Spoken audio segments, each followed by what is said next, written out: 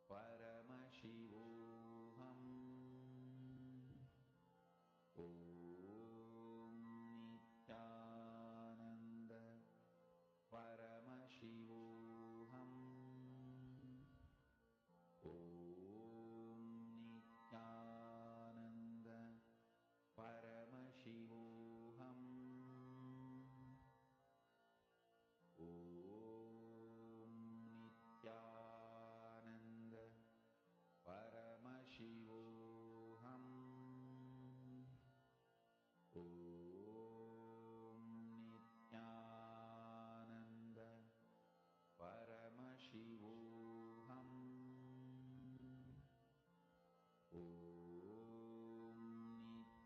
Nithyananda Paramashivoham.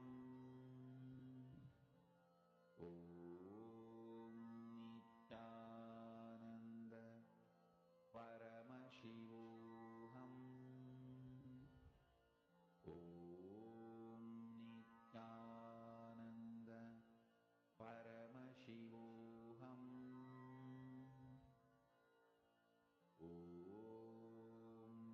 Nithyananda Paramashivoham. Om Nithyananda Paramashivoham.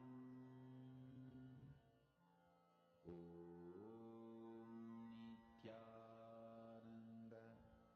Paramashivoham. Om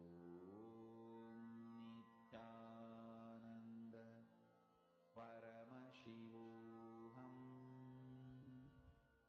Om Nithyananda Paramashivoham. Om Nithyananda Paramashivoham. Om Nithyananda Paramashivoham. Om Nithyananda Paramashivoham. Om Nithyananda Paramashivoham. Om Nithyananda Paramashivoham.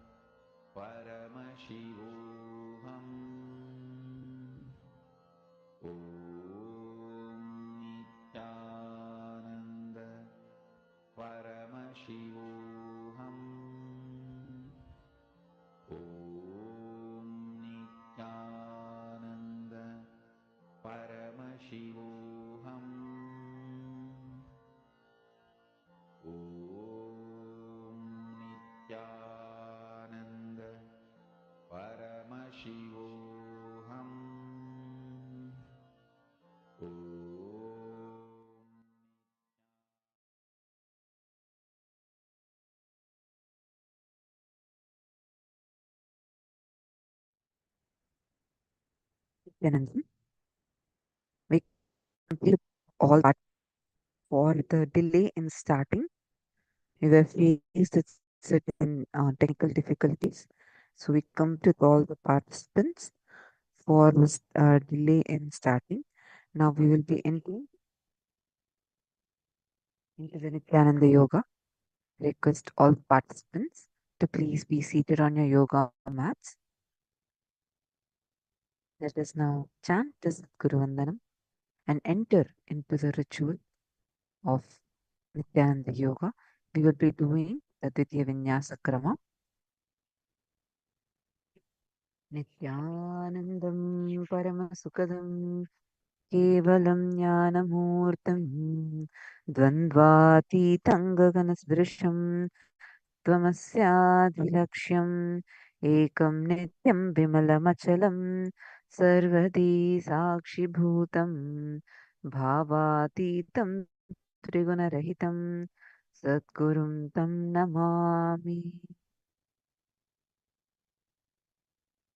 Now let us chant the Shiva Mula mantra. Om Ham Hom Shivaya Namaha. Om Ham Hom Shivaya Namaha. Om Ham Hom Shivaya Namaha. Om Ham Hom Shivaya Namaha. Om Ham Hom Shivaya Namaha. Om Hom Shivaya Namaha. Om Shivaya Namaha. Om Om Shivaya Namaha. Om Om Shivaya Namaha. Om Om Shivaya Namaha. Om Om Shivaya Namaha. After this, to the ritualistic cleansing, please take a udharani of water from your Panchapatra and pour it on the center of your right palm. Then, with the chanting of the mantras, drink the water from the palm 3 times. Om Atmatattvam Shodhayami Swada. Om Vidyatattvam Shodhayami Swada. Om Shivatattvam Shodhayami Swada. Om Ham Hridayaya Namaha. With the base of the thumb, wipe the lower and upper lips. Wash your hands. Touch the lower and upper lips with the index, middle, and ring fingers together. Wash your hands. Touch both the nostrils with the tip of the thumb and index finger joined together. Touch the eyes, first right and then left, with the tip of the thumb and the ring finger joined together. Touch your right ear and left ear. Touch the navel with the little finger and thumb joined together. Then right and the left chest. Wash your hands. With all the fingers, touch the crown of the head and both the shoulders.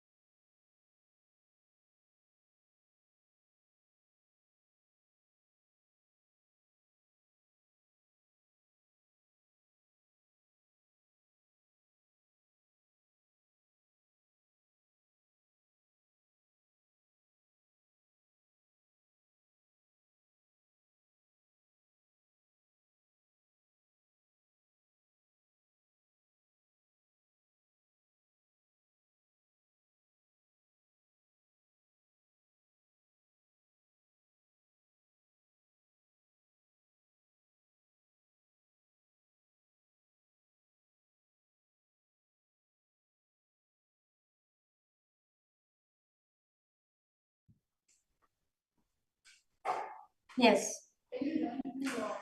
After this cleansing, the purification of the whole body, now we are experiencing the space where we are in the ultimate space of oneness with Paramashiva. Swami shares very beautifully. When you are in that oneness space with Paramashiva, you are releasing. At the time you release many Satya Sankalpas, means conscious declarations, conscious resolutions in your life. These conscious resolutions, we release it. We give it out so that we can experience our highest Paramashivatva within ourselves. As Nithyananda Yoga is aligning us to the cosmic geometry, let us now start with the Sankalpa. Now request all participants to cover your right hand over the left hand, the Sankalpa Mudra. Keep both the hands on the right hand and hold this Sankalpa Mudra at the end of the mantra. ममोपात समस्त दुरिताक्षयद्वारा भगवत् श्री नित्यानंद परमशिव प्रीत्यर्थम श्री नित्यानंदेश्वरी परमशिव शक्ति समेत श्री नित्यानंदेश्वर परमशिव प्रीत्यर्थम च शुभे शोभने मुहूर्ते अद्य ब्रह्मणः द्वितीय पराध्ये श्री श्वेतवराह कल्पे वैवस्वतमन्वन्तरे अष्टाविंशतितमे नित्ययुगे प्रथमे पादे जम्बूद्वीपे भारतवर्षे भरतखण्डे मेरोः दक्षिणे पार्श्वे शखाब्दे अस्मिन् वर्तमाने व्यवहारिके प्रभवादीनां षष्ट्याः संवत्सराणां मध्ये शोभकृतनाम संवत्सरे उत्तरायणे श्री लक्ष्मी वेंकटेश्वर ऋतौ कुंभमासे शुक्लपक्षे शुभ ऋतौ बुधवासरयुक्तायां शुभ नक्षत्र शुभ योगा शुभ करण एवं गुण विशेषण विशिष्टायाम् अस्यां शुभ ऋतौ श्री कैलासोन्नत द्वादशांत श्यामला पीठारूढ़ श्री मीनाक्षी सुंदरेश्वरा भिन्न स्वरूप परशिवपुत्र रत्नकुमार गुरुमन्य तुल्यावतार श्री पार्वती स्तन्यपान लब्ध दिव्यज्ञान विश्रुत सकल निगमागम सारभूत द्राविड वेद प्रवक्त्रे श्रीमत् परम शिव करुणा समरिगत मुक्तामय चतुरश्रया नगीयमान छत्र चामर श्री चिन्ह काहलादि समस्त बिरदावल्यलंकृत ज्ञान विज्ञान चक्रवर्ती सर्वजन संग सद्यो निर्वाण दीक्षा वयाप वर्ग वर्ष विश्रान जीमूत परमत कल्प केसरी शैव सिद्धांत स्थापनाचार्य श्री राजाधिराज पांड्य महाराज गुरु शवन शाक्यानि महांधकार निवारण ज्ञान भानु दीक्षणा नरहारत गजोच्छेदन पूर्वक श्रीमद वृषभध्वज स्थापक शैव समय कर्त्रे सर्वज्ञ पीठारूढ़ श्री जगद्गुरु श्री ज्ञान संबंध देशिक स्वामी वागीश सुंदर माणिक्य वाचक स्वामिनाम अवतार भूत श्री ज्ञान संबंध स्वामी पुनरुद्धृत श्यामला पीठ सर्वज्ञ पीठ त्रिनवद्युत्तर द्विशतम गुरु महासन्निधान अरुणगिरि योगीश्वर परंपरागत अरुणाचल सर्वज्ञ पीठ गुरु महासन्निधान कैलास परंपरागत कांची कैलास सर्वज्ञ पीठ त्रयस्त्रिंशदुत्तर द्विशतम गुरु महासन्निधान नित्योत्सव नित्य मंगल नित्य कल्याण नित्य रचित कैलास परंपरागत आदि कैलास नित्यानंद पीठ महासंस्थान महासिंहासन पीठ कर्त्रे साक्षात् श्री परमशिव समुद्भूत कैलास परंपरागत वैवस्वत मन इक्ष्वाकु हरिश्चंद्र भगीरथ श्रीरामचंद्र सूरसेन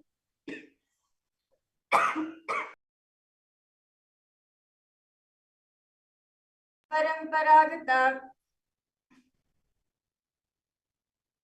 साक्षात् श्री परमशिव समुद्भूत कैलास परंपरागत वैवस्वत मन इक्ष्वाकु हरिश्चंद्र भगीरथ श्रीरामचंद्र सूरसेन इत्यादि नवचिन्ह सार्वभौम चक्रवर्ती परंपरागत चतुष्षष्टि योगिनी मंदिर चतुष्षष्टि संप्रदाय प्रवर्तक बनुधर्म शासन सूर्यवंश प्राप्त सर्वज्ञ पीठ सुरांग साम्राज्य मूढ़ाभिषिक्त चूड़ामणे साक्षात् श्री परमशिव समुद्भूत कपिल महागुरु पुनरुद्धृत महानिर्वाणी पीठ अष्टोत्तर सहस्र श्री महामंडलेश्वर साक्षात् श्री परमशिव समुद्भूत श्री महागणपति समारंभ नवचिन्ह पीठाधीश्वर गुरु परंपरा प्राप्त अतिल पीठ अष्टोत्तर सहस्र श्री अतिल पीठाधीश्वर धर्म मुक्ति स्वर्गपुर स्वर्ग पीठस्य त्रयोविंश गुरु महासन्निधान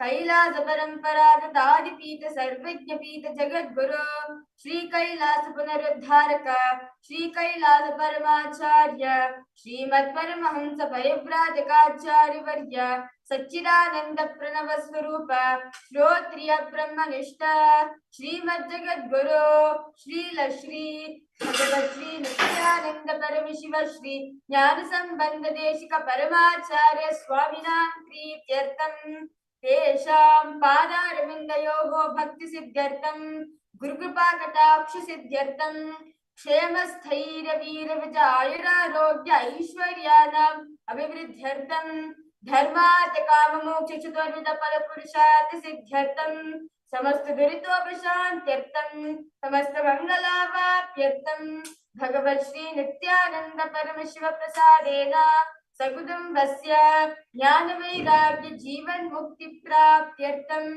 भगवत् श्री नित्यानंद परमशिव प्रसादे कृपा कटाक्षेण पूर्ण आरोग्य युक्त हृदगात्र यौगिक शरीर सिद्ध्यर्थं परमशिव शक्ति आविष्करणार्थं नित्यानंद योगाभ्यासं करिष्ये. Now, with this conscious resolution being done, let us wash your hands with water from the Panchpatra. Om Apopasprisya.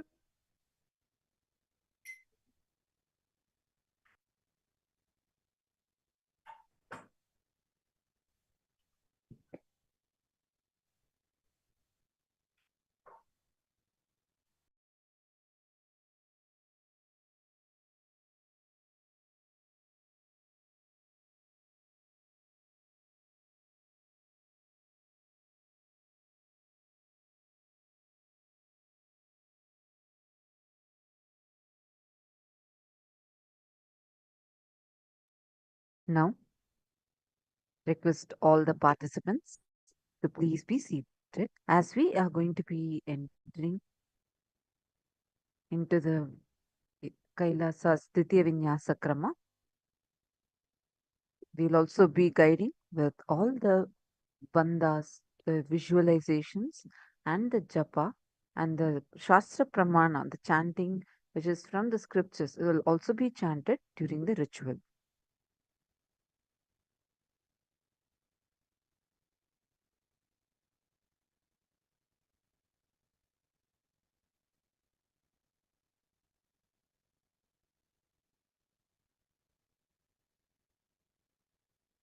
The first is Sukhasana.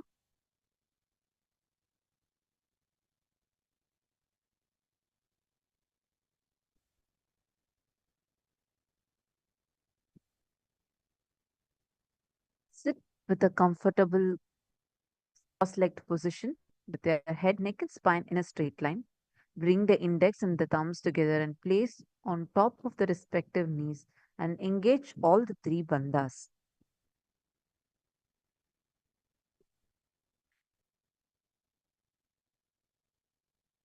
तत्सुखासनमित्युक्तम् अशक्तस्तत्समाचरेत् आसनं विजितं येन जितं तेन जगत्त्रयम्. Next is Parvatasana. Bring the legs into Padmasana and bring your palms together and raise them above your head. Keep the elbows straight and engage with all the three bandhas. अतवक्षे Mahadev पर्वतासनमङ्गलं यत्कृत्वा स्थिररूपी स्यात् षट्चक्रादिविलोपनम्. Halipavasana. Bring the soles of the feet together in front of you. Hold the left hand by the right hand and place the forehead on the ground behind the heels. Engage all the three bandhas and gaze onto the nose. पूर्व विधियाहू में जानो भय पगतली संपुट ठानो पिष्ट पैंच दोई करल्यावो दक्षिण कर सोवाम गहावो पिष्टि हथेल्यांकी है जोई अंश सहित भूमि धरै सोई पुनिल लाटी भूपरिटाने एट्याम लगता माही आने. Now in the same position, please stretch your hands forward and keep the soles of your feet together and let the forehead be continuing to touch the ground. Engage all the three bandhas and gaze on your nostrils.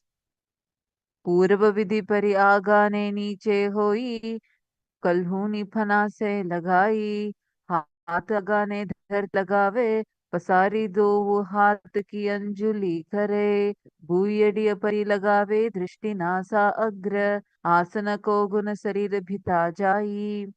Next is Kokilasana. Visualize yourself as a bird and hold the toes with the index and the middle fingers. Stretch the legs out and upwards. Cross into Padmasana.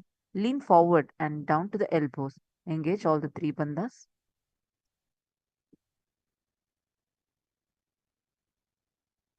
अथान्यदासनं वक्षे येन सिद्धो भवेन्द्रः अकस्माद्वायुसञ्चारं कोकिलाख्यासनेन च ऊर्ध्वे हस्तद्वयं कृत्वा तदग्रे पादयोः सुधीः वृद्धाङ्गुष्टद्वयं नाथ शनैः शनैः प्रकारयेत्. The next is Nithyananda. Place one ankle on top of the opposite knee and hold the opposite elbows. Engage all the three bandhas and rotate the arms in a circle and gaze to the nose. Visualize Swamiji.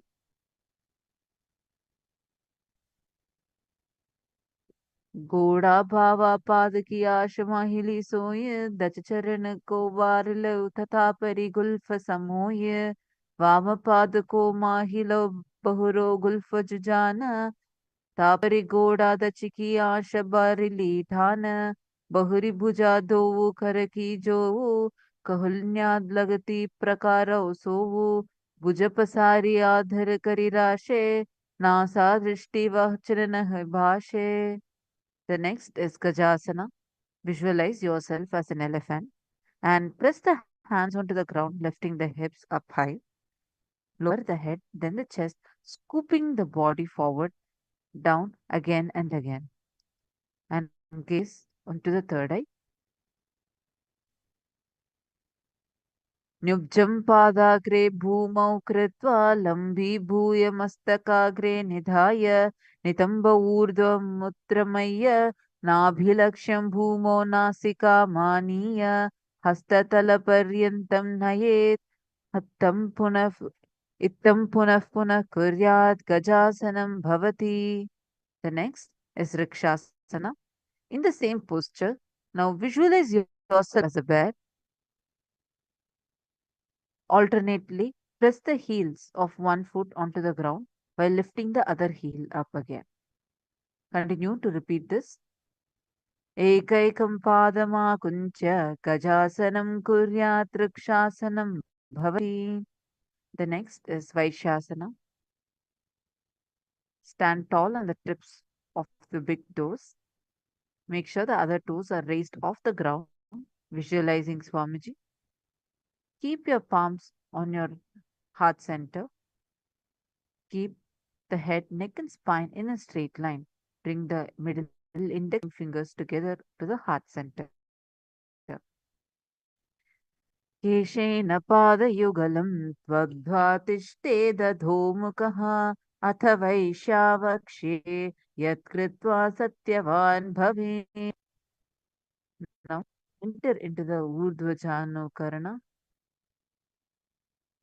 Stand with the heels touching, toes facing outwards at 45-degree angle. Keep the knees bent and elbows parallel to the ground. Now Twist one knee towards the center, then raise it up and back across to the body to the original position. Simultaneously, as the leg raises, follow it with the movement with the respective hand, raising it up and across the body. Do the same thing on the other side. You all can follow the model as she is doing.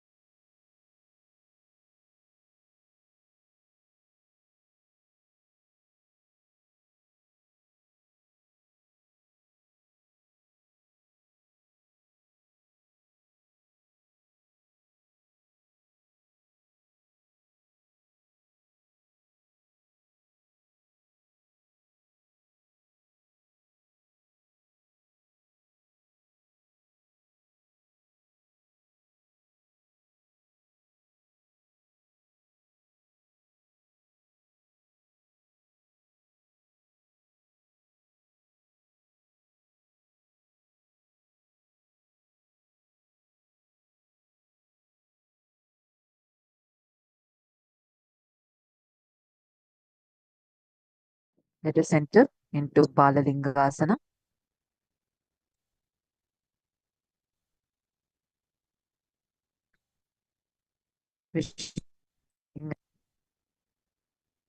And interlace the fingers from outside in and hold on to the knee, pulling it up towards the chest.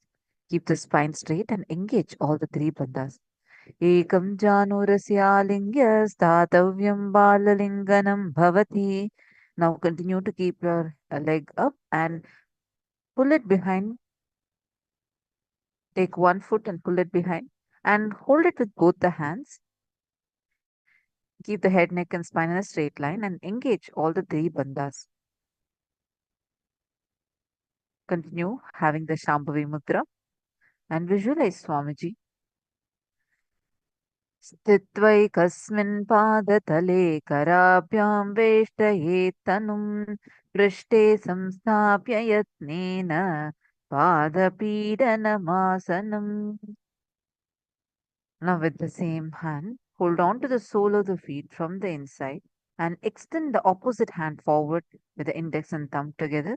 Enter into Natarajasana and visualize yourself as Bhagavan Nataraja. Simultaneously, pull the foot back up and leaning forward. Extend the opposite hand forward with the index and the thumb together.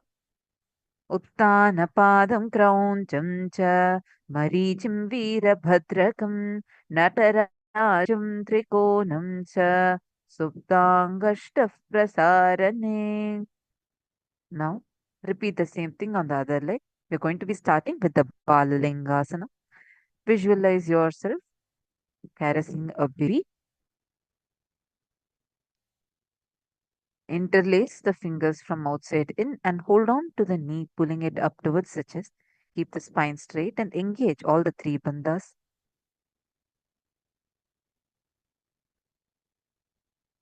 Ekam janurasya statavyam balalinganam bhavati. Continue with Padapidanasana. Take one foot behind and pull it behind toward the buttocks and hold it with both the hands. Keep the head, neck, and spine in a straight line and engage all the three bandhas. Sthitva kasmin padatale karabhyam veshtaye tanum prishte samstapya yatnena padapidanamasana. Now holding the same foot and bend forward. Extend the opposite hand forward with the index and the thumb together. Simultaneously kick and pull the foot back and up by leaning forward, visualizing yourself as Bhagavan Nataraja. Uttana padam krauncham cha maricim veerabhadrakam natarajam trikonam cha suptangashta prasarane. Now let us enter into the Ardharechita Karna from Aramandi. Bring the right foot behind the other, the toes down and the heels up. Keep left hand at the chest and extend opposite arm out and wide like a pendulum and bring it up towards the chest. While the arm swings, move the fingers one by one inwards towards the palm and then outwards. Place the right hand over the nose and uncross the ankles and repeat this on the other side.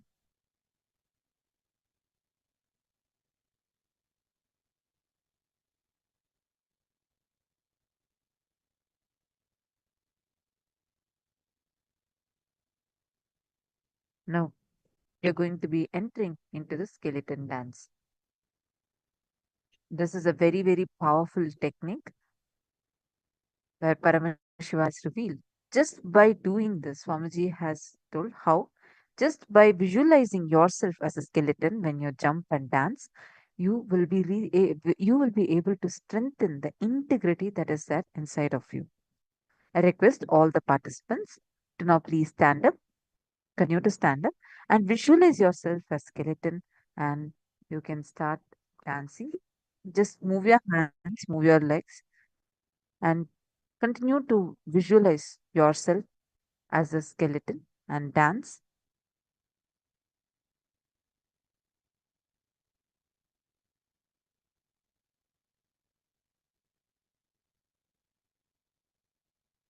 Loosen up your joints.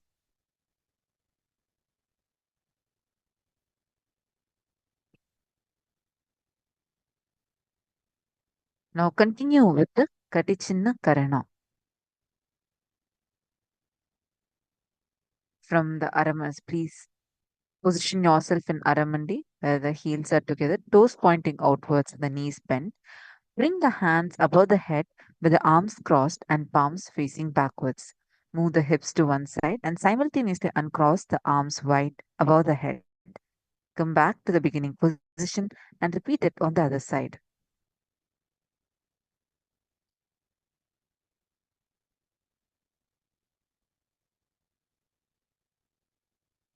Stand tall on the tips of the toes and raise your hands above into Tadasana, visualizing yourself as a palm tree.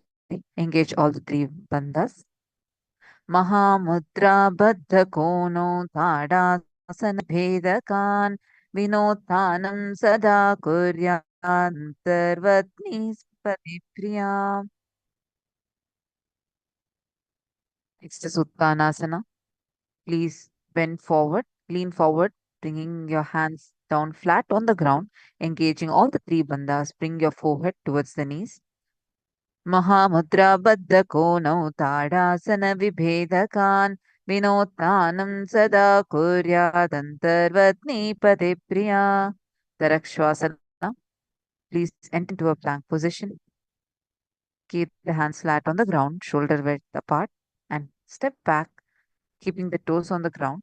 Tuck the chin to the chest as in Jalandhara Bandha and rotate your heads from side to side, visualizing Swamiji inside of you.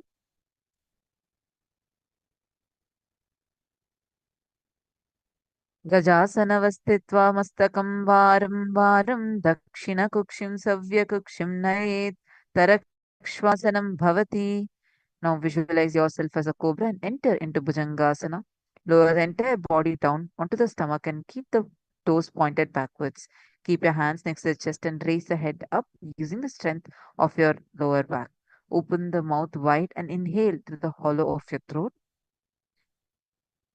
अङ्गुष्टनाभिपर्यन्तम् अधो भूमौ विनिश्यते कराभ्याश्च धरां धृत्वा ऊर्ध्वशीर्षः पनीवहि देहाग्निर्वर्धते नित्यं सर्वरोगविनाशनम् जागर्ति भुजगी देवी भुजङ्गासनसाधनात्.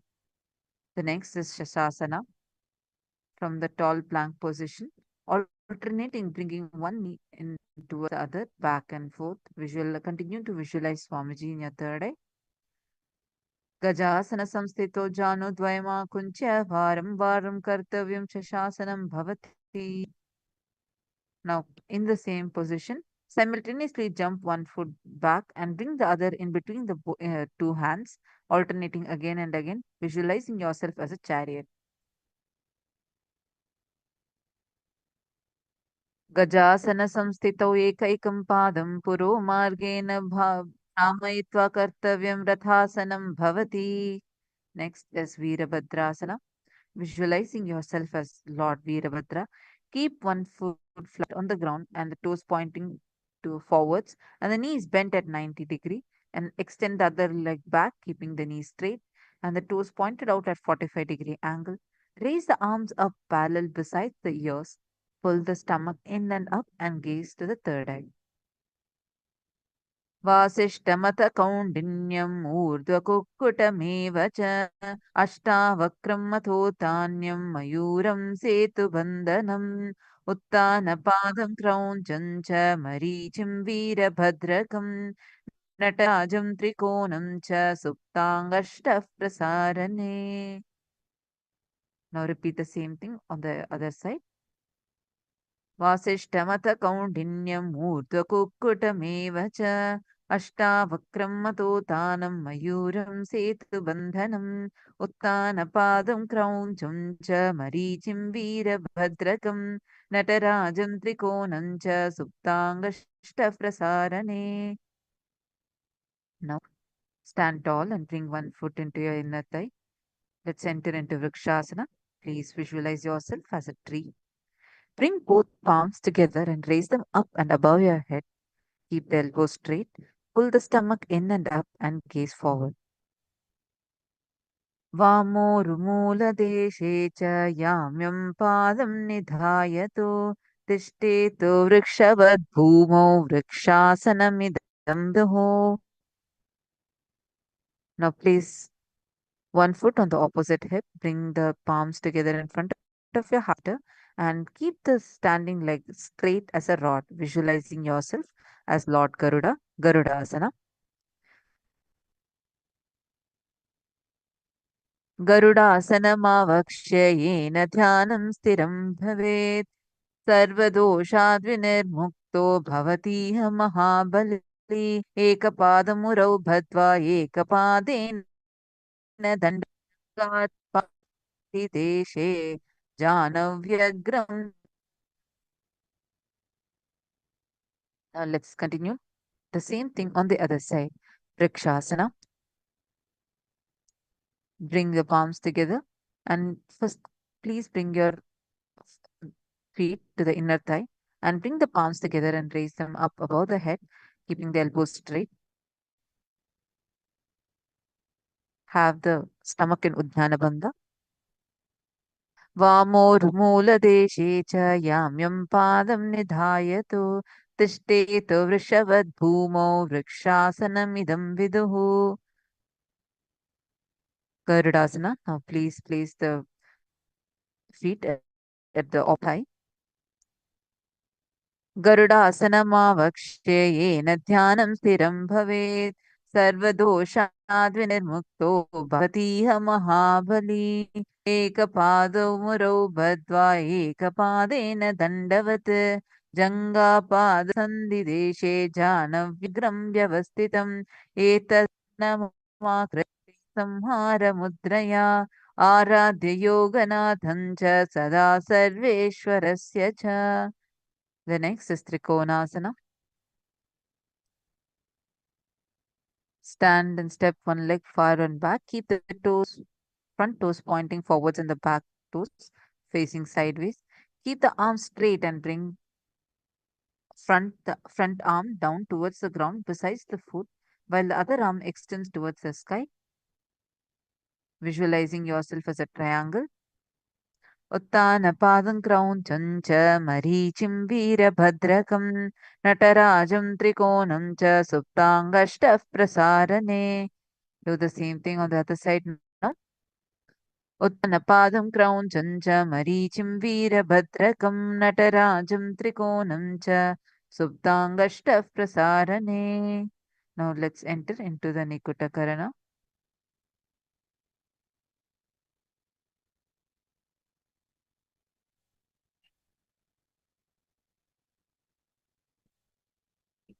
The hands in Nikuta should be between the head and the other arm, while the legs also move in a similar manner.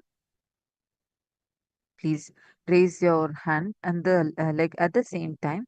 You can follow the model as you are doing this mudra, this karana.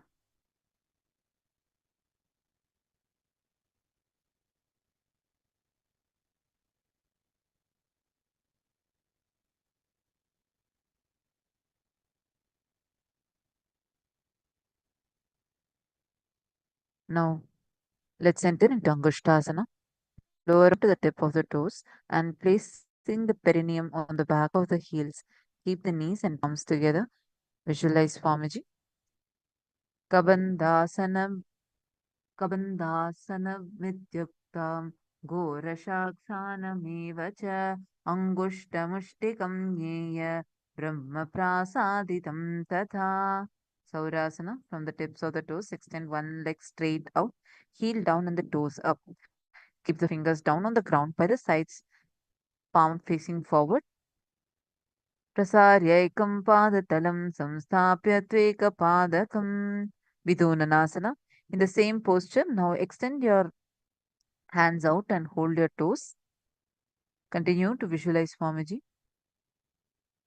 Gulfastitopadamekam prasarya tatpadagram samsprushe tatkarena gulbham chanyam dharaye tatkarena dhunam pitam chabhyase chobhayatra. Let's now repeat the same set on the other side. Saurasana. Prasaryaikam padatalam samstapya tvekapadakam. Vidunanasana. गुल्फस्थितो पादमेकं प्रसार्य तत्पादाग्रं संस्पृशेत् तत्करेण गुल्पं चान्यं धारयेत् तत्करेण धूनं पीठं चाभ्यसेचोभयत्र. Now keep the toes on the ground and place the perineum on top of the heels. Keep gap between the legs and the back of the hands resting on the sides. Tilt the head down and gaze through gap between the palms. दो फनापानि होय वैसे ED दो गुदा निवैसे कोरपगतल्या ही माहिली आय समाहिरा शैमिली दो घोड़ा आगे आने सोधो करी ऊंचा ले ठाने हाथ दो वो ले ऊपर धरे उभय हथेली मदि दृष्टि को करे ऐसी भांति ध्यान को धरे समग्रीवा समराशे काय सुर को गाही आकर्षेवाय. Kapilasana. Visualizing yourself as sage Kapila Muni. Place the knees on the ground with the toes tucked behind. On the Rest the hand on the top of the thighs. Pull the stomach in and up and gaze on your nostrils. उभय पगतलि समटहरावे तिनकौ माहिली core मिलावे फना पानी उकट होय वैसे एड़ी दो जाने निवैसे बुढ़ा दो भूमि लगावे सम शरीर नीका ठहरावे हस्त दो वो घोड़ा परिराशे नासा दृष्टि अचल करिद्वाशे या आसन के किए ते आची होय अपान वीर जत भेदेह से कभो ही न पावे जान. The next is Bhadra Korakasana. Place the knees on the ground with the toes tucked behind, sitting on the perineum down on heels. Rest the hands on top of the thighs and gaze on your third eye. दोऊ पगतली संपुट करे कोरवारली भूपरि धरे कोरवारली राके ऐसे तापरि मूल द्वार टिके भैसे.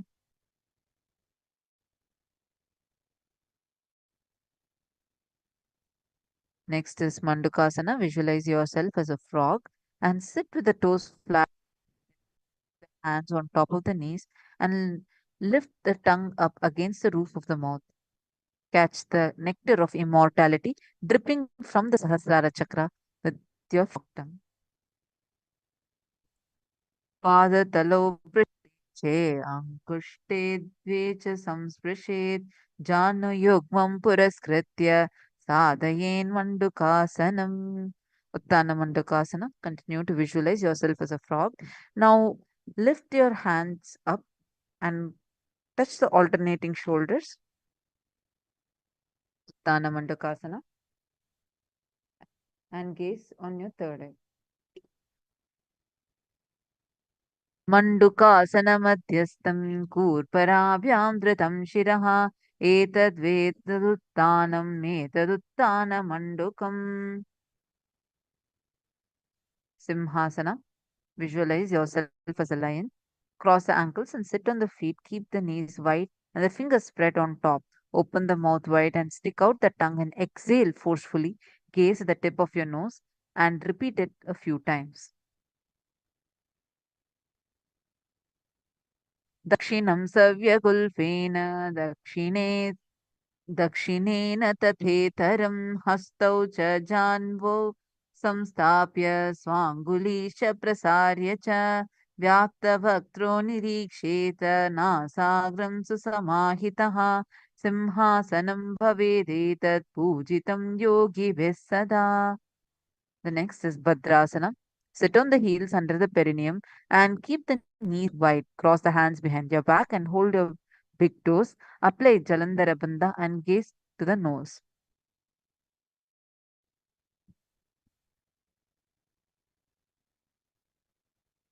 गुल्फौ च वृषणस्यादो व्युक्तक्रमेण समाहितः पातौ कराभ्याश्च धृत्वा च पृष्ठदेशतः. Next is Kakabusandhyasana. Squat and keep the feet flat on the ground and knees opened wide. Bring the arms in and around the back and interlace the fingers behind and gaze on their nose. प्रथमे वयसक उकटटाने दोवु हाथ पगाव्य चे आने तिनको मोड़ी नल्या परिल्यावे पृष्टि पचे कांकसी करावे या आसन के जुर सब रामतु की जौ नासा दृष्टि लगाय. Next is Kanipavasana. Fix the palm apart. Bring the arm. Lean the chin forward and down and gaze ahead. Asana Nashit Hoye, Vachi Hoye. Next is Kapalya. Place the hands on the ground, shoulder width apart. Bring the head on the ground, forming a triangle between the hands and the head. Bring the knees onto the elbows, hips over the shoulders, and straighten the legs.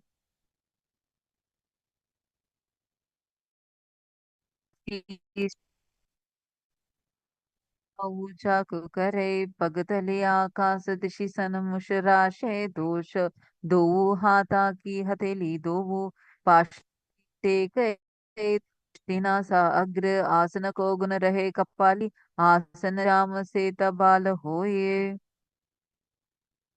Parshva Mayurasana. Visualize yourself as a peacock and twist the body and place both the hands on one side. Align the elbows with the knee and the hip and lean onto the arms and bands. Extend the legs to the side and gaze to the third eye. Mayuram dandavat kuryan Mayuram dandanamakam Kuryan Mayuram Parshvabhyam Mayuram Parshvanamakam. Now, please repeat the same thing on the other side. Continue to visualize yourself as a peacock. Mayuram dandavat kuryat Mayuram dandanamakam Kuryan Mayuram Parshvabhyam Mayuram Parshvanamakam. Next is Vairaganathasana. Place both the hands on the ground, shoulder width apart. Stretch the legs back straight into Tarakshvasana. Step one foot outside the respective shoulders, bringing the foot between the hands. Gaze to your third eye. Asana Koguna Piti Jaya. Please repeat the same thing on the other side and visualize yourself as Bhagavan Kala Bhairava. Asana Koguna Piti Jaya. Next, enter into Unmukha Pitasana from Tarakshvasana. Place the forearms on the ground and walk the feet forward, raising the hips, and lift the chest, head up, and gaze to the third eye. Bhunyastau januni hastau chatushpadamavamukam uttapitangriyugalat katishthalamabhirukha. Next is Vashishtasana. Visualize yourself as Sage Vashishta and from the same plank position. Rotate the body onto one hand. Raise the opposite hand up. Keep the balancing hand directly beneath the shoulder and raise the hips and gaze towards the sky. Urdhva kukkutavasishta maricim halamatsyakam parivrittam chodarasya vividam dhanurasanam. Now please repeat the thing on the other side. Rotate your body towards the other side and lift your hands up into Vashishtasana. Urdhva kukkutavasishta maricim halamatsyakam parivrittam chodharasya vividam dhanurasanam. Now please come to a seated position and jump your feet forward with the toes pointing up. Bring the hands under your seated position and palms facing up. Keep the spine straight, elbows to the body, tuck the chin to the chest and gaze to the nose. Visualize yourself as Lord Hanuman and bring your gaze towards the nostrils. दोवु करके उभय हथेली कोरवारली मेले भेली सोआंगाने भूपरिदाशे महाने अंगुलि मिलिराशे अंगुष्ट चीदाराशे दोई पुनः हथेली पिष्टि जोई तापरि मूल द्वारिटिक वैसे बहुर बहुर्यो जुगति कर एक वैसे।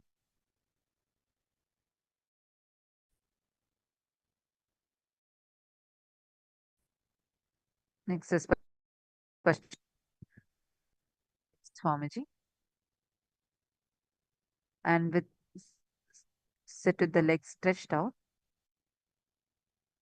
Bring the hold the toes with the index and the middle fingers. Bend from the waist and bring the chest to the thighs, head to the knees, and engage all the three bandhas. Janu parilalatam to paschimam tanamuchyate ena kena prakarena sukham dharyam cha jayate. The next is Ugrasana. Visualizing Kali in your inner space. Sit with your legs straight apart. And in the same position, clasp your hands behind the neck and lean your chest forward, bringing down the head to the knees. Engage all the three bandhas.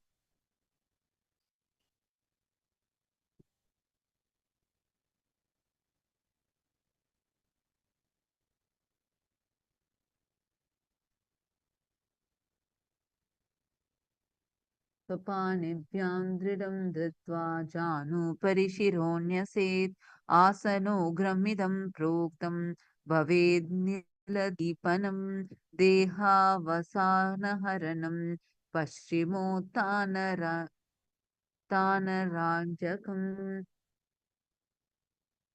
Next is Marichiyasana. Sit with the legs extended. Bring one heel to the groin and the knees raised up.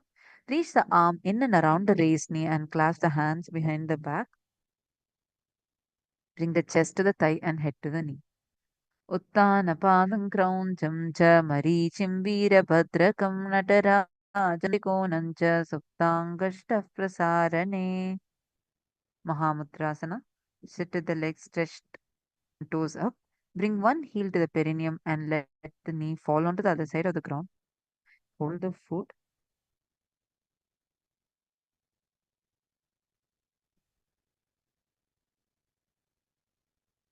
Bring the chest forward and down and engage all the three bandhas. Gaze to the nose.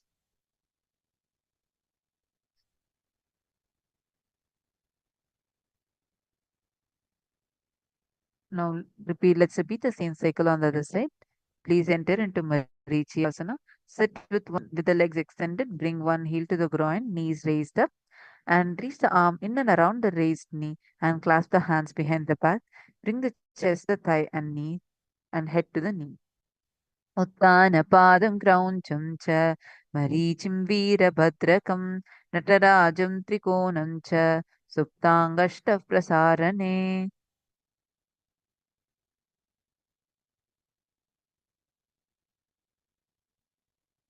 Mahamudrasana.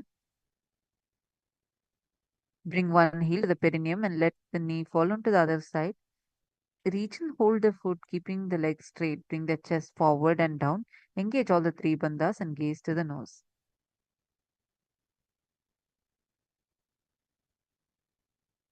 Now please let's enter into Bhadrasana. Sit and bring the soles of the feet together with the heels close to the perineum. Keep the knees wide and hold the feet firmly. Maintain a straight spine and gaze to the nose.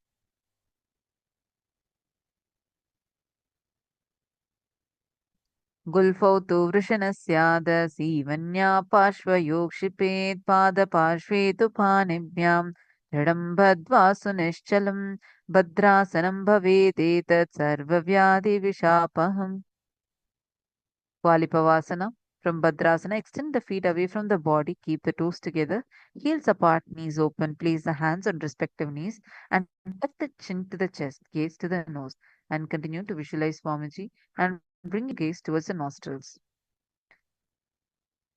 पूर्वचरपट चोक कहयो सोई वाही विधि यो की जी सोई ये में AD बिनम चुराशे अंगुलाटंतरो राशे चुबुक चुबुक कंटकूप में ठानो नासाग्र दृष्टि तो कोटानो या करि जालंधर बंद होई साधक साधे विधि सो कोई. Next Joniasana. Keep the soles of the feet together and heels closer to the perineum. Hold the soles of the feet and lean forward to the ground. Bring the forehead towards the feet and gaze to the nose. Joni Asana. Visualize the Joni Mandala. Dovu pagatali samputakare edi medu kedingadhare. अर्ध हाथ को अंतर राशे लीलाट पगतल्याम ऊपर दाशे दसो अंगुरी अग्र मिलावे फना अग्र परवले पहरावे कहूनी लो भूपरि कर दाशे नली कहूनी मिलिवा राशे समकरी राशे सकल शरीर नासा दृष्टि लगावे धीर मुषमारक सोवाई गहे आसक्त होय तहाँ ल रहे Medaki Vasana. Now just bring your heel. You continue to sit and keep your heels together, toes apart and the knees wide. Lean forward and down. Extend the hands out and wide, palms down towards the ground. And bring the forehead to the ground behind the heels and gaze to the nose. Purab Bidhi Pari Pagatali Samputa Shola Yedi Milirashe Edyasu Mahili Kani Agul Do Atarlilat Dharti Lagave हाथ दो वो गोड़ ऊपरी लगावा अडवाई राचा परा पसारे. Next is Siddha Samadhi Asana. The same position. Now please insert your hands beneath your calf muscles and bring your forehead towards your toes. दोऊ पगतली संपुट करे सोले में डाघ में धरे अंगुलाट अंतरोराशे ईडी को ऐसे विदिदाशे आने हाथ पगा के माही कौहनी सहित कलाई ताई. Next is Chinaki Pavasana.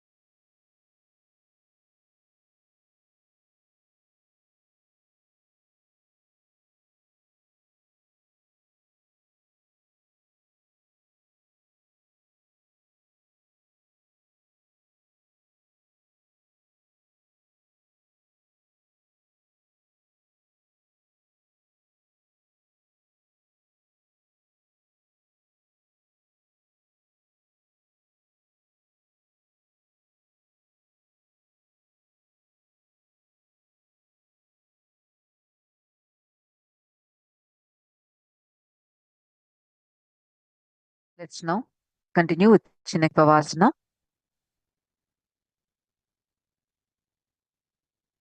Sit and keep the heels together, toes apart. Hold the feet and open them up, bringing the soles towards the sky, keeping the back of the hands on the ground. Press the elbows onto the thighs, towards the knees, and gaze towards the nose.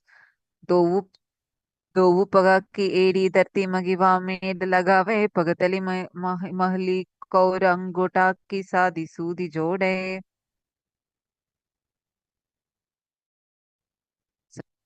Sit and bring the soles of the feet to the perineum and knees to the ground. Place your hands on the knees and gently press them down.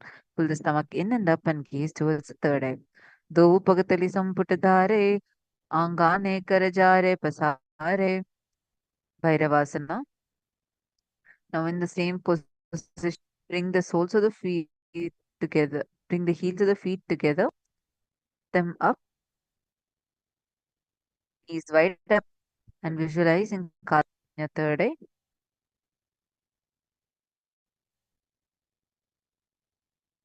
Gulfo sampidya chanyonyam vyutkramenotitham shanai. Next is Samasana. Sit at one heel at the perineum, lift and hold the other foot, pulling the sole of the foot onto the chest. Gaze to the third eye and hold the breath in the Muladhara chakra. समानमावक्ष्ये सिद्धमन्त्रादिसाधनात् एकपादमुरौ दत्त्वा गुह्योऽन्यलिङ्गवक्त्रके पानास. Sit and place the leg on top of the respective shoulder. Raise the other foot up towards the sky and extend it straight. Keep the hands on the ground and gaze towards the third eye. केवलं पादकञ्च स्कन्दे चारोप्य यत्नतः एकपादेन गगने तिष्ठे दण्डवत् प्रभो अपानासनमेतद्धि सर्वेषां पूरकाश्रयं कृत्वा सूक्ष्मे शीर्षपद्मे समारोप्य वायुभिः. Now repeat Samasana on the other side. Please bring the keep one foot at the perineum and raise one more foot towards the chest. समानासमावक्ष्ये सिद्धमन्त्रादिसाधनादेकपादमुरौ दत्त्वा गुह्योऽन्यलिङ्गवक्त्रके एतद्वीरासनं नाथ समानासनसंज्ञकम् इत्याकृत्य जपेन्मन्त्रं धृत्वा वायुं चतुर्दले. Apanasana. Place one foot on the respective shoulder and lift the other feet upwards the sky and gaze towards the third eye. केवलं पादमेकं च स्कन्दे चारोप्य यत्नतः एकपादेन गगने तिष्ठे दण्डवत् प्रभो. Gomakasana. Cross one leg over the other and aligning the knees at the center of the body with the feet by the opposite hips. Place both the hands on top of the stacked knees. Gaze towards your nostrils and visualize the face of a cow. Savye dakshina gulpam tu prishtapashve niyodhya chet. Dakshinepi sata savyam gomukham yata. Anasuyasana. From Gomukhasana position. Now hold on to the big toes with the index and middle fingers. Relax the shoulders and pull the stomach in and up. Gaze towards the nostrils. Visualizing yourself as Rishika Anasura. दक्षिण गोडो नीचोटाने wow था के ऊपर आने गोड़ा संधि मिलावे भारी आड़ा पद पुनिस्ति संधि भारी. Anasuyasana 2. From Gomukhasana position, interlace the fingers behind the back and lean forward and down. Bring the chin over the knees and touch the nose to the ground. And the gaze should be towards the nostrils. जीमना गोदा की स्यादि ऊपरी डावा गोड़ा की संधि मिलाई राशे. Garudasana. Sit on the ground with one heel pressed against perineum. Keep the opposite foot on the ground in front of the other. Keep the spine tall and chest out and hands on the respective knees. Gaze towards the nostrils. Davu pagamodi edi mahilau gulfa mooladhara niche de. Naradasana. Visualizing yourself as Sage Narada. Sit and place the perineum on top of one heel with the top of the foot flat on the ground. Place the opposite foot on the ground in front of the opposite foot. Interlace the fingers behind the neck, twist outside of the raised knee and gaze towards the third eye.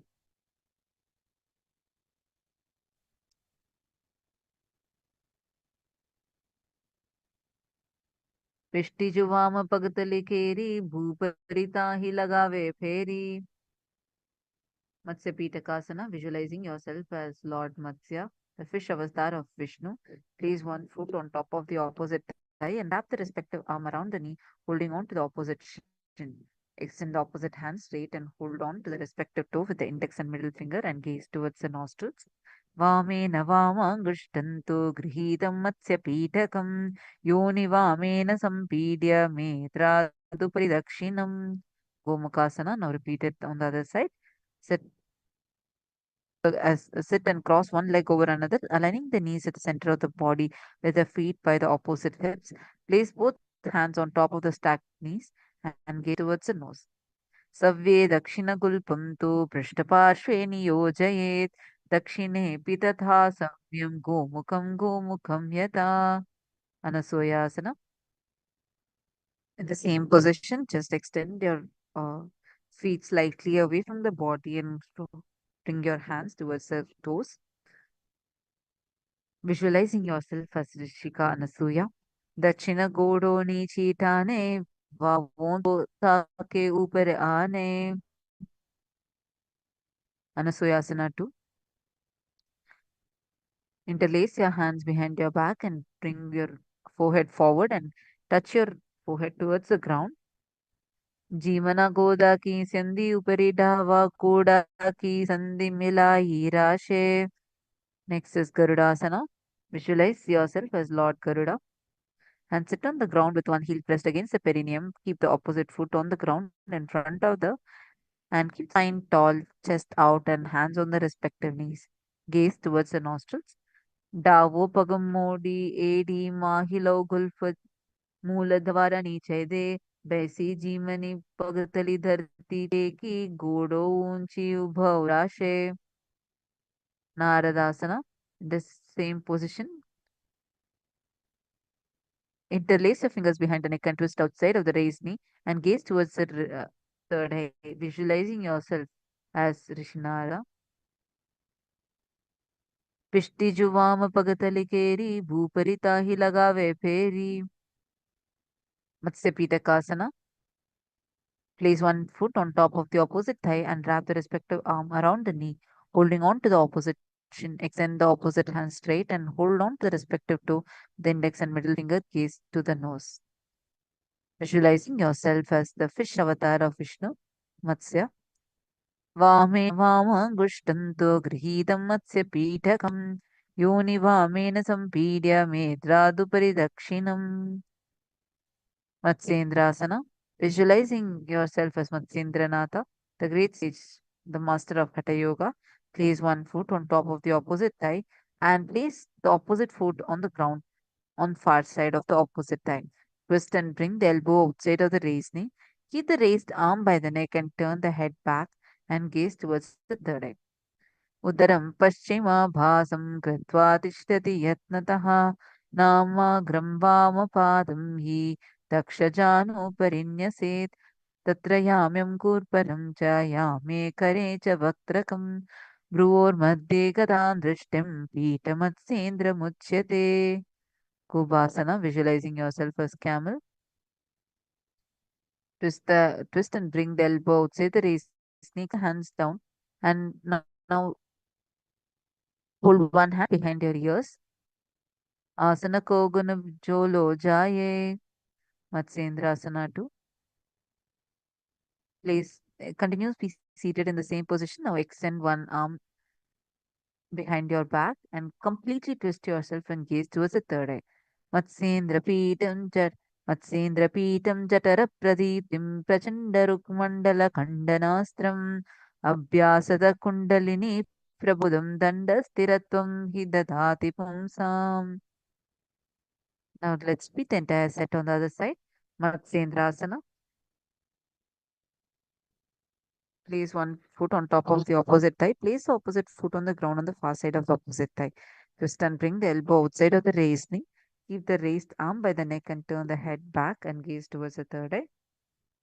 Udaram Paschimabhasam Kratva Tishtadi Yatnataha Namrangam Vamapadam Hi Dakshajanu Parinyaset Tatra Yamyankur Param Cha Yame च वक्त्रकं भ्रोर्मध्ये गतां दृष्टिं पीठमत्सेन्द्रमुच्यते. Kubasana.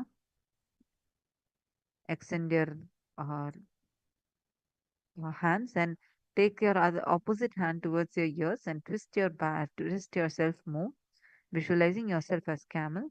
Asana kogana jolo jaye. Now bring the raised hand towards the ground and completely twist yourself, visualizing Matsyendranatha, the great sage and master of the yoga. मत्स्येन्द्रपीठं जठरप्रतीतिं प्रचण्डरुक्मण्डलखण्डनास्त्रम् अभ्यासतकुण्डलिनी प्रबोधं दण्डस्थिरत्वं हि ददाति पुंसाम्. Now enter into Padmasana. Sit and place the feet on top of the opposite thighs and raise the palms on the respective knees. Engage all the three bandhas and gaze towards the nostrils. आसनं द्विविधं प्रोक्तं पद्मं वज्रासनं तथा ऊर्ध्वोपरि चेदत्ते उभे पादतले यथा पद्मासनं भवेदेतत् सर्वपापप्रणाशनम्. Now, continues be seated in the Padmasana and cross your hands and hold the opposite knees, hold the opposite toes. उतानौ चरणौ कृत्वा उरु संस्थौ प्रयत्नतः उरु मध्ये तथोतानौ पाणि कृत्वा तु तादृशौ. This is Kukutasana. Now insert your hands between your thighs and the knee and the uh, calf muscles and lift yourself up, visualizing yourself as a rooster. पद्मासनं सुसंस्थाप्य नानूर्वोरन्तरे करौ निवेश्य भूमौ वा तिष्ठेद्यो मस्तकुक्कुटासनः. Baddhakekiyasana. Sit and play in the same Padmasana position. Keep the elbows together and press against the navel and then lean forward, find balance and extend the knees up off the ground along with the Padmasana. धरामवटव्यकरद्वयेन तत्कूपरि स्थापितनाभिपार्श्वे उच्चासनो दण्डवदुत्थितके मयूरम् एतत् प्रवदन्ति पीठम्. Next is Mayurasana. In the same position, just extend the legs behind your back. अतवक्षे Mahadev मयूरासनमुत्तमम् भूमौ निपात्य हस्तौ द्वौ कूर्परोपरि देहकम्. Says Makarasana. Lay down on the stomach with the feet pointing outwards and forehead on the mat, interlacing the fingers behind the neck and hold. अध्यासश्चेते हृदयं निधाय भूमौ च पादौ च प्रसार्यमाणौ शिरश्च धृत्वा करदण्डयुग्मे देहाग्निकारं मकरासनं तत्. Shalabhasana. Lay down on the stomach and place the hands on the ground beside the chest and raise the legs up, bringing the thighs off the ground, visualizing yourself as a locust. अध्यासशेते करयुग्मवक्षो भूमिमवष्टभ्यकरयोत्तलाभ्यां पादौ च शून्ये च वितस्ति चोर्ध्वं वदन्ति पीठं शलभं मुनीन्द्राः.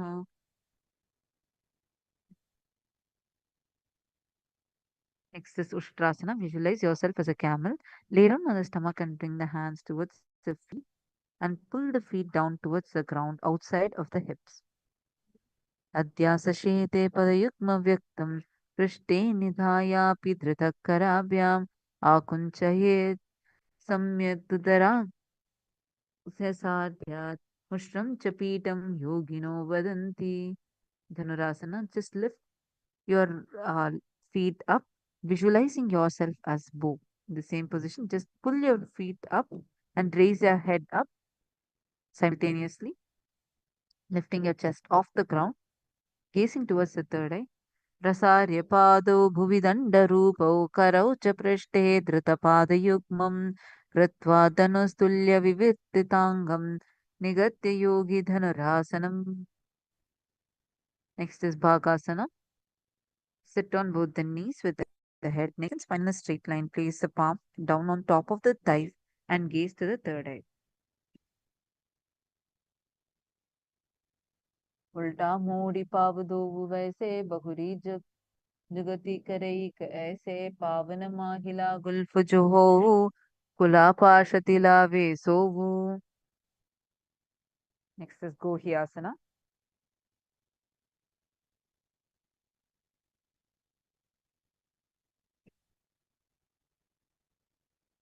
From knees, place the forearms onto the ground, fingers interlocked, elbows shoulder width apart, and place the top of the head on the ground, holding back of the head with the hands, and walk the toes forward until the hips align with the shoulders. Lift the feet up, keeping with the knees bent together against the chest and touching the chin. Gaze to the nose. दो वो हाथ की कहुनी जोई पुनः कलाई जाने दोई पृष्ठि अंगुरिया की पुनः जानो ये सब ले भू ऊपरी ठानो. Same thing, it's in the feet straight above, into Shirasasana. Bringing your gaze towards the nostrils. Viparitam mandalam cha dviditam hinaha dandasanam vida proktam viparitopaveshane sarvanga shisha bhagastu षट्षष्टिः प्रथितास्तु ते. Please slowly come down. Bring your feet to the ground and stretch your legs up. You're going to be entering into Prodhyasana. Sit with the hands behind the calves and stretch the legs up, bringing the forehead to the knees and come to a vertical position with the legs.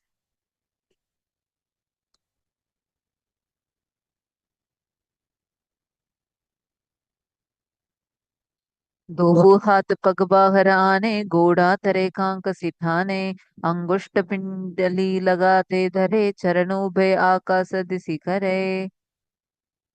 Throughout this time, from this asana onwards, please enter into Bastrika Kumbhaka, where you exhale forcefully. Now, in the same position, extend your feet in front and bring your elbows behind your neck, interlace it behind your neck, visualizing yourself as a mace. Parighasana. उत्तानं शयनं कृत्वा पादौ मिलित्वा प्रसार्य नितम्बं भूमौ स्पृष्ट्या हस्ताभ्यां कन्दरा बद्ध्वा कुम्भकं कृत्वा तिष्ठेत् परिगासनं भवति. Naukasana in the same without leaving your feet down. The same position, continue to keep balance and exhale forcefully with Pastrika Kumbhaka, visualizing yourself as a boat. Uttana Shayanam उत्तानशयनं कूर्पराभ्यां भूमिमवतम्बं निधाय शिरौरुजङ्गापादानदण्डवद्धारयेत् नौकासनं भवति. Rudrasana. Sit and lift the feet up, scoop the hands under the heels and pull the feet to chest. Keep the spine upright and gaze towards the nostrils. Pagatali samputtakari हातस्योपग ऊंचाई वागका अंगुटा दोवु लेवु परलीकानि तालवे पचै. Pritasana. Lay down the back of the feet flat on the ground. Place the palms down and fingers just touching the back of the heels. Lift the hips up high, pressing the feet into the ground. The chin tucks to the chest and gaze towards the nostrils. ऊर्ध्वे च जानुने कृत्वा शवितोर्ध्वमुखं तथा उत्थाप्य हस्तौ तिष्ठेतु पीठ उन्मुखनामके. Now, lay down on the back with the palms facing upwards and let's enter into Shavasana, completely unclutched from any micro movements of the body. And literally, your body should remain like a dead without any kind of a movement.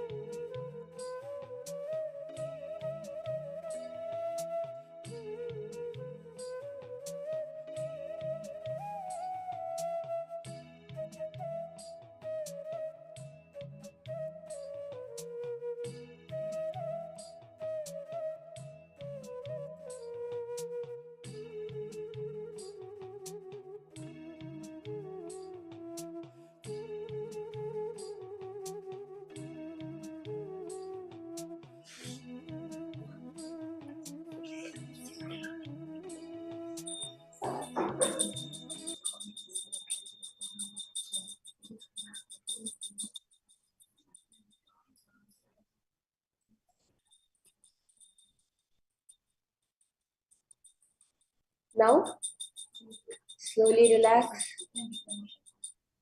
Raise yourself into a seated position.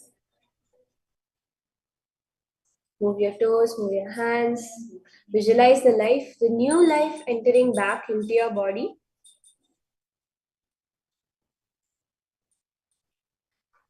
So successfully, all of you have completed the first 108 asanas of the sequence. Congratulations to each one of you. We have 200 asanas more to go. We will be doing it very rapidly, moving through the next 200 asanas of the sequence. So starting with Yathasanishtasana, bring yourself to a comfortable position, and which brings ease to your mental and physical space. Bring your hands into the Bindu Mudra. Paryankam Tatsamadhyatam Yathasamstha Yathastitihi. The next is Samasana. Now continuing to be in a seated position. Bring your legs cross-legged. Continuing to keep your hands in the Bindu Mudra. Idanim Garbhininam Yogabhyaso Yathalaghu. The next asana is Muktasana. Now place your left foot against the genital region and your right foot on top of that. Keep your hands facing downwards on the knees as you gaze towards your nose. Muktasana. Nipi Disivanim Sukshman Dakshinetara Gulpataha. The next asana is Siddhasana. Maintain the same position, switching your gaze towards the third eye. Sthanam Yamitendriyo Charadusha Pashyan Dhruvorantaram. The next asana is Siddhyasana. Now, in the same position,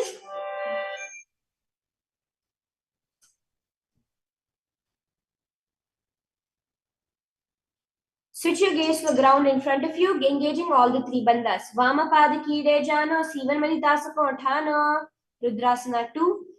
Now rotate your hands on top of the knees into Bindu Mudra as you switch your gaze towards the third eye. Visualize yourself as Lord Rudra, fierce dimension of Shiva. Vamacharana Paradachina Rakhe, Ekajugati Asavadi Dakhe.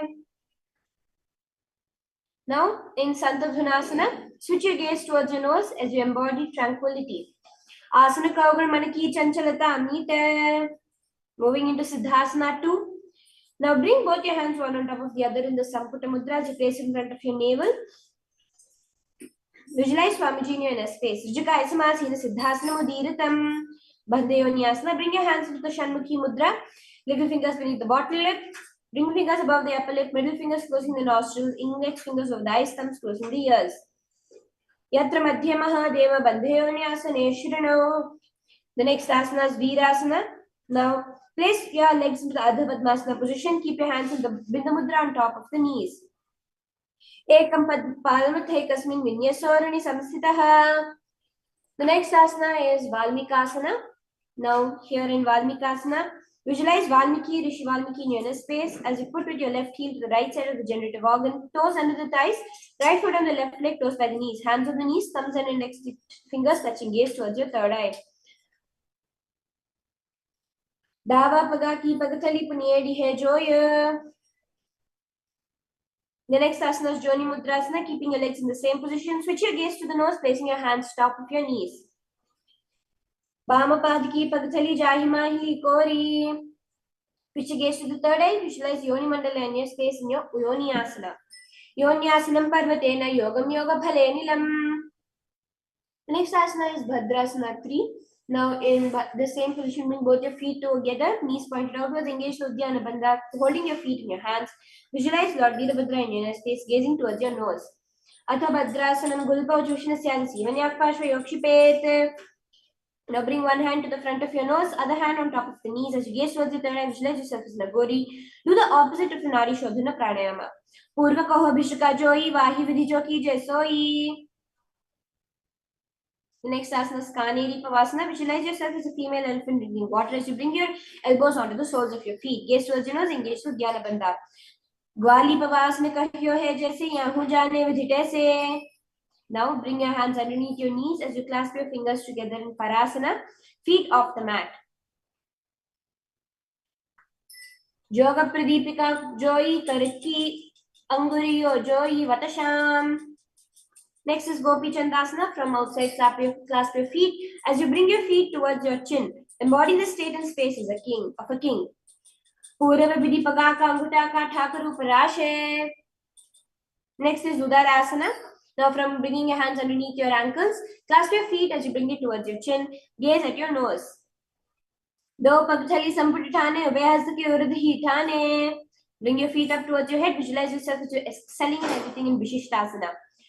Do pagthali jodi samput kare. The next asana is Bhujasana. Now clasp your hands behind your neck. Visualize yourself as a cobra. Shirasanam tu Vijnayam, Kakshasanam Tafram Grivasanam cha Paramam Bhujasanam Hochate. Next is Kalyanasana. Bring your elbows underneath, wrap your hands around the back, gaze towards your nose, visualize yourself as a beautiful and auspicious goddess.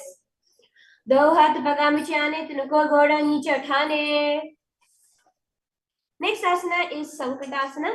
Now, with your left knee on top of the mat, place the left foot flat and place your perineum on the raised heel, sort of like Gomukhasana. Visualize yourself as a swan hangs on the opposite knees.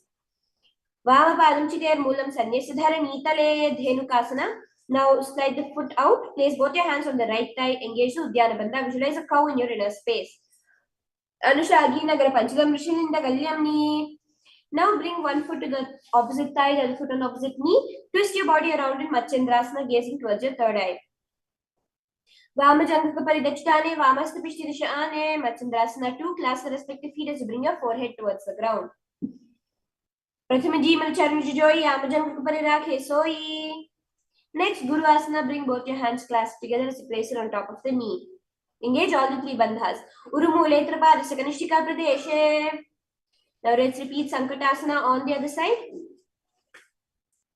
Vamapadam Chiter Moolam Sanyasadhara Nitale. Dhenukasana on the other side. Anushagi Nagara Panchalam Rishilinda Galyamni. Machandrasana on the other side. Vamajangaka Paridachane, Vamastapishtirishane. Let's move into Machandrasana 2 on the other side. Prathama Jiman Chanujoi, Vamajangaka Paridakhe Soi. Guru Asana on the other side. Urumule Trapadasa Kanishtika Pradeshe. Next is Pashasana.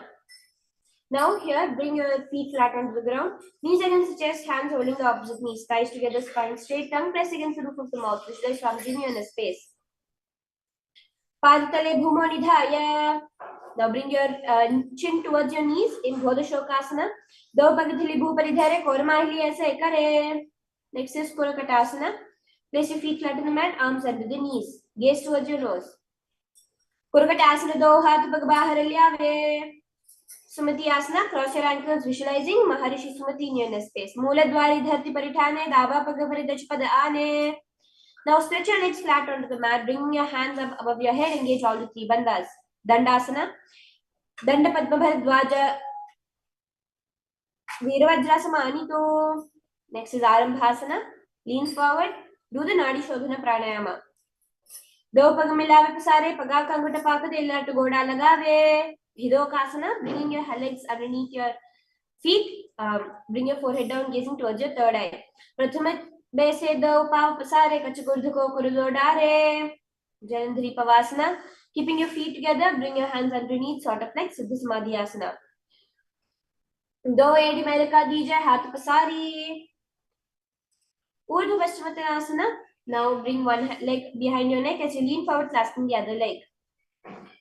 Paschimottanavad Samsthatam Krita Ekam Padam Grivayam Dhitva Tishtet. Now lean back onto your back, clasping the opposite foot as you gaze towards your nose. Tanashaini Ekam Payam Grivayam Vinyasya. Roll onto your elbow into Ankushasana. Tanashait Ekam Padam Grivayam Kurvan.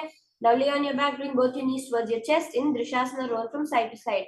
Uttanashainam Janani Hridaya Vashtam Bhajangi Saitorani. Repeat Urdhva Paschimottanasana on the other side. Paschimottanavad Samsthatam Krita Ekam Padam Grivayam. And repeat Anantasana on the other side. Uttanashaini Ekam Padam Grivayam Vinyasya. Angushthasana on the other side. Uttanashaiti Ekam Padam Grivayam Kurvan.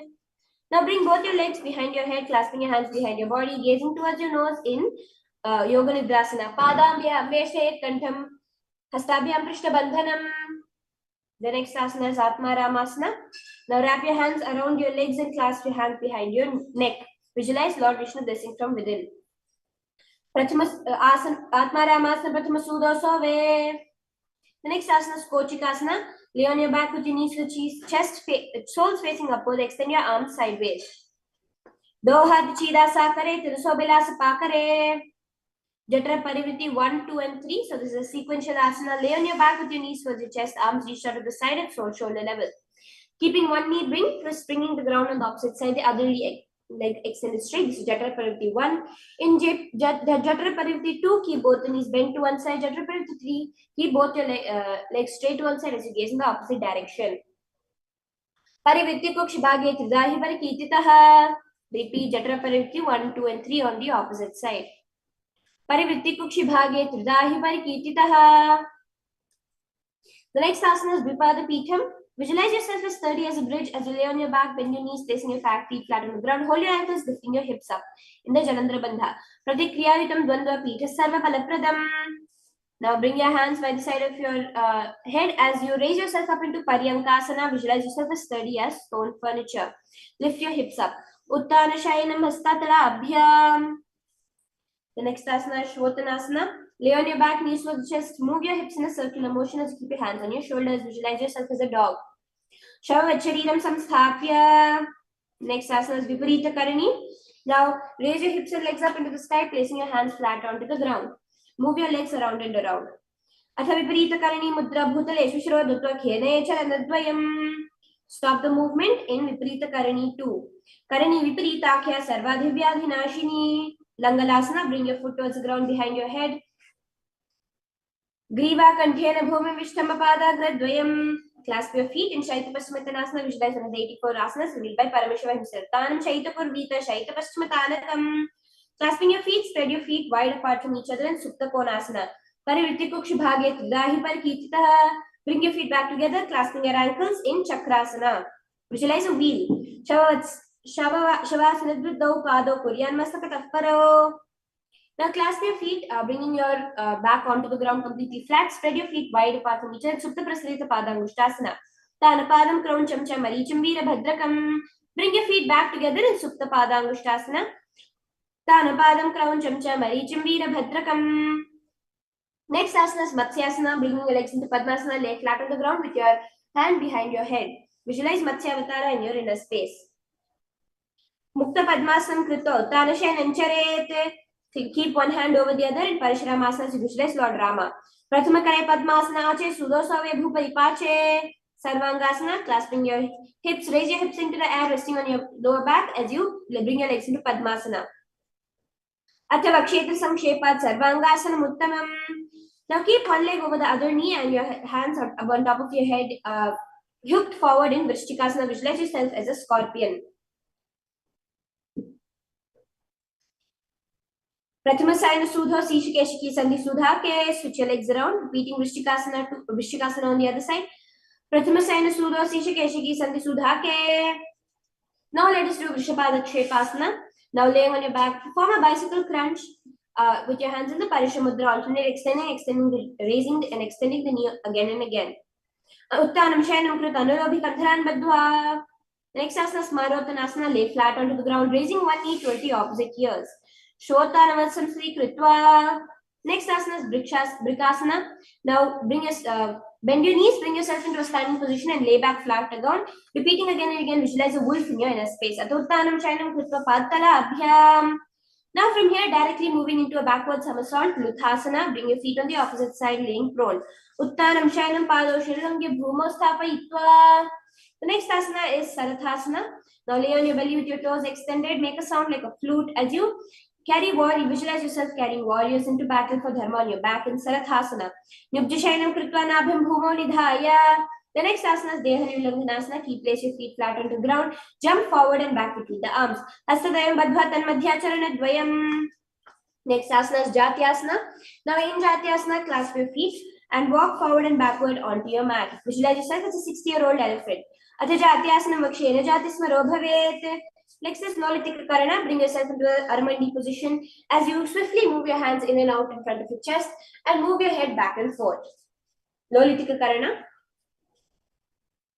The next asana is Sarpasana. Now standing as straight as a rod. Place your hands by the side. Visualize Kundalini raising up. Atha Sarpasana Vakshi Vayupanaya Kevalam. The next asana is Ushtrasadhanasana. Lean forward, place your feet on top of your hands as you walk back and forth like a camel. Mushtikanishtika Pradeshena. Ashwasana, switch your movement to like that of a horse as you visualize yourself as a horse. Mushtikanishtika Pradeshena. The next asana is Kapota Nitakasana. Now standing straight, interlace your hands behind your back as you lean backwards. Visualize yourself as a diving bird. Padatale bhumo nidhaya. The next asana is again a karana in the Talapushpatfuta karana. Standing in the Armandi position, lean forward while you stretch your hands out as if offering a bouquet of flowers. Repeat from both the sides.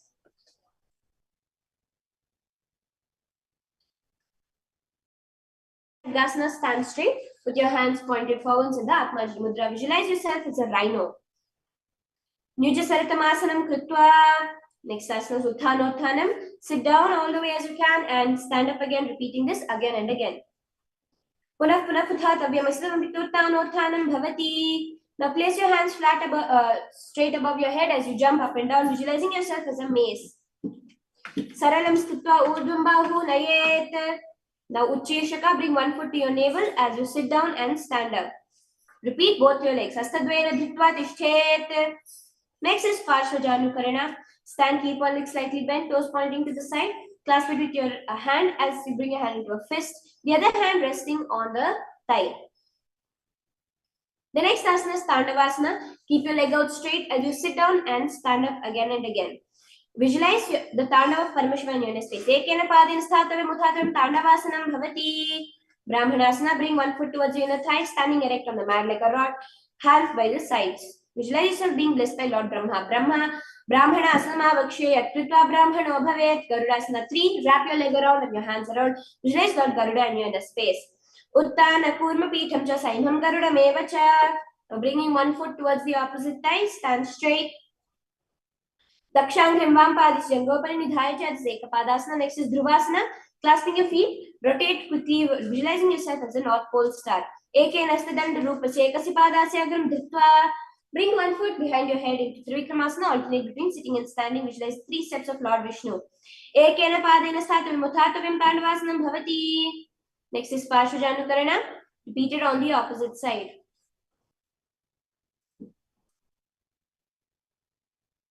Next, repeat Tandavasana on the other side. Ekena padena sthatavim uthatavim Tandavasanam bhavati. Do Brahmanasana on the other side.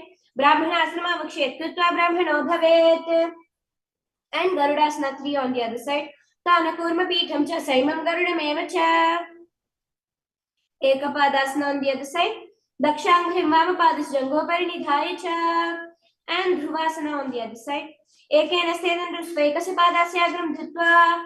Trivikramasana, standing and sitting down on the other side. Ekena padena sthatavim uthatavim Trivikramasanam bhavati. Now stand tall into Samanakakarana. Hands by the side. The next asana is Ghora Kanjali Asana. Now bend forward, bringing both your hands underneath your knees, making a finger lock. Visualize Goraknatha in your inner space. Pratama yube hoye, bahurinche pune hove.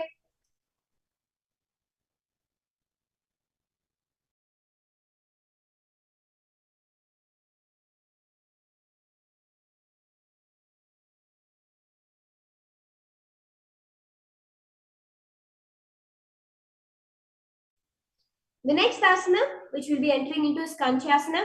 Now, wrap your hands behind your body in the into the Parashamudra. Ur Madhyatasto Niveshya. The next asana is Bhairavasana. Keep your legs together as you bring your hand behind your back in the Parashamudra. Do Pagaki Thalyaki Mahili Kaura. Now from here, moving into Varahasana. Keep your feet together, toes apart, elbows close up behind the head. Visualize a boar in your inner space. Pagatali Ki Mahili Kaura Milai. Prapithasana. Now touching your feet, bring your hips to the same level as your knees. Athauttanana Sanani. Next asana is Bakasana. Bring your hands flat onto the ground as you bring your elbows to the back of your arms. Bakasana. Hastabhyam avanimavashtam bhajanudvayam nabhav samnilya. The next asana is Shushtanga Kapali Asana. Bring your head towards the ground, bringing your legs into Padmasana. Asana Kavana Kapala Acha Hoi. The next asana is Uttasana. Bring your knees flat on the ground. Visualize you sitting in the secret seat with Paramashivoham the Guru. Janurvorantare pado kritva pado cha gopayet. Bring your hand up straight into a handstand position in Vrikshasana. 2 visualizes tree in your space. Tapta Rakshakshalana, Vrikshasana Vedakan. Now switch your gaze towards the third eye, Shubhuasana. Do Pagajori Mahigul Pumilayo Bo.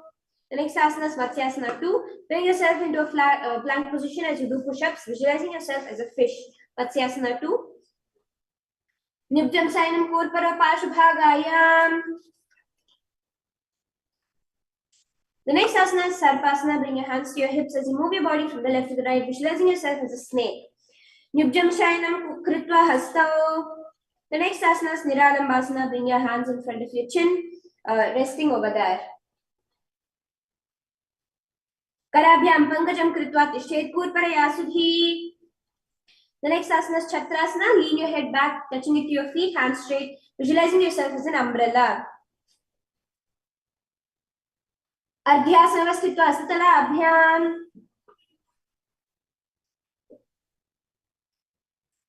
The next asana is Vajrasana. Lean back, sitting on top of your heels. Idanim Garbhininam Yogabhyaso Yatha Laghu.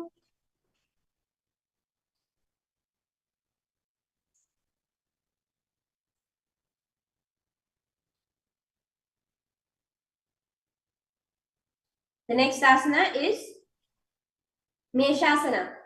Now bring yourself into a standing position as you alternate striking the ground with your hands. Visualize yourself as a ram. Gajasasam Sthitao. Now kick your legs up, bringing your forehead slowly towards the mat. Gajasasam Smapadadvaya Mantarale Kritva. Now sit into Dhanantarasana on top of your heels. Pura Vidhi Paripakapata Ki Kakasisya Upanashara Modi. Next asana is Angamottanam.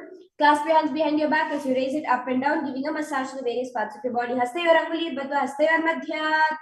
Now sit with your ankles outwards in Garudasana 4. Janghor Bhyamdharam Pidya Sirkayo Dujanuna. Spreading your knees out wide, bring your hands underneath your ankles. Reside in the blissful space of the temple, Ananda Mandirasana. Athavakshevira. Next asana is Mandukasana. Bring your hands underneath your knees. Engage Udyanabandha, visualizing yourself as a frog. Gulpadvayam Jalvange Solaya Kritihi. Next asana, Narasimhasana. Bring yourself onto your toes as you place your palms flat onto the mat. Visualize Lord Narasimha in your inner space. Next is Vishrakasana. Bring your hands to your face. Visualize yourself as Devi presiding over all mystical fears. Dopagaki Edi Joy, Godapanavamupuni Hoi. Makadasana. Don't bring your hands into your armpits. Imitate scratching like a playful monkey. Visualize yourself as a monkey. Dopagathali Samputa Ane. The next asana is Vajra Sangharasana. Bring your knees off the mat as you clasp your elbows behind your back. Prathama Phanapani Hoya Bese. Next asana is Kanjanasana. Now, place your palms on the mat towards the side as you rest your knees on the ground. Kanjanasana Vakshet Kritva Susthiro Bhavet. Next is Kurmasana. Visualize a turtle in your inner space. As you remain in the same position, bring your hands on your knees, gazing towards your nose. Gulpauch Vishnasya Urkamena Smahitao, switching your visualization to Swamiji in your inner space. Gudam Yogasana, Gudam Nyami Gulpadhyam Urkamena Samahitaha. Next is Vijogasana. Now stand on your knees, bringing your hands towards the inside of your calf muscles. Goda Vamo Behoy, Goda Adara Khedoi. Ushtrasana. Now lean backwards, clasping your ankles as you visualize yourself as a camel. Meru Danta Granthi Dadi Sampirya Shivkuman. Jatyasana 2. Lay back flat onto the ground. Visualize yourself as a lotus blooming. Doidi Samputakare Sole Muladwari Taridhire. Viratasana. Now get up and lie down back in the same position. Jangha Pratibhumo Nidhaya. Next asana is Kapotasana. Visualizing yourself as beautiful dove as you bring your hands towards the inside of your feet. Forearms onto the ground in a short back bend. Meru Danta Granthi Dadi Sampirya Shivkuman. Vajrasana. Now stand upright with your knees, toes and tucks. Hold your arms to the opposite hands in Varasana. Visualize yourself gaining a boon from Paramashiva. Janani Bhumo Samsthapya. Varahasana 2. Now lean forward, keep your toes tucked as you bring your head towards the ground. Visualize Lord Varaha in your inner space. Suryam Chandram Bhedanan Yasnani Kathyante. Mundasana. Now bringing your head towards the ground. Raise your feet up above the ground. Visualizing yourself as a lob tree in a headstand position. Mundasana. Adho Mundasanam Vakshe. Sarvesham Praninam Sukham Andhasana. Resting onto your knees, bring your hands by the side of your head. This asana cures night blindness. प्रथम पगतली summit हरावे कौरमाही उभे मिलावे विपरीत शलभासना. Now lay flat on your belly, arms extended out straight. Shalabhasana bhe drishtine atnata bherunda namake. Now rest your forehead on the ground, just raising your feet alone off the ground in Kapalasana. Kapalam bhumo nidhaya. Raise your feet over the top of your head, placing it on the ground in front of you. So visualize yourself as a flying dove. Akashaka Potasana. Ustrasana Sthitva Charana. The next asana is Chakakasana. Bring your knees onto the flat on the ground, bring your forearms on the ground. Visualize yourself as a sparrow. Purparaparyanto. Next asana is Vrishtikasana 2 in the same position, resting on your forearms. Bring your feet over top of your head. Visualize a scorpion. Vrishtiva Pucha Pratimangripa Ashni. The next asana is Vrishasana 2.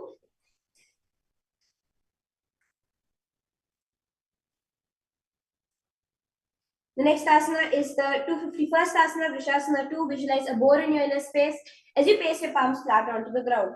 Yame Gulphe Pada Mule. The next asana is Lolasana. Lift your knees off the ground in between your palms.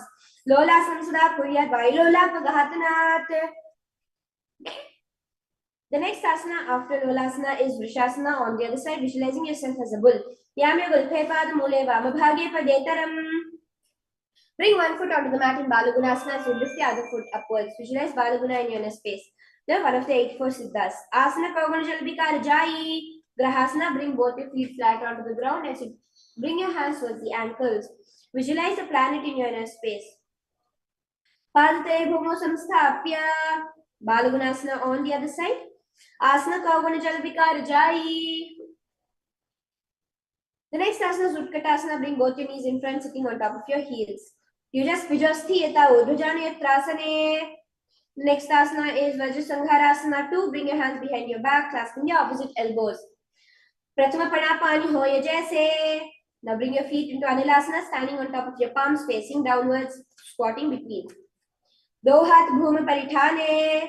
Next is Padukasana, clasping your feet like a shoes. Walk front and back. Visualize yourself walking across the length and breadth of India. Hastayor Padatale Kritva.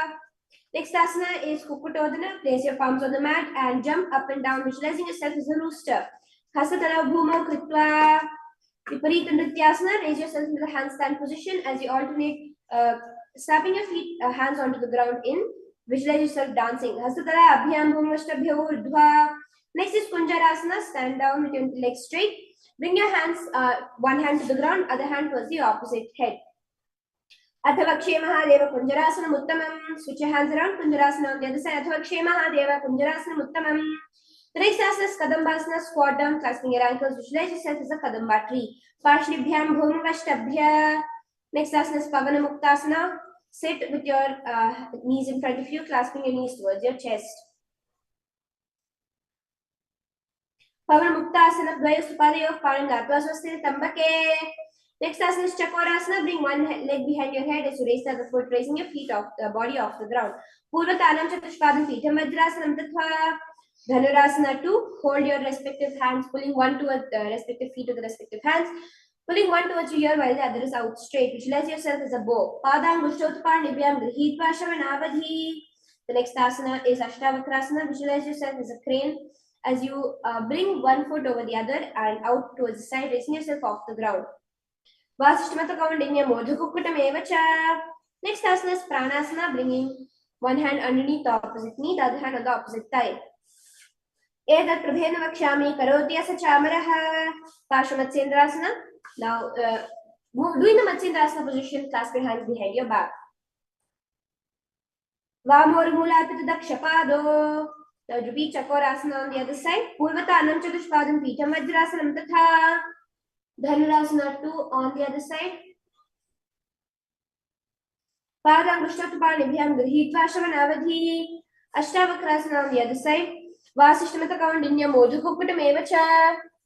And Pranasana on the other side.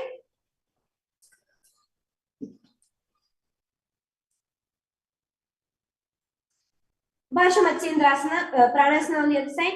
Etat Prabhena Vakshami Karoti Asa Chamaraha. Pashamatsendrasana on the other side. Vamor Mulapita Dakshapado. Adhupasthatanasana. Now bring one foot towards the perineum as the other leg is out straight. Bring your forehead towards the knee. Ekam padam prasari ekam pada asya. Next asana is Kraunchasana. Visualize yourself as a crane. As you bring your left ankle outside the hip, the other foot straight in front of your face. Vasishtamata kaundinya modhu kukkuttamevacha. Repeat Ardha Paschimottanasana on the other side. Ekam padam prasarya. And Kraunchasana on the other side. Vasishtamata kaundinya modhu kukkuttamevacha. The next asana is Swastikasana. Now bring one foot over the other, hands on top of the knees. Janurva Arantare Samyak Kritva Padatale Ubhe. The next asana is Gorakshasana. Now keep just in the same position. Cover your feet with your hands, visualizing Goraknatha in your space. Janurva Arantare Pada Uttano Vyakti Samstito. The next asana is Bhagasana 2. And bring in your legs into the Ardha Padmasana position. Bring your hands with the Shanmukhi Mudra, as we did previously in the Bandhayoni Asana. Vamapashna Gura Samsthapya. The next asana is Yogasana 2, entering into the Kakachinchu Kumbhaka. Bring your hands outside of your knees. Legs in Padmasana. Uttana Ucharana Krutta Sansapya Parijanunoha. Next is Urdhva Kukutasana. Place your palms by the side of your feet. Raise your feet off the ground, visualizing yourself as a rooster. Vasishtamata Kaundinya Modhu Kukkutam Evacha. Next asana is Siddharthalyasana. Bring your hands between the gap between your thighs, bringing your palms flat onto the ground. Padmam Padmasana Kokare. Next is Hamsasana. Raise your legs off the ground into Kukkutasana, bringing your knees above your elbows. Kukkutasana Sthitva Skandhapariyanta Muranitva, visualizing yourself as a swan. The next asana is Karmukasana. Now bring your hands in between the gap between your thighs and clasp your hands in the Parishamudra behind you. Prathama Padmasana Kokare. Next asana is Kurmasana 2. Bring your hands underneath and clasp your neck, visualizing yourself as a turtle in your inner space. Bami Janga Paridakshina Pave. Granthi Vedasana. Bring your chin towards your tucked into Jalandhara Bandha. Atavaksheni Kantha Granthi Vedasanam Shubham. Next is Uttana Kurmasana. Lean backwards onto your back and bring your hands behind your neck. Visualize yourself as a turtle on its back. Kukkutasana Bandhastam. Now raise up into Pangu Kukkutasana. Bring one leg in between. Bring both your hands in between the thighs and calves. Hold one wrist with the other as you raise yourself off the ground, visualizing a rooster in your inner space. Kukkutasana Sthitva Ekena Hastena Anyasya. Repeat Pangu Kukkutasana on the other side. Kukkutasana Sthitva Ekena Hastena Anyasya. Now bring your hands out finally and keeping your elbows on the respective heels. Rest your elbow on top of your hands on top of the interlaced fingers in Giridhrasana. Janurva Arantare Pada Uttano Vyakti Samstito. The next asana is Padmasana 3. In Padmasana, bring one hand over the other, engaging all the three bandhas. Uttana Ucharano Vidhaya. Padmasana 4, visualizing Paramashivoham. Bring your hand towards your knees, relaxing the bandhas. Etat Padmasanam Kuryat. Karmukasana 2, clasping one toe with your respective hand, pull it backwards, and the other toe pushing downwards on the knee. Visualize yourself as Paramashiva's Bhuathan Yasanama Vakshe Yoga Puraka Rakshanat. Repeat this on both sides as we repeat Karmukasana 3. Bring your hands behind your back, clasping the opposite toes, engaging all the three bandhas. Visualize yourself as a bow. Karmukasana Katsya Uday Pure Sukham. Dridhasana. Relax the bandhas as you switch your gaze towards your third eye. Urubhyam Paristapya. Next asana is Nagrasana. Lay flat onto your back, visualizing yourself as a cobra in your inner space. Prathama Padmasana Kothane. Kandukasana. Bring your knees towards your chest as you clasp it with your hands. Visualize yourself as a bow, bringing your chin towards your knees. Vetrasana Sthitva Astapadam. The next asana is Urdhva Pavanasana. Lay flat on the back, knees pointed upwards, hands clasped behind your neck. Prathama Sudosayana Karave. Next is Maragata Pithasana. Clasp your feet and raise your hips into the air. Visualize yourself as a powerful alpha ape. Uttanam Shayanam Padatale. Now keep your elbows underneath your body, resting your weight as you stretch your legs out in Uttana Shikhipitakasana. Janghor Balahinaschet. Now raise your feet up high into the sky, into Narakasana. Visualize yourself traveling to hell unscathed. Viva Kanthena Bhumam Vishtambha. Now bring your legs at an angle. Interior Naukasana. Visualize yourself as a boat. Nauka Vatsitva Urdhvam Padagra Dvayam. And keeping your hands flat on the mat, raise your feet up high. Visualize a flag in your inner space. Dhvajasana. You are Kailasa's flag, respected across all nations. Tirya Nauka Vat Griva Pishtapurparaihi. The next asana is Mritasana, the final asana of the 308 asana sequence. Lay flat on the mat, the palms facing upwards, as you visualize yourself completely dead, liberated by the Supreme Pontiff of Hinduism.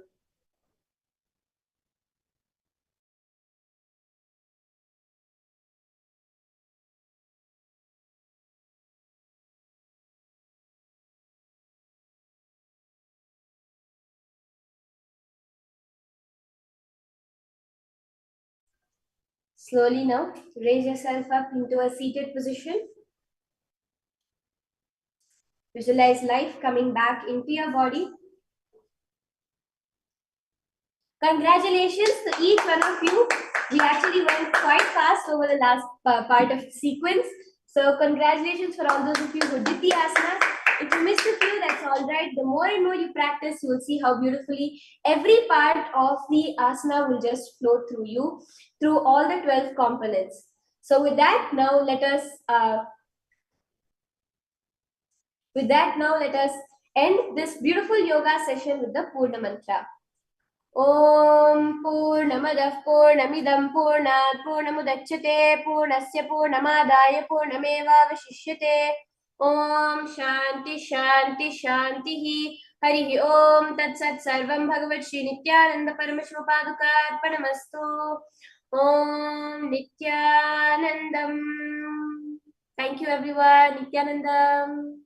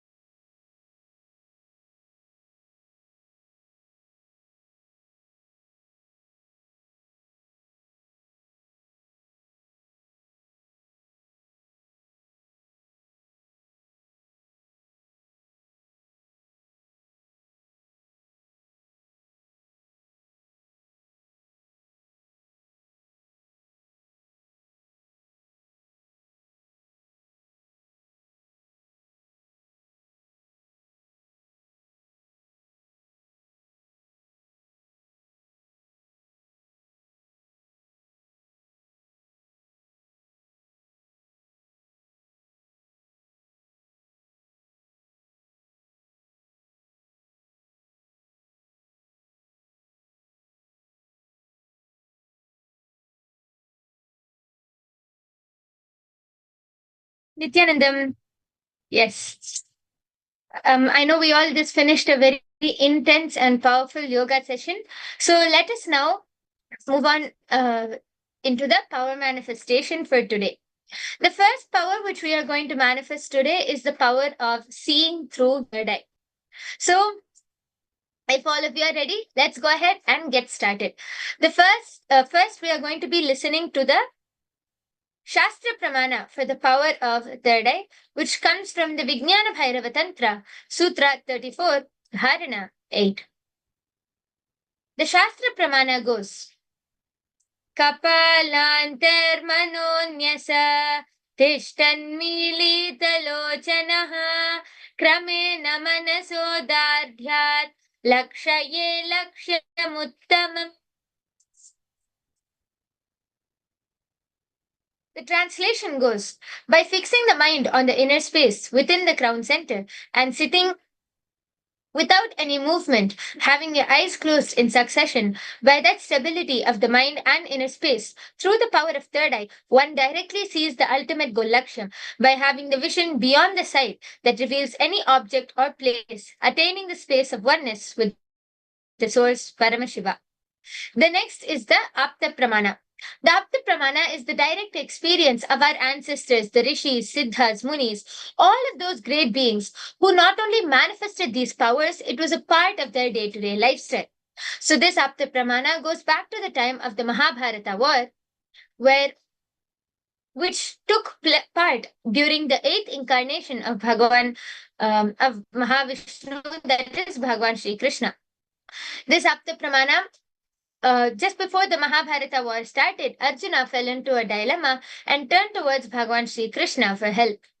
Bhagavan Sri Krishna, out of his extreme compassion, then revealed the Srimad Bhagavad Gita, consisting of the 18 chapters. In the 11th chapter, 8th verse, Bhagavan Sri Krishna tells Arjuna, Natumam shakyase drashtum manenaiva swachakshisha divyam dadami te chakshuhu pashyame yogamaishwaram. He says, you cannot see my cosmic form with these physical eyes of yours. Therefore, I grant you the divine vision, the divine third eye vision.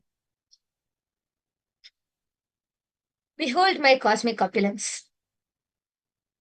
Out of his extreme compassion, Bhagavan Sri Krishna initiated Arjuna into the power of third eye, after which Arjuna was able to describe every single detail of the Vishwarupa Darshan of the cosmic form of Bhagavan Sri Krishna. The next is the Atma Pramana.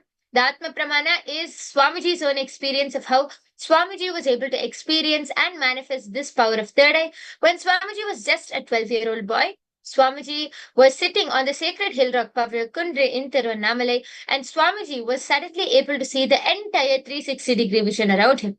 Swamiji says that he was able to see everything around him, above him, below him, the entire 360-degree vision. And Swamiji continues to describe this amazing experience. He says, I realized not only I was able to see, I was able to feel and experience everything around me as a part of me. He says, in his own words, I felt that the skin of the stone on which I'm sitting and the skin of this body both exist in me. Both exist in me equally.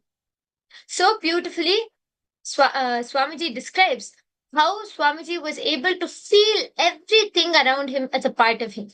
And the last is the Sakshi Pramana.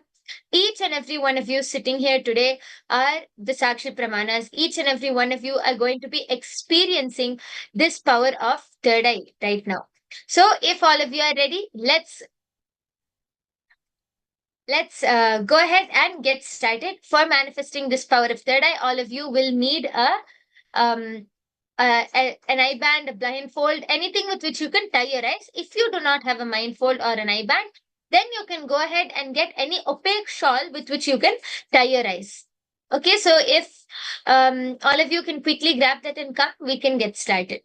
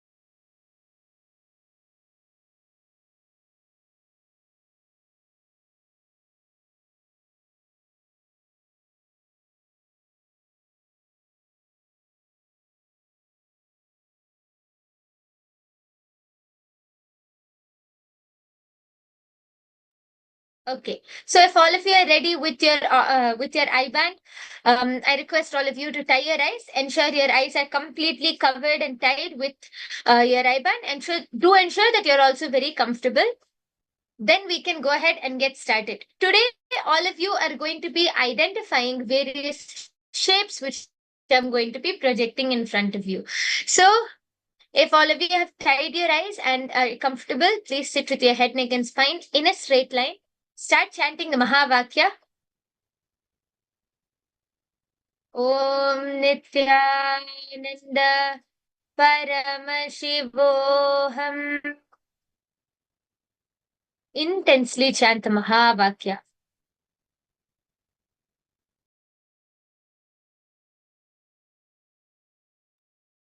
Connect to Swamiji, chant the Mahavakya, and visualize Swamiji intensely in your third eye.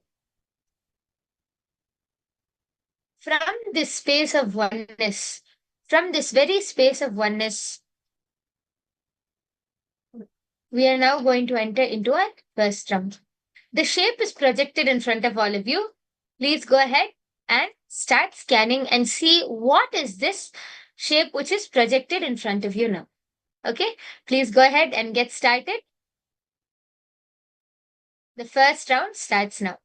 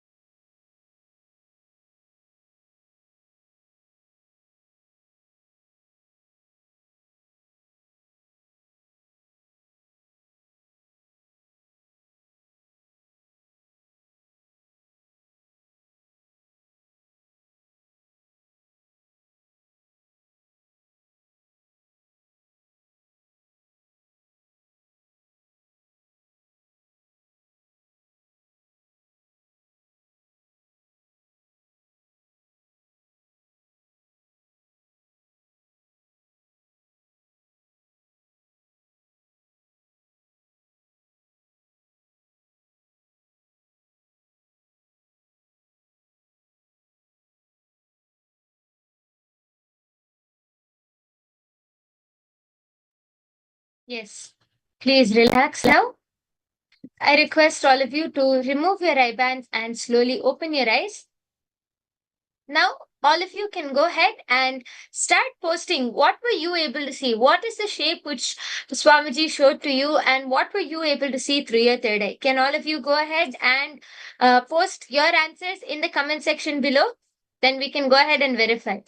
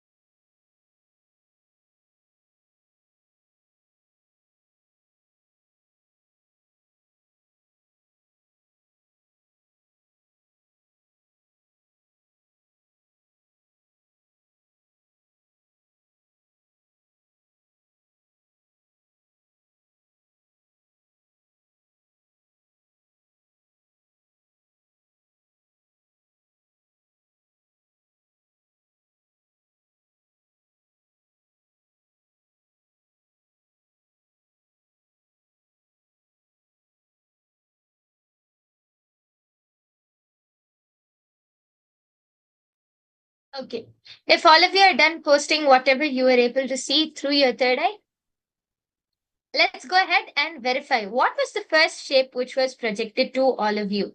And yes, as you can see, the shape was a heart. So you can see three heart shapes, very cute red hearts with three golden sparkles, maybe you can say, and they're outlined with black. So if any one of you were able to see a heart shape, if you were able to see it in red color, if you were able to see it outlined with black, then you have manifested. So please go ahead and let me know in the comment section below what were you able to see and how were you able to manifest, what was your experience while manifesting. So please go ahead and let me know in the comment section below.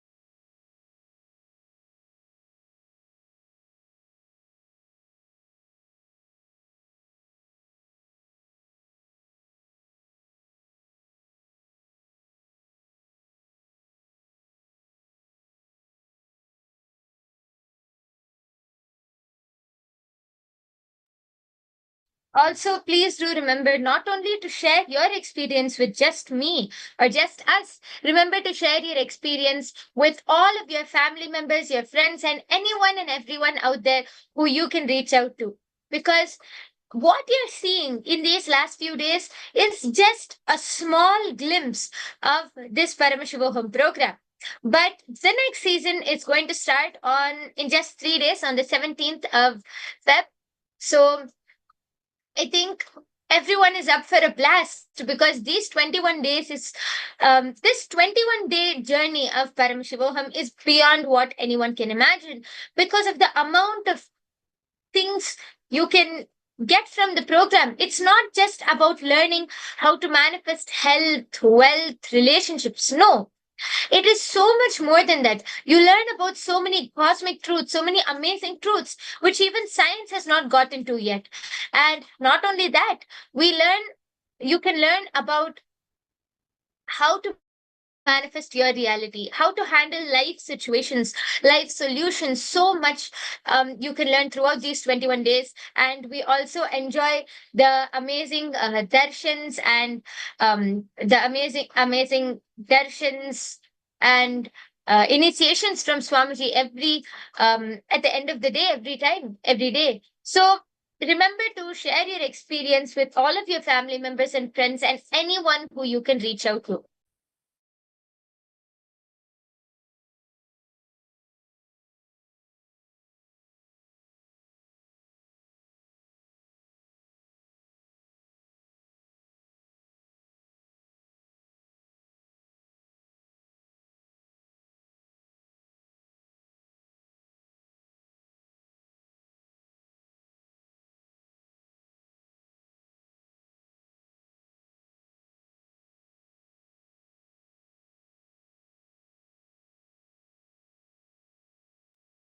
So remember to take a few minutes from your day and enrich whoever you can. And um, today also we have some very exciting sessions and so many exciting things which we are going to learn.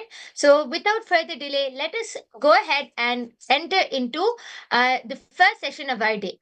So in the first session of our day, we are going to be learning about Swargaloka. All of us know that we have all 14 lokas, 14 different dimensions, not just this one planet Earth, which we know and which we live on. There are 14 different dimensions. So, in this next session, you are going to be learning about Swargaloka. So, sit back and enjoy. If you know anyone else who would like to, um, who would like to learn about this or be a part of this program, reach out to them and get them here. So let's go ahead and enter into the first session of our day now.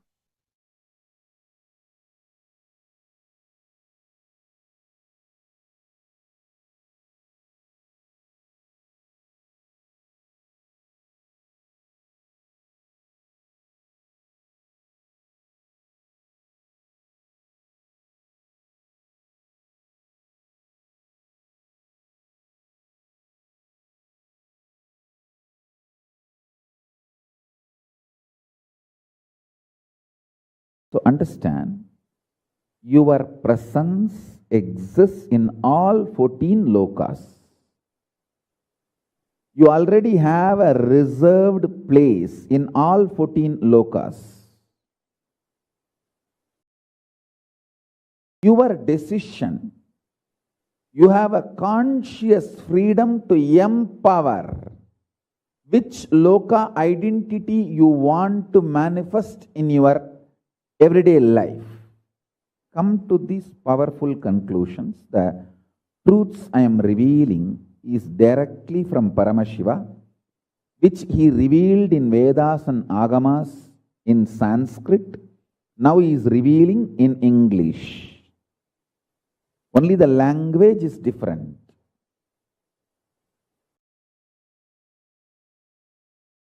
The Paninian phonetic and linguistic grammatic methodology Paramashiva used in Vedas and Agamas, now he is using the English language and grammar to express those same truths. So listen intensely and carefully.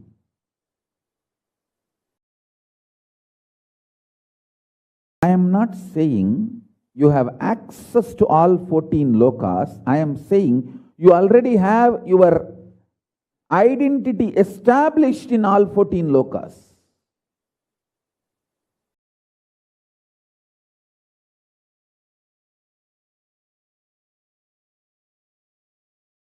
If your stomach is burning with the Jataragni, the fire of hunger, if you are still capable of feeling hunger, be very clear. Your identity is already established in Swargaloka. Only if your presence is there in Swargaloka, you can feel hunger. Your capacity to feel hunger and your identity in Swargaloka is one and the same. If you are able to feel the hunger, be clear. This is a good news for you. Already you have your presence in Swargaloka, maybe weak. That is why you are not experiencing it every day, but you have your presence.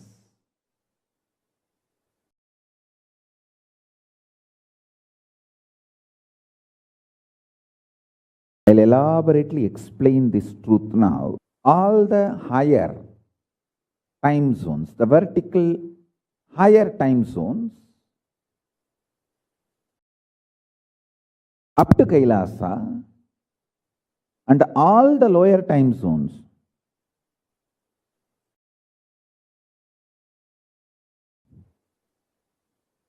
up to Patala, all these 14, your identity is already alive. It's like ladder. Anytime you can go into any one of your identities and open your life, open your new existence, open your possibilities. I am introducing you the signs.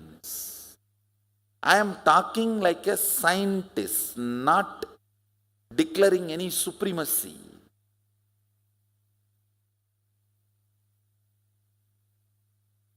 The cognitions you hold and operate while you are in the body matters what you will do while you leave the body.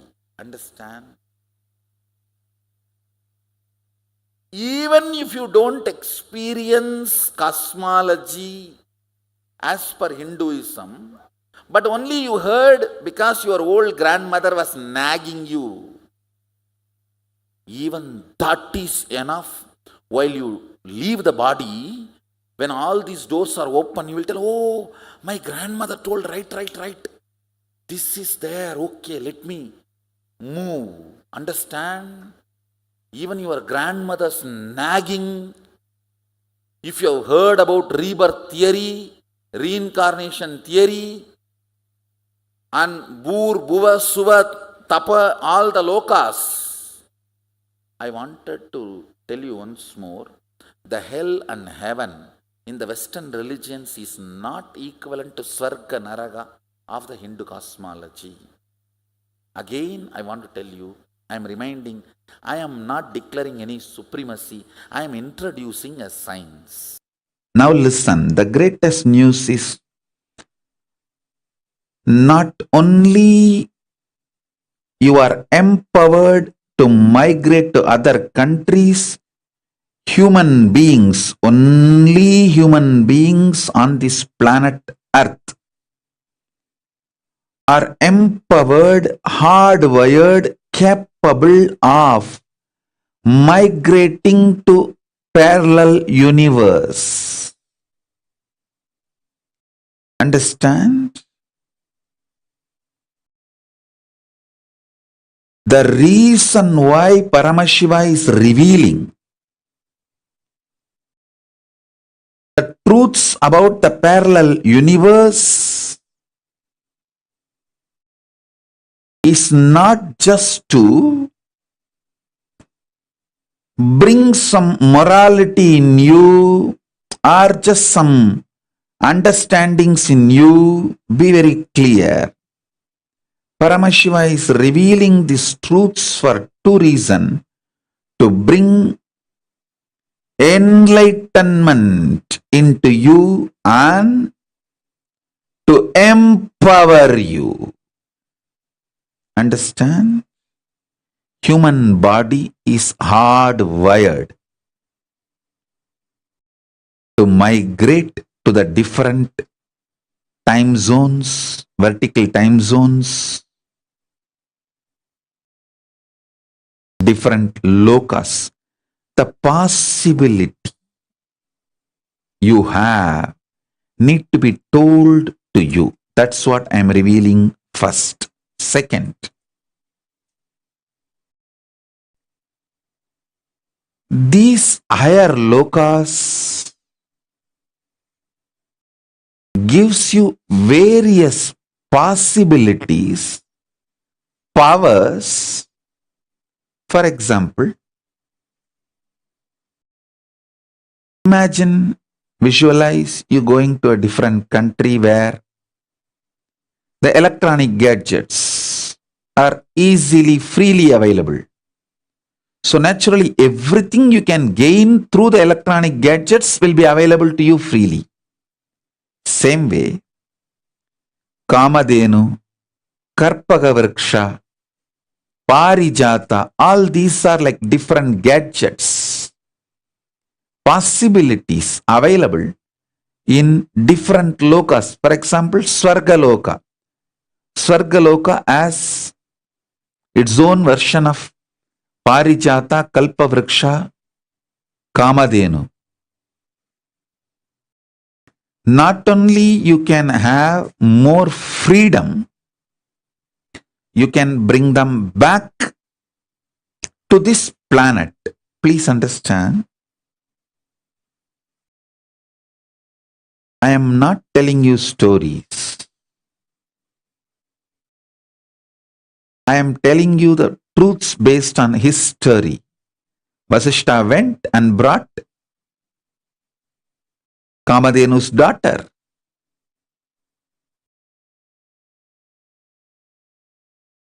We have enough references.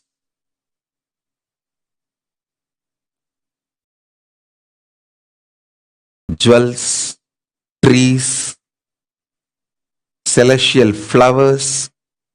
Arunagirinadar from Tiruvannamalai, he went to Swargaloka and brought Parijata, the flower which never withers away.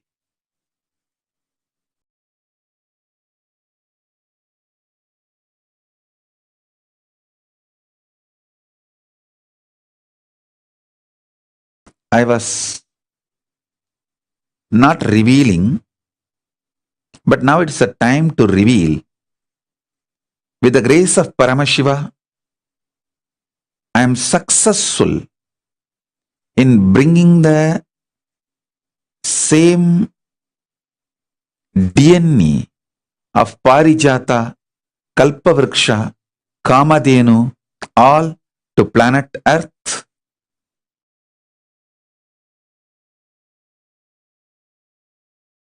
All the planets come within the space of length, breadth, depth, time, space, in that 5.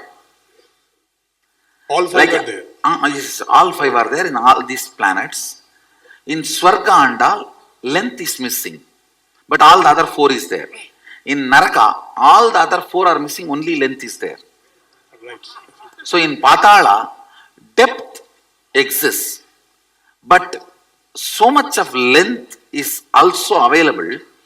The depth is not actively performing. See, once more I'll repeat. Length of this Trishul, this. Breadth of this Trishul, this. Depth of this Trishul, this. Length of you is logic. Breadth of you is art, emotion. Depth of you is your cognition. Length of the universe is anything which submits itself to a mathematical calculation.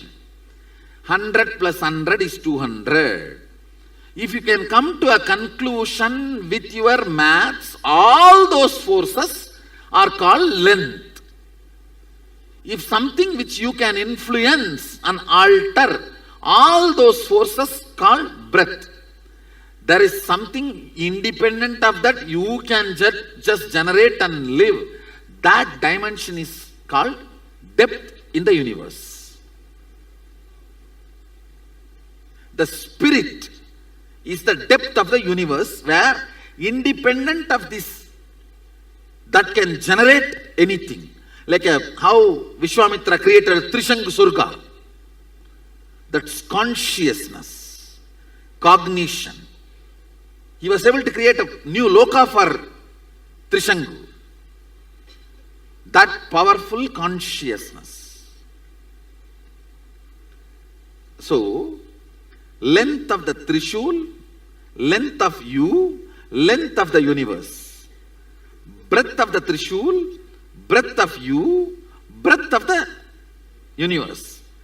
Depth of the Trishul, depth of you, depth of the universe. How many of you are catching? Depth of the Trishul is this.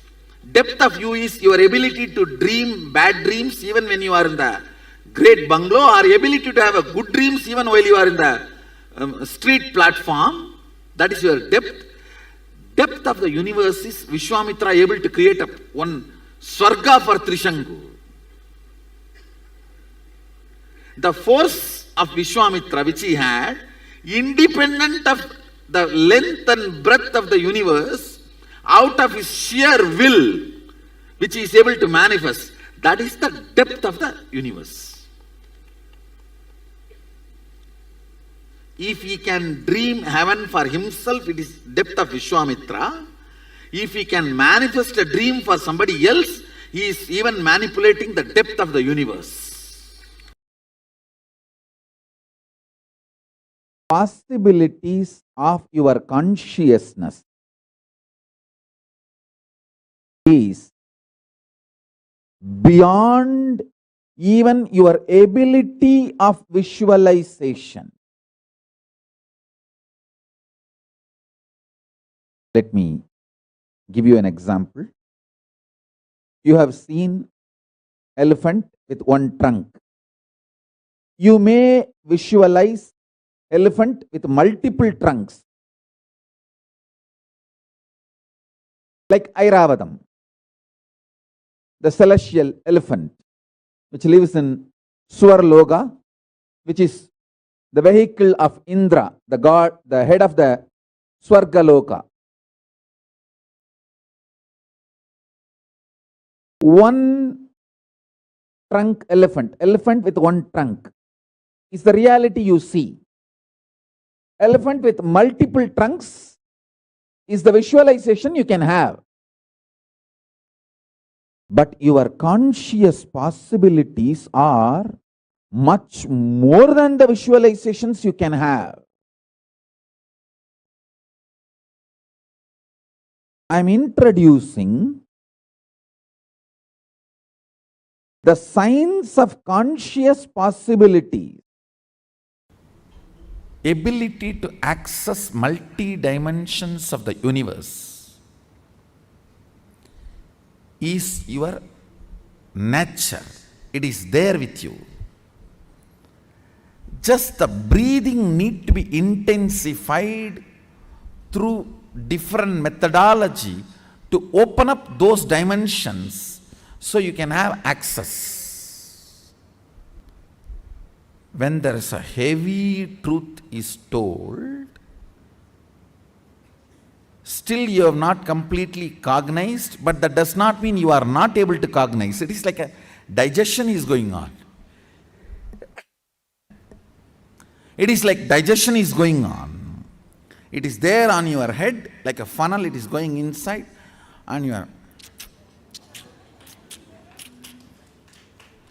During that time, certain intense, subtle breathing gets developed that gives you access to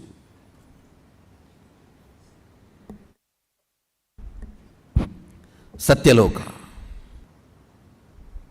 And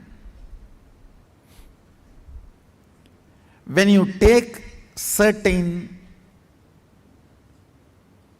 kind of alcohols, your breathing goes through again intense pattern, gives access either to Swarga or Naraka based on your pattern structure. Deep pain or high joy. The inner space is actually like a material. Chidambara. The consciousness you carry is actually like a material. Now, listen to this very sincerely and maybe listen to this satsang also 2-3 times more. Because I am explaining, I am trying to map the multi-dimensional happening, like what is good in Kailasa, what is good in Tapoloka, what is good in Swargaloka, what is good in Bhuvaloka, what is good in Burloka. So this multi-dimensions, what is good in all these loka, I am mapping it to us, to our logic.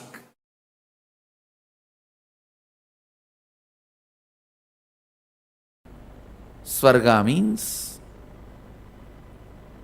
completion within oneself. Swarga, Swarga means settled within oneself. Settled within the source of oneself. See, you have various circuits in your system, like your physical system, body you are carrying, physiological circuits, then psychological ups and downs, then neurological. See, why this neurological is very important? Because independent of your physical, physiological, psychological, your neurological circuit can create a complete different reality. It is like you will be struggling psychologically, physiologically, and doing fasting, everything in the daytime. The night in dream, you will be having just full feast. I always tell people, the dream, if you see the restroom, don't use, it's a trap.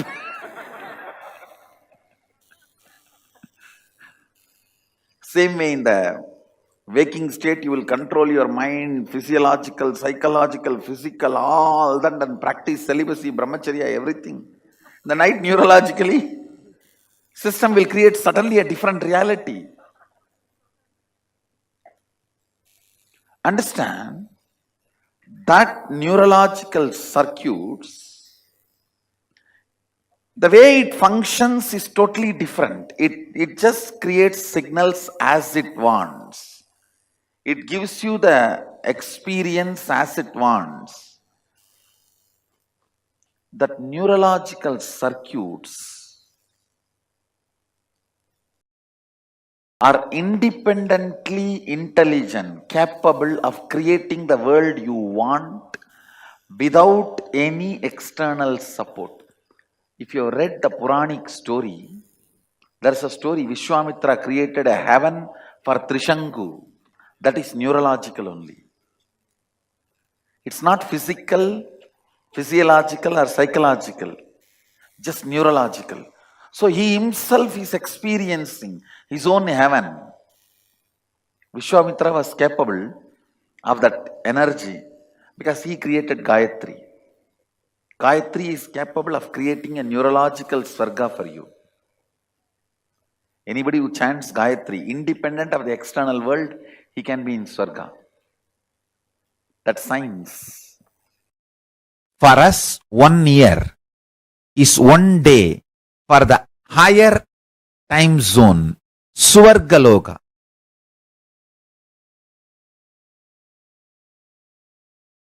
That is why Nataraja, the god of Swargaloka, receives 6 Abhishekam in a year.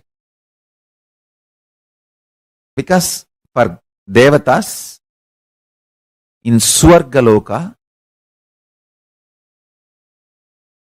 the 1 year of Bhumandala, Bhuloka, 1 year of planet Earth is 1 day in Swargaloka.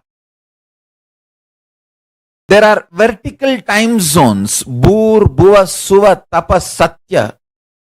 The Satyaloka, where Brahma resides, there, 1 day of Brahmaloka is 4.32 billion human years. Understand? 1 day of Swargaloka means the vertical time zone above us.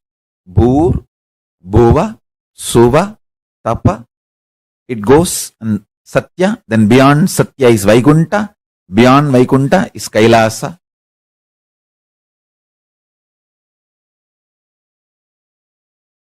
Below Atala, Vitala, Sutala, Talatala, Batala. Swarga is not the heaven ordinary human beings understand. Swarga is not given to you if you believe in some ideas and don't believe in some ideas. Swarga or Naraka is manifested by you, by your time, space, elasticity, elongation possibility.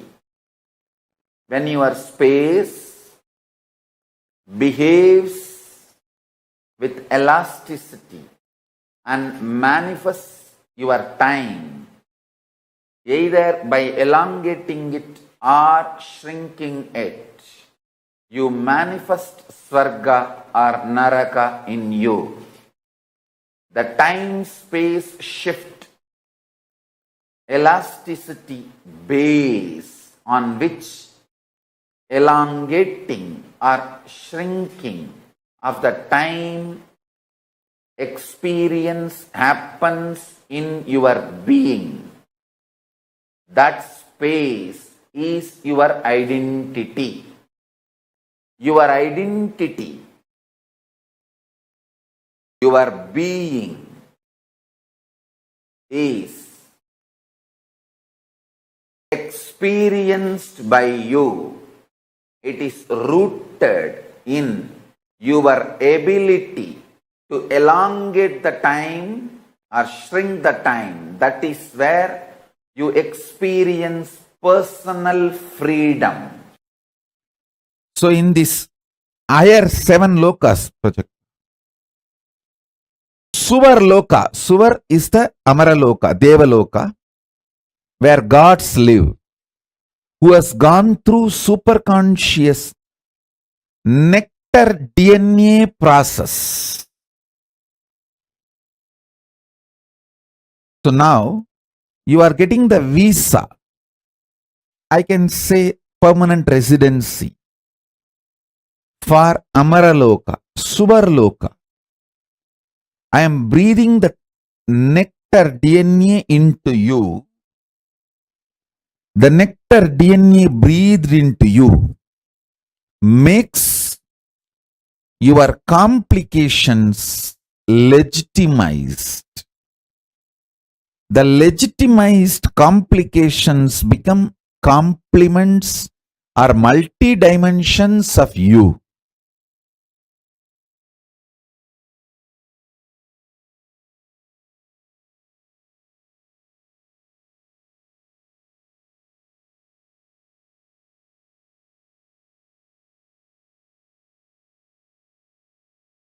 First loka,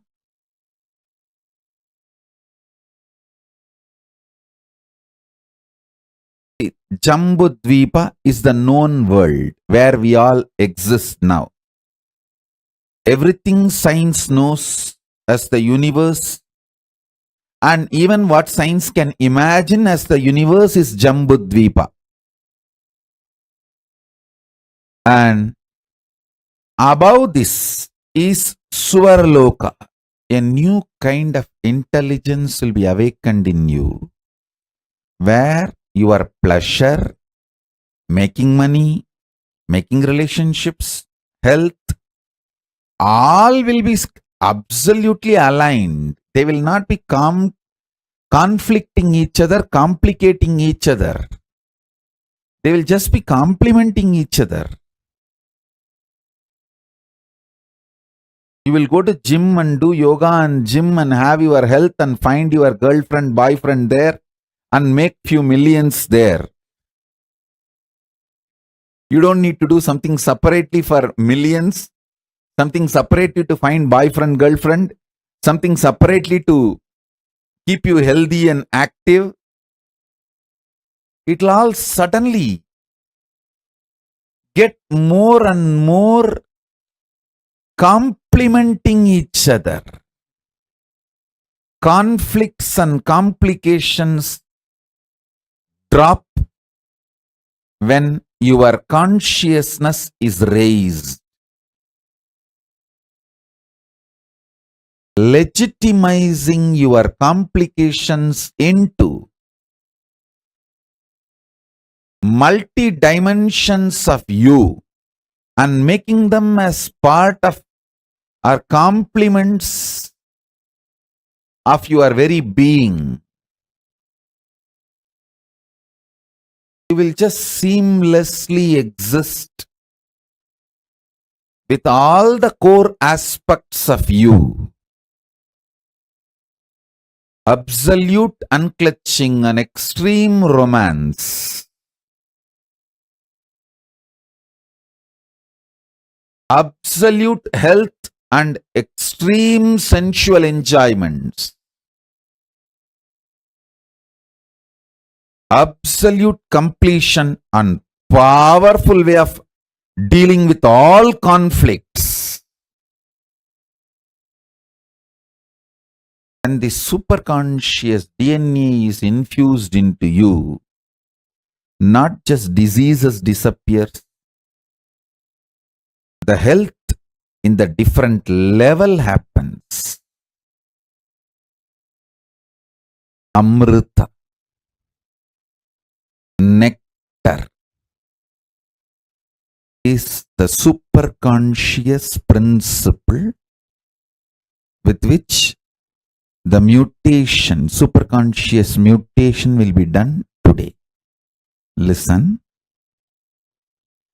The first vertical time zone, Swarga Loka, it is called Amara Loka, where people who had superconscious mutation with the nectar lives.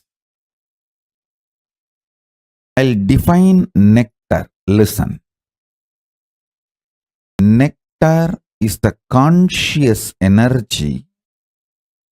Amrita is the conscious energy.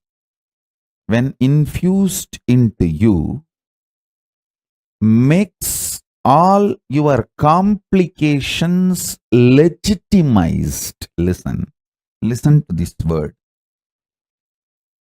Your complications are complications as long as you treat them illegitimate and you fight with them. Your complications will become your dimensions when you decide to infuse consciousness into you. I know what I am talking. I'll give you an example. You may be deeply interested in your health. You may also deeply interested in enjoying food. These two are complications, conflicts. If you don't find conscious solution for both. But if nectar principle, consciousness is infused into you, you will find the knack of eating left, right, center well and keeping you so healthy, alive, active. Your complications will become complements to each other when nectar is infused in you. Listen, nectar is a superconscious DNA principle. I am repeating it so that you will all internalize it. Nectar is a superconscious principle which eliminates all the complications in you. All the complications in you becomes complement to each other. Listen. You may be very deeply interested in enlightenment. You may be beautifully, intensely enjoying sexual, sensual experiences of life. If you are unconscious about these both aspects of you, it can become complication. If Amaratva, nectar principle, consciousness, the nectar DNA, Amrita DNA, if it is infused in you, suddenly you know both are not your intense seeking of enlightenment and your intense ability to enjoy the sex and sensual pleasures are not complicating each other. They just different dimensions of you actually complementing each other. Listen. I mean what I am saying, and I know what all the inferences you will get when you hear these words. I am talking with that clarity and responsibility. None of your core aspects complicate each other. Your fears don't complicate your desires. Your desires don't complicate your inspiration. Your inspiration don't complicate your fears. Your fears don't stop your enlightenment. Listen. all your core aspects are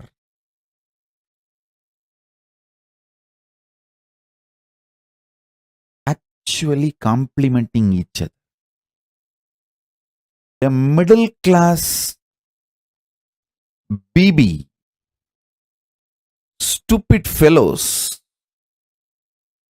who are not interested in life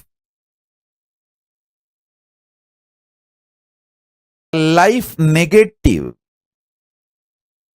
demonic fellows, devilish fellows, they believe the middle class morals of life.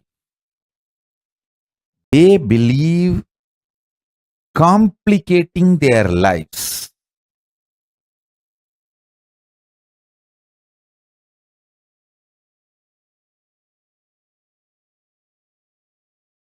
When nectar DNA, Amrita DNA is infused in you, you will realize everything in you is immortal. Your ability to manifest power is immortal. Your ability to seek enlightenment is immortal. Your ability to seek Paramashivoham is immortal. Your ability to enjoy sexual pleasure is immortal. Your ability to live forever is immortal. Your deep desire for your bonda vadai is immortal.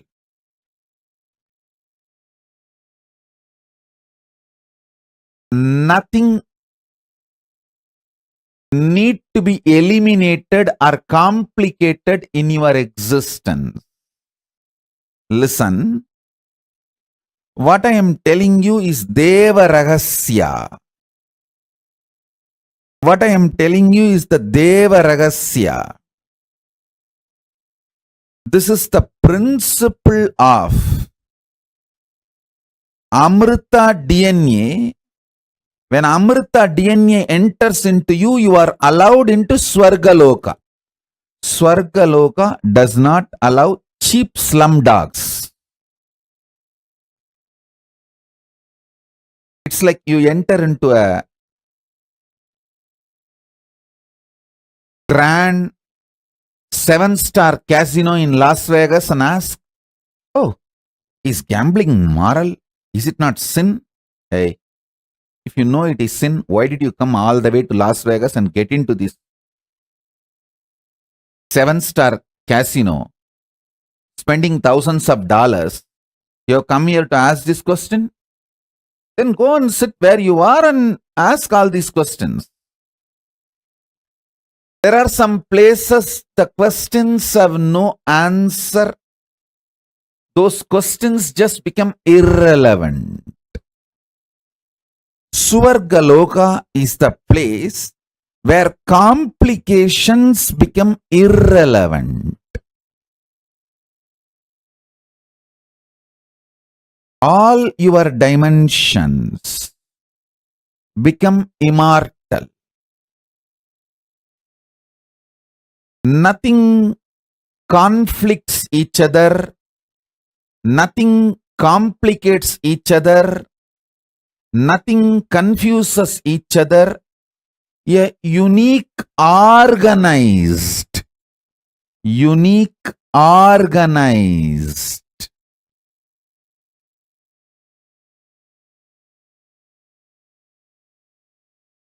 multidimensional being starts opening up in you when the conscious DNA, Amrita DNA, is breathed into you. Listen, I tell you, this Amrita DNA superconscious mutation suddenly will take away a lot of your complications. Don't be afraid of life. Don't be afraid of life. Don't try to hang on to your slum mind. You always feel, if I work for money, I may not be able to work for relationships, pleasures, romance. I may not have time and energy. If I focus on romance and relationships, the time to maintain my health, either I will have time and energy to go for gym and maintain the health, or to go for dance and build friends, romance, love. This is the slum mentality. Amrita DNA suddenly opens up,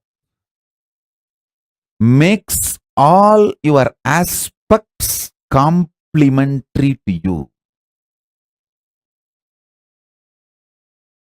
All the complications in you will start dropping. You will make money with the energy which you enjoy. You will make money doing what you enjoy. You will make love, romance, friends, developing your health. You will live longer by eating large quantity of the food which you like. This whole complication or the conflicts and confusion gets burnt when the nectar DNA, Amrita DNA is added to you.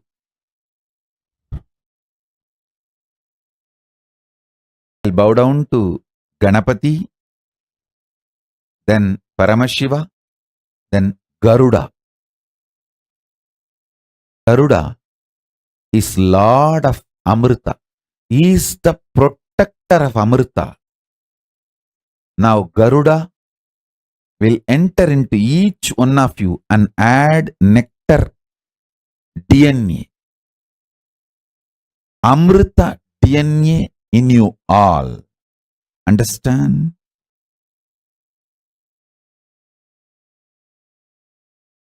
Amrita gives entry into Amara Loka, which is Swargaloka, the first vertical time zone.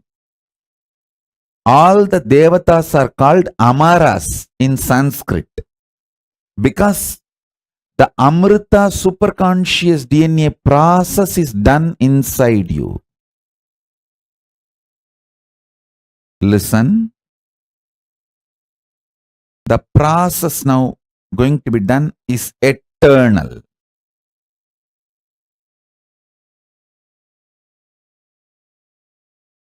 Nectar principle, Amrita principle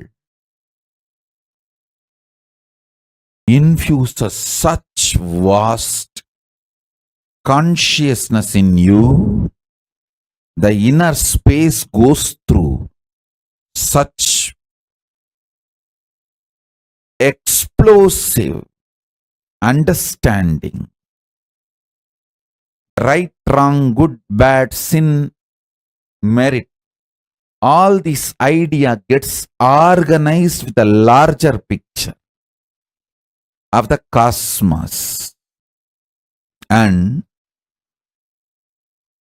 enormous energy to handle all the complications and manifest it as compliments starts happening.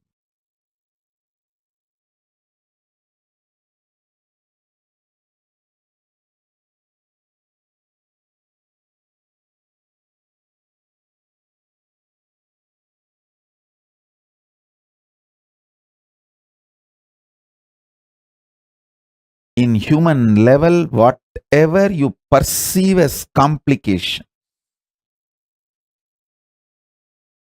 all of that is blasted with Amrita, nectar DNA. And this nectar DNA suddenly makes each of your complication immortal, and that becomes complement dimensions of you. No more complication.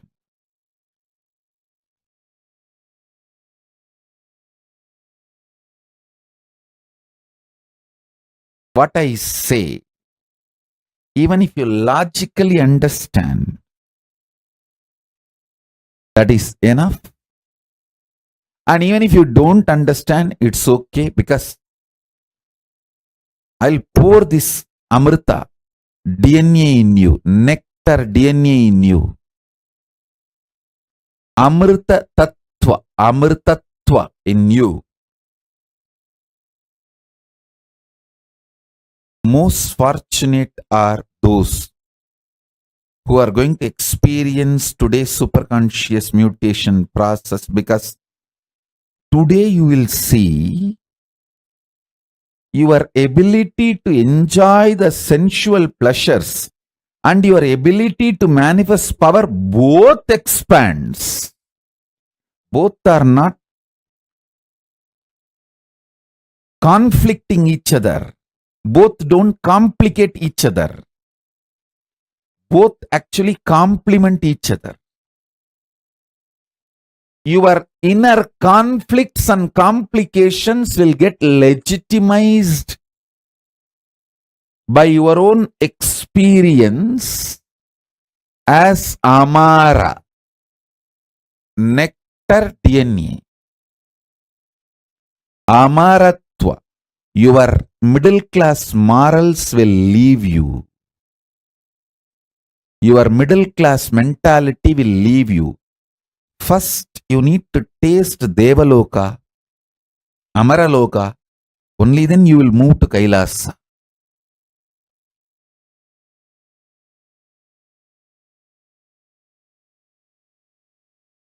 Listen.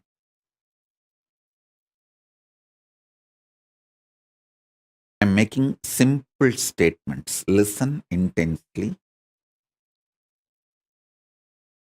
The part of you which you denied due to your self-doubt, self-hatred, self-denial, SDHD. The part of you which you denied due to your self-doubt, self-hatred, self-denial. Sometimes you know you have the higher possibility, but even you have the fear, you may not be able to handle yourself in that higher possibility. Fear that you may fail, collapse, fall down again and again. Because of that fear of failure, the possibility which you deny is your identity, your self in Swargaloka. Listen. Listen carefully. I am repeating.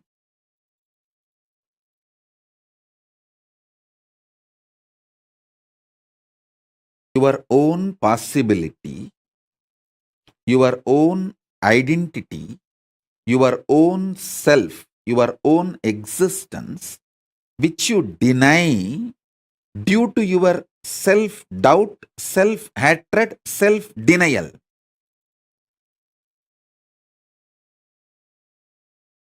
That part which you denied due to your SDHD and fear, that part is your self in Swargaloka.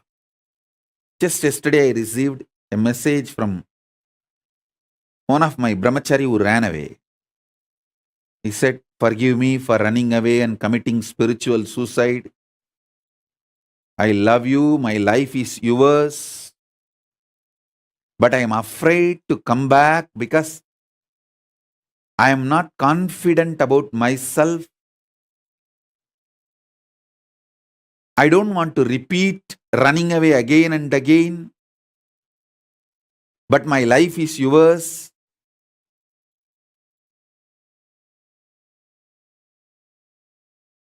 This is a typical example. Typical example. You must be watching this satsang now. Otherwise also you will watch it later on, I know. You may be watching. Typical example. That part which you deny due to fear of failure, SDHT, that part, that whole which you deny is yourself in Swargaloka. Denying and living with the lower self is Narakaloka. Listen, listen. Listen.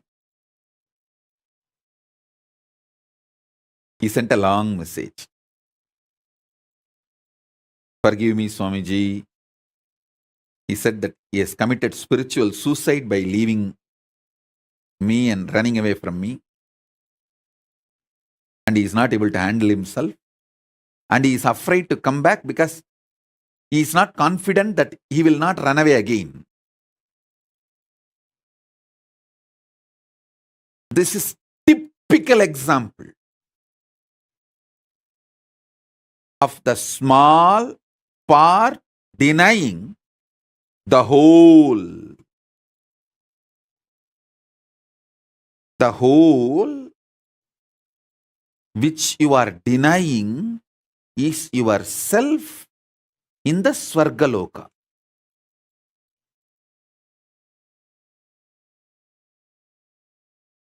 When you decide to live that whole,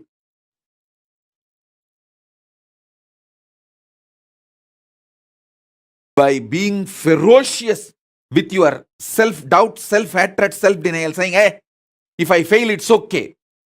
Failing is not wrong, but being in the space without trying is the real crime. Let me jump, jump, jump and fail, nothing wrong. Try. When you decide, you reach the Sargaloka. You face yourself in the parallel universe of Swargaloka.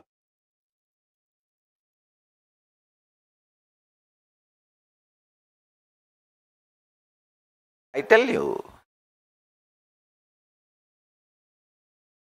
highest renunciation, greatest tyaga is renouncing your self-hatred. See, Paramashiva worshipped in Devaloka, in Indraloka. He is called as Tyagaraja. I was wondering, Paramashiva worshipped in Swarga should be called as the Raja of the pleasure, king of pleasure. Why is he called as Tyagaraja? Musukunda Chakravarti, the Chola king of Tiruvarur, when he went to Swarga, Indraloka, understand, Hindus had a regular communication and travel to other dimensions. It was a lifestyle for us. It is a lifestyle even now for us.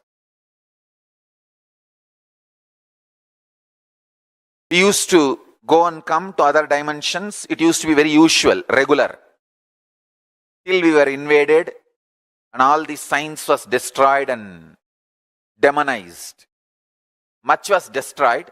The remaining left over was demonized. Vaikuntha.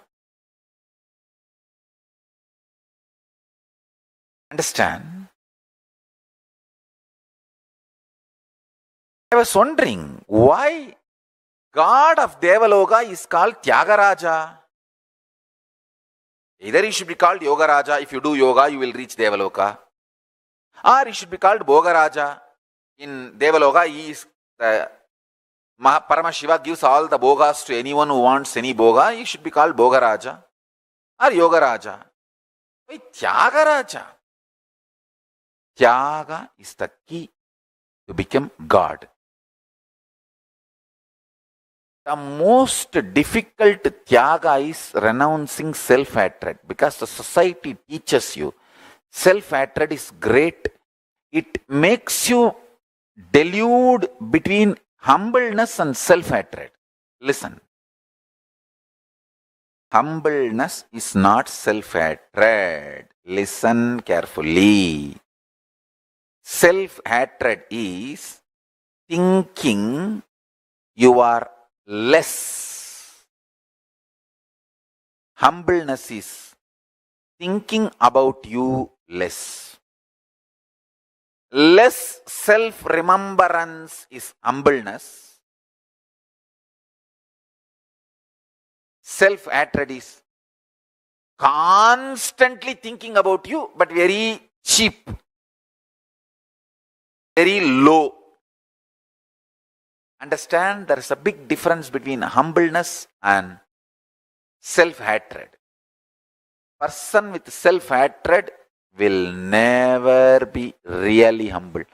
Adivinayam durta lakshanam. He will show himself very humble. But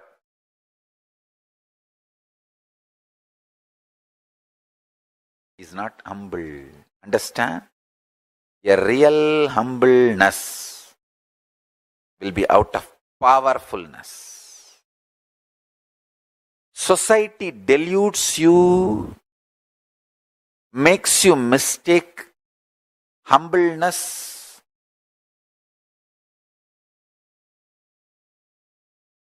your humbleness as self-hatred, and as you always in the state of self-hatred so that you will be humble.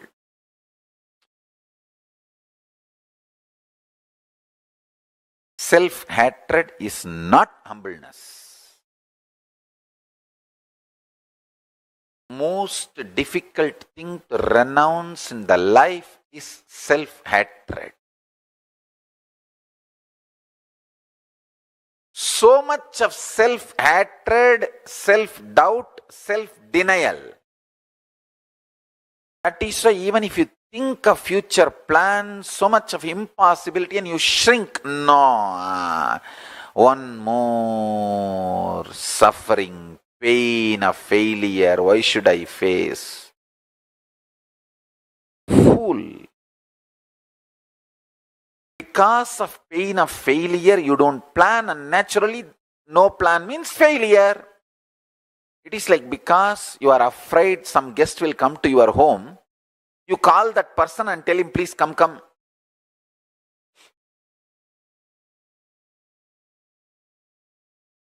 You are afraid failure will come to your life, and you stop planning and force the failure to come to your life. Self-hatred, self-denial, self-doubt. Most difficult thing to renounce in your life is SDHD. Renounce that. Courage is moving the SDHD out and having the vision for your future. All right. Why waste time talking about it? Let me come to the point.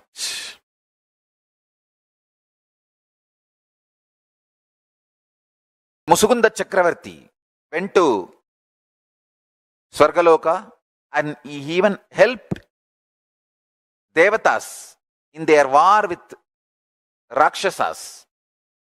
Because he helped and they won the war, the Devatas head of the gods, Indra, wanted to gift him something. He asked, "O Musukunda, you are such an amazing help and support and friend for me. Please ask what do you want." And do you know funny thing? Musukunda Chakravarti did not ask, "I want to stay in Swarga." No, he said, "My Chola kingdom is much more amazing than Swarga. There is nothing you can give me. There is nothing you can give me. I have everything more than Swarga. I looked around, it looks too poor. There is nothing which is not there in Chola Samrajya, Chola kingdom in Swarga. Indra was very ashamed. He said, please, please, please ask something, because I need to keep my pride and I need to save my face. I have to gift you something. You came all the way from Buloka and helped me, and I won the war because of your strategies and support. Please ask something and take.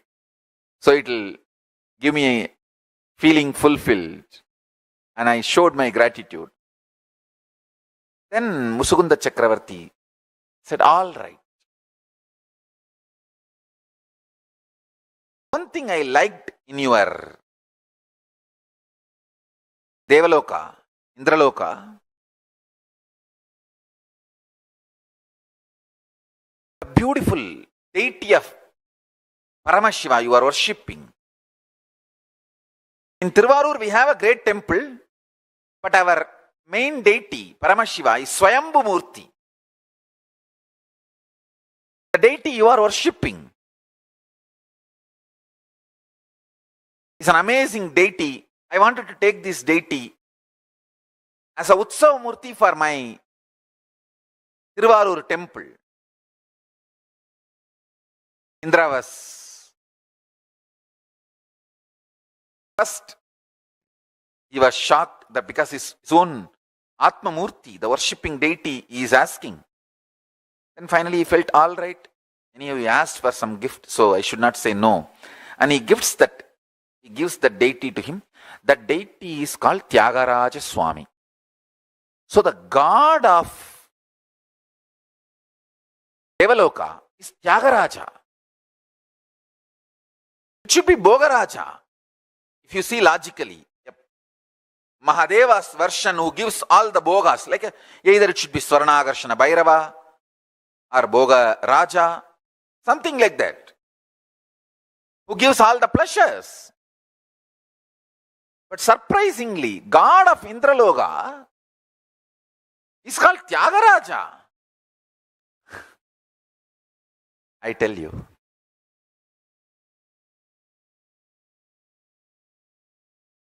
if you learn Tyaga, you will be in Swarga. If you learn Tyaga, you will be in Devaloka. If you learn Tyaga, you will be in Indraloka. Actually, as per the document, it says the god of Devaloka. In Devaloka, there are 3 divisions. Swarga. Swarga is like a name of that whole dimension. Bhur, Bhuva, Suva. That whole dimension is called Swarga. In Swarga, Devaloka. In Devaloka, there is one part called Indraloka. So all the 3 words you should not confuse. It's like address. Swarga is the address of the dimension, like a nation. Devaloka is like a state. Indraloka is like a headquarters. Understand? Hindus had a clear communication, traveling, even luggage transportation. Things used to go from here to there and from there to here. With other planes of existence. Nobody is alien for us in the whole cosmos. That is why the word alien does not exist in Hinduism. I was wondering why God of Devaloka is called Tyagaraja. Either he should be called Yogaraja. If you do yoga, you will reach Devaloka. Or he should be called Bhogaraja. In Devaloka, he is the Paramashiva gives all the Bhogas to anyone who wants any Bhoga. He should be called Bhogaraja or Yogaraja. Why Tyagaraja? Tyaga is the key to become God. The most difficult Tyaga is renouncing self-hatred, because the society teaches you self-hatred is great. It makes you delude between humbleness and self-hatred. Listen. Humbleness is not self-hatred. Listen carefully. Self-hatred is thinking you are less. Humbleness is thinking about you less. Less self-remembrance is humbleness. Self-hatred is constantly thinking about you, but very cheap, very low. Understand, there is a big difference between humbleness and self-hatred. Person with self-hatred will never be really humble. Adivinayam durta lakshanam. He will show himself very humble. But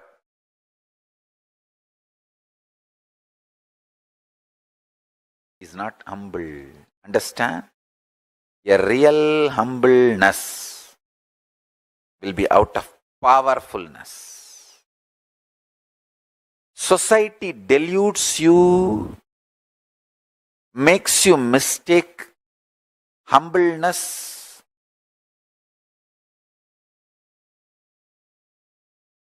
your humbleness as self-hatred, and as you always in the state of self-hatred so that you will be humble.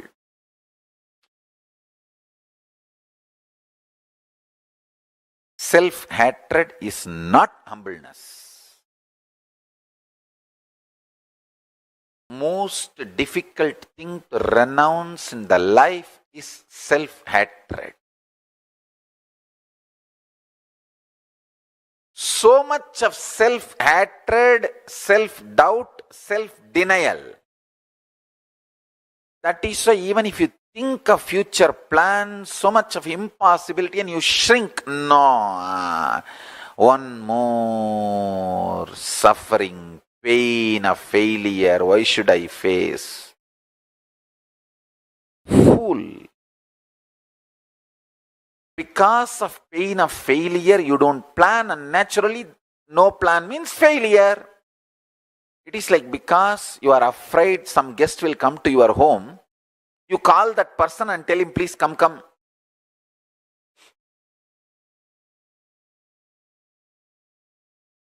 You are afraid failure will come to your life, and you stop planning and force the failure to come to your life.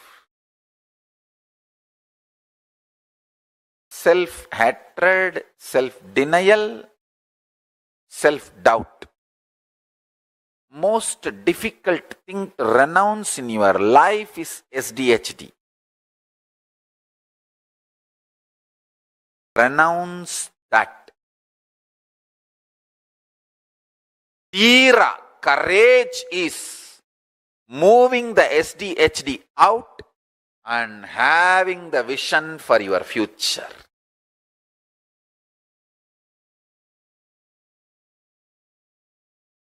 I have only one reason to tell the truth, because truth makes you fulfilled and makes me fulfilled. You are Kalabhairava. Sit like Kalabhairava and tell very clearly to your past, present, future. Hey, I am Kalabhairava.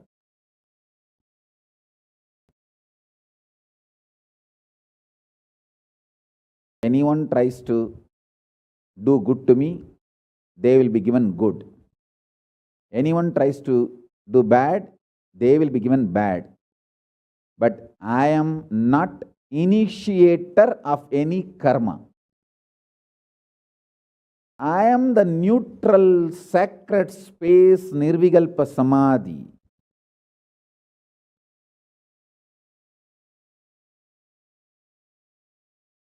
If you throw laddu on me, you will get the laddu back. If you throw stone on me, you will get that stone back. If you throw the shit on me, you will get that shit back. But nothing will touch me, and I will not throw anything. I will not be working, operating in any of the cognition level where this sick society operates. There is no concept of pseudo-dignity and the reason to operate. Far from pseudo-dignity. With this clarity, sit in Nirvikalpa Samadhi. I tell you that quality which oozes out from your consciousness into your body, it will actually literally bring that sweetness in your tongue. That is what is actually Amrita. Amrita means the principles of immortality digested, cognized by your mind and gets sunk, drilled, driven into your brain, and that brain's opening up, flowering, that Sahasrara Chakra flowering, and that honey pours inside the system, literally brings sweetness inside your throat. Amrita.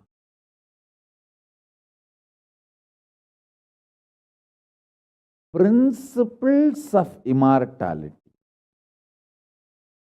Truths of immortality. When they are chewed by your mind and gets into your brain, the chemistry, alchemistry happens in you, in your biology, is nectar. From this Sivajnana Mahabhashyam, I wanted to share some of the great truths about the universe and map it to what I am talking now, the Brahmanda, where the different lokas, narakas, swargas, all beautifully described in Sivajnana Mahabhashyam.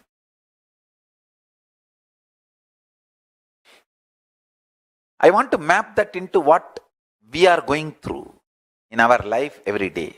Understand?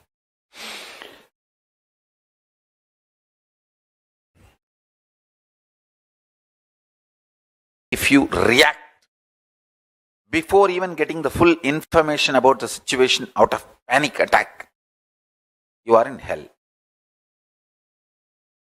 Patala, like Atala, Vitala, Suttala, Latala, Patala. Nothing more can happen. You can't go down anymore. Patala. If you internalize, grasp, chew, and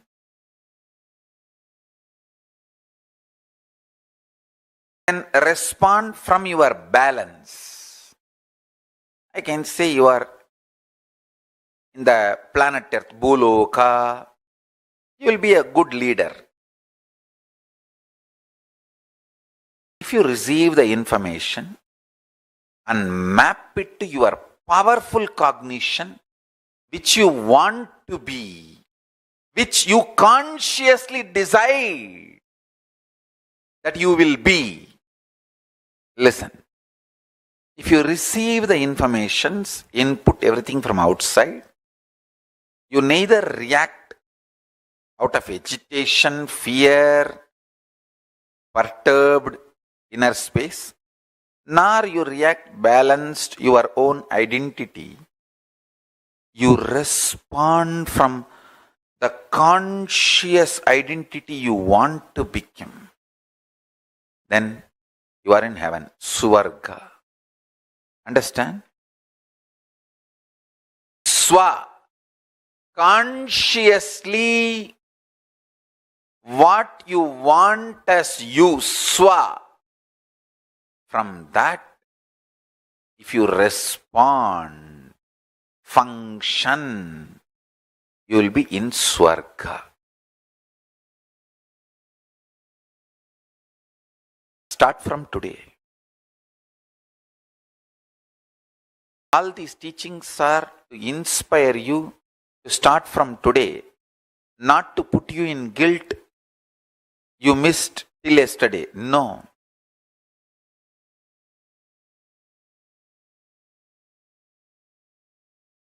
People say, oh, such great teachings I will missed all these years. That is okay.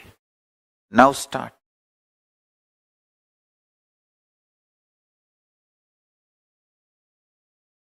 If you think in your life, grabbing, stealing from others is the best strategy for success, your identity in Patala gets strengthened. If you think the win-win is the best strategy in any deal, whether relationship or business, in every deal of your life, you also should win, other person also should win. The win-win is the most successful, long-term, peaceful, right strategy. Then your identity in Swargaloka gets strengthened. Cosmos responds to your life based on your decision for future.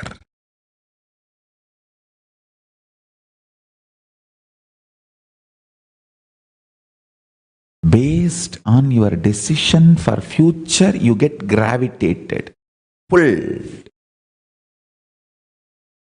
You might have lived hell life for 90 years, but the last minute you decide you are going to live a highly enlightened life.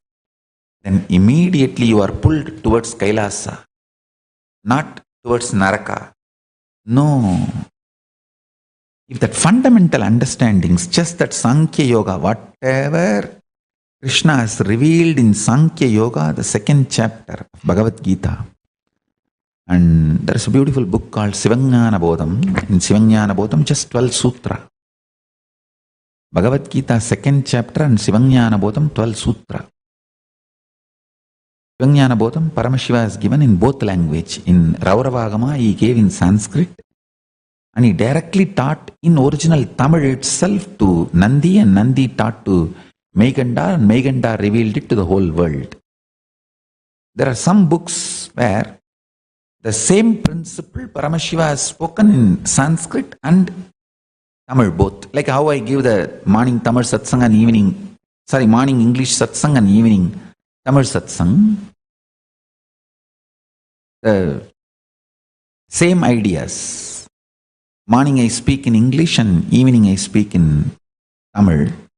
Same way Paramashiva has given few books, few scriptures directly in English and in Sanskrit and in Tamil both. One is Sarvajnanotragama. He himself gave the original Moola Sloka itself in Sanskrit and in Tamil, both to Subramanya. And this Sivajnana Bodham, in Rauravagama he gives in Sanskrit, and to Nandi he gives in Tamil, and Nandi gives it to Megandar, and Megandar gives it to the whole world. The 12 sutras, original sutras as it is, given by Paramashiva himself. And Irayanar Kalaviyal, that is also one more book, directly given by Paramashiva in Tamil itself.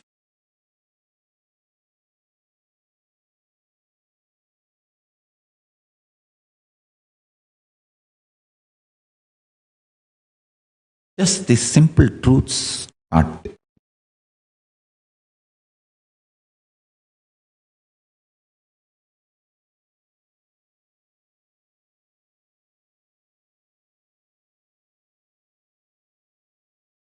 Your consciousness.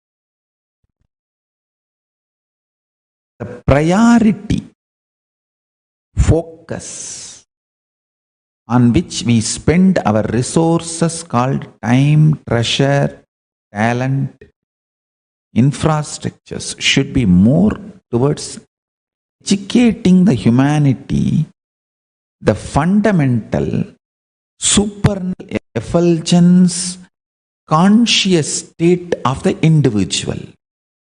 Understand? When you understand the conscious state of you and the supernal effulgence of your consciousness and the way it can be used in your day-to-day life, life can just become heaven. The quality of the life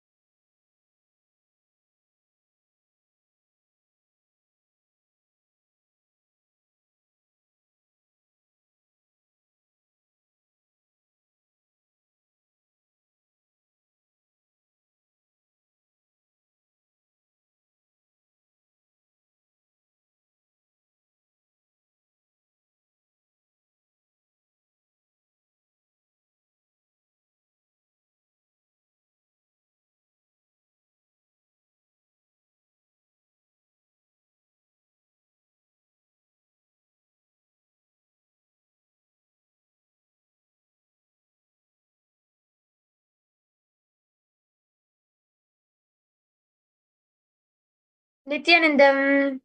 Yes. Now I'm completing for the technical glitch. Let's go ahead and get started into with the internalization exercise now.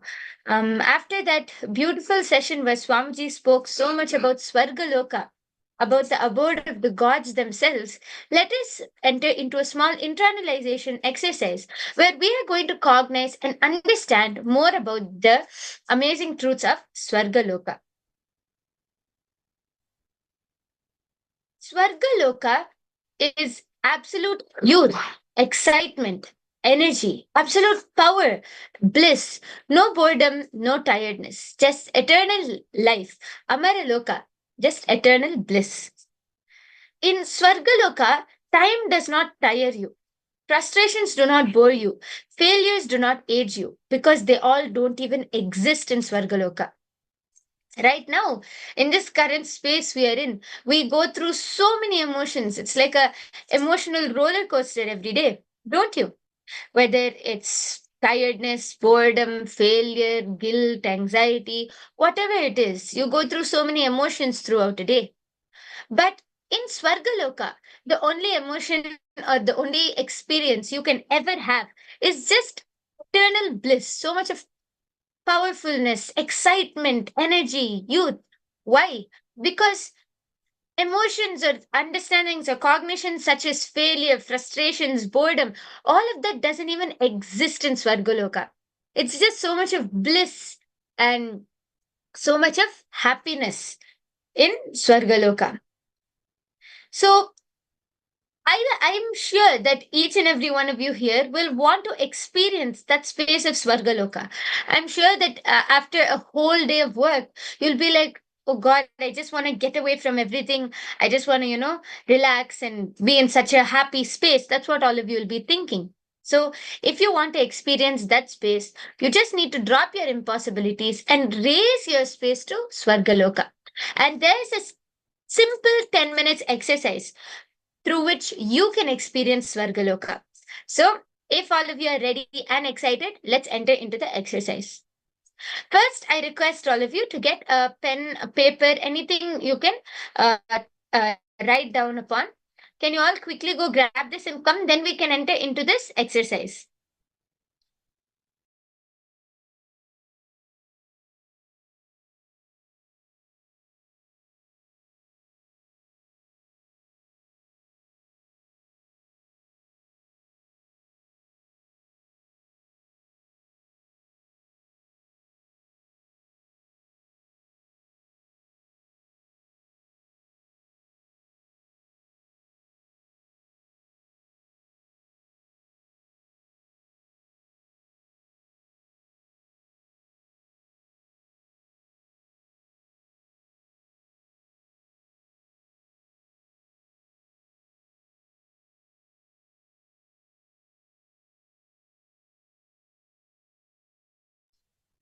Okay, so if all of you have your pen, paper, pencil, and everything you need, let's go ahead and enter into this exercise.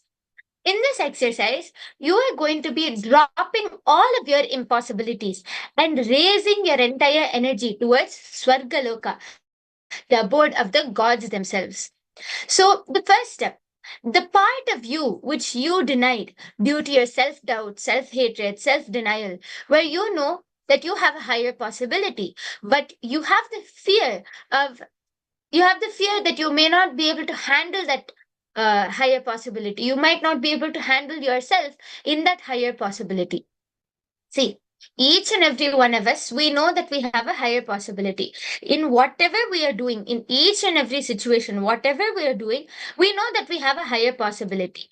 But so many times throughout our day, we'll either feel scared or we'll go through some other emotion to which stops us from raising ourselves. Why? It's either because of our self doubt, self hatred, self denial. It can be anything. So write down, pen down the part of you which you denied because of your self hatred, self denial, self doubt. The part of you which you denied, you know that you have a higher possibility. But You're either having some fear, you have some fear that you might not be able to handle that higher possibility, whatever that is. Go ahead and start writing that down now. Okay, please start writing that down and sincerely do this. I'm really telling you, every day you all go through emotional roller coasters, and I'm 100% sure that none of you like it, and you want to come out of that. You want to really experience a state of just no boredom, no tiredness, just bliss. All of you want to, don't you? So sincerely do this. You can raise your entire frequency, your whole energy to Swargaloka. Sincerely sit and do this exercise. We'll go step by step. Okay, simple. Step by step, we'll go. So all of you take your pen and paper now and start writing down. Please take a few minutes and sincerely do this exercise now.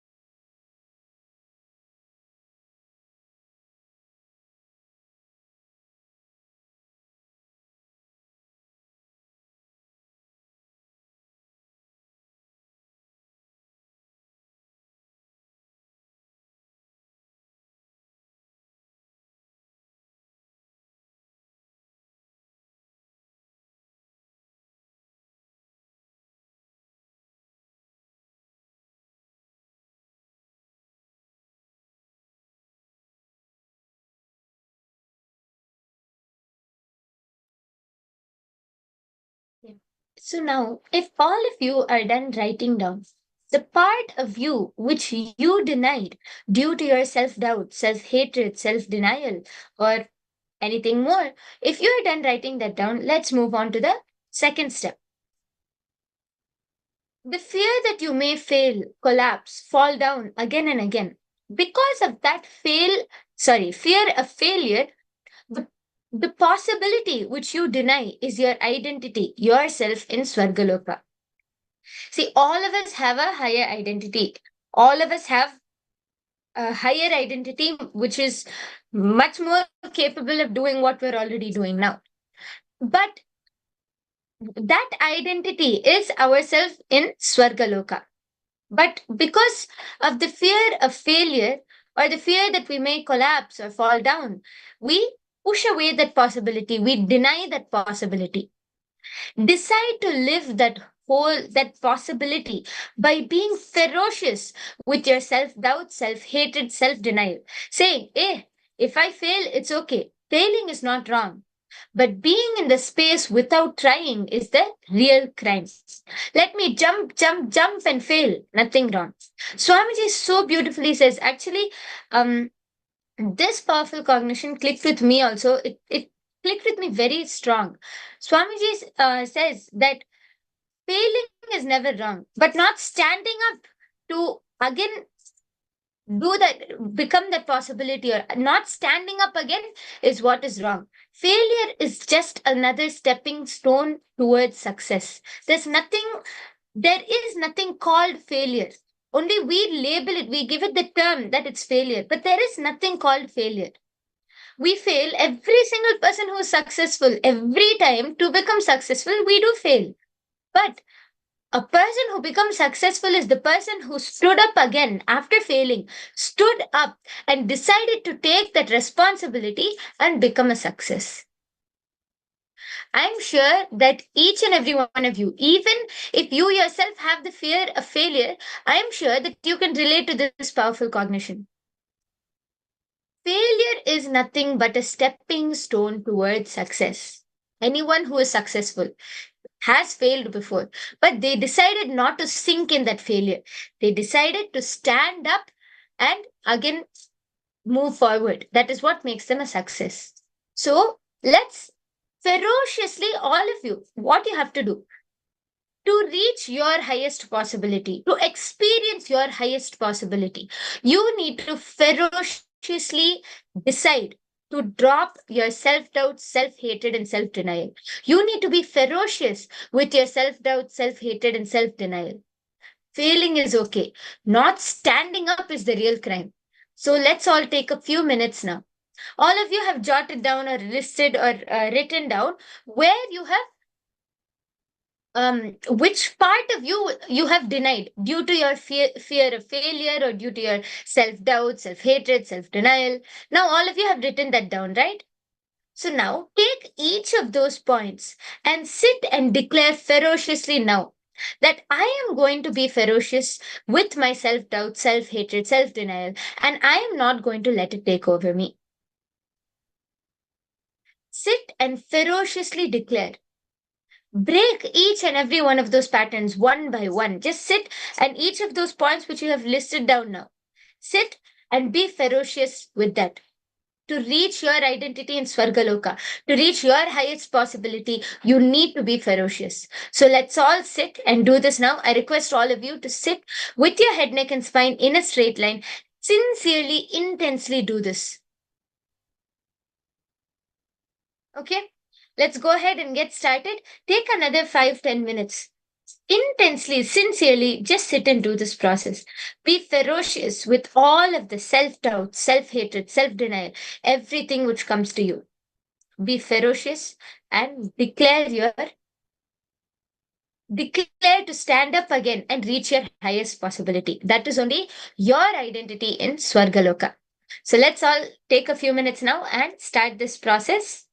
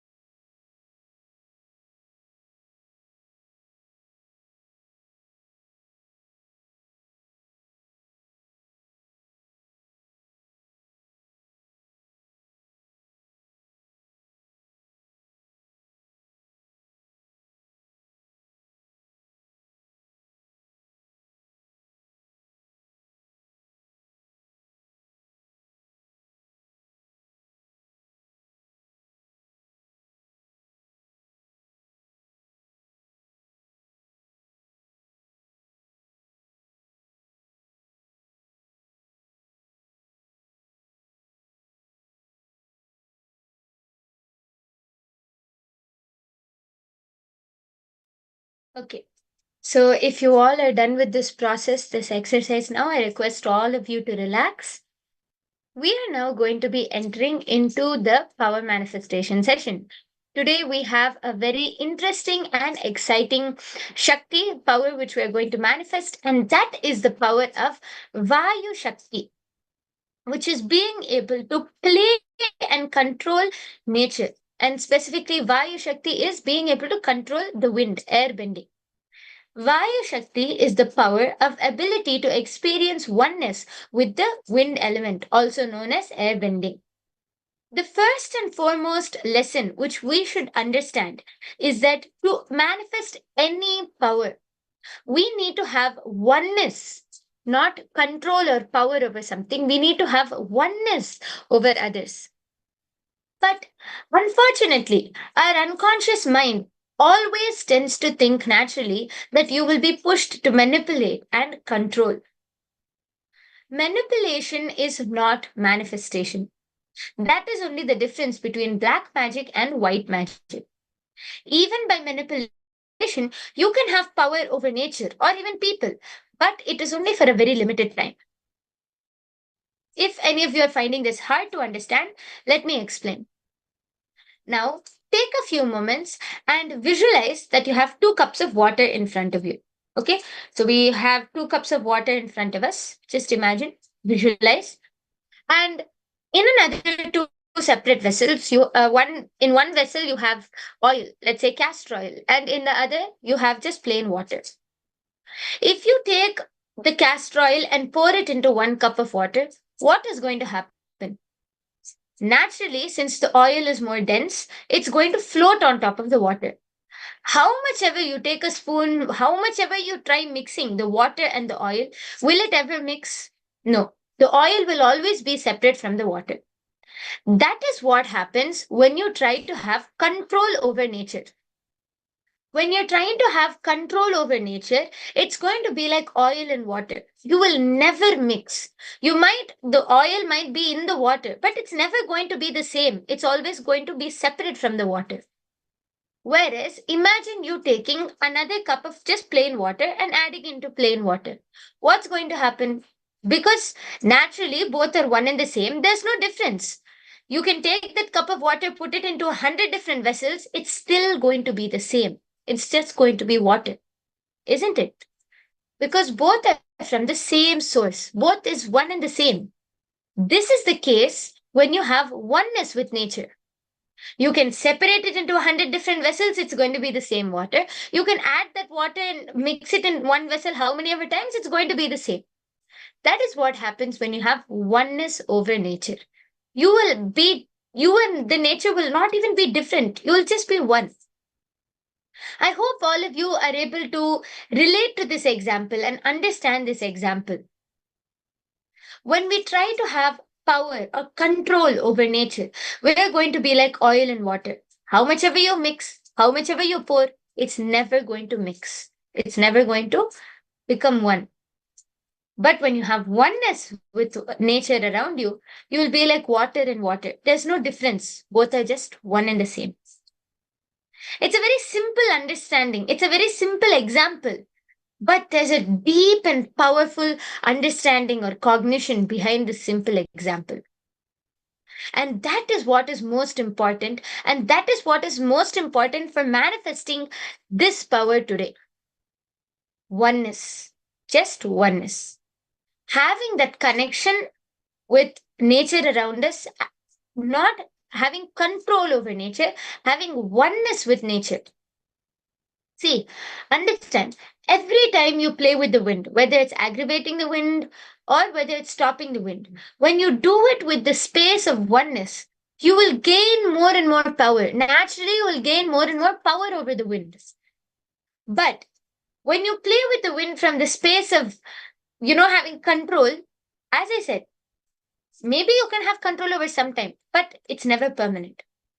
But when you do it from the space of oneness, you will naturally gain more and more power over the wind. You'll gain more and more oneness over the wind, and the wind will start revealing its secrets to you. Revealing its secrets? Yes, you heard me right. Wind, Vayu Deva, Vayu Bhagwan, is an energy. He's like a god in Hinduism. He's an energy. So he will reveal more and more of his secrets. He will tell, Hanuman was my son. And when I gave birth to him, look what happened. This kid was so powerful. He went and tried to swallow the sun. Actually, if you're confused, I'll explain. Hanuman is one of the, um, he's a monkey god, you can say. And he's one of the ardent devotees of Bhagwan Sri Rama, the seventh incarnation of Mahavishnu. And he is the son to Vayu and Anjana. So one of his other names is Anjaneya. And one of the stories in our Hindu history, one of the very well-known stories is that Hanuman in his childhood, he saw the sun through a tree. So through two branches of a tree, he saw the sun, and he thought that the sun is a mango. So he's like, wow, very bright, juicy mango. So Hanuman is like, I need that mango. So he decides to go and capture that mango, which is very juicy, and it turns out to actually be the sun. But our little innocent Hanuman doesn't realize that. And he jumps and he starts flying towards the sun and he tries to swallow the sun. Then Indra and all of the other gods come in between to stop him, and Indra hits him with his thunderbolt, and he gets a wound in his chin. After that, it becomes swollen, and he is then Indra blesses him uh, with the power of never to be immune to any weapon or any astra, any divine weapon which hits him. So he gets the blessing from Indra, and so the story goes on and on. So this is one of the stories, and in this itself you can see how in our olden days, how in our ancient times, he was flying to the sun, he was flying, he was in the air flying and thinking of swallowing the sun. That itself is an extraordinary ability. So our ancestors, all of this was just common in our olden days. So anyway, to come back to the point, the more and more you play with the wind, the more and more you connect to the wind from the space of oneness, he'll reveal more and more of its secrets. He'll talk to you. He'll become friendly with you, like as if it's talking to an old friend. After a long time, if you talk to an old friend, how will it be? Hey, how are you doing? Oh, it's been a long time. How's life? This is how you'll talk, isn't it? So just like that, talking to the wind, connecting with Vayu Bhagwan. He will sit and open up to you. Paramashiva so beautifully explains this whole science of enlightenment and manifesting and experiencing these powers. The first understanding which we should have: no power is a power. It is only the confirmation of oneness, of your oneness with that object. Let me repeat. No power is a power. It is only the confirmation of your oneness with that object. It is not something which you're something extraordinary or something great which you're manifesting. No, it is your oneness with that object. Yet, yes, it is great, it is extraordinary, but it is your oneness. It's not a power. It is oneness with that object or with that person or with that being which is in front of you. See, for example, if you're able to stop the wind, if you're able to aggravate the wind, or if you're able to make it rain, it's not your power over the wind or the rain, it is your oneness over the wind or the rain. This is the most important and preliminary lesson for manifesting this power. So all of you take some time, chew on this cognition and understand it's very important. While manifesting this power, it is not power over wind or power over nature. It is oneness over wind. It is oneness over nature. So with this cognition, let's go ahead and get started. See, when we believe that we are having power over the wind or power over nature, we start becoming arrogant, abusive, egoistic.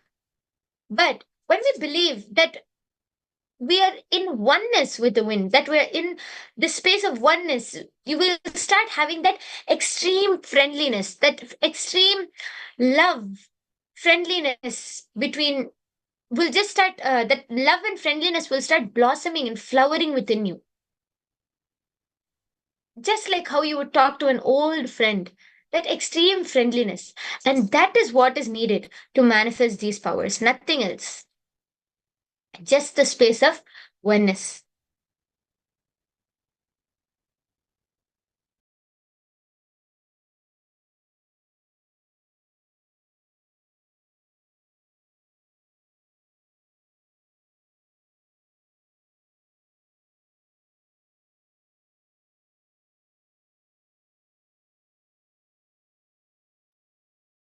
Okay. So let us now listen to the Apta Pramana for this power of Vayu Shakti, for this power of air bending. So as we were just talking about Hanuman, we were talking about the great, amazing Hanuman. This Apta Pramana goes back to the time of the Ramayana. This Purana, the Ramayana, is one of the greatest Hindu Puranas, and it's standing alongside the Mahabharata. And it takes, as I said, it takes part during the seventh incarnation of Mahavishnu, that is Bhagwan Sri Ramachandra Prabhu. So during the battle of in the Ramayana, Lakshmana, who is the brother of Bhagwan Sri Rama, is fatally wounded. And so when he is fatally wounded, they call the divine physician. And he tells Sri Rama that only the Sanjeevani herb, it's a very specific healing herb, and only that herb can heal Lakshmana. And he also says that that herb has to be retrieved before sunrise, or Lakshmana would not make it.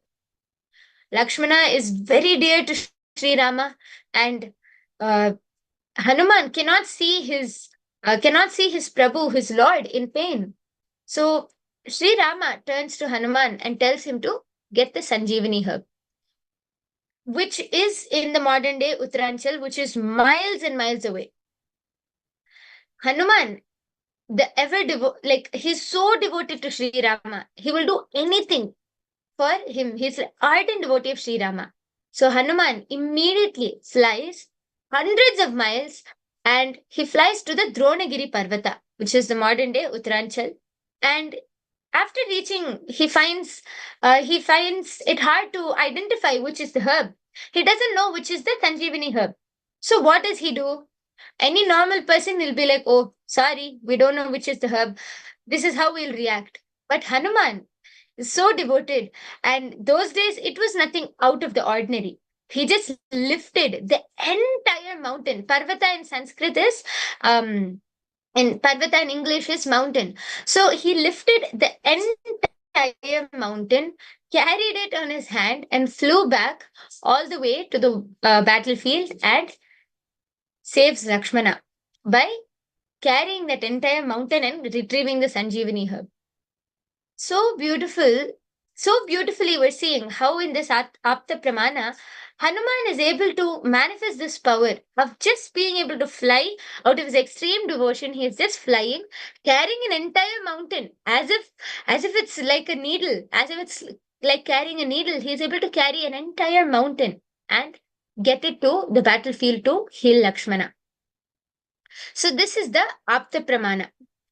So let us now enter into this extraordinary Shakti of Vayu Shakti, power of air bending.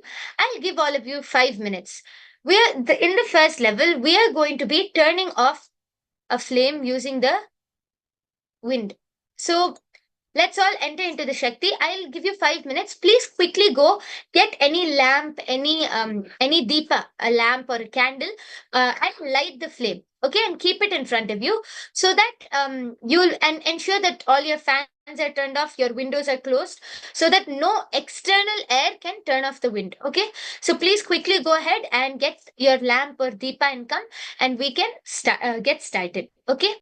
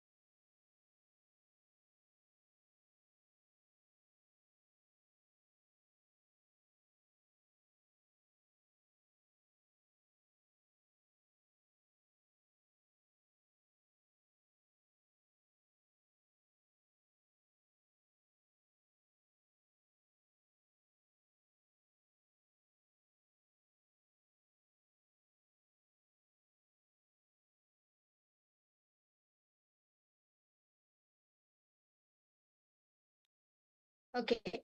If all of you are done now, preparing your lamps and everything, let's go ahead and get started. This power of Vayu Shakti manifests when you connect yourself from the space of oneness to the nature around you. First, keep the lamp in front of you. Okay, don't concentrate so much about, oh, I have to turn off the lamp. I have to turn off the lamp with my wind. Sorry, with controlling the wind. No, don't stress about that. Just keep the lamp in front of you. First thing which you need to do is prepare yourself in the space of oneness.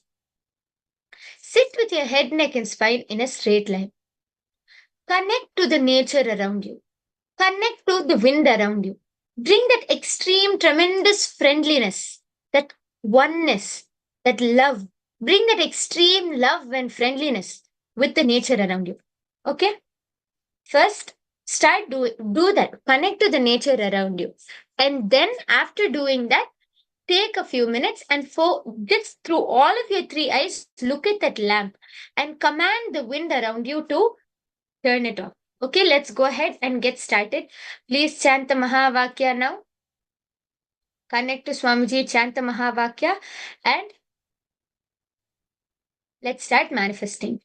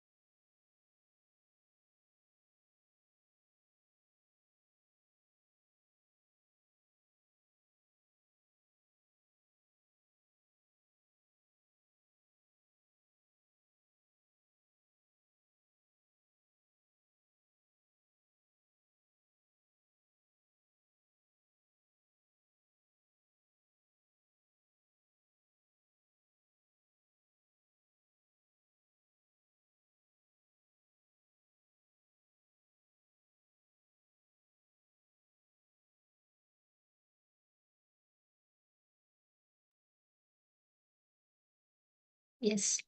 So now I request all of you to relax. Please go ahead and post in the comment section below. What was your experience? Were you able to manifest? How did you feel while manifesting? And go ahead, don't only share your experience with just us, share your experience with your family members, with your friends, and whoever you can reach out to. Let us know how. See, power manifestation is not just about the results. It is about how you manifested, the experience you have while manifesting. That is what is most important. So please let me know in the comment section below, what was your experience while manifesting? Were you able to did you feel that the flame was flickering, or did you feel that you were able to connect with the wind nature around you, with the wind around you? Did you feel like get you were able to manifest a breeze but not enough to turn off the lamp? Whatever was your experience, please go ahead and let us know in the comment section below. Share with us, share with your friends and family members, and do remember to invite your family members and friends to this upcoming season of Paramashivoham, where these 21 days journey of Paramashivoham is going to be a blast, and you are going to be experiencing so much more than you are going to be experiencing so much more than you can even imagine. Not only how to manifest your wealth, health, relationships, but much more and much beyond that. And don't forget the amazing, extraordinary darshans and initiations which we have from Swamiji at the end of our day, which just makes the whole thing much more memorable and much more amazing to experience. So, with this, we come to the conclusion of this power manifestation session. I hope all of you really enjoyed this session. Let us know, and do remember to share and enrich more and more people to come for this Paramashivoham program. So let's now move on to the next session of our day. In the next session, it's a very interesting session, and I'm sure many of you sitting here with us are going to be very interested for the next session. And if any of you have any guess, you can put it in the comment section below. The next session is where you are going to be learning about the secret to win over your enemies. Yes, you heard me right. The secrets to win over your enemies. Each and every one of us will have the other enemies in our life, whether it's our own mind, or whether it's your spouse, or whether it's someone else. You'll have your own enemies which you want to learn how to face and how to deal with. So if you want to learn the secrets behind that directly from Swamiji himself, stay tuned for the next session. Do call anyone who you think might be interested to learn about these amazing truths directly from Swamiji himself. So sit back and enjoy.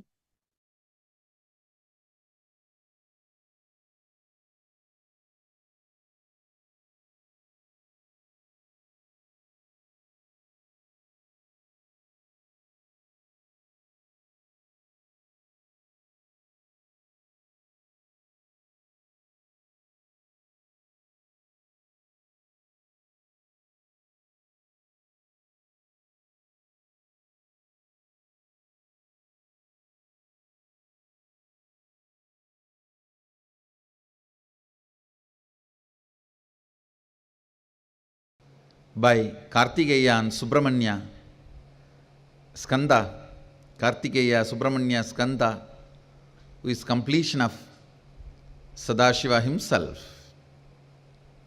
The story is beautiful. Story he destroys those demons and transforms those energies, makes them as his vehicle and victory flag.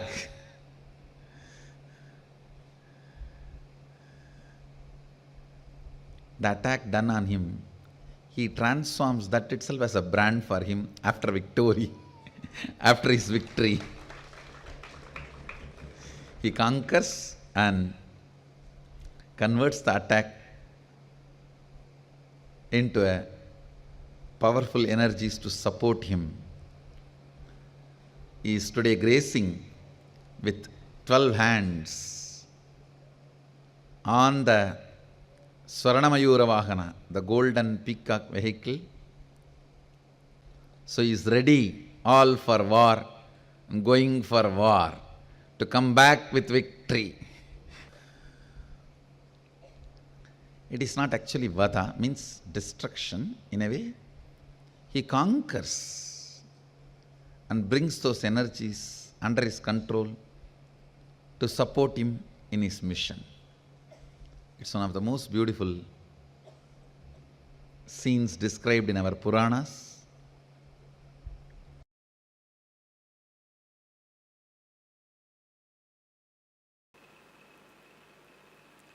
See, when you have that liberated thinking,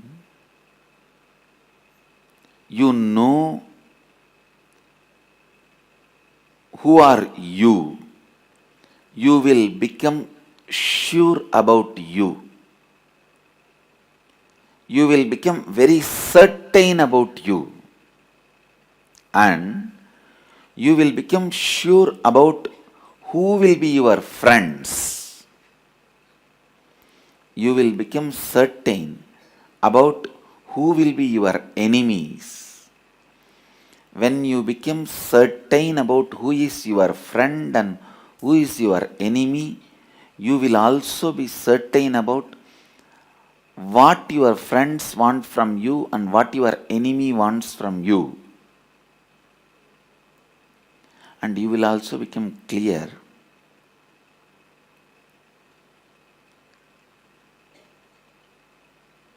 what world expects from you, what you are supposed to deliver to the world. Never let your enemy occupy your inner space and guide your words and activities completely. That will be the worst defeat you will have. Your enemy may be attacking you from very stupid, foolish level. If you allow him to occupy your inner space and go on changing your words, decisions, or even trying to justify, explain yourself, I tell you, he will destroy your life. You should only know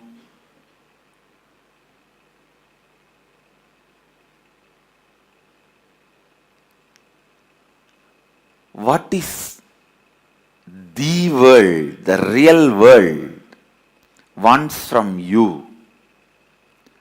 What is it you can add to the real world and enrich? See, it's like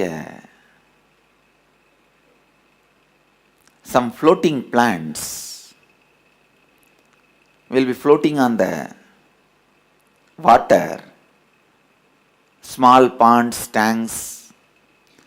Sometimes you will not even know it is a water. It look almost like a land. How the floating plants cover the water and you mistake it for the land. These few stupid fellows who cherish enmity towards you, who harass you, will try to cover your eyes and show that they are the world. The moment you believe those stupid few enemies who harass you, abuse you constantly, they are the world, you lost your life. Because now they will be guiding you continuously. They will be standing in front of your eyes in every statement you make, every word you make, every action you do will be guided by them. That is what they want, then it means they won the game. Understand? You need to know what is the self, what is the world, what is the Ishvara, what is the humanity, and who is your enemy, and what is the world, the real world. I tell you, the more you cherish enmity towards anybody, the more you lose contact with reality. The more you cherish enmity towards anybody, anything, you lose contact with the reality, because the enmity is such, it constantly reminds about your enemy. Enemy looks too bigger than what he is. When he looks too bigger than what he is, you lose your sight on your life and reality, and you go on thinking, talking, working, either to escape from your enemy or destroy your enemy. Both are foolishness. Neither you need to escape from him, nor you need to destroy him. You just need to ignore him. Because he is not that big as you are imagining.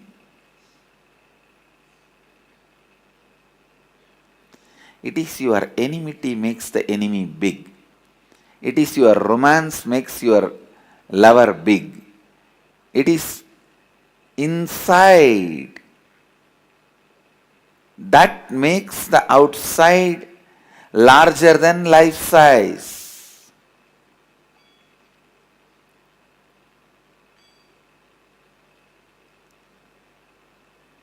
It is that which is inside that makes anything which is outside larger than life size.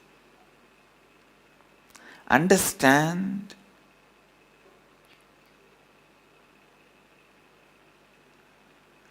when you are so sure about what you are, who is your friend, who poses as your enemy, what your enemy wants, all these details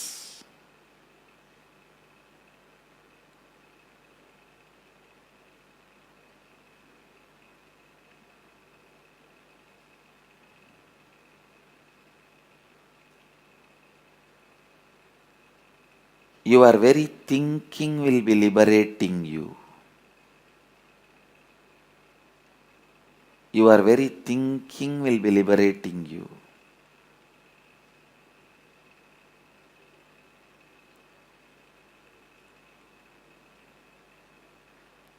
Your thinking can be binding you if you have a weak thinking. Just small 1 plus 1, you will not make it as 2, you will make it as 11. If you have liberated thinking, even if it is 11 or 111 or 1111, you know how to cut the 1 separately and break them and throw it away. I tell you, if your thinking is able to put you in the state of powerfulness, the space of powerfulness,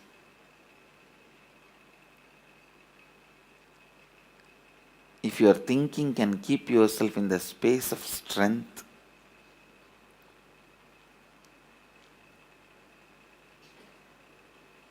that is enough. You will never bother to conquer somebody. You will never bother to power over somebody. You will never bother to build enemies for yourself.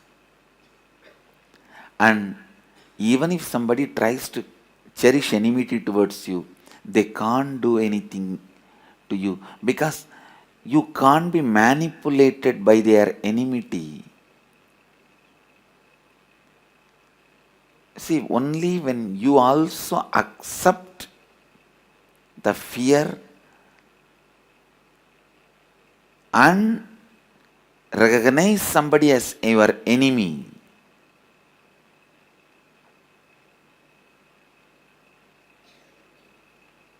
listen,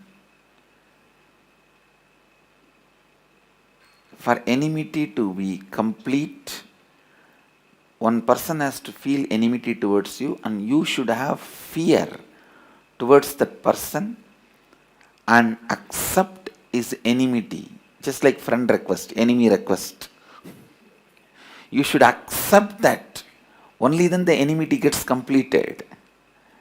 But if you don't have the fear and you don't cherish enmity towards them and you don't accept the enemy request, you can never be weakened. Even if millions of people cherish enmity towards you, millions of people may send friend request to you, but only the request you accepted, they become your friends. Same way, thousands may send enemy request to you, but only if you accept those requests, they become your enemy. Do not ever bother, be bound by any of the so-called enemy requests.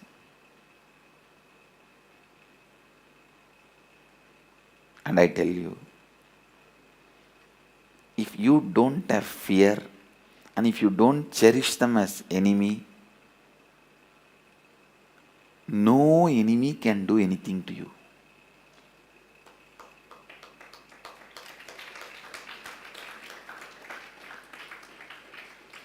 Whatever they may try, no enemy can do anything to you. It's law of life. Because only when you have fear and you accept them as enemies, then now they have power over you. They will guide you as they want. They will tell you what they want and what they don't want from you. And constantly you have to be running about it. Either you will do as they want to escape from them, or you will do completely opposite to prove to them that you are more powerful than them. Both are foolishness. Just do what world wants from you. Just do what you need to do to the world. Just do how you can enrich the world. In any of your decisions, your enemy's decisions should not be mixed. Understand? Directly or indirectly, any way, if your enemy's influence gets mixed in your decisions, it is like dropping poison into the milk. Never allow your enemies to put their influence in your decisions.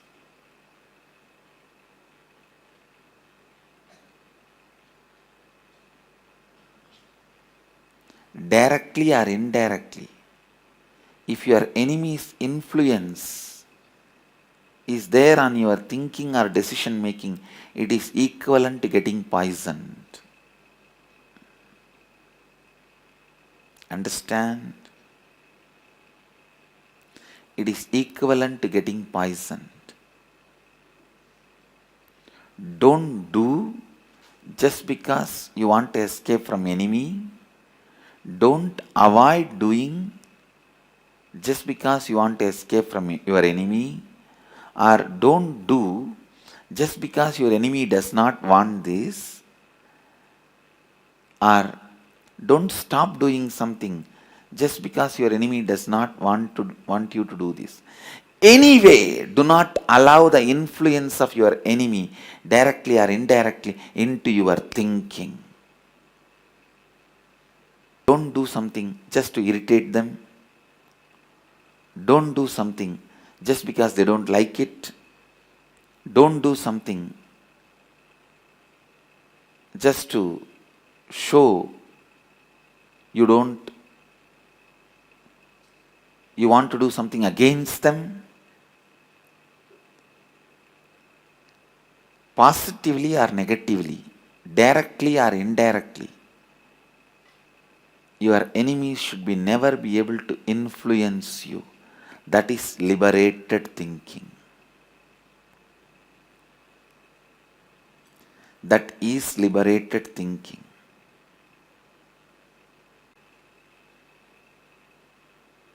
When people send you enemy requests and you don't accept it, you terrorize the people who cherish enmity towards you. I tell you, you terrorize the people who cherish enmity towards you. Never accept enemy request. You see, after you accept the friend request, whether you like somebody's post or you comment, you give an abusive comment or right comment or wrong comment or bad comment, he is your friend. Same way, the moment you accept the enemy request, whether you do as he says or whether you do opposite to what he wants, he is your enemy, you are gone. Just don't accept enemy requests.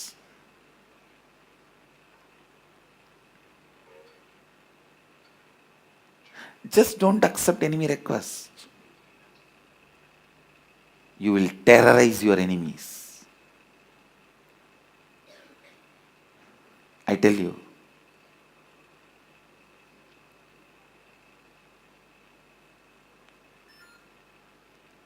Sankhya teaches you the science of liberated thinking, where no one can have influence over your thinking. No one can have power over your thinking.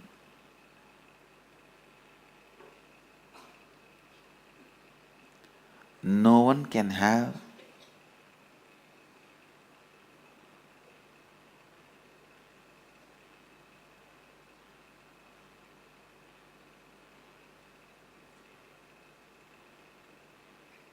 any say over the way you think, act. The complete liberation, complete spiritual liberation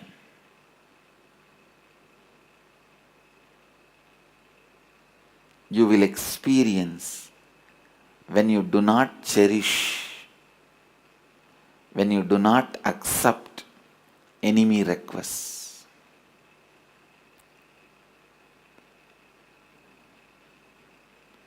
Just like Facebook friend request, in life book people send you enemy requests. I tell you, when you accept the enemy requests, you lost your power. You lost the goal of your life.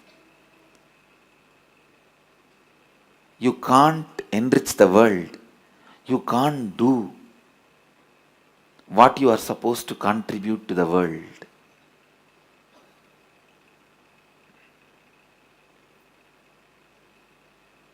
That is why I always tell people, whoever cherishes enmity towards me, I never say my enemies, because I never accepted the enemy request.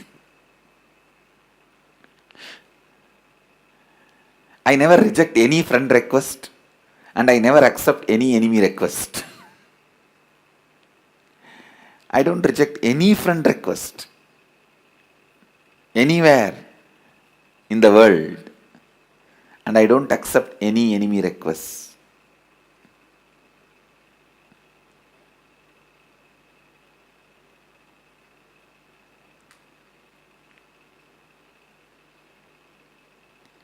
Don't accept enemy requests. It will distort the way you think. Like vendetta politics takes away the growth of the nation. Where you need to contribute, you will not be able to contribute.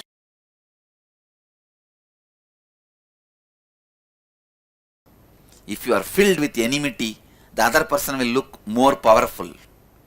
Your enemy will look more powerful. I tell you, don't empower your enemy by having wrong understandings about him. Being a successful warrior in the life, I am telling you, when you don't have enmity, you will understand the real ability of your enemy. You will not be fighting in the air. You will know the capacity of the fellow who is cherishing enmity towards you and intensity of his enmity. I tell you, don't make your enemy too big because of your enmity. Don't empower him. I am clearly telling you. The moment you think getting scared, going crazy is a mental problem, you empowered your enemy. Now he has become more powerful.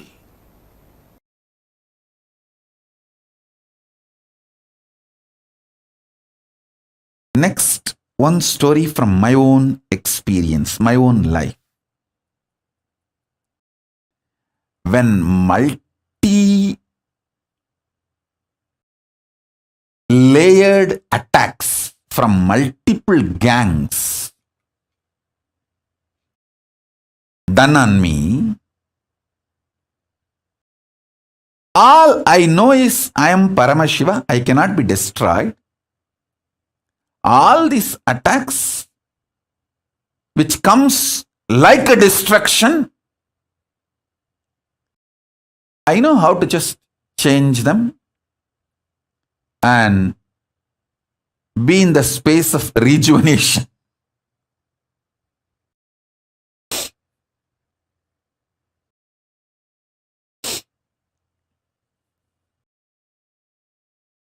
Various gangs attacked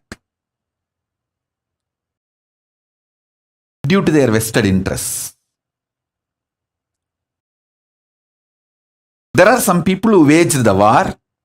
There are some people who tried to war beneficiary. They did not wage the war. It's like a jackal, culinary, never attacks the elephant. But when there was a fight between the lion and elephant, if the elephant is not able to walk and collapses, this jackal goes and, this culinary goes and tries to eat the flesh of the elephant. That is called war beneficiating. I have seen all kinds of people who wage war in the front side, who wage war from the back side, and traitors, war beneficiaries.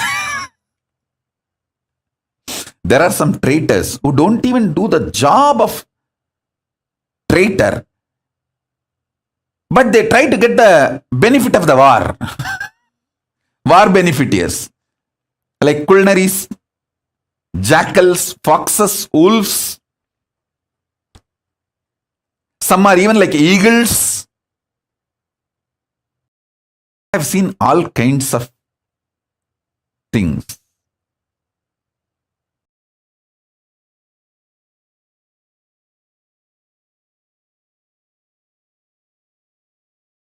I don't even want to name those gangs, groups which attacked, because, listen carefully, this is one of the most beautiful strategy of Krishna. He doesn't name his enemies. Why you know? He says, hey, because many times who try to attack you, they think you are weak, so they attack you. But when you prove you are strong and successful, they change their strategy and they decide not to be your enemy anymore. But if you name them as enemies, because they have to defend themselves, protect themselves, they continue to be in the space of enmity. If you don't name the enemies, many people lose their enmity and carry on with their life, and they are no more in your enemy list. Listen, this is a different plane. Revelation. So a king, a leader should never name enemies. He should only handle the attacks which comes in front of him. So almost 99% of the people drop their enmity and carry on with their work if they know that enemy is too strong with whom they are trying to fight. Everyone tries to attack only the weak people. But when they see, wow, he's too big, nothing can be done. Come on, carry on with our life. Go.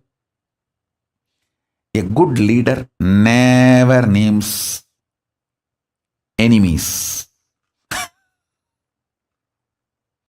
He forgives, does not forget, and never names.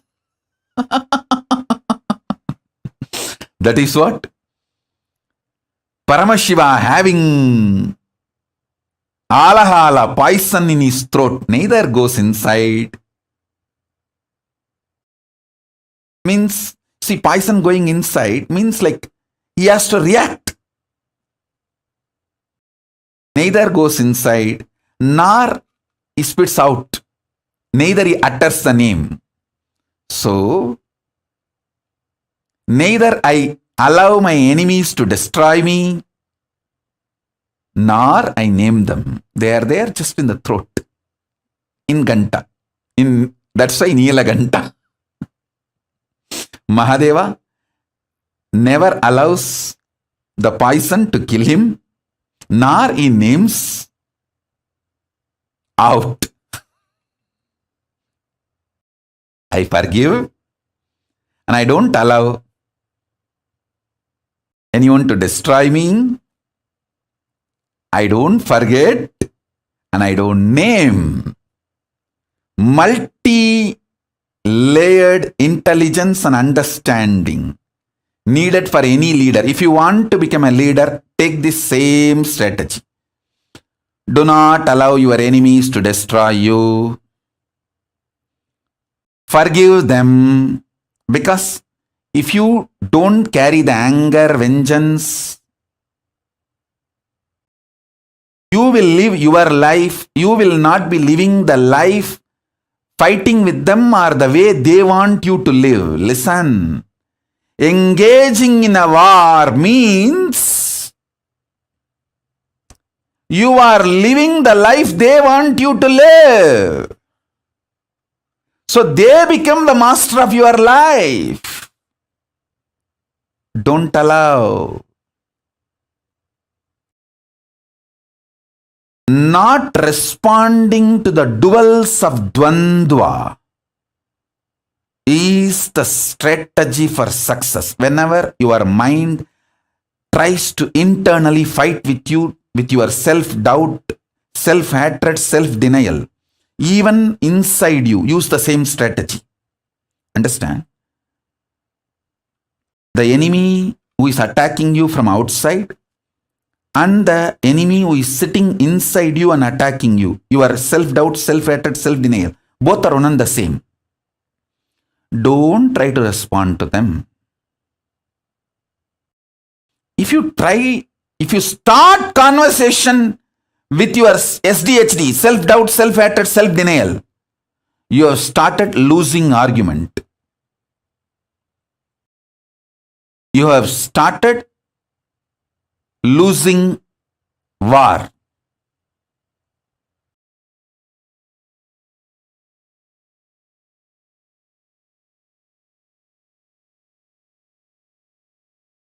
If you know, even for your enemies you supply energy, you will not hate them in a stupid way, cheap way.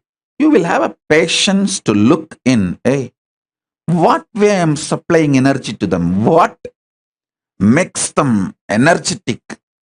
Triggers which I am doing within me.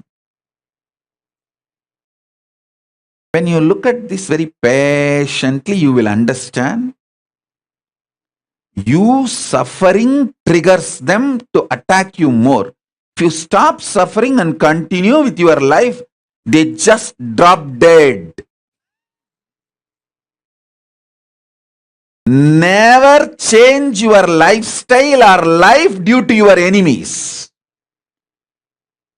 increase the smile, joy, excitement, intensity. Listen. If you ever change your lifestyle because your enemies are criticizing you, abusing you, attacking you, gone. You have supplied energy to them. They are going to bully you more and more. When my enemies attack me for wearing gold jewelry, I make a gold throne also for me. Not only I don't bend because they criticize me, I expand. They get frightened to see my expansion, and energy supply to them stopped. And if they criticize me more for wearing gold jewels and gold throne, I'll make the dress also in gold fabric. That's the next thing I'm going to do. They know that. That is why they are just keeping quiet. Oh God, now he has announced. By the end of this satsang, I will have 10 people sponsoring me. 10 full set dress made out of gold. I'll read out the messages.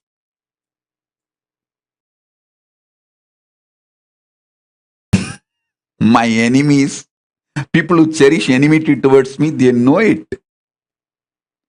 That is why they are just keeping quiet and they just collapse automatically.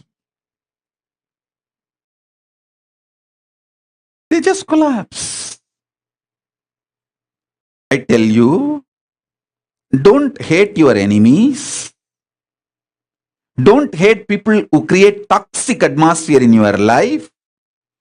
Don't hate anybody who makes your life hard. Have a deep patience, knowing you, Paramashiva, God particle in you, Paramashiva. It is you who is supplying material even for your enemies to be energetic, alive, active.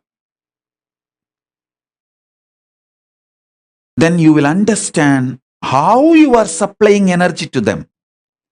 When they see they are successful in their efforts by depressing you or reducing your expression, your life focus, distracting you or slowing down your speed, when they see all that, they get energetic.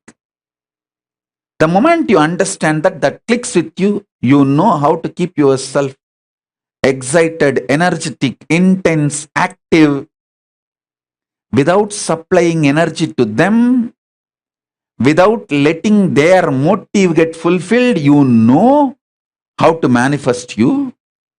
That is enough. The people who cherish enmity towards me will just collapse and they will stop. They will not feel energetic anymore.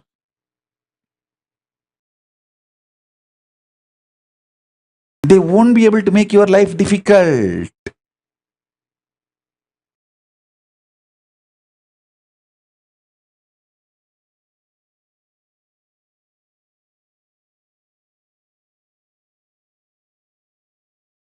Actually, all these gold jewels I wear as a responsibility to demonstrate Hindu traditions.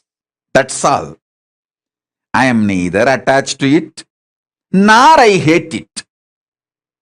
I am just untouched by it. People who lived around me will know the moment satsang is over, public program is over, I will remove everything. I will just be like Ramana Maharshi, my Paramashiva space, On my body, only one will be there, that Atmalinga Kandi. That's all. The Atmalinga I always wear on my body. Other than that, nothing else will be there. And one Devi's Prasadam, Shakti, I wear that. Other than that, you won't find anything on me. Listen. But I never allow my enemies to bully me or my lifestyle.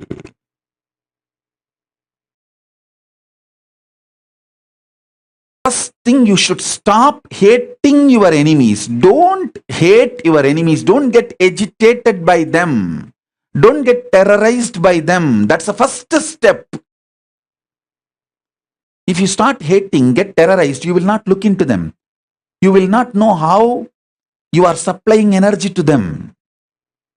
You will be stupid. That's what I am telling. If you are stupid, you won't know the route, the method through which you are supplying energy to them.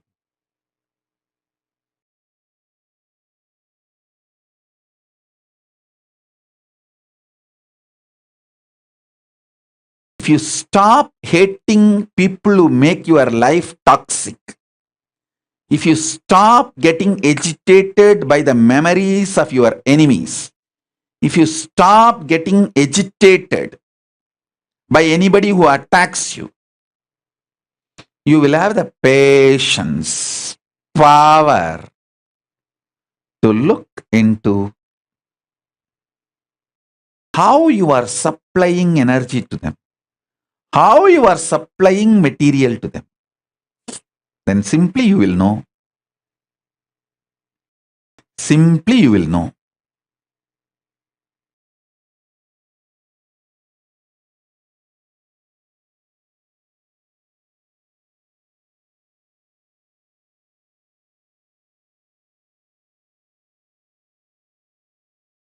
How you are supplying energy and how to stop supplying energy to your enemies, to your delusions.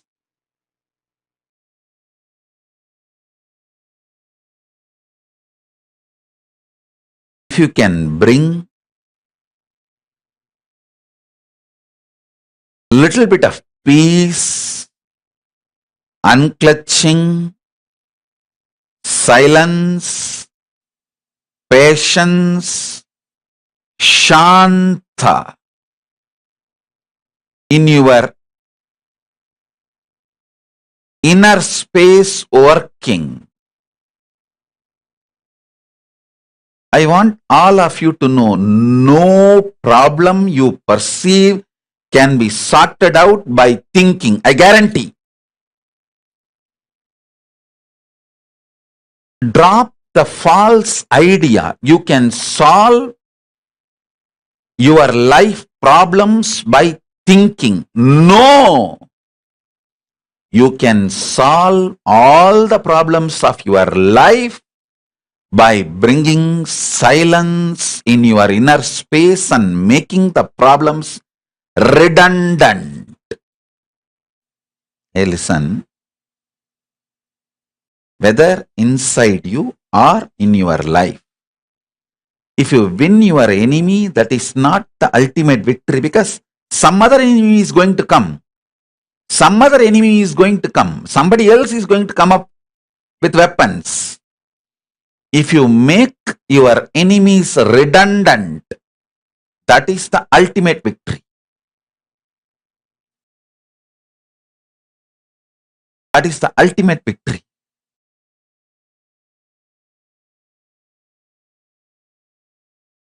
Life is the Navarasa Nataka, Navarasa Natya, between what you believe as you,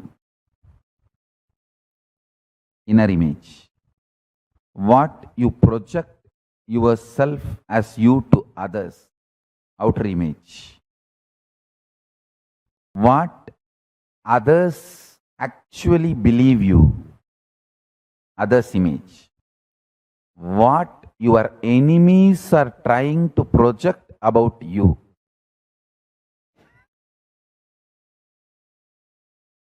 Enemy's image. Fourth one, I am introducing, listen. Life is nothing but the Navarasa Natya, Nataka between these four. If you imagine, just imagine your life as a movie, cinema story. Bollywood, Tollywood, Hollywood, Jollywood, Bollywood, Hollywood, any wood, you can sandalwood, any wood, you can take it as any wood. Whether Hollywood or Bollywood or Hollywood or Tollywood or Jollywood, any wood. You consider your life as a movie. The image you really have about you is a hero. The image you have about you, inner image, your inner image, that is hero.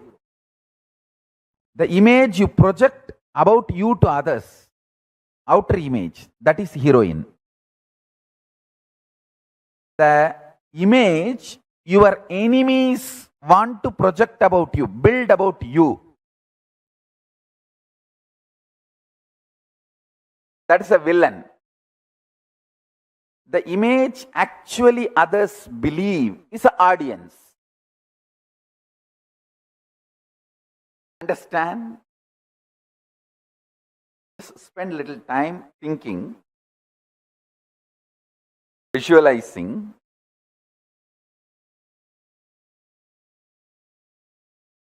This example.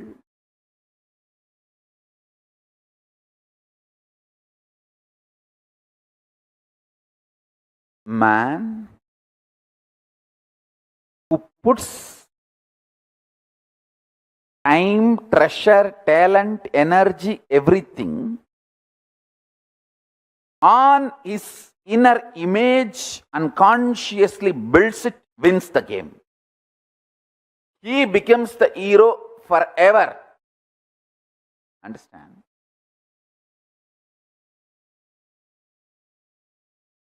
Movies' climaxes are not conclusions. Many times, the life continues after the movie climax. Always in the movie climax they show they happily lived ever after. But after that, if you continue the scene only, you will understand.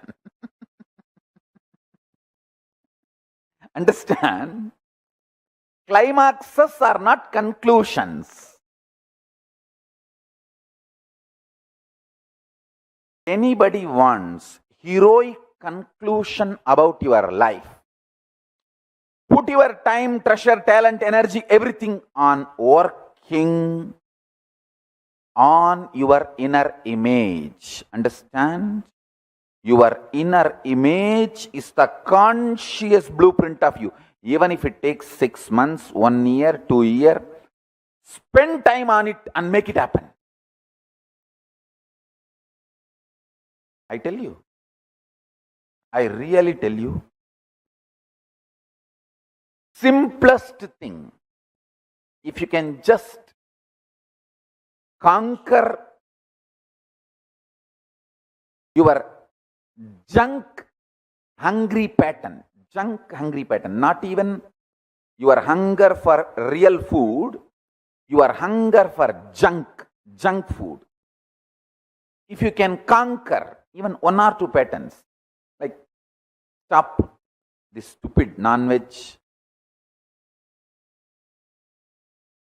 stop this destructive plastic food, food-like products, not the real food.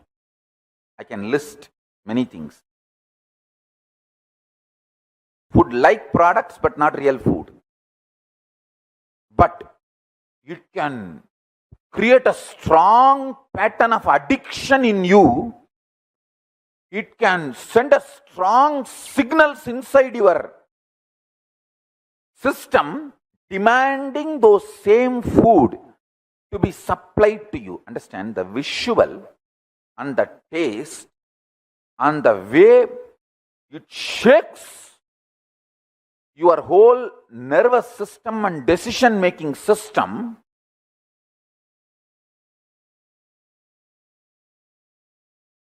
Life is all about the consciousness. We built it, we are building, we are going to be building. Whatever consciousness you built,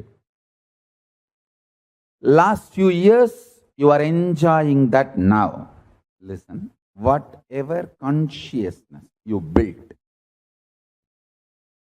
in last few years, you are enjoying the result of that now. Whatever consciousness you are building now, you are going to enjoy the result of it in next few years. Understand this fundamental truth. Your thought currents, the thought currents which you encouraged by cherishing them, and the thought currents you made it into reality by supporting it with your action or inaction. For example, you want to do puja. If you do puja, if you do the action called puja, that thought current will become powerful. You want to be in depression. If you don't do anything, that thought current will become powerful. So, there are some thought currents which you made it powerful by acting on it. There are some thought currents which you made it powerful by not doing any action, acting against it. All these put together is what I call consciousness. What you engage, what you entertain, what you entrain, all these put together is your consciousness. Listen. Understand?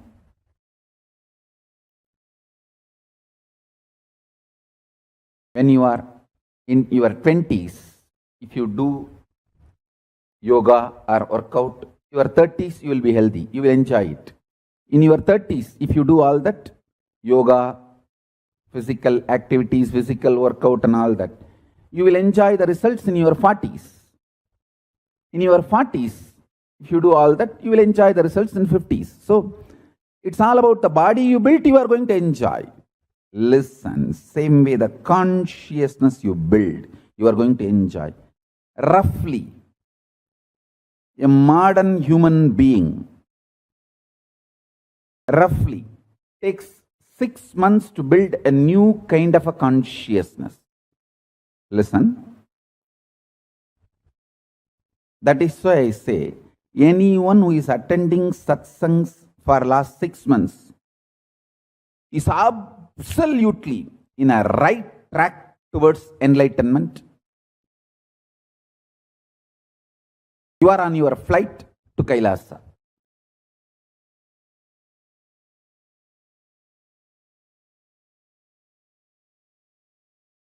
We all continuously connect with our body dimension. Please listen intensely. We all continuously associate ourselves with one of our dimension, that we are body. That is why such immediate response we give to our chemical actions and reactions and hormonal actions and reactions happening in our system.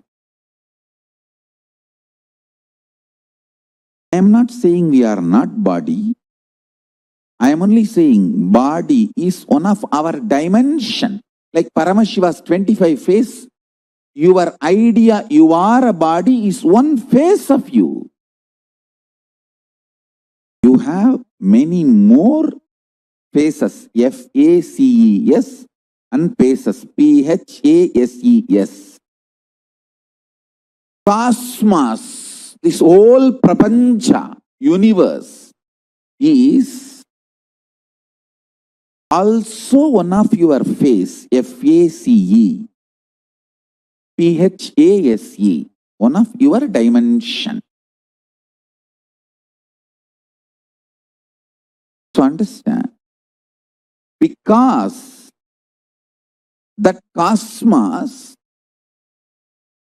its expansion is accelerated if you associate yourself more and more with the cosmos phase of you.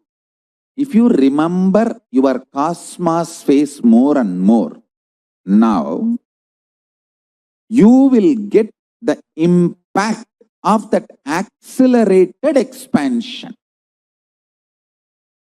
That accelerated expansion in the cosmos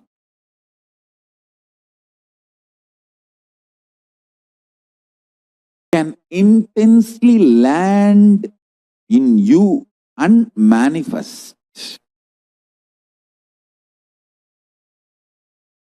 If you remember more and more, you are cosmos. Understand?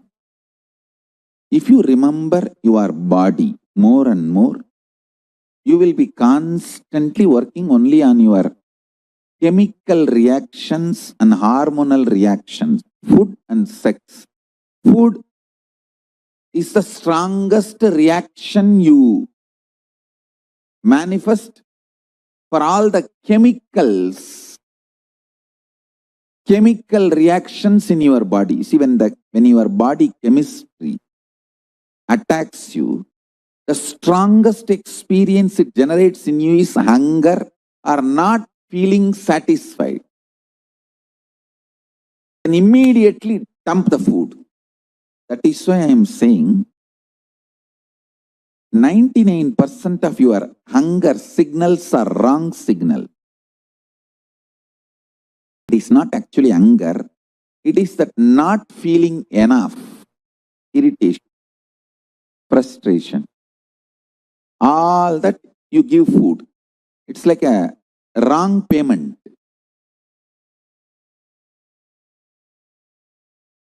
Somebody has come asking for one glass of water. You give all your diamonds and gold to that person.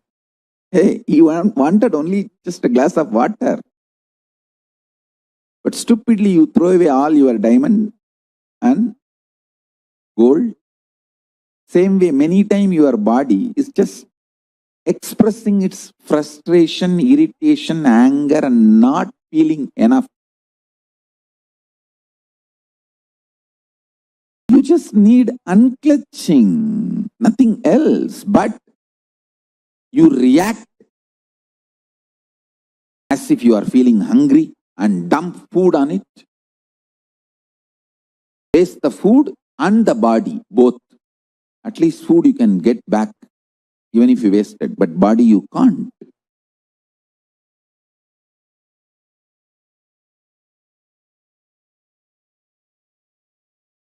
My Guru, Yogananda Puri, he used to tell me, don't eat in the night time. Once sun sets, don't eat. And after sunset, if you feel the hunger, it is false hunger. In Tamil, he will tell very cutely, hey, vairu poi sollumada. அதுக்கெல்லாம் சோறு போடப்படாது. துணியை தண்ணியில பிசக்கி போட்டு படுத்துக்கணும். ஈரத்துணி ஈரக்குலை மேல போட்டு தூங்கிடணும். I'll translate in English. My Guru used to tell, after sunset, if your stomach says you are feeling hungry, the hunger signal, he says it's a false hunger. Don't give food. Take a wet cloth, cold wet cloth, cloth dipped in cold water, put it on your stomach.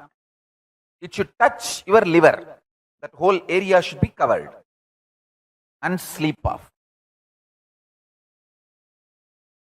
In Indian villages, it is always used as a definition of poverty. I don't even have the money for food. So we used to put the wet cloth on our stomach and sleep. Hey, it is not symbol of poverty anymore. It's a symbol of richness now. Third rate,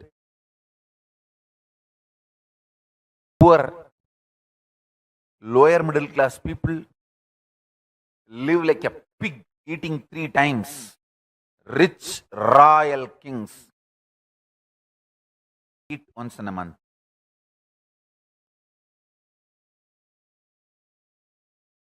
Stop eating after sunset. Don't associate food and richness.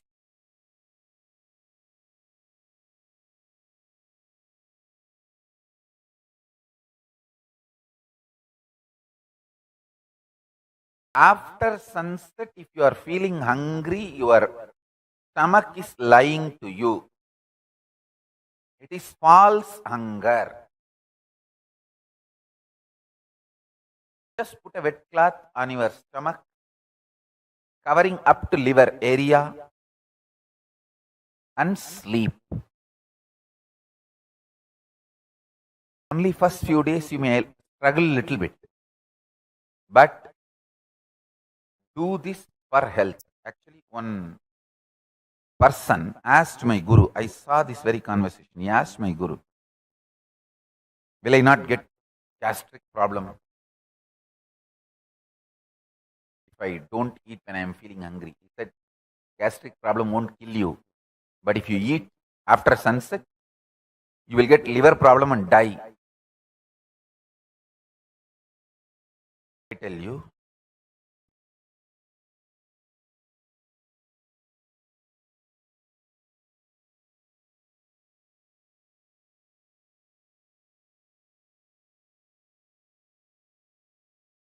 after sunset, your body has enough fire, fuel, only to burn what is already consumed.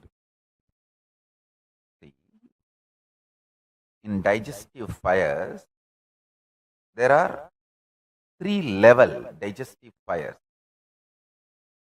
Jataragni has 3 form of existence. To understand, after sunset, your Jataragni is alive only to burn what is already taken into the body. It does not have the energy needed to receive more load. All great enlightenment centric lifestyle jatis among the Brahmanas, the Agnihotri, the highest Brahmanas, and Bharatvaja Gotri, the most pure flying Brahmanas. Understand? The Bharatvaja Gotra Brahmanas used to fly. Bharatvaja is the rishi who wrote the whole science of flying, and Bharatvaja Gotra Brahmanas had the DNA. They used to move from place to place, Akasa Marga. Our Hindu way of flying was collective, means like a group. As a whole group, you can get into a flight and fly. That kind of flying machines were also available. As an individual, you can just fly, having a small attachment to your body, like a wing. Hindus had both technology.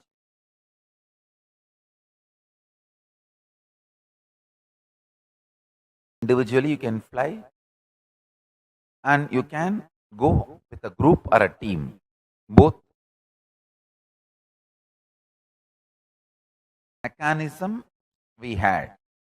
Bharadwaja Gotra Brahmanas used to have these flying signs as their regular lifestyle. All these, the highest level among the Saiva Velalar, Adisaiva Velalas, and among the Jains, the top cream community, all these communities don't eat after sunset. They don't eat after sunset.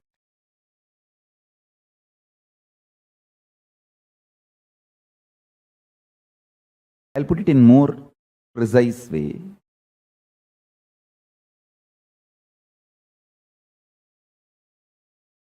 You all know how you look in your waking state by seeing the mirror.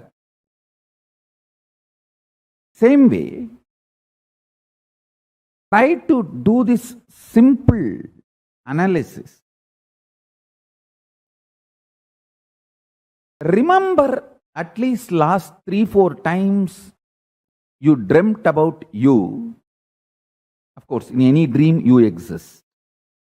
So, try to visualize, remember, recall how you looked for yourself in your dream state. How you remembered you, how you felt you, how the size, shape, how you feel you exist in your dream state. That is the blueprint of you in your dream state. Listen.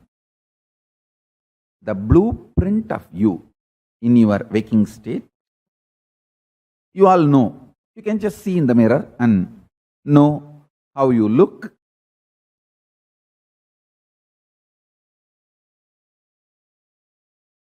Try to recollect, remember how you look or you feel about you in your dream state. That is your photograph in your dream state. Listen now, this is the important truth.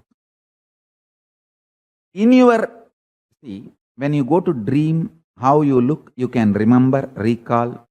When you are in waking state, how you are, you can see in the mirror. In reality, Turyatita, how you will be is your conscious intention. Listen. How consciously you want to be, that is the way you exist in Turyatita, the highest reality of cosmos. If I have to put it in a very jovial way, almost 90% of you repent about how you look in your passport size photo.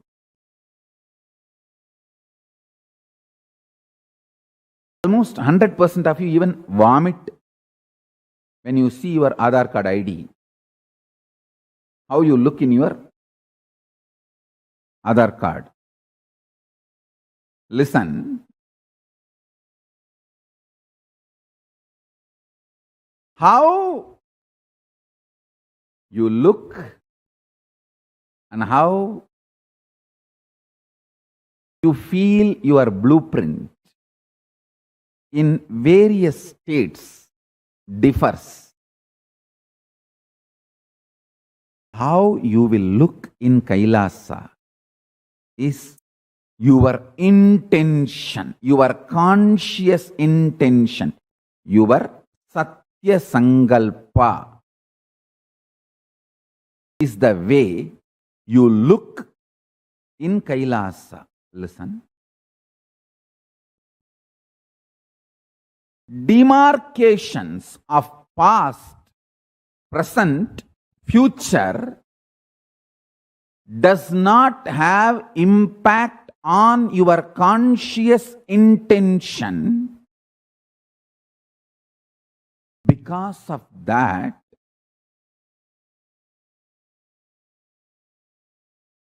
anything you think other than you, anything you think other than you, your conscious intention, loses its power over you in Kailasa. If you want a more elaborate explanation, for example, in reality, you have a huge pot belly, can't move the body, too heavy. If you decide, understanding this fundamental principle, that demarcations of the past, present, future. For example, you think the present condition of your body is either rogic, unhealthy, or bogic, very luxurious and destroying, but not yogic. Maybe if you become sincere, in the future you may have yogic. These are all the thought currents usually run in your mind. Now the statement I am making, please understand. If you decide consciously, you should have a yogic body, well built, 6-pack or 8-pack or muscled and fully flexible and energetic yogic body. If you create that Satya Sankalpa, intention, that becomes your existence in Turiyatita. And the influence of Turiyatita, that highest state, Paramashiva state, in your present condition, when that starts influencing your present conditions,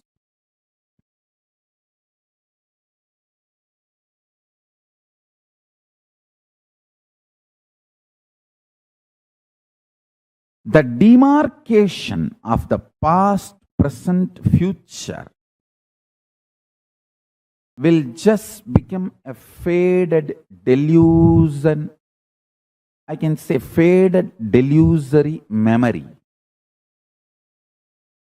You will start manifesting more and more your pure Satya Sankalpa, Shiva Sankalpa. That is why in puja we say, Mama Sankalpam Shiva Sankalpamastu. My Sankalpa, let it become Shiva Sankalpa.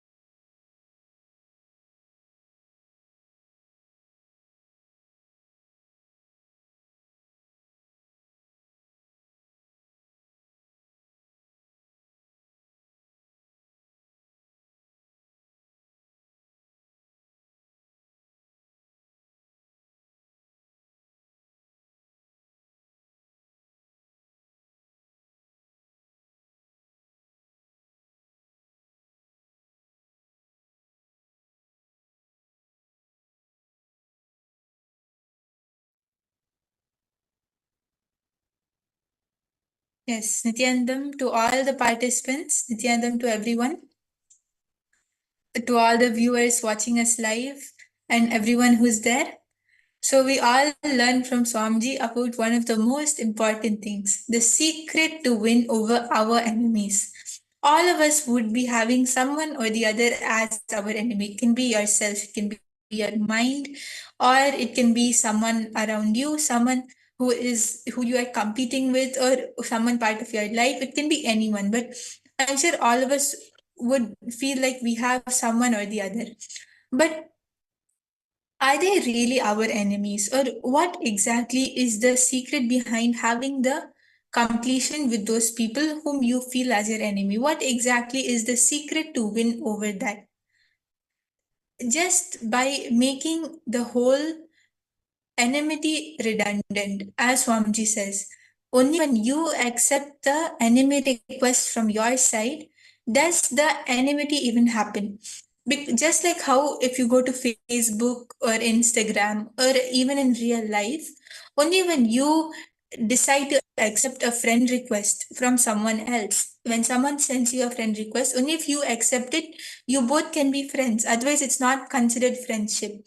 In the same way, only when someone is showing enmity or any kind of powerless means any type of violence or anything towards you, only when you react back, only when you also accept that enemy request does it become enmity.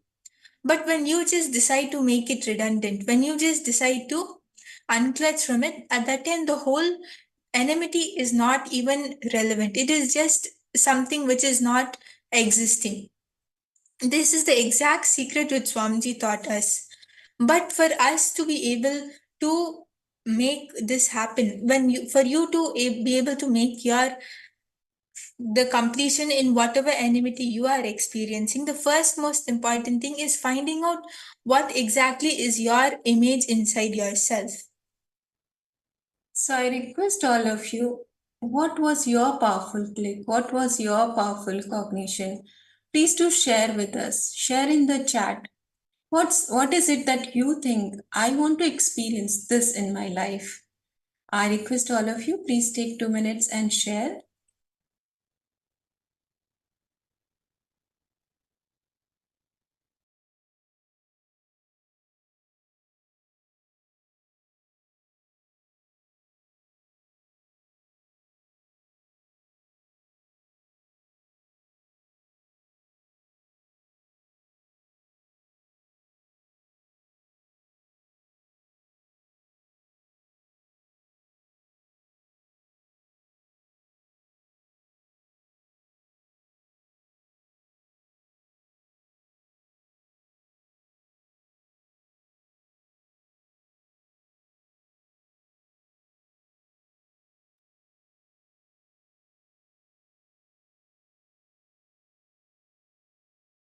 See, the most important thing which all of us have to understand is keeping your blueprint about yourself, keeping your inner space, your thinking in a space of strength and powerfulness. Because when you have that powerfulness inside you, at that time you won't bother to conquer or have power over others. And because of that, enemies can't harm you. You will be in that space of Paramashanta Swarupa. Just how Swamiji says that I don't accept a single enemy request, I only accept all the friend requests. In the same way, just by having that space of powerfulness, you will remain unweakened. You will remain powerful no matter how many people try to harbor enmity towards you, no matter how many people try to affect you, it won't affect you. Because at the end, it is for the person, the your friend, you, in whether it yourself or others, as forms. Whole dance, the whole where the 9 different components is just jumping in between your 4 images, your inner image, your outer image, your others image, and your life image. That is what forms your blueprint about you. So when you put your time, treasure, talent, energy, when you put everything on building this Navarasa Natika in a powerful way, when you consciously build your inner image, at that time you will win the game because you become powerful. As Swamiji says, right, that we can take anyone's example. For example, someone watches a movie and from there we would think that yes, we are the hero. Then our enemies will think that we are the villain. Then other people will think we are the audience. Like that, it is just different perceptions and different people who think different things. But we think that yes, I am the hero. But the real secret to becoming the hero is putting all of your energy, your time, your talent in consciously building your inner image about you. Because when you do that, at that time, you will be able to conquer all your enemies. You will be able to make them redundant. If any of you have any doubts, please do post.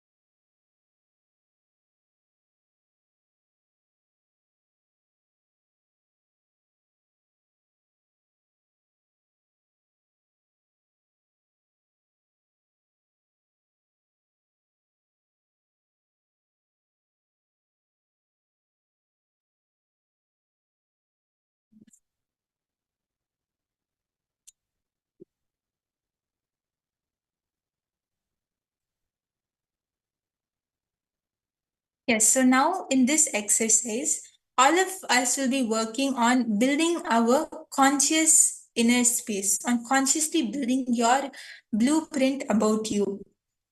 So I hope all of you are excited for it. I request everyone to please bring your pens and papers. If any of you need to go and get them, please do take a minute to bring your pens and papers, as this is a very important exercise. You'll see just by doing this exercise, just by spending 10 minutes to taking out time and just deciding to consciously build your inner space, your blueprint about you, it will help you a lot. You will be able to conquer all the difficulties or impossibilities or whatever you feel as obstacles in your life. Yes. So now the first step is where all of you have to recollect and pen down what do you feel about yourself? What do you hold as your inner image in your dream state? This is important because you carry different blueprints in different states. You have one blueprint in your dream state, another blueprint in your waking state, a different blueprint in your conscious state. Like this, when you sit and identify what are the inner images you carry, what are the different blueprints you carry in your inner space, in different states of consciousness, you will be able to streamline the way you identify yourself. When you do that, you will be able to catch the points where you are actually consciously or unconsciously responding to your enemies. Because Swamiji says that neither should you do something out of fear of your enemies, nor you should do something to prove your enemies wrong. You should just do what you are expected to do. Do what you have to do to excel in whatever you want to achieve. So when you actually find out that, okay, this is my blueprint, this is what I feel as my inner image in my dream state or in my waking state, at that time you will be able to see how is it that daily life. What are the thought currents behind what you do? Are they in alignment to what it should be, or do you have to align them? So the first step is finding out that blueprint, that inner image which you carry. So I request everyone to please take a few moments and recollect how you see yourself. How do you feel about yourself in your dream state?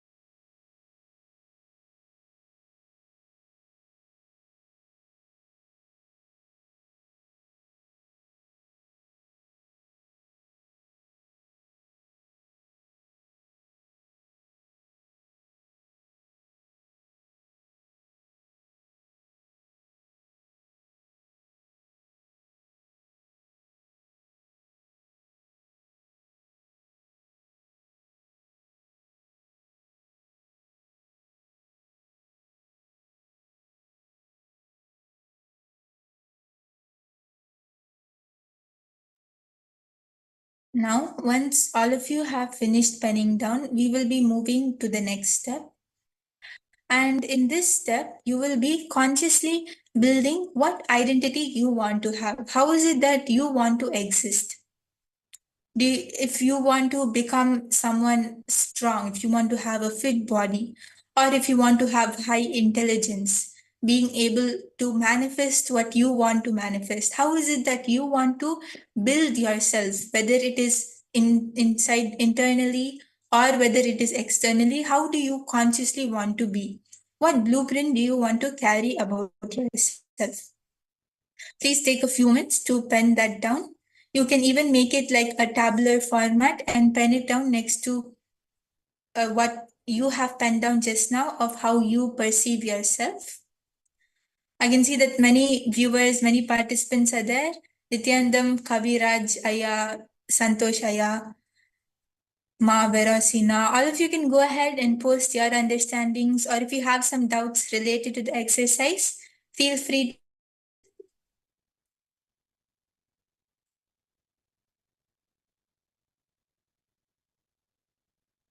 Yes, so Ma Priyatma Sarupini has asked, Ma, could you explain one more time how to have a strong blueprint and not to get influenced by our enemies? Okay, so Ma Swamji says that the way you can have a strong blueprint is looking inside yourself and seeing whether consciously or unconsciously, is there any part of you which is reacting to your enemies? For example, if your enemy tells you something, or if they do something which affects you in some way or the other, and you feel that okay, I have to do something to prove them wrong, that no, you are not right, and see, this is what I am. So you do something to show them that. Or you have the fear that, oh my god, I don't want them to come and disturb me more, let me just do this so that they would, so that you think that okay, they will be quiet if I do this. Like this, any actions or any thoughts or anything which you do in as a reaction to what they say or do to you, whenever you react back, when you answer back, at that time you are giving them energy. As Swamiji says, when we accept the enemy request, when we answer back to what our enemies are giving us, we give them more energy. That is what they want us to do. So just making them redundant, not focusing on them, focusing on what we have to do, on what we have to produce to life around us, for ourselves, for other people in our life, and doing our responsibilities. When you do that, at that time you'll manifest a strong blueprint and you will not be under the influence of your enemies. I hope you're able to understand, Ma. Okay, yes, and Ma Istik and Ma Priyatma Surupini has asked, what if we do not remember our dreams? Yes, so Ma, whenever like you sometimes would not be remembering your dreams, or whenever you have dreams, it doesn't have to be just today or yesterday. Usually when you get dreams, what is the identity which you carry about yourself? Do you see yourself as someone strong, or do you see yourself as someone with a weak inner space? However you perceive yourself, pen that down.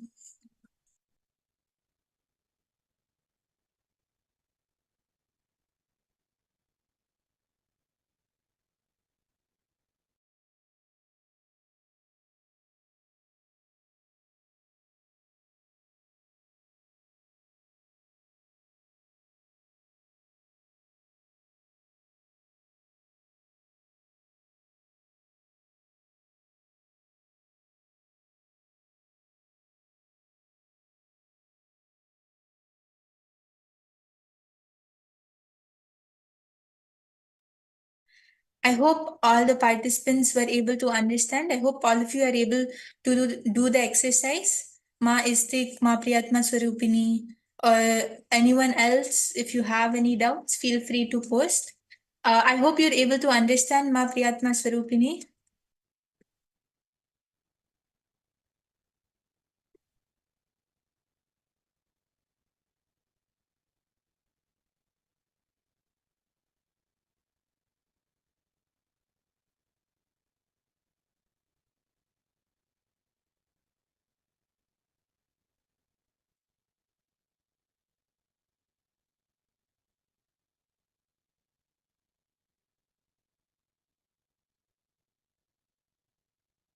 Okay, Priyatma Swarupini, you are able to understand. That's great. Yes, so now we will be moving on to the power manifestation.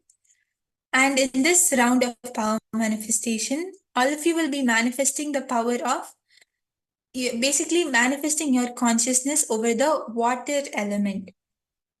Over here, you will be able to use that consciousness over the water element. So with this, you can manifest anything you want. You can bend the water, or you can make a bottle or an object float on top of the water. Many different variations are there of this power. And just by connecting to Swamiji, just by remembering this powerful cognition of consciously building our blueprint within ourselves. Now, by connecting to Swamiji, by chanting the Mahavakya, you will be building the blueprint of Paramashiva inside you. You will be connecting to Swamiji and building that inner space of Paramashiva inside you. So I hope everyone is ready for the power manifestation. I request whoever is not in front of the camera to please come and settle down, sit in front of the camera so that we can start the power manifestation.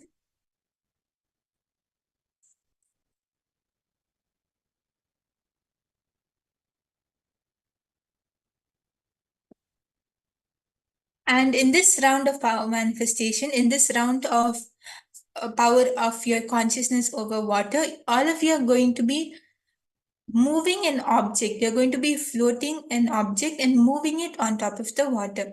So I hope all of you are excited and ready for the power manifestation.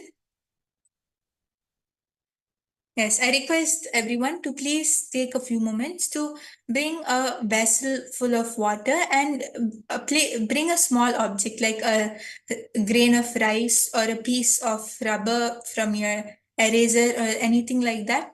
A small object which is not too heavy to sink, not too heavy, not too light to float on top of the water. A lightweight object. Please take a few moments to bring that.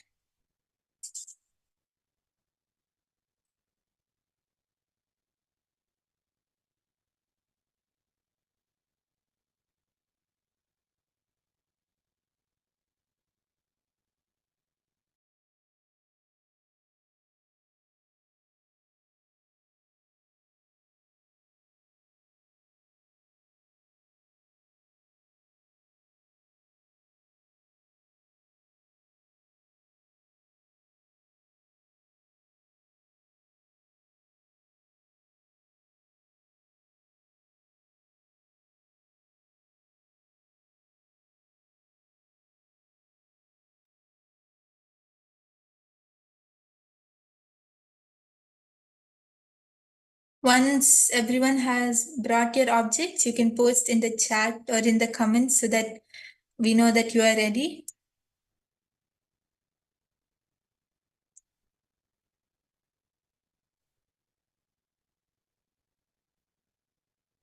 Ma Priyatma Swarupini, Ma Istik, Ma Ratna Prabha, Ma Sharmini. I hope all of you are ready for the power manifestation.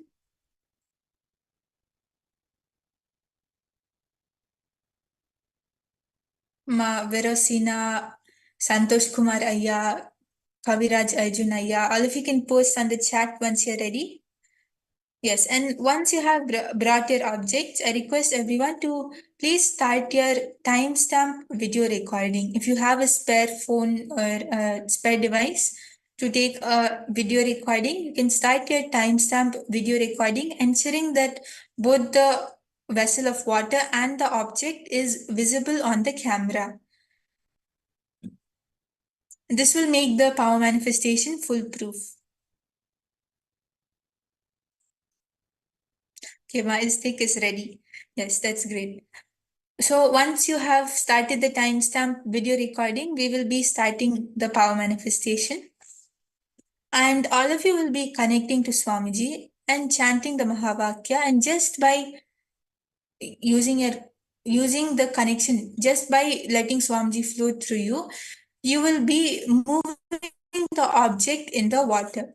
The object might sink or it might float. Whatever happens, you're going to be moving it. You can either move it from, if it sinks, you will be using your third eye. You will consciously command the object to move up in the water. Or if it is floating on the water, you will use your third eye to make it sink, or you will make it move right or left. You will be moving the object in the water. You will connect with the water element, just having that extreme friendliness, having that space of oneness with the water element. You will you will connect to the water. You will connect to the water in front of you and move the object which is there inside it. So I request everyone to please sit straight and remember Swamiji in your third eye. And start chanting the Mahavakya. Connect to Swamiji and give the command in that space of oneness. Give the command for your object to move in the water.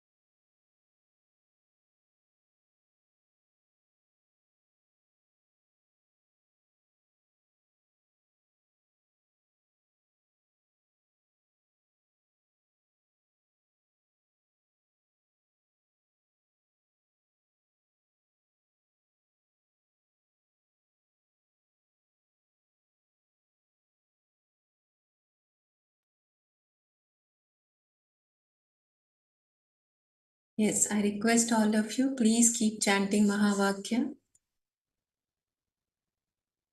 and just be in that oneness with Swamiji.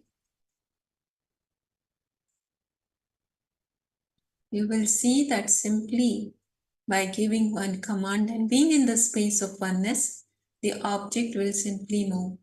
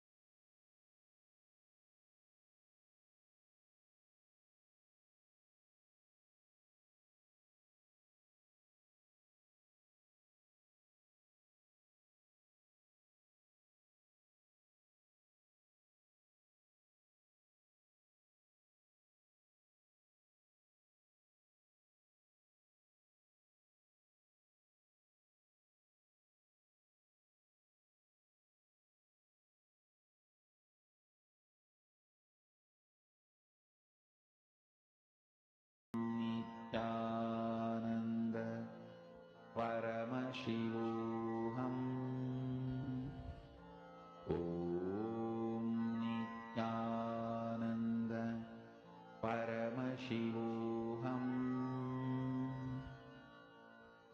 Om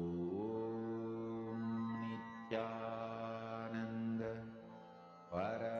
I request everyone to please relax now. And you can go ahead, take a few moments to verify your manifestation, to check how much your object has moved, see what your manifestation was. Everyone can take a few moments to verify now.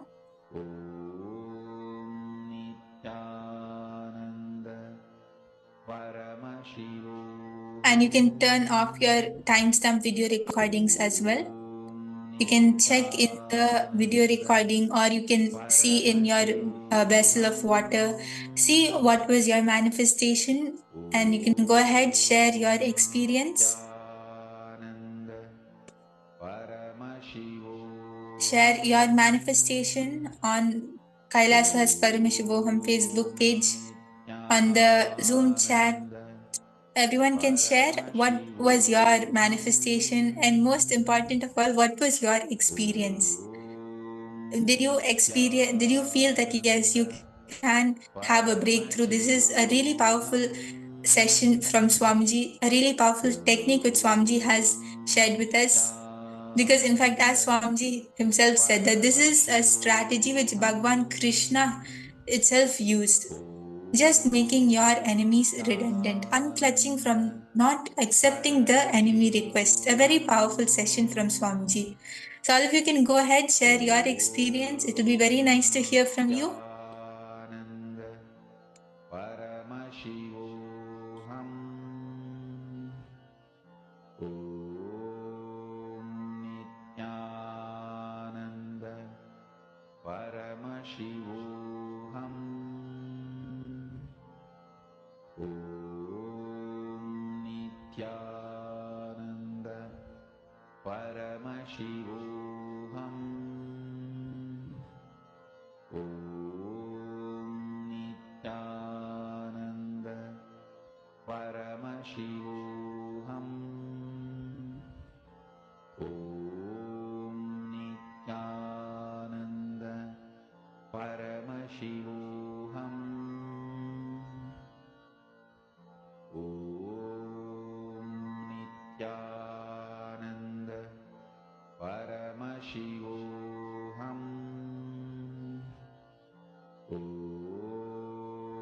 Nithyananda. Paramashivoham. Om Nithyananda. Paramashivoham. Om Nithyananda. Paramashivoham. Om Nithyananda. Paramashivoham.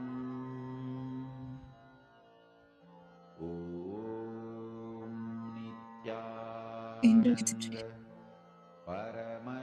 Experience as you're sharing your manifestation.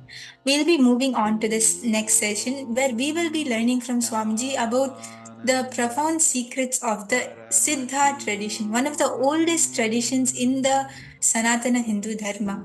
Then a small sneak peek, an introduction to this tradition. Subramanya is the lord of spiritual alchemy science.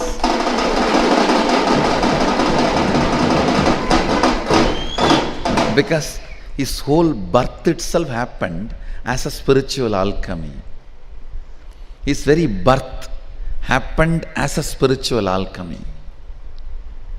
And he is the master of spiritual alchemy science. He is here now. He is the lord of the spiritual alchemy process. That is why the greatest spiritual alchemists called Siddhas, 18 Siddhas, consider themselves as the descendants of Subramanya, and they always revere Subramanya as their guru of their sampradaya. So the spiritual alchemy, developing the spiritual alchemy products and the science of spiritual alchemy is directly the gift of Subramanya to the world. His deity, which is standing on Parani temple, is the ultimate spiritual product anyone can possibly develop. The most ultimate spiritual product anyone can possibly develop on the planet Earth is the Navapashana deity of Subramanya standing on Parani hill.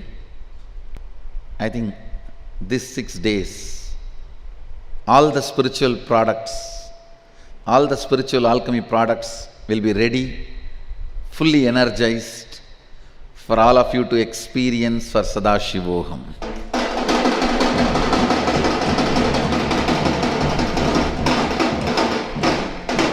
The energy field will be ready and the products will be ready. I think everything will be ready. It is time Subramanya lands here and does the job of creating all the spiritual alchemy products.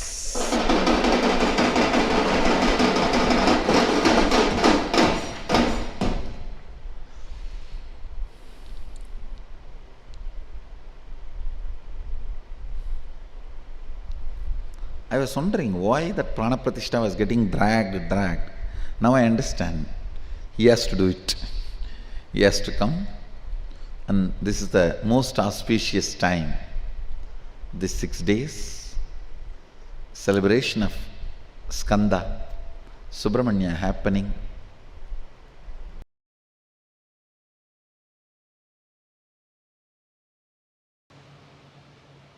Preparing your chemistry to hold when the higher frequencies of consciousness occurs to you through initiation.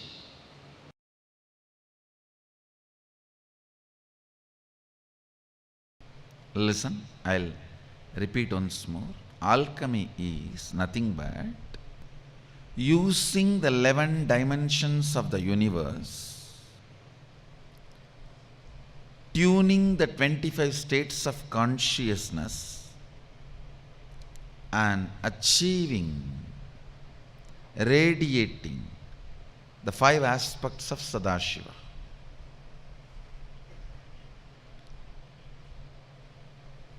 Multiple things are used in the alchemy science. It starts from preparing the ground on which the meditation alchemy process is going to happen. From there it starts. Understand? An enlightened incarnation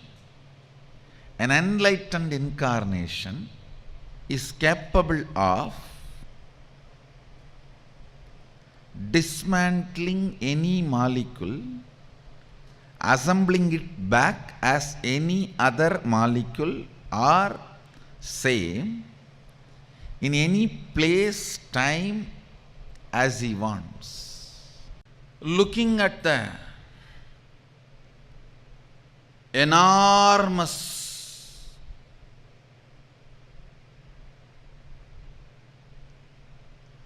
work needed to be done on the spiritual alchemy process preparations. Actually, multiple doors are opening when I decided to use everything available in the spiritual alchemy science. Looking at all that, and the purpose of the Sadashivoham program is to give you a thorough experience and making you manifest the powers of Sadashiva, Shaktis of Sadashiva, and all the things required to be done, whether it is a installing the yantras and mandalas and garbhas inside the ground, under the ground, or making the specific flower plants, fruit plants, perfumes and incenses, and preparing all other alchemy products and making it available to all of you. Considering all this, I decided to hold the Sadashivoham 2016 in Bengaluru Adinam itself.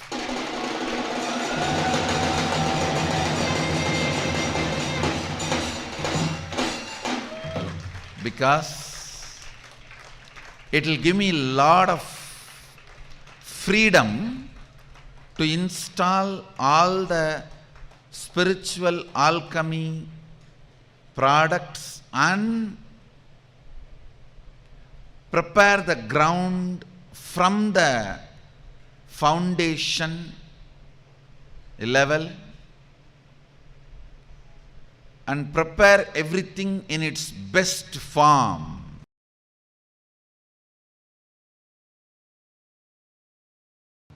To tell you honestly, without the spiritual alchemy process, no spiritual or religious techniques or tradition is successful. Understand? The religions which tried use the spiritual alchemy sciences. Listen. I will not make a statement they never experienced the higher planes of consciousness, but I will make a very sure statement. Certainly, they did not retain it in their system. Hold it back in their system. The system was not capable of holding it back. Drugs and marijuana and all those things may give the glimpse back, which is the biggest mess happened. Understand? The biggest mess happened. My inner space. Listen carefully. If your system is prepared with the spiritual alchemy processes, then when you raise yourself psychologically and achieve the higher planes of consciousness, you will be able to retain that experience in you. You will be able to retain that state of consciousness in you. You will be able to retain that space in you. The spiritual state of consciousness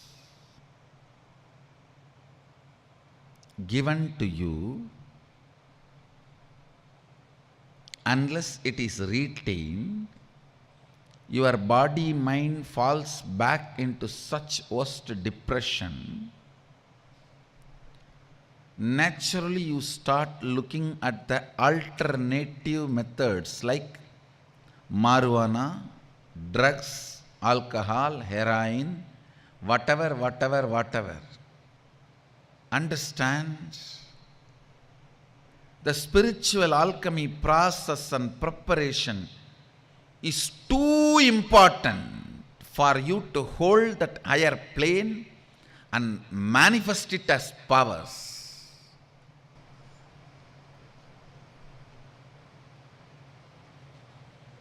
Do not ever think without the spiritual alchemy process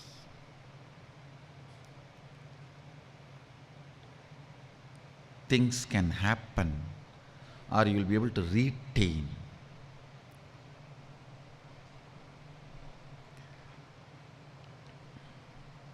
The spiritual experiences happen inside you. You can retain only when the spiritual alchemy process is done and you are prepared properly.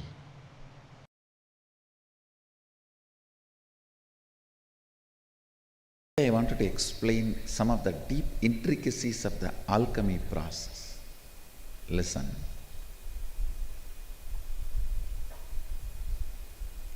Physical, physiological, psychological, neurological.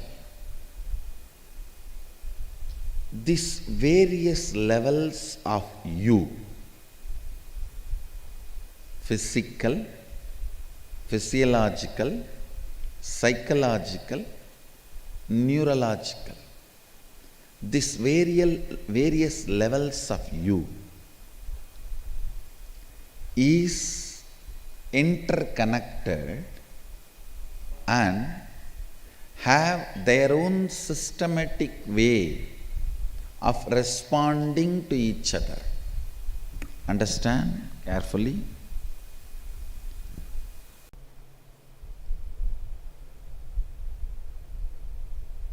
This whole chemistry you go through, the ups, downs,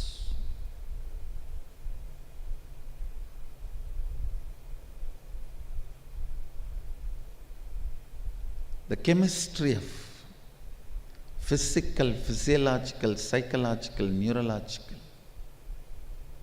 ups and downs.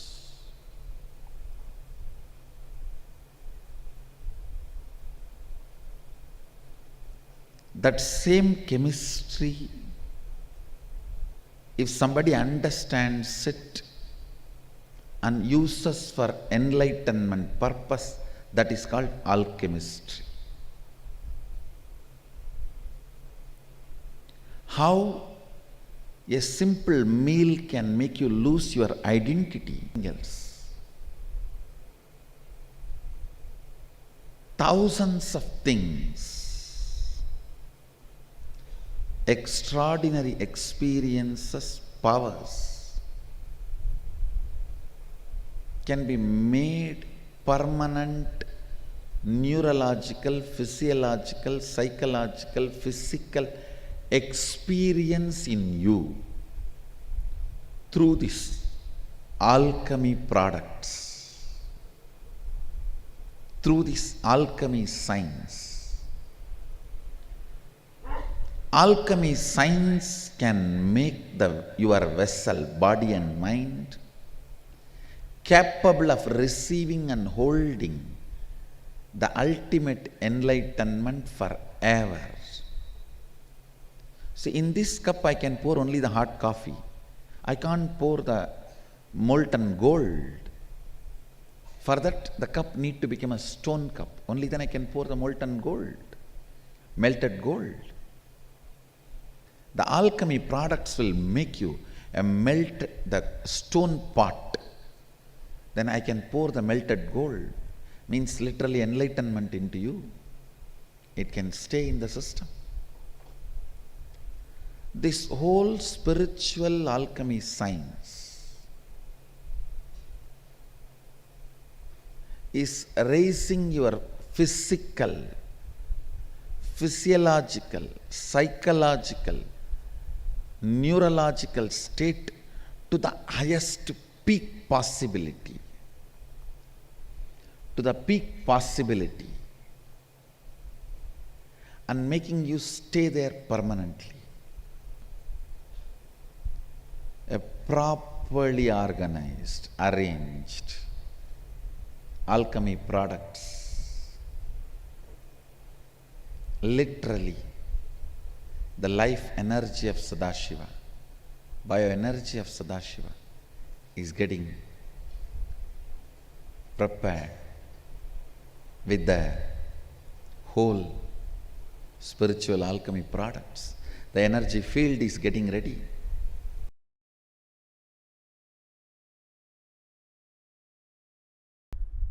I'll expand on Aushadha.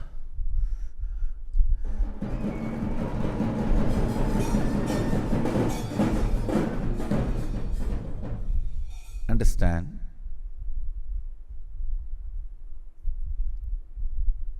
For example, understand this example. A light. Take it for example, sun. Sun reflecting on the mirror. If the mirror is pure,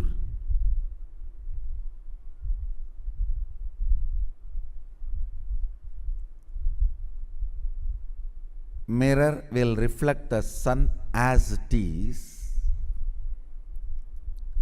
The reflection inside the mirror feels it is sun itself.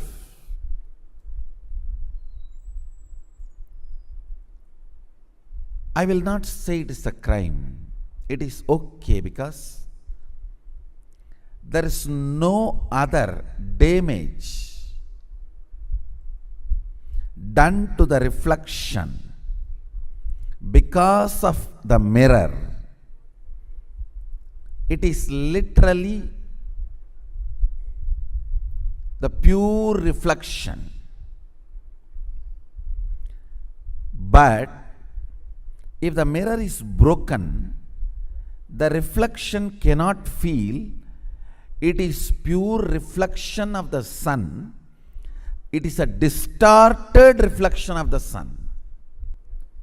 Aushadha is the herbal combination of herbs, prana, cosmic force energies, ultimately the Shaktipada of Sadashiva. Combination of all this is Aushadha. When it is used as prescribed by the Agamas, Shastra Pramana and Apta Pramana and Atma Pramana, they heal the mirror you are carrying. They heal the mirror you are carrying. The more the mirror is healed, the more the reflection becomes pure. More the reflection becomes pure, more Sadashivatva manifests. Understand? It all boils down finally to the integrity to the source.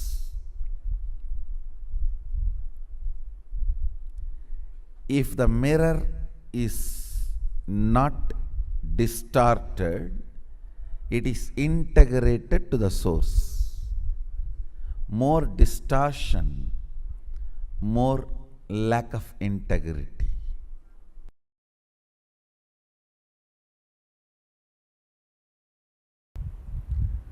Spiritual alchemy products create vibration, the frequency.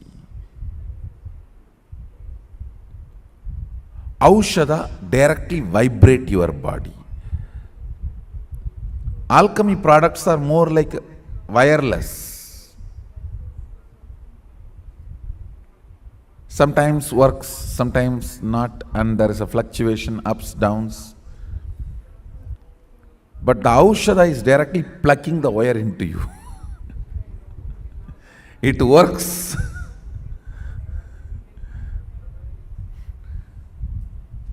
On your very system, on body. So 100% it works and produces the result. No failure. Aushadha is a powerful component in Hindu tradition. Listen. Aushadha is the energy component. Very powerfully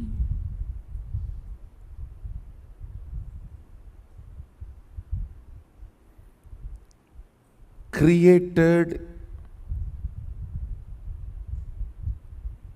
energy matter combination. Listen. energy matter combination.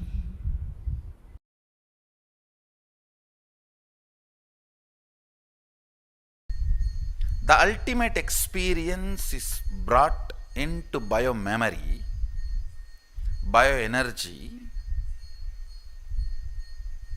in physical form, in the form of aushadha, when you apply that on your skin. As on now, the first 5 aushadhas I am going to make is only applying on the skin. When you apply that on your skin, the same ultimate experience is induced, invoked in your system. The Vatavarana, the ambience for you to experience that Sadashivatva happens in you. Making this process into reality is making aushadha. It is the science of alchemy. The great Siddhas from Sadashiva himself, Adi Siddha, from him the science originated, handed down to Nandi. Understand? All his knowledge, Sadashiva, when he manifested, his experience component he taught, he shared with the world through Devi, because Shakti is experience. His Siddha, alchemy, science, he shared it to the world through Nandi, because Nandi knows all herbs. He is roaming around all the time in Kailasa. He knows all the natural products, herbs, everything available. So this alchemy science, Nandi mastered. So from Nandi, the Sampradaya of Siddhas brought this science to the world. So let's bow down to Nandi, Mahanandi, and invoke his presence.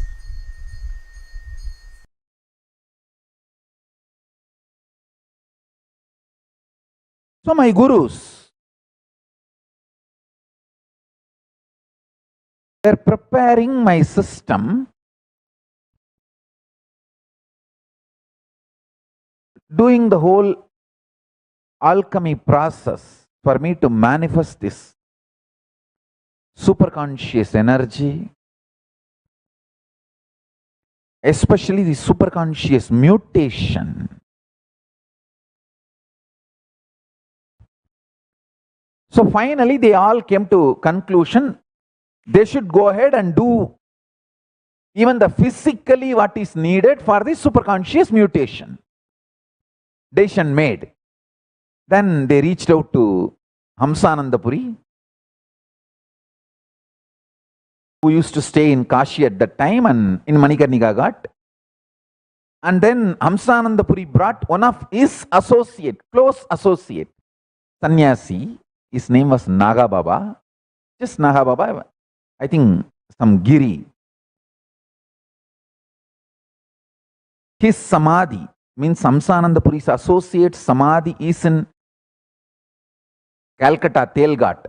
I thought it's Hamsananda Puri's samadhi, but later on I found out through various contacts, Hamsananda Puri had Jala Samadhi, means after he left the body was given into Ganga.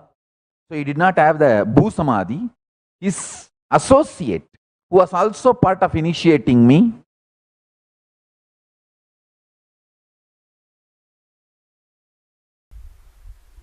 oldest,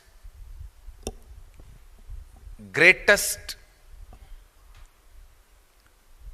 most secret and ultimate powerful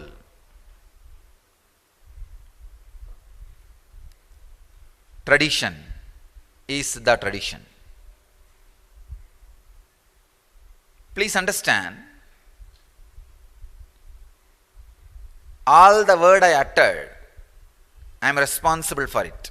Oldest, most effective, most powerful,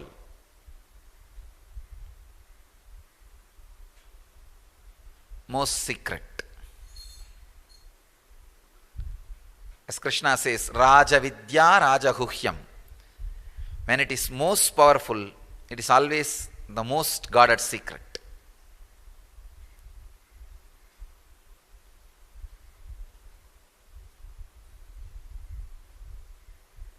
It is the greatest science of the inner world, comprehending all dimensions of the inner world.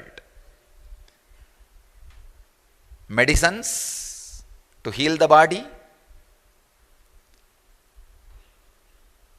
techniques like yoga, pranayama, kriya to heal the body and experience extraordinary powers in the body and have spiritual awakening, spiritual experience in the body.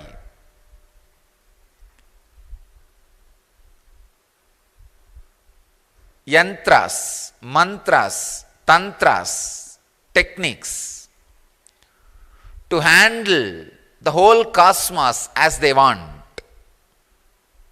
Most comprehensive, most life affirmative means not just moving away from life in the name of some concepts, theories. Working with life, playing with life, and just very playfully expressing all kinds of energies and experiences. Siddha tradition is the only tradition who has pill for enlightenment. Understand? They can give enlightenment just like a pill, and it is doable. They have done it.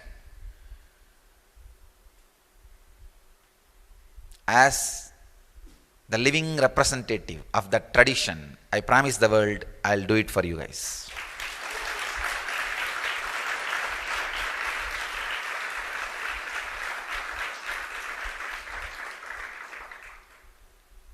Awakening the non-mechanical parts of the brain can be done with herbs without you being tortured or disturbed through any sadhana. Maybe it look too big promise. Only when I fulfill, you will understand it's not promise, just a statement I am making.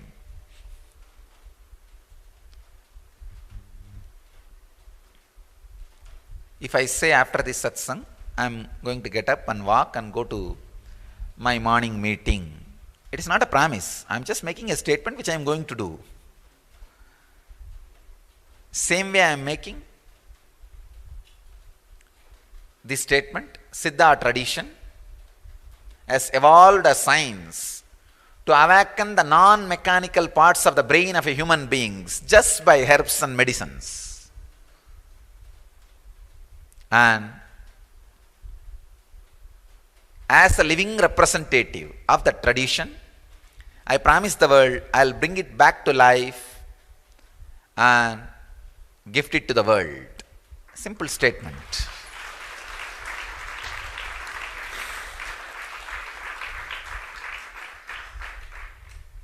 It's a science. It is possible. See, there are some parts of your brain, if it is awakened, some of the understandings which you carry already will become reality. 2 days before I was talking about illusion and reality. Life is faith, understand, that's all, nothing else.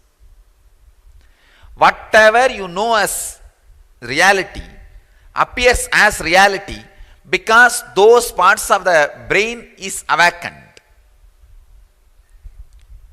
If some other parts of the brain is awakened, suddenly something else will appear as reality.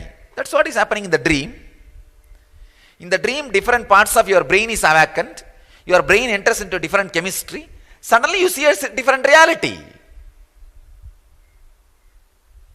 Siddhas have mastered the science of putting your brain into the ultimate chemistry, which we call alchemy, rasavada.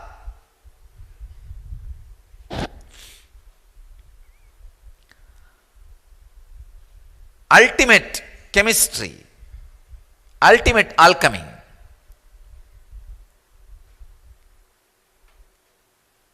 It is possible. Just putting your brain into a different chemistry. Suddenly you see the ultimate reality. I was trying my best to work with people so that they will also put little effort to have enlightenment, so they will understand the importance of it. Now I saw even for the little effort people are not ready. Sometimes what I call as little has different meaning for what people call as little. So I decided to open the tradition of no effort enlightenment.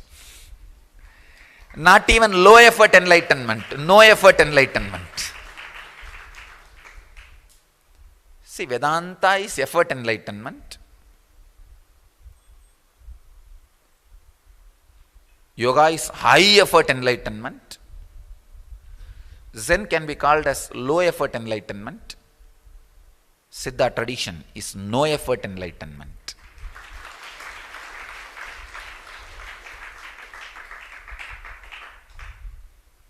Just through the Siddha tradition, I'll bring the whole Vedic tradition alive. Because Siddha tradition directly contributes. Siddhas don't talk, they just do it. Siddhas don't talk, they just do it.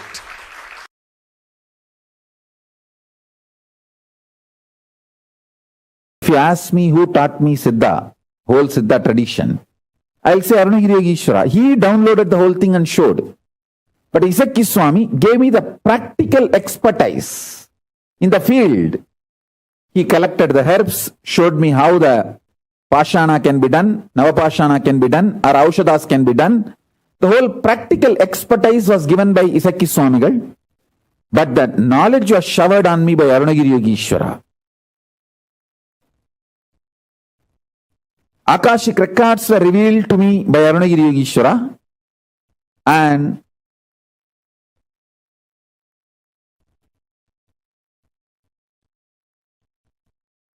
Isakki Swamigal gave me all the practical expertise. That's the first. Second, Tiruvannamalai is such a beautiful ecosystem where many of these gurus of different dimensions of Hinduism who have mastered that dimension. I tell you, the mastery Yogananda Puri had on yoga is extremely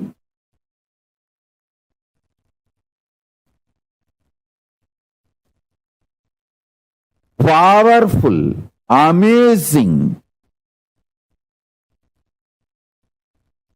I don't think any other human being can master yoga to that level where he will just tie the iron steel thread on his chest.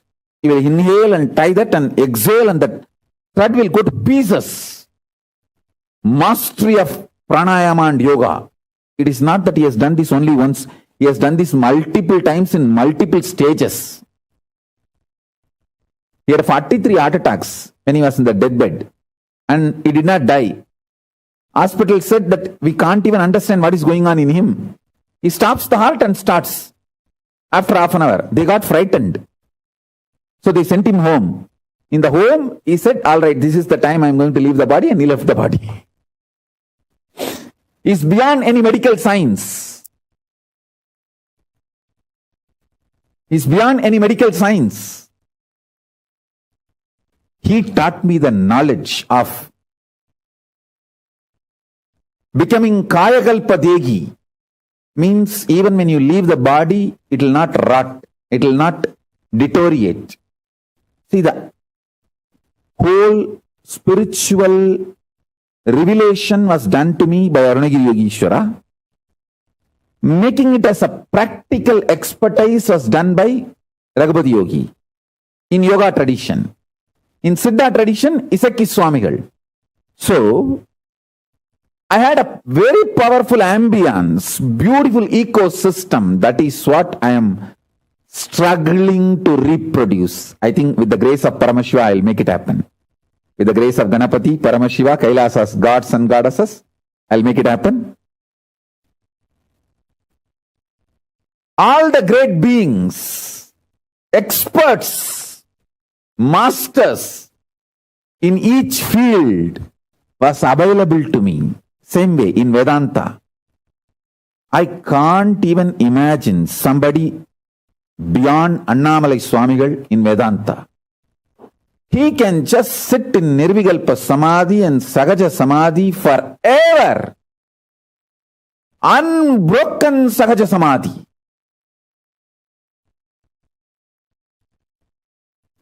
The most powerful unclutching, most powerful unclutched being I've ever seen is Annamalai Swamigal.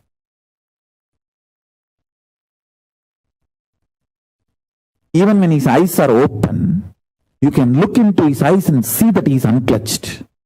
He is in Nirvikalpa Samadhi. Only in his eyes I realized anybody can come in front of him, there will not be any expression in his eyes. He will be just seeing, but there's no reaction from inside. Such pure Nirvikalpa Samadhi. One side, the great Siddha, Isaki Swamigal. The other side, great Yogi, Yogananda Puri. The other side, great Shakta, Tantric, Acharya, who achieved Parashakti, Kuppammal, Vibhudananda Puri. The other side, Annamalai Swamigal.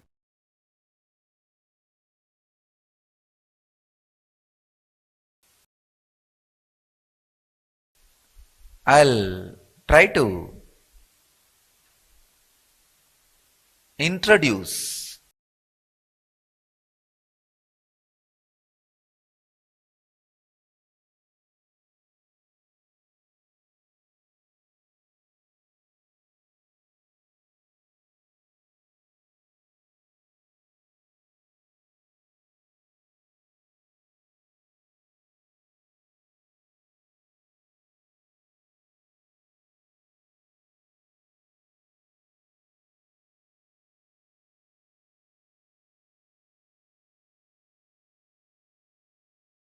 the Siddha tradition to you all more deeply before getting into the medicinal and other aspects of Siddha tradition.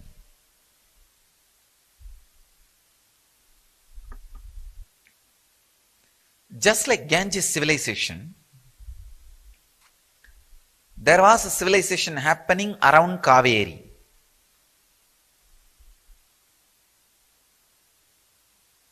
One fortunate thing with Kaveri is, the Kaveri was flowing in the area where a lot of hills, intense, dense forest.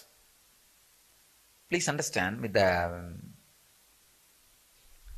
Ganges civilization, it was more plains, and because of that extraordinary floods, and Ganges changing the course, and too many rivers, Ganges, Yamuna, tributaries of Ganges, tributaries of Yamuna, the whole thing has become plain. The possibility for forest doesn't exist. But with the Kaveri, the possibility for forest remained. So this civilization happened in the hills and forest and river. So naturally, the knowledge, the technology evolved in such a way, a lot of wisdom, truth about the herbs and the plants started happening in this Kaveri civilization. All the extraordinary achievements, all the extraordinary discoveries happened in the Kaveri civilization were organized and systematized, evolved as a system, as tradition, by a group of enlightened mystics and masters. They are only called Siddhas. I can name hundreds of them.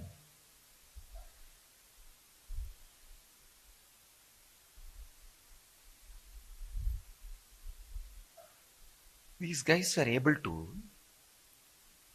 play with just with their mind as a tool. They are able to play and do anything they want in the world.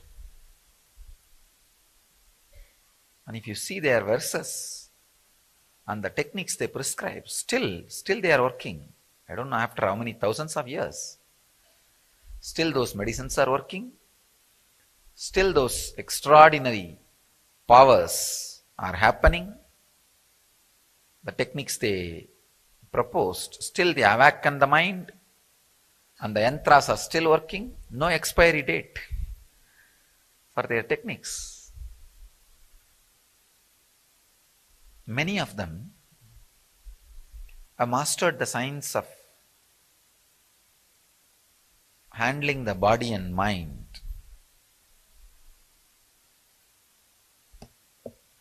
Even Patanjali is one of the Siddha. Of course, Yoga and Siddha always went hand in hand with our Siddha science.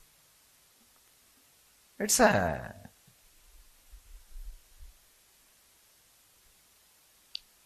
system which has evolved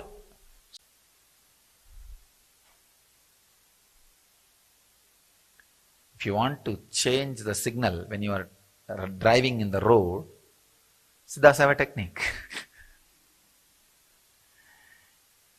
If you are stuck in the railway crossing and if you want the gate to be lifted, Siddhas have a technique which still works. That's a surprising thing. Not just technique. It works. Very powerful people creating very powerful techniques and very powerful tradition. It is so vast, I am really awestruck and wonderstruck. Which part to start first? Which part to next? Because the medicinal part, if I touch, I don't know how many years I have to speak on it. Or if I touch how they awaken the non-mechanical parts of the brain with the herbs, help of herbs, you'll be, I'll have to speak hours on, or years on that. And how they create enlightenment pill just through one herb, able to transmit the non-mechanical, the awakening of the non-mechanical parts of the brain in the system.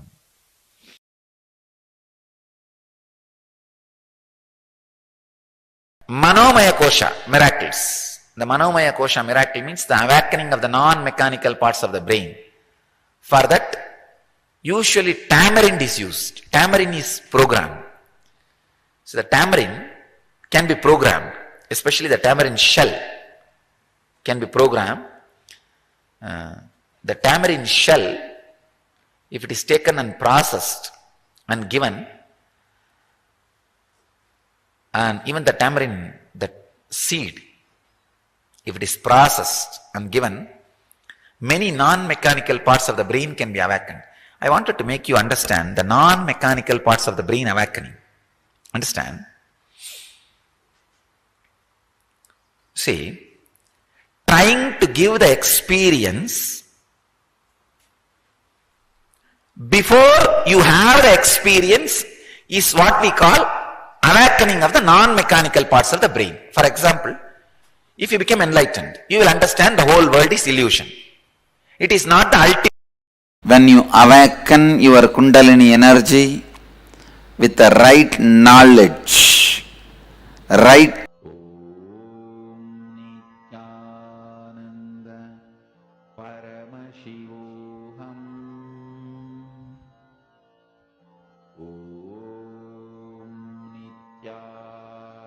Nithyananda Paramashivoham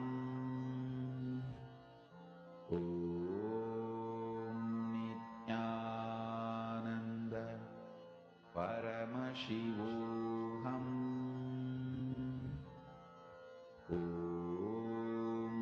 Nithyananda Paramashivoham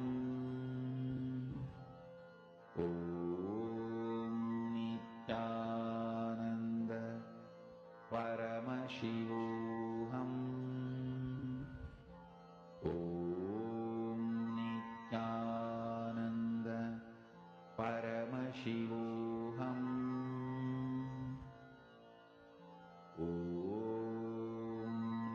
Nithyananda Paramashivoham Nithyananda Paramashivoham Nithyananda Paramashivoham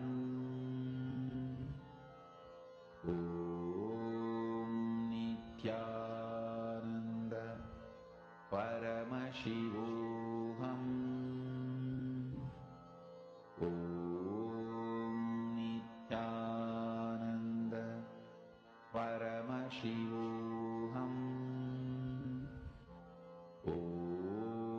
Nithyananda Paramashivoham Parashakti, Kuppammal, Vibhudanandapuri. The other side,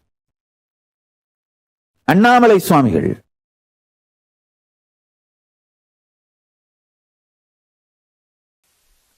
I'll try to introduce the Siddha tradition to you all more deeply before getting into the medicinal and other aspects of Siddha tradition.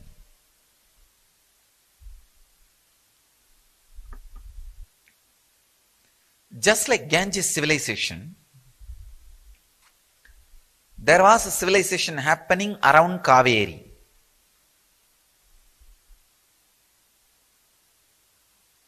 One fortunate thing with Kaveri is, the Kaveri was flowing in the area where a lot of hills, intense, dense forest. Please understand, with the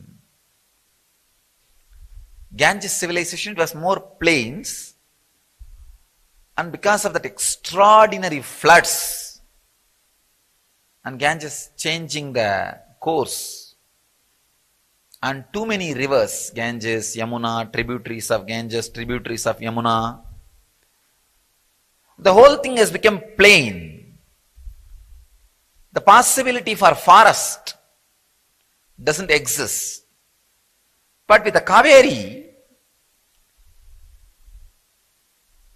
the possibility for forest remained. So this civilization happened in the hills and forest and river. So naturally, the knowledge, the technology evolved in such a way, a lot of wisdom, truth about the herbs and the plants started happening in this Kaveri civilization. All the extraordinary achievements, all the extraordinary discoveries happened in the Kaveri civilization were organized and systematized, evolved as a system, as tradition, by a group of enlightened mystics and masters. They are only called Siddhas.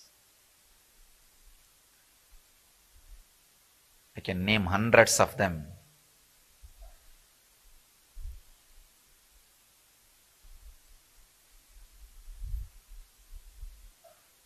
These guys were able to play with just with their mind as a tool. They are able to play and do anything they want in the world. And if you see their verses and the techniques they prescribe, still they are working. I don't know after how many thousands of years. Still those medicines are working. Still those extraordinary powers are happening. The techniques they proposed, still they awaken the mind, and the yantras are still working. No expiry date for their techniques. Many of them have mastered the science of handling the body and mind.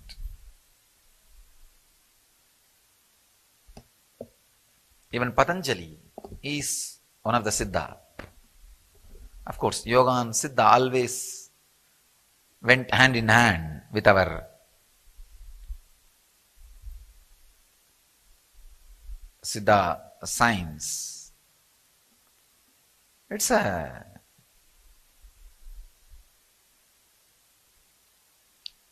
system which has evolved solution and answers for everything. Everything means everything.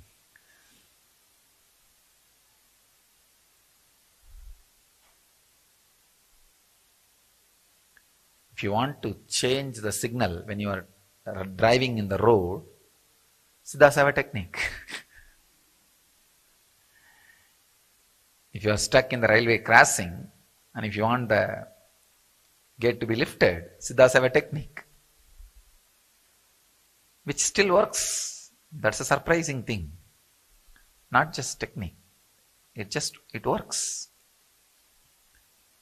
Very powerful people creating very powerful techniques and very powerful tradition. It is so vast. I am really awestruck and wonderstruck. Which part to start first? Which part to next? Because the medicinal part, if I touch, I don't know how many years I have to speak on it. Or if I touch how they awaken the non-mechanical parts of the brain with the herbs, help of herbs, you'll be...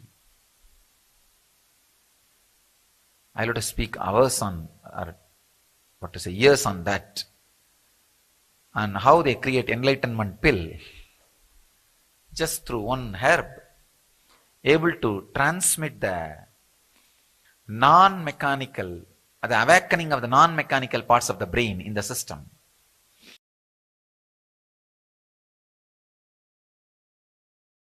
Manomaya Kosha, miracles. The Manomaya Kosha miracle means the awakening of the non-mechanical parts of the brain. For that, usually tamarind is used. Tamarind is programmed.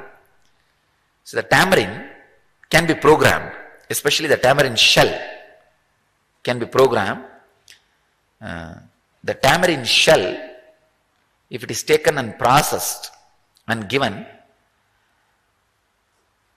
and even the tamarind, the seed, if it is processed and given, many non-mechanical parts of the brain can be awakened. I wanted to make you understand the non-mechanical parts of the brain awakening. Understand? See, trying to give the experience before you have the experience is what we call awakening of the non-mechanical parts of the brain. For example, if you become enlightened, you will understand the whole world is illusion. It is not the ultimate reality. There is one more reality. You will understand. But before you becoming enlightened, trying to give you the glimpse of that experience so that you have trust over that experience and evolve is what we call awakening non-mechanical parts of the brain. It is like trying to give you the sexual experience without having physical sex. I am giving you the grass example. Grass example. Not having physical experience, but giving you the pleasure or the experience of the physical pleasure in your brain. So that, wow, you will understand, wow, this can do so much, let me start working for it. Same way, if the non-mechanical parts of the brain is awakened in you, then you will experience the same plane of enlightenment before enlightenment, so that now you are inspired to become enlightened. Because for enlightenment, you need a conscious decision of your whole body, whole personality has to get integrated and decide, let me become enlightened, let me be awakened.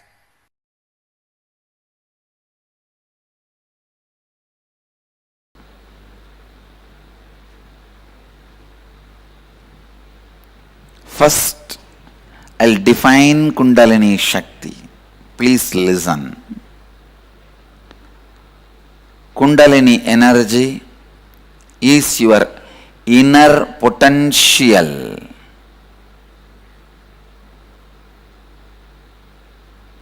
Bioenergy, which is available in your being in the form of potential. Only with the right method, knowledge and process, when you awaken, it becomes reality in you, realization in you. Listen.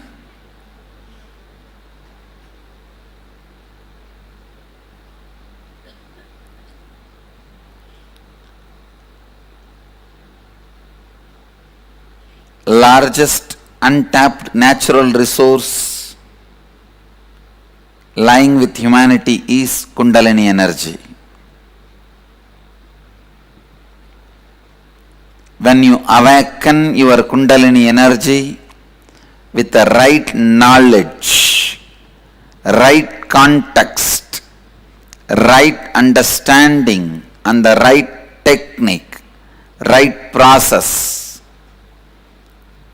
it can give you anything you want. Kundalini brings the space of positivity to you, space of possibility to you, space of leadership to you, space of enlightenment itself to you.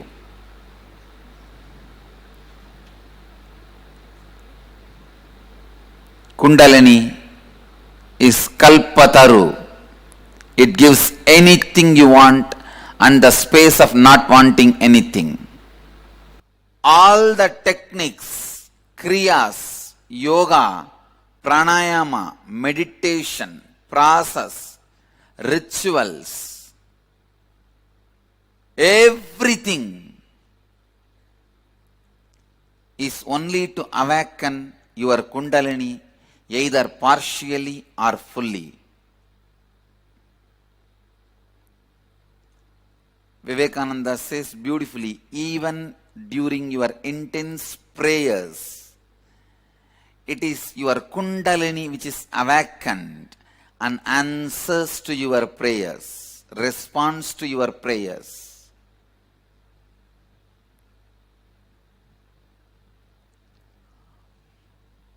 All the religious traditions, spiritual traditions, mystical traditions,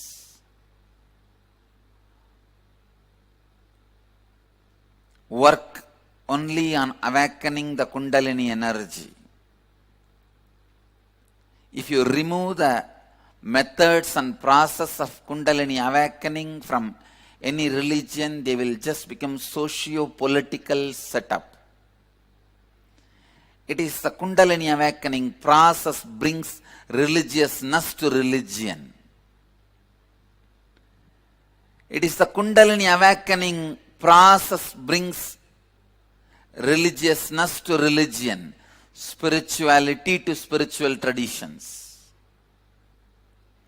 Other than the Kundalini awakening process, everything else is a socio-political setup, socio-political rules and regulations. Understand, Kundalini energy is your inner potential energy, inner potential bioenergy, physiological psychic energy,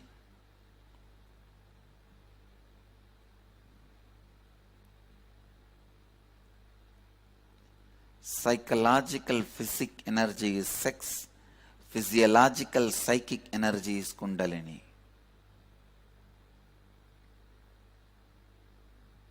Listen.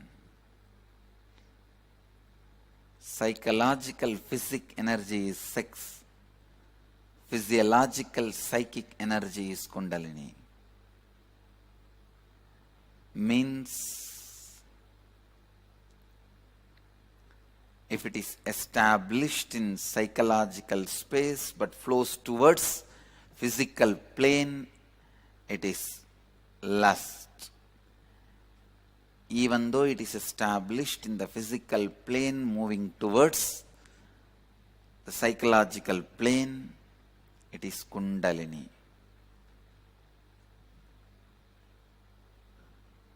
Again and again, science is proving, even in our brain, we are using less than 13%, 13%. Even the top scientists, people who are considered the most intelligent beings happened on the planet Earth, like Einstein, even they all have used only 13% of their brain. 13% of their brain.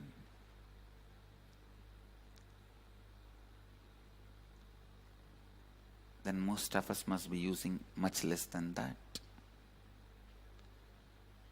Listen, brain has two parts. One, mechanical parts, which takes care of your mechanical functions of the body. Movement of blood, movement of intestine, movement of the heart, movement of lungs. Just the mechanical basic survival need management part. Same way, in your body, practically your whole life you are in bandh. You allow only the basic survival mechanism to function. Lungs, heart, intestine, the minimum need. That is what I call mechanical parts of the brain. There's other part, non-mechanical parts of the brain, which is endowed with extraordinary powers. Please understand, powers like a telepathy, teleporting, materialization. They are no more just mystical or mythological. No.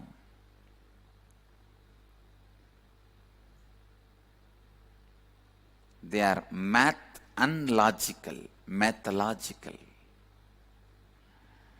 They are no more mythological. Enough of scientific researches have been done on them, established. They are not magic. They are math and logic.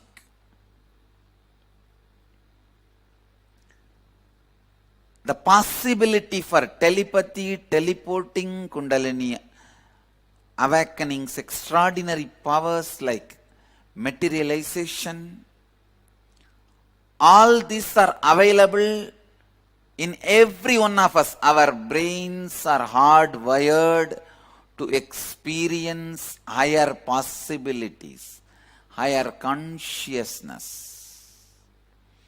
That part only I call it as non-mechanical parts of your brain. Please listen.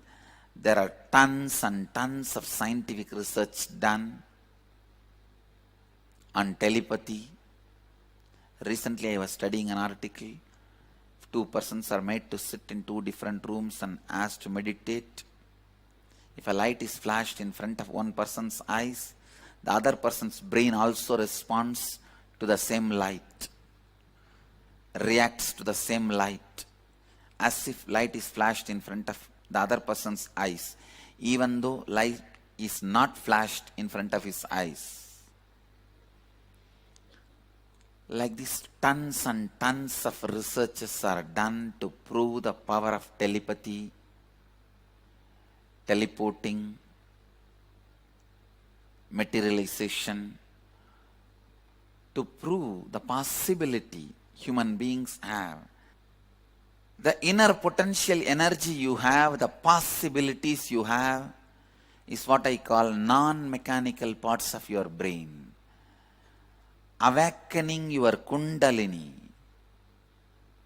directly awakens the non-mechanical parts of your brain and gives you the extraordinary powers like telepathy, teleporting, materialization, and what not.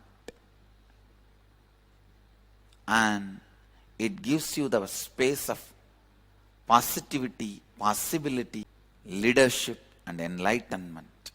Your brain is hardwired for all these higher possibilities. Just because common man did not have access to the science does not mean it does not exist. Just because common man does not have access to the country's treasury, you can't say country's treasury does not exist.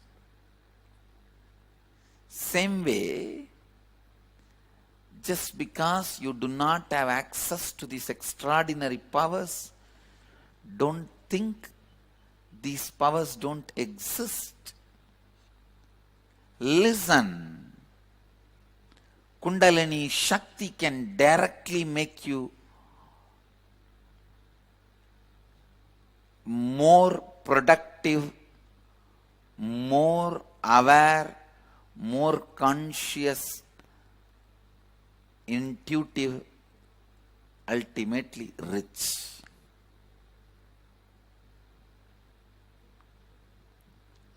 It will take away the low idea you carry about you. It will take away the lower self-image you carry about you. It will show you your possibilities. It will show you the power of your intuition. It will awaken your intuition. It will awaken your intelligence. You will forget tiredness and boredom. You will do smart work, not just hard work, smart work. And with this smart work, naturally you will see you are more active, alive, productive in your job, in your business, in your day-to-day life. See, if I say what all ways Kundalini will be useful to you in your day-to-day life. It will look like if you win a lottery of 100 crore, you can buy a best shaving blade, you can buy a good cart, you can buy a good flat, you can buy a good chapel, you can buy a good doormat. If I make this statement, how funny it looks. That is exactly it will look if I say what all you can do with Kundalini energy. You can just do anything. It will first bring the space of positivity in you, possibility in you, and it makes you a leader. Anywhere you go, people know you are the leader, you are the owner, you are responsible. The energy center. It is because of non-availability of the right technique and right gurus, people are in a way distanced from the Kundalini Shakti, and the weird ideas about Kundalini started spreading. Fear about Kundalini started spreading. When your Kundalini is awakened, you can just program your biomemory as you want. Just declare when your Kundalini is functioning, when your body is responding to the Kundalini energy, at those moments declare yourself, I am the space of positivity, integrity, space of authenticity, possibility, space of responsibility, leadership, space of enriching, enlightenment. Simply your body and mind will radiate it and universe will respond to it.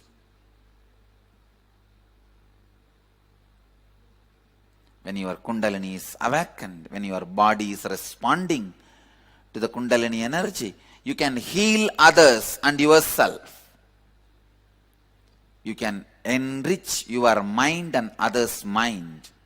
You can enrich your body and others' body. You can catch the fire for your lamp only from the burning lamp. So Kundalini also can be transmitted only from a bio-memory in which the bio-energy is already awakened. Bio-memory can be awakened with concepts and ideas. Bio-energy can be awakened only by living it and enlightened consciousness. Only in a bioenergy in which the enlightenment is happening, an awakened bioenergy, awakened Kundalini only can transmit that into another one body, another one person's Kundalini. When an enlightened being awakens your Kundalini, you will not have any negative side effects. You will only experience all the positive things happening in you.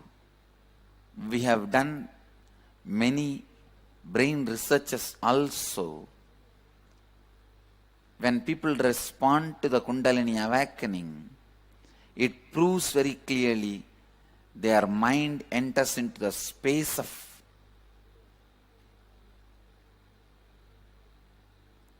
restful awareness, high restful awareness, highest awareness and the deepest rest.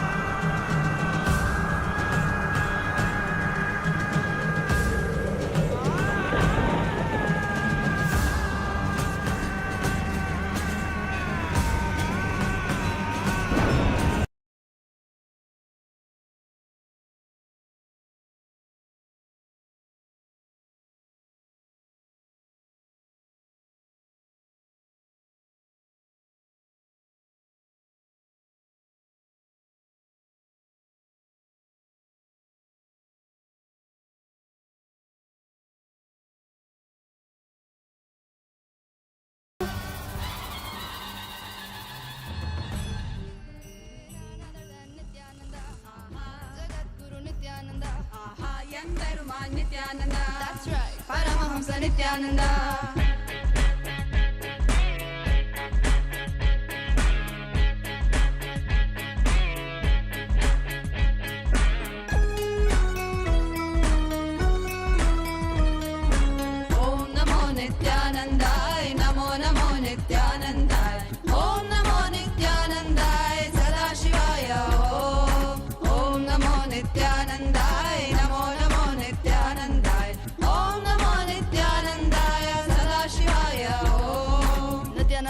Shiva Mahadeva say, I see you and dumbstruck, my heart goes stuck, stuck. Let's sing it once more. Nithyananda Sadashiva Mahadeva say, I see you and dumbstruck, my heart goes stuck, stuck. He's Sadashiva Mahadeva, he's an avatar, drop everything at his feet. So feel free, just let it be. Watch him come while you listen to me.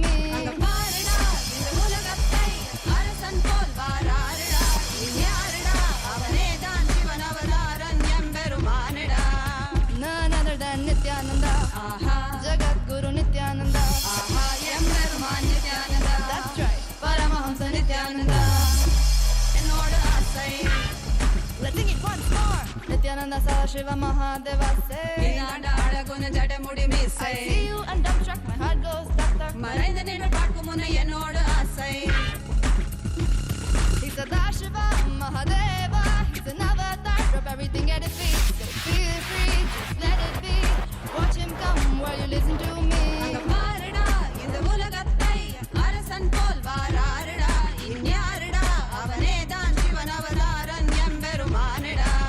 None other than Nithyananda, Jagat Guru Nithyananda.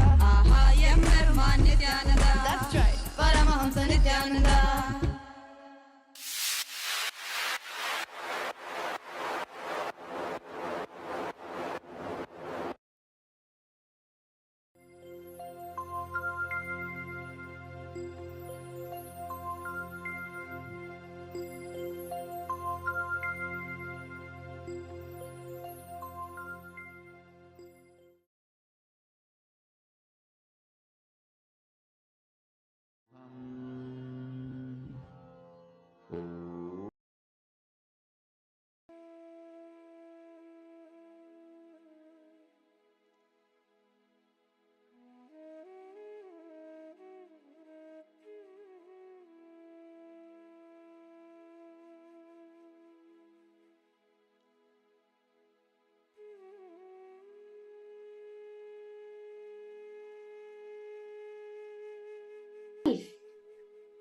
Life in Sanatana Dharma is always celebration.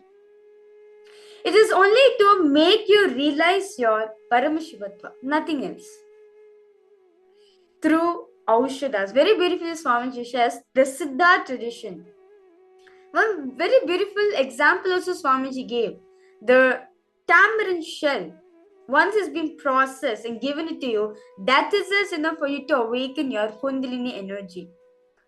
So, let us now dive deeper into these discoveries which Swamiji has beautifully revealed for all of us about the Siddha tradition. What are the extra discoveries they have come across? So understand, Siddha tradition is the greatest science of the inner world, comprehensive in all dimensions of the inner world, such as medicines, techniques like yoga, pranayama, kriya to heal the body and make it experience the extraordinary powers. Yes, I can see many participants. Yes, Nithyananda is like Nithyananda Priyatma Sarupini and Nithyananda Sharvi. It's nice to see you, all of you joining for the program.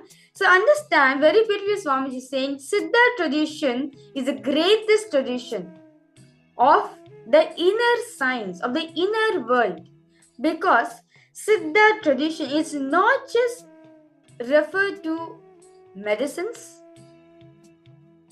Yes, Nithyananda Priyatma Surupina is Nithyananda. Yes.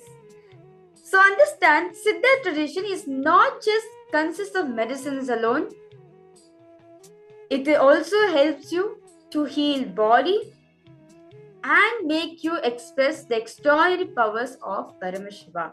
All of us need to understand one thing. Most of the time, any Hindu-related medicine, such as Ayurveda or even Siddha itself, we only relate to the smallest level, that kicking pure body. That's it. The medicine is for long term. Whereas allopathy, meaning the normal medicine which we take, the chemicalized medicine which we take for our body, yes, it is important. It gives us immediate relief, but it's not going to give you a long-term heal. But whereas Siddha tradition, it gives you a long-time relief.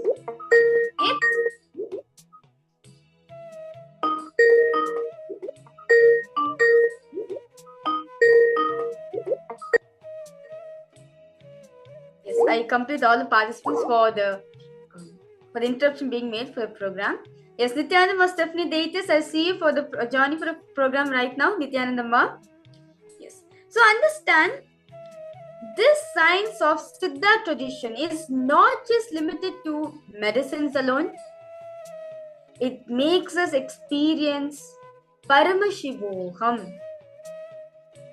It gives a long time healing process. Understand, very beautiful parampara which Swamiji himself has been inherited. As Swamiji says, he is also a Siddha, because his gurus were experts in this field of Siddha. From Bhagavan Paramashiva always goes to Bhagavan Muruga, to Sage Agastya, to Idai Kikar, to Konganavar, to Sundaranadar, to Bogar, Pambati Munivar, Kudumbai Munivar, Kudumbai Agappai Munivar, and all the way goes to Paramahamsa Shivananda, all the way to Mauna Swami, to Narayana Swami, and all the way to Swamiji.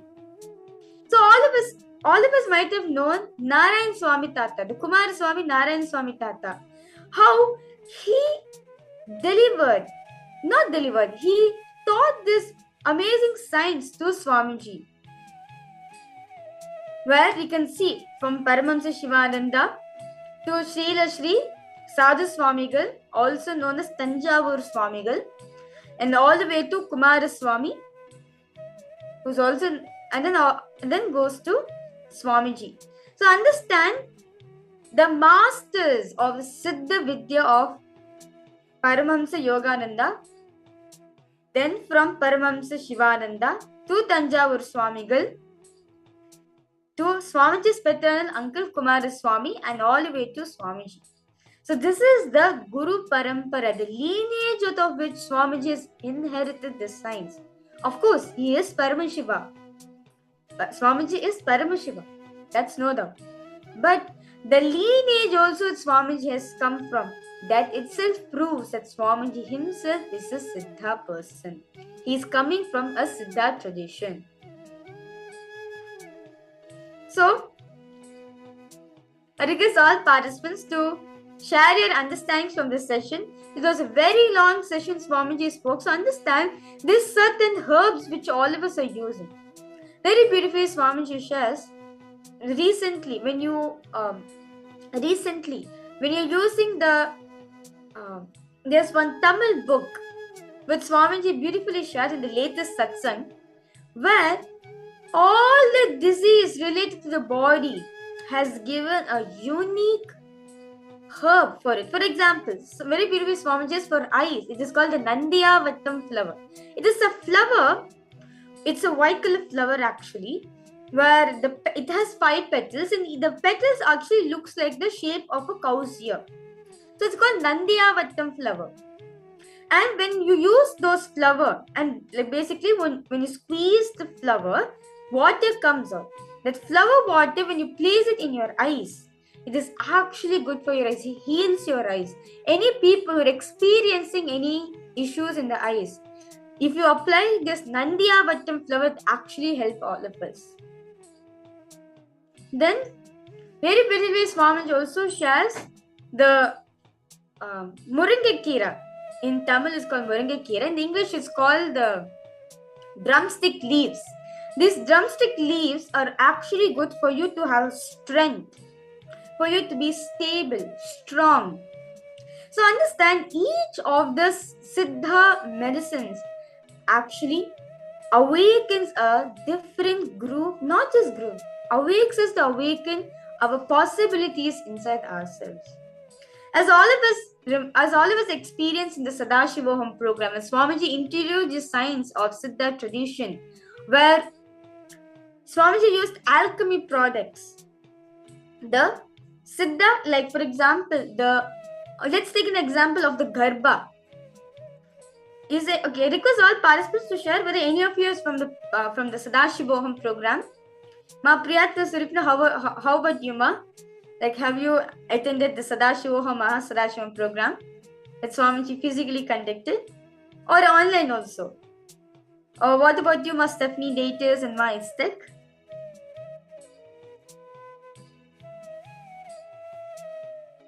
If you have not attended, there's no problem. Swamiji is going to again give this science for all of us.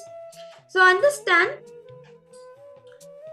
through Aushadas, Swamiji transmitted the science of enlightenment so all of us can experience it. I still remember, I was like, at the time I still remember, Swamiji called all the kids and he said that all of you are going to help me. Okay, my Priya, the surplus person. No, I attended straight PSM series. That's wonderful, man. No problem. Well, in the upcoming seasons, all of us are going to experience that component of Swamiji.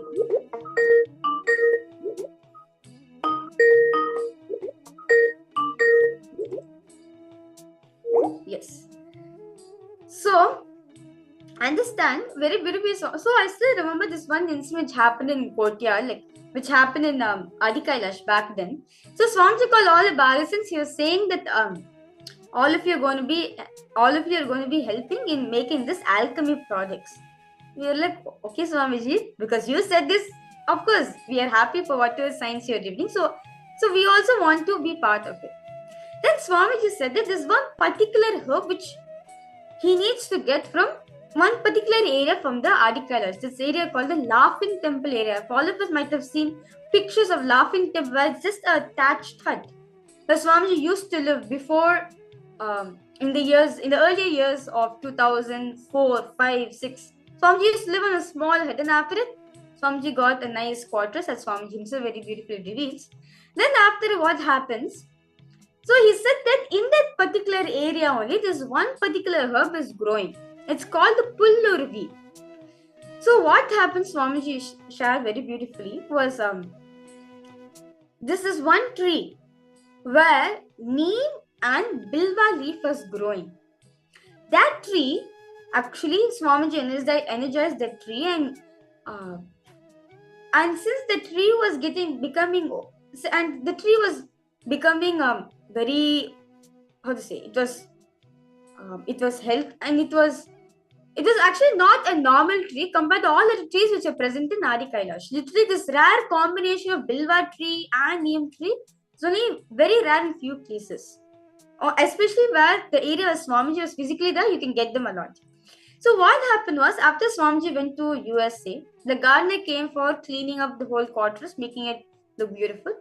He thought that there's some virus attacked the neem tree, so he cut off the neem tree. He cut off the Pullurvi tree, and Swamiji came back, and Swamiji asked, "Where is the tree?" And they said this, that Swamiji, the gardener came and he cut it off. So this is the thing. So immediately what Swamiji said, do not worry. Now that breathing space, you will see around that same area, many of those trees will start growing. Exactly in that area, around that area, many Pullurvi trees started growing around the Laughing Temple. And then Swamiji said that I need to get this particular herb and come. Once the energized process is done with this herb, it's ready for distribute all the mandalas for all the participants. Then Swamiji was like, not tomorrow, next day. As Swamiji beautifully said, there was some delay happening. As only with the blessings of Bhagavan Subramanya only we can even experience the Siddha tradition. So after the Subramanya Brahmotsavam started, Swamiji was like, yes, let me start now. And Swamiji, when he got the whole Siddha herb, he energized, and all of us did the alchemy products. And Swamiji says that when you're dealing with these herbs, just by touching them and making this alchemy product, that itself will make all of us to experience powers. So, for all the participants, do not worry. In the upcoming season, Swamiji is going to be initiating all of us into. Swamiji is going to be initiating all the herbs which all of you are going to get, and you are also going to experience the same thing. So understand the power of Siddha tradition. It is not just for normal medical purpose alone. It also helps us to experience our Paramashivatva within ourselves. It also helps you to manifest powers. Okay, my sec is posted. I have the mandalas, they are very dear to me and powerful to have them around. Yes, but that's very true. I'm pretty sure all the mandalas you'll be having, the Navagraha mandala, the Kali mandala, the Surya mandala, the Soma mandala, it radiates a very strong energy field. Just by being around them itself gives like a very powerful feeling. Yes. Ma, Istak, actually I would like you to post, Ma, your experience. Ever since after you received the mandalas from Swamiji, how did you feel, Ma? Pretty sure a life change might have happened for you, because even the energy, you'll be able to feel strong energy of Swamiji with you, Ma. So I request Ma Istak to share just few words. How, like, your experience with the mandalas, whether any power manifestation happen or you experience intense breakthrough in your life. Request you to share, Ma. Be nice to hear from you.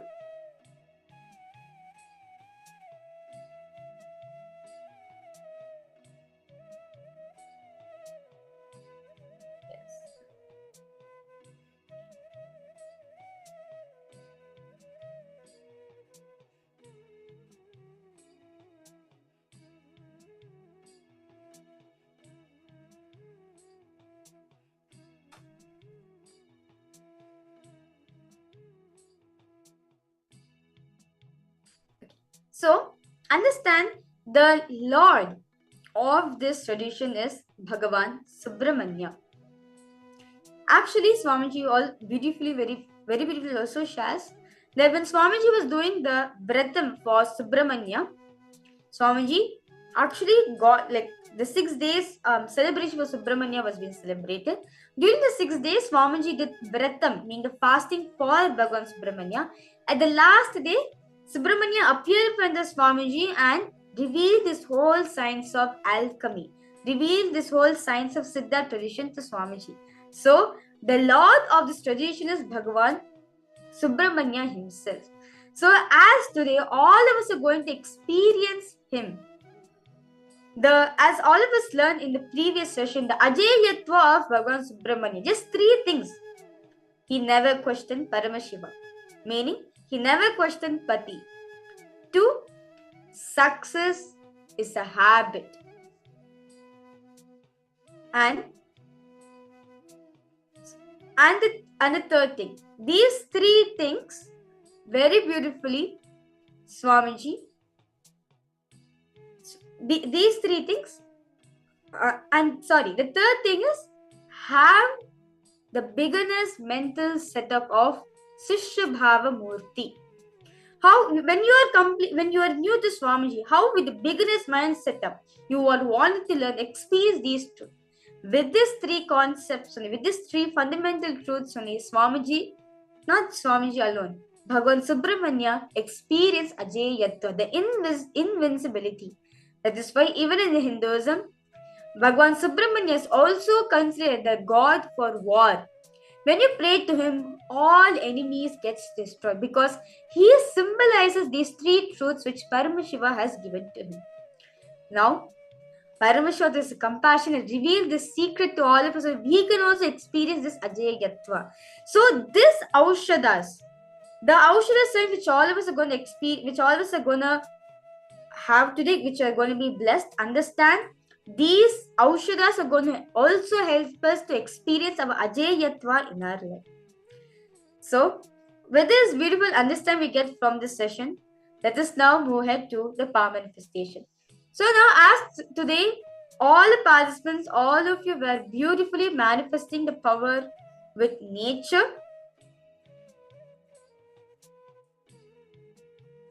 So in this round, all of you are going to be manifesting the power of making a feather float using wind. In this round, all of you are going to be playing with the wind element. So, I request all participants now take a feather or anything which light as a feather. You can also take your hair, or you can also take a rice grain. Anything which is very light, anything which is very light like a feather. Request all participants to pour. I request all participants to take that object.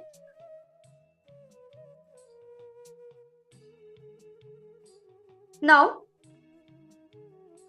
you are going to be connecting with the wind element which is there in yourself and gonna make the feather or the object to levitate in your palms.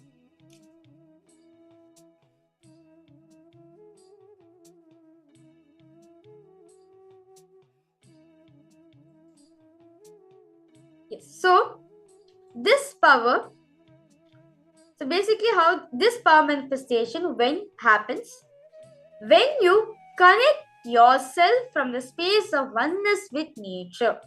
Understand, you and nature one in the same. That's the most subtlest thing which all of us need to understand in our life. We are nature one in the same. We are not disconnected from nature. When you understand this, immediately power manifestation happens. Now I request all participants now place a feather or any light object on your palm where there's no, and sit in a place where there's no strong winds are available. Better not to sit in front of right next to the window, as wind always goes and comes out.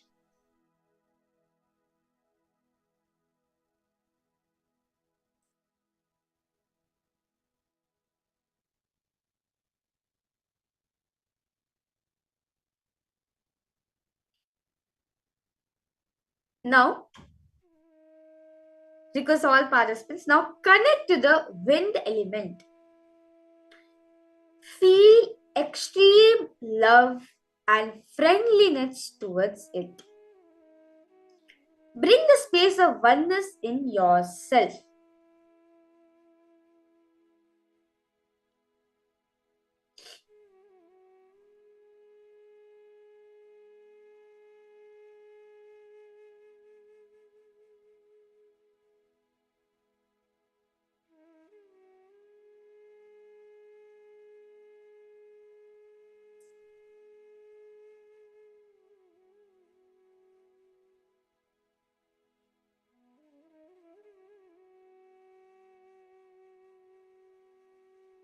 Now, because all participants to start chanting the Mahavakya. Om Nithyananda Paramashivoham. Om Nithyananda Paramashivoham. Om Nithyananda Paramashivoham.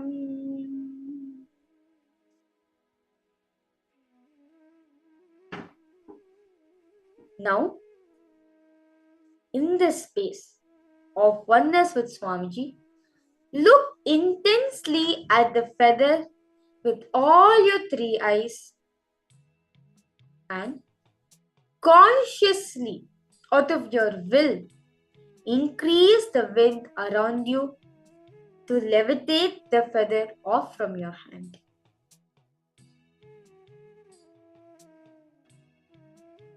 Because all participants to now start manifesting, just consciously with your will persistence power,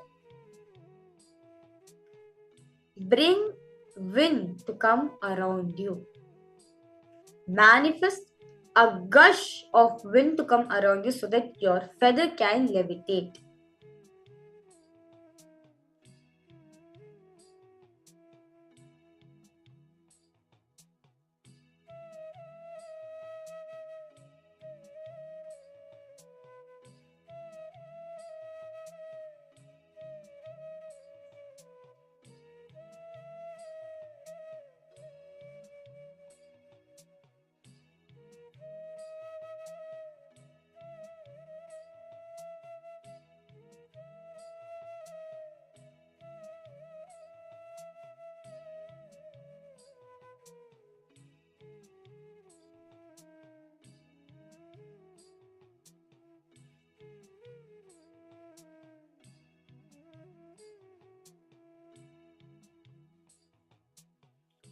Continue chant the Mahavakya in your inner space.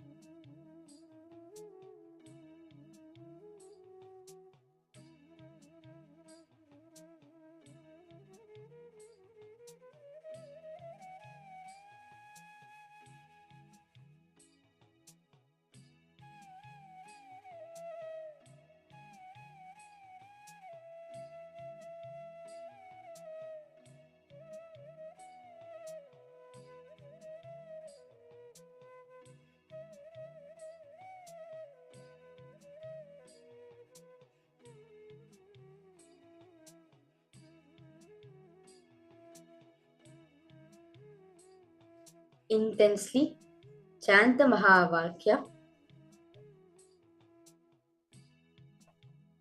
Feel that oneness space in your feel that oneness space within yourself, where you and nature are one and the same.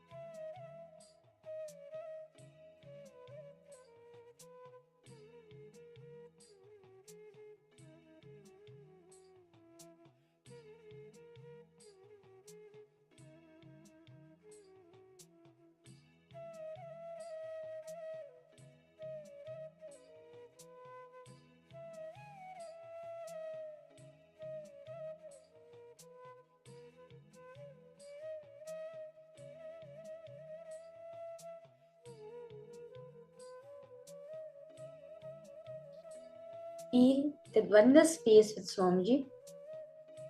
With all your three eyes, just look at the object in front of you. You'll see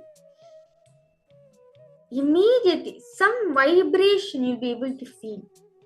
Slowly, when you're in just oneness with it. Understand, Swamiji is saying very beautifully, the space, the power manifestation happens when you're in oneness space with the nature. So, connect with nature. Have that oneness space with nature. Feel that you are one with nature. You see slowly the object will levitate in your palm.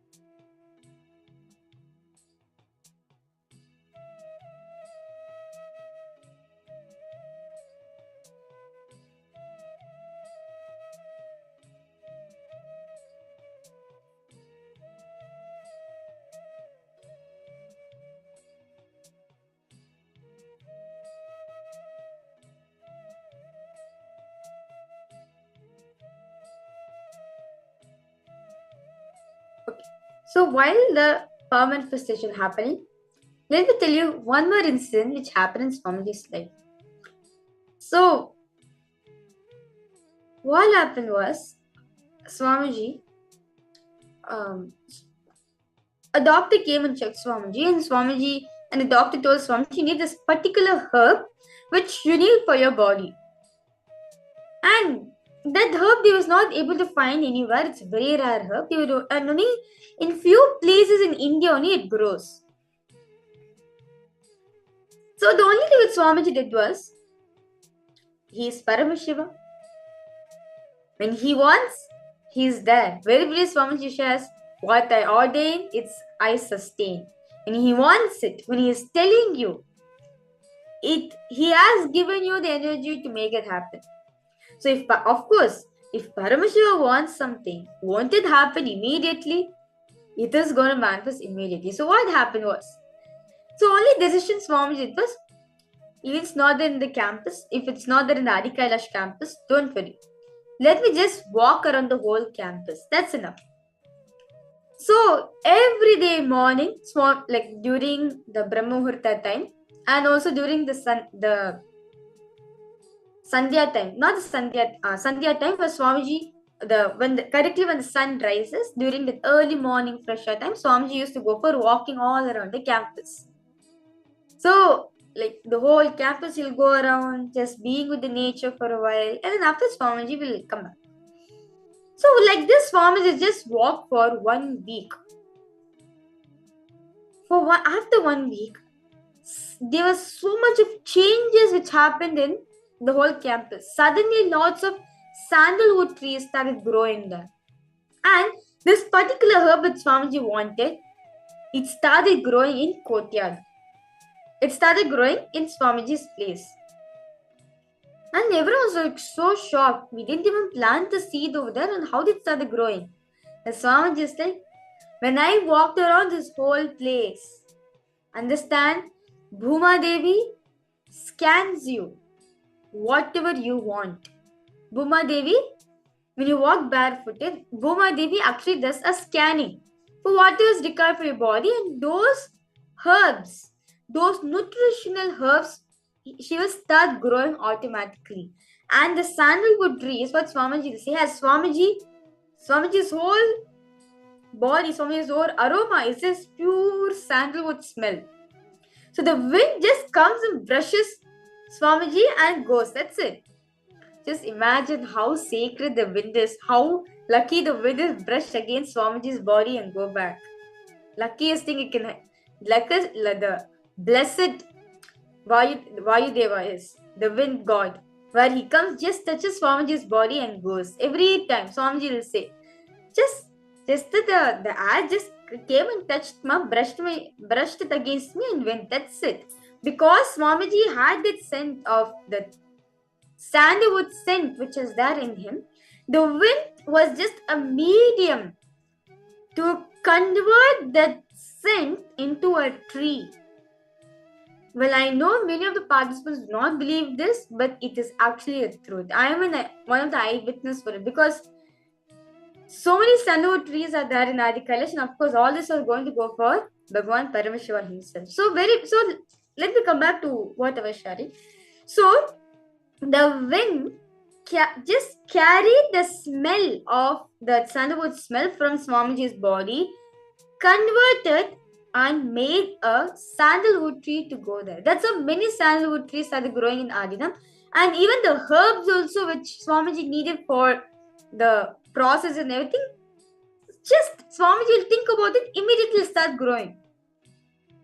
So understand, when even for the preparations, understand, for all the participants who attended Mahasarashram Sadashivoham, like Swamiji will just think of an herb, immediately that herb will start manifesting in Adi Kailasa. So understand, this science of the Siddha tradition is a very ancient tradition where Swamiji is reviving it back to its glory, where these herbs are not just mere medicines alone to cure diseases, but these are herbs which are a medium to transmit superconscious energy for all of us. So understand, these herbs are literally like a power conductor of superconscious energy. So just by touching these herbs itself makes you manifest powers. So this is one instance which happened in Swamiji's life, where out of just Swamiji's intention, the herbs started growing. So let me tell you one more story Swamiji did for the same power of wind power. So I still remember one day, this happened in Cambodia. There's one temple called the Angkor Wat temple, where all of us went to visit along with Swamiji. And Swamiji is revealing about deeper truths about this temple, how this temple was actually constructed in Mahabalipuram in India, and it got shipped and reassembled back in Cambodia. And this is how the temple was made. In each carving, detailly Swamiji was explaining. And it was a very sunny day, and all of us, we were like around 500 participants for attending that program, and it was like such a sunny day it was. And one of the participants told Swamiji, it's really sunny, Swamiji, what to do? And Swamiji is like, of course, he is the one who's ruling the whole cosmos. Won't he simply move the clouds to come and cover the sun? Well, what Swamiji did was, all the Gurukul kids were sitting around. Swamiji said that, come on, all of you chant Rudram. what needs to be done, I'll take care.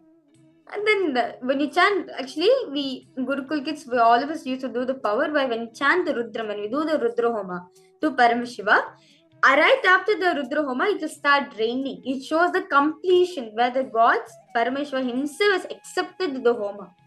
So, Swamiji is like, okay, all of you chant Rudram now. Definitely Paramashiva is going to listen to you. Of course, Paramashiva is going to listen to us because Paramashiva is in front of us. So all of us as a group, we chanted the Rudram, the first paragraph. Immediately, let's say, 15 minutes, there was a cool breeze which came and went. And then after the clouds covered the sun and the whole surrounding was so cool. Well, of course, and immediately after all of us looked up, Swamiji immediately smiled. Well, of course, he's the one who did the whole thing. Well, very beautifully see how Swamiji just simply plays with it. All these elements are just like just an element, not like a big thing for Swamiji. When he wants it, he just simply plays with it because he knows he's in oneness with them. There's no difference between him and nature. So, and there's one more incident also which happens very beautifully. This happened in the Kailasa Yatra. If all of us, very beautifully, this video has also been documented where Swamiji is moving the clouds for us to have darshan. If all of us want to see this, you can go to YouTube and see Swamiji's Kailasa Yatra. You'll see Swamiji will actually be standing there. Swamiji will see that Mount Kailash is being covered with clouds. And then all the Yatra Vasi, they're like, Swamiji, it's covered with clouds. Swamiji, it's too cold also. So even if you watch Swamiji this, Swamiji, you'll see the video, Swamiji will just move like this. Swamiji will move his hand. As if he's moving something. Like when you're moving a fly, how you move the hand like that. So Swamiji is like, okay, let me just move the clouds. You will see within half an hour, you'll be have the darshan of Mount Kailash. Exactly after half an hour, all the clouds cleared and Mount Kailash, the Kailash mountain, revealed the darshan for all the participants. So understand, that is the power of Swamiji. Because he knows him and nature one and the same. Of course, he is Paramashiva. But just because he is Paramashiva does not mean we are also not Paramashiva. Swamiji has not said, I am Paramashiva. Of course, he is declaring that he is Paramashiva and he is here to prove that we are also Paramashiva. Understand? Very beautifully, Swamiji says, I am here to prove that you are God, not I am God. So, when you are declaring Paramashivoham, you are becoming Paramashiva, wherein oneness with nature and everything around you. So, for all the participants, if you want to see this, actually, you can go to YouTube and type Nithyananda Kailasa Yatra. You'll see in the video, Swamiji just simply playfully, Swamiji will move his hand, the clouds will part, and you'll see the darshan of Mount Kailash. Very beautifully, Swamiji manifests this power. So, yes. So now I request all participants to relax yourself, open your eyes. I'm pretty sure all of you have enjoyed this session where we were just listening to different stories of Swamiji, his manifestation. So now I request all participants to verify whether any manifestation happened for you, whether in the object, levitated, or you felt some vibration in your palm. Because all participants to post.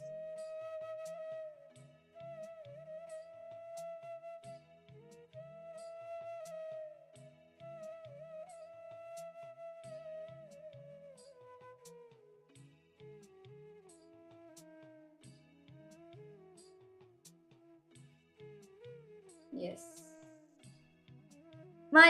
Actually,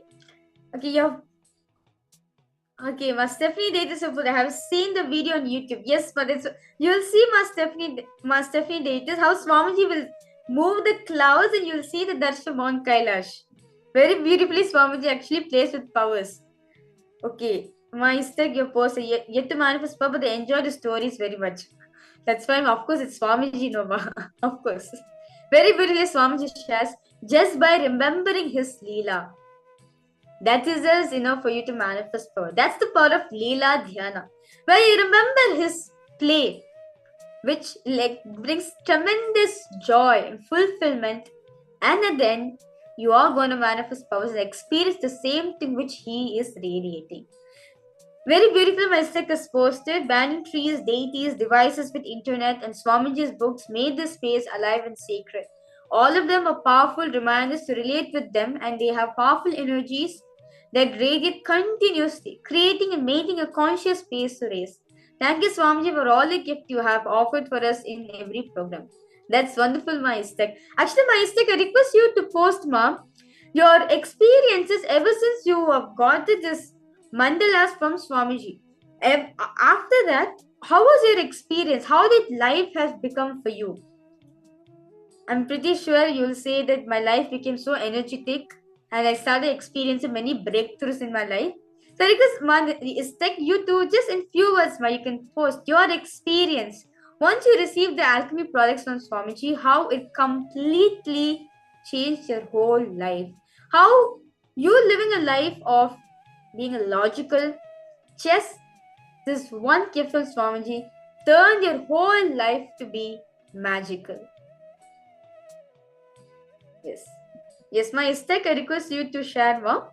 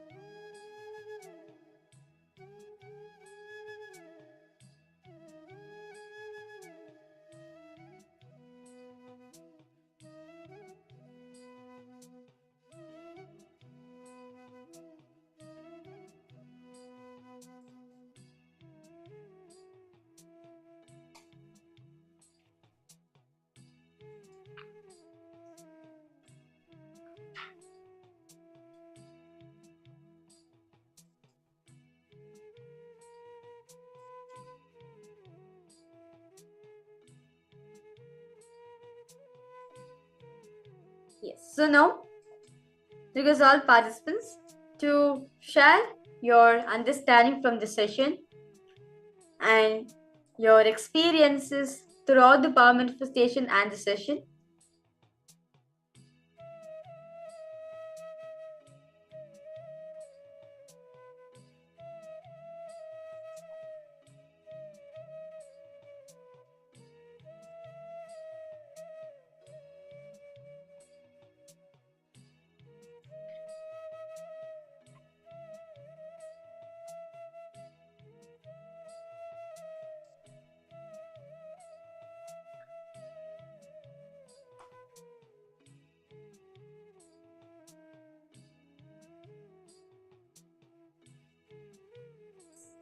So,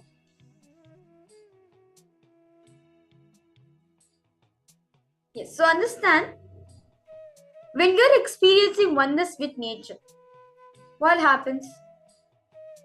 Whatever happens around you, you are the commander for it.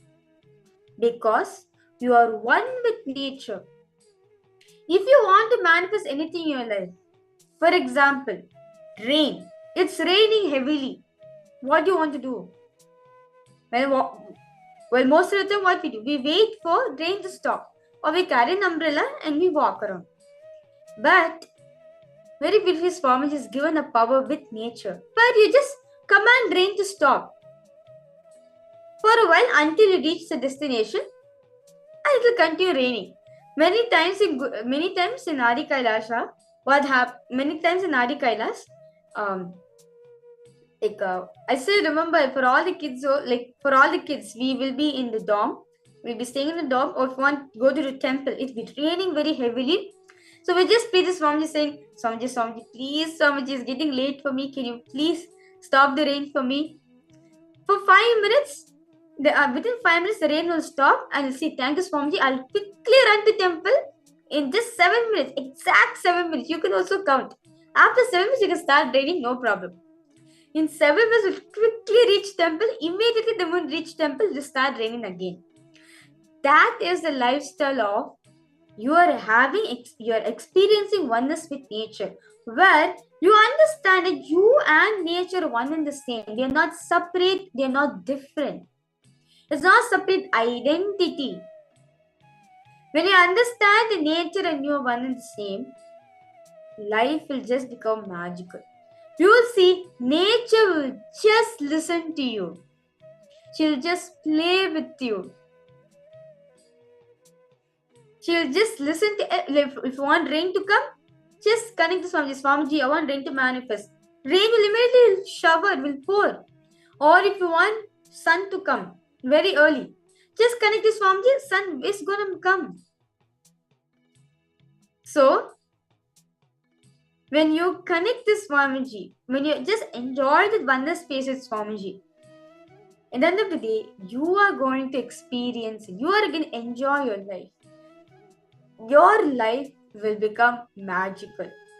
This is what Swamiji means by Paramashivoham, where everything around you is in oneness with you.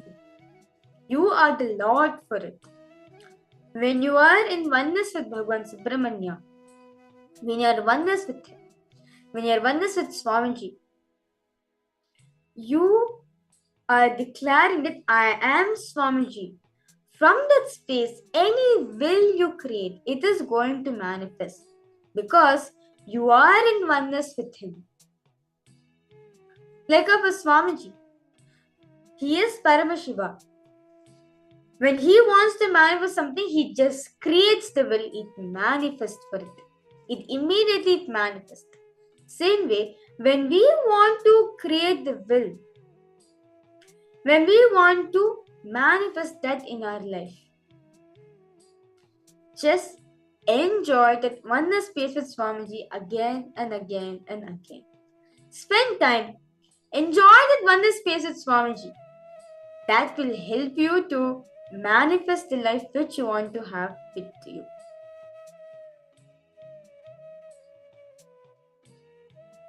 So I now request all participants to take few minutes, head to Facebook and post your understandings, your powerful cognitions, your clicks, your experience you got throughout this session and during the power manifestation. You can also post your power manifestation results in the Facebook group. So request all participants take few minutes, post your understandings and experiences.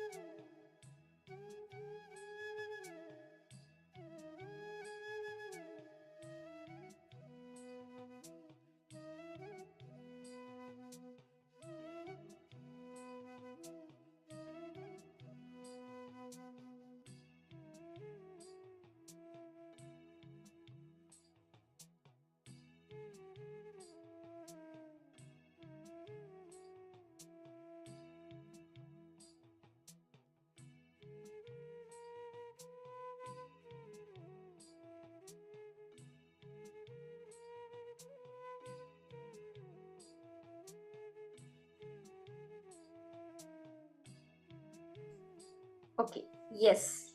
So my stick is posted. Every mandala, every alchemy product, Artlinga deities, everything not only makes the sacred space but also make the experience sacred to relate with them.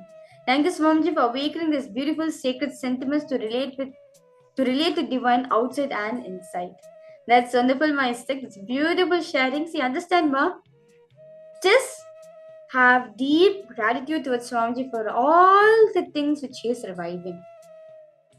If you see, Swamiji is revived for everything in this field of knowledge, the field of Aushadha, the Siddha tradition, or even the science of power manifestation. Every single field, Swamiji is reviving it back, giving the glory back again, back to how it was.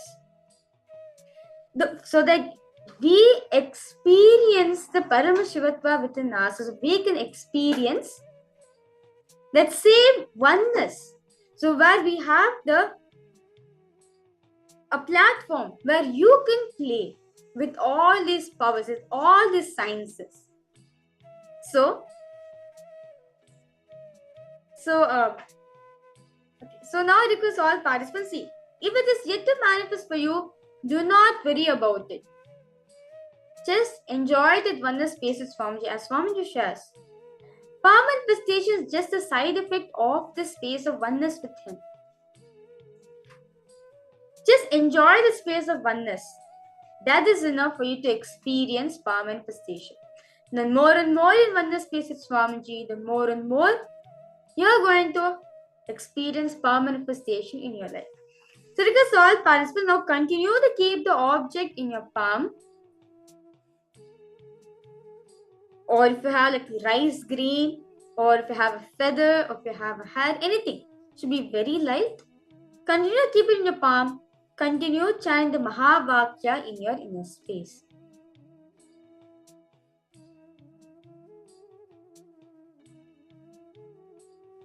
Continue chant the Mahavakya. Intensely chant the Mahavakya. Experience, declare, I am in oneness with nature. I am one with this object. With all the three, I am in oneness. I am declaring Paramashivoham. I am declaring I am Paramashiva. You will see, you will immediately feel some vibration starts to happen in your palm. Slowly, the object will levitate itself.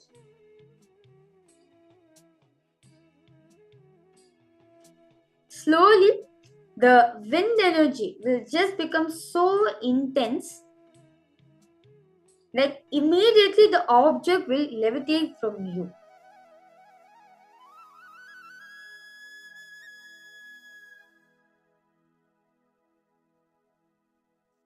So request all participants now to continue chant the Mahavakya. Enjoy that oneness space with Swamiji.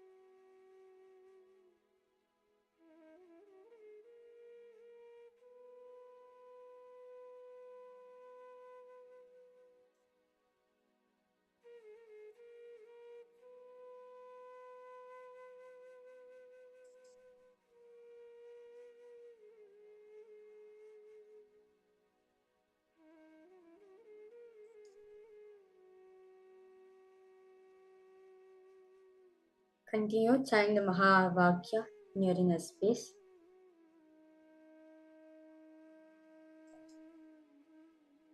Declare continuously, I am Paramashiva, I am in oneness with nature.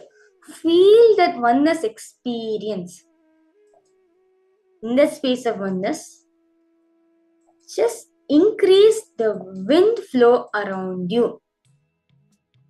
Manifest wind around you and let the object levitate from your hand.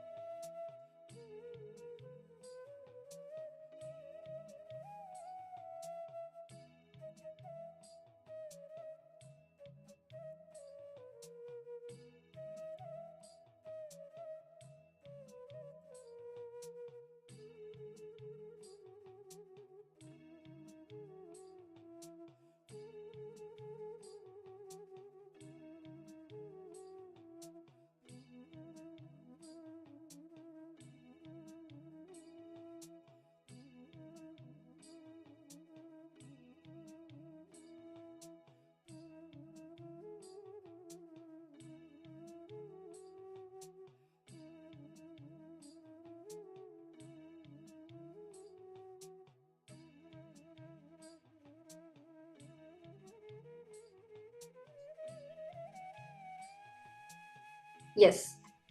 Now, with all participants to open your eyes and see whether any manifestations happen for all of you.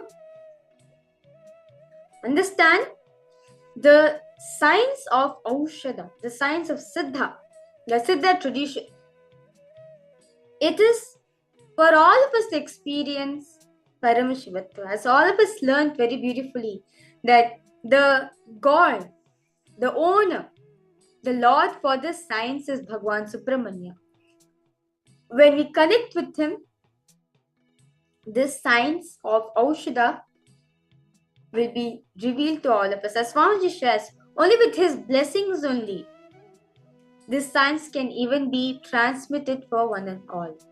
So, in today's darshan, all of us are going to be experiencing this with Swamiji. So, I request all participants to post whether any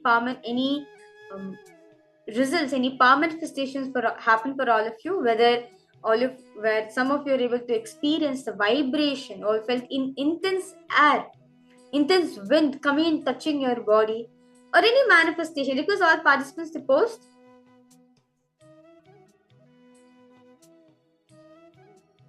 As very beautifully Swamiji shares that this science of Siddha tradition helps you to awaken the Kundalini Shakti which is there in all of us, the potential energy. Once this Kundalini Shakti has been awakened, we no more become a human being, we become a divine being, where life will just become magical, where your possibilities, your highest possibilities for you to manifest life starts manifesting for all of you. So, with this, let us now move ahead to understand deeper truths. Okay, my Instac you have posted. Felt intense energy and a light feeling of heat in my hand, in my open hand. That's wonderful, Ma. That's wonderful. I request you to post your results in the Paramashivoham Facebook group. So all the participants and all the viewers who's watching and also get enriched and join for the program. So request all participants to take a few minutes, head to Facebook and post your experiences, your powerful cognitions and your clicks in the Facebook group. With this, we'll be now understanding from Swamiji what is Kundalini Shakti, why do we need to awaken this in our life, and what happens when you awaken the Kundalini Shakti which is sitting inside of ourselves. Let us directly listen from Swamiji.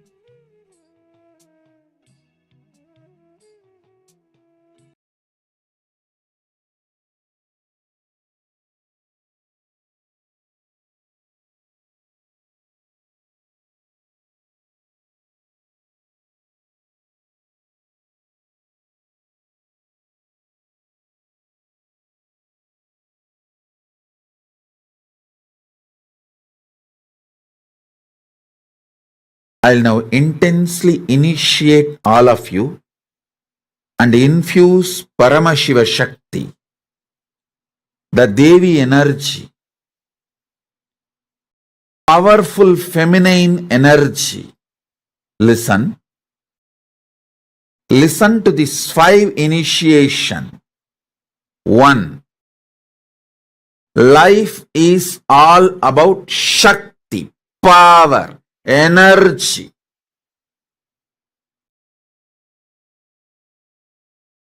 Poor, mediocre, cheap, ignorant human beings think life is all about good and bad, right and wrong.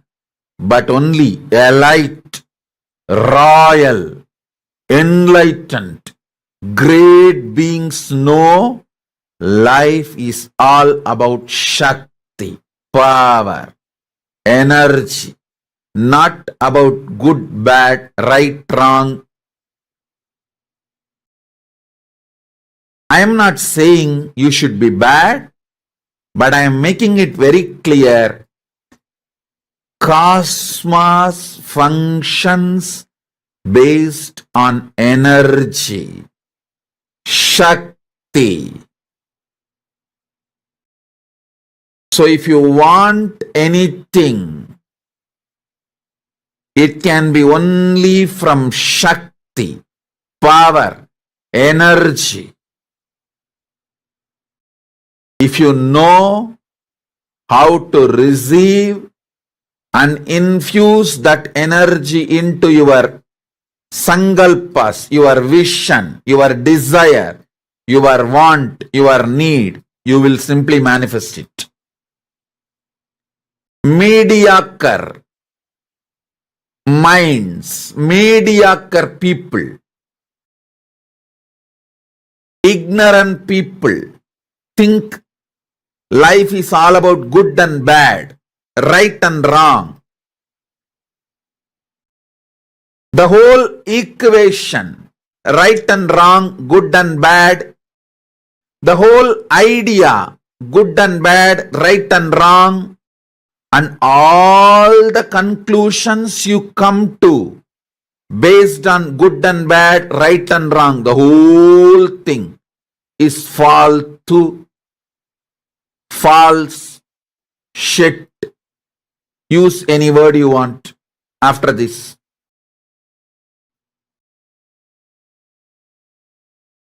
You can use all these words, faltu, false, feku, shit, whatever words you want. Be very clear. Life is all about Shakti or no Shakti. Not good or bad. Neither you get something because you are good, nor you lose something you are bad. What you want, you achieve when you manifest Shakti. You lose when you don't manifest Shakti.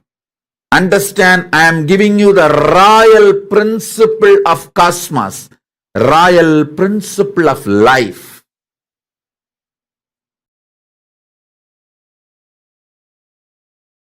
First truth, first initiation.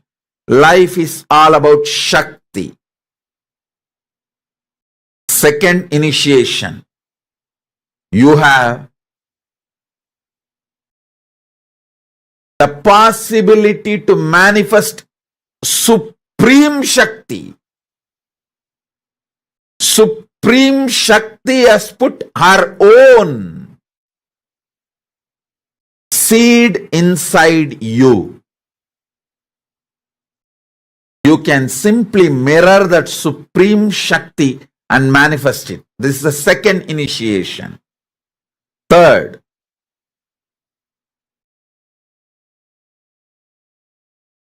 when that Supreme Shakti manifests, your values of good and bad, right and wrong will have cosmic maturity. Listen.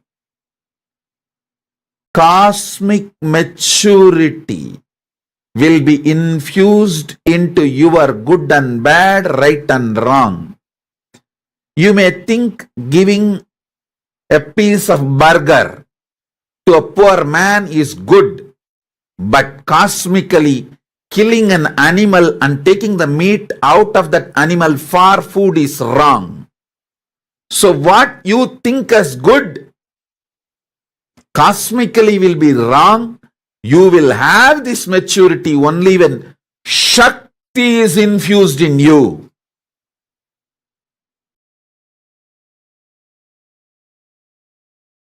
An animal whose system cannot digest vegan food, if he or she takes, like a lion, eats the flesh of the another animal, it is not sin. But the body which can digest vegan food, if you have that body and still you are killing some other animal for the flesh for you to eat, it's wrong. You may think giving a burger is a great good deed. No. Cosmically it is wrong.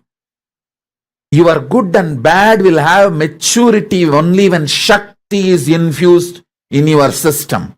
So understand, life is all about Shakti, energy, power, not about good, bad, right, wrong, as you understand. So when you infuse energy in you, you will have the matured, cosmically matured, good, bad, right, wrong, clarity, knowledge, buddhi, intelligence. Fourth initiation is cosmic power. Shakti is a mother from which you are flowering. So she is easily available the moment you ask her to manifest in you. So call her, tell her, these are all the things I want. Please start manifesting you in me. That's all. This is the fourth initiation. Fifth, with the grace of Paramashiva and Paramashiva Shakti, now Paramashiva Shakti will be manifesting. Type whatever prayer you want to ask from Paramashiva Shakti. Whatever you want to talk to her. You can type as a direct message now Paramashiva Shakti with the grace of Paramashiva and Paramashiva Shakti.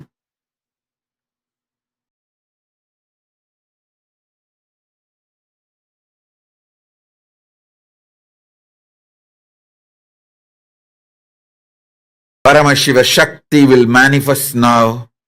Om, Om, Om, Om, Om.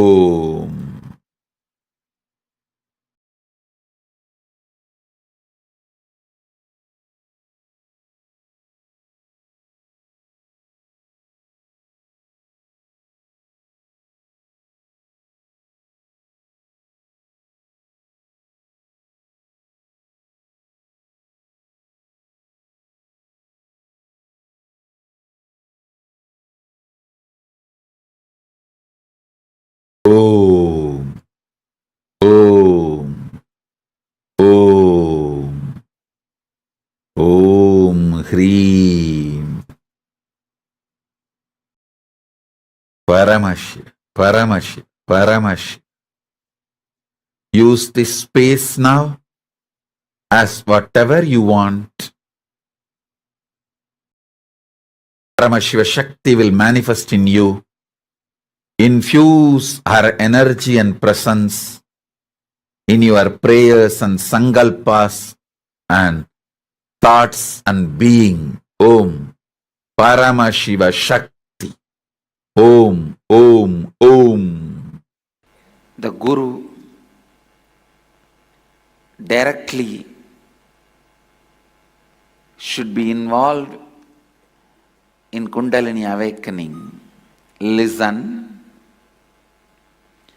If it is a small cough and cold, you can even get the across-the-counter medicine and have your own.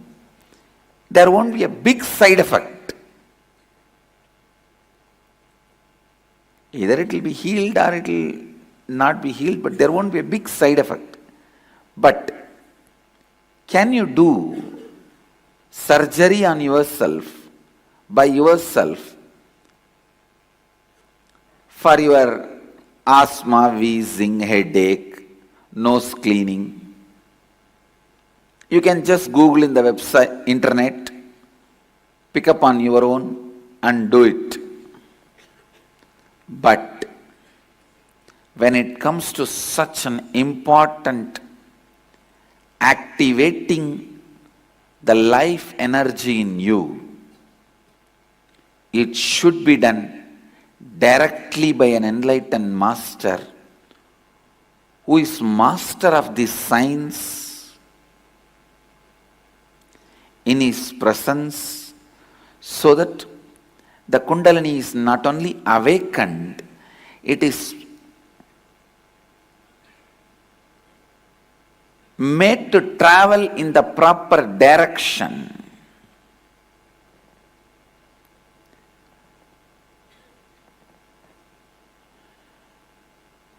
You try to awaken your own Kundalini is equivalent to you trying to do open heart surgery for yourself. In tantric traditions, each time your fear or greed awakens Kundalini, it is equivalent to throwing a stone on the snake and making that snake hiss. Yes, when you throw a snake, it wakes up. It's awakened, but also weakened. You can awaken the snake, you can wake up the snake either by sound,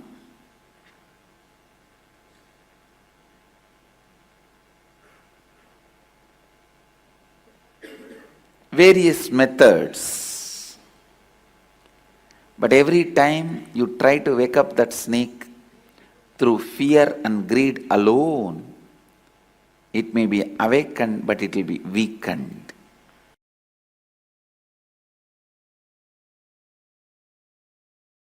Kundalini is your possibility. You letting your possibility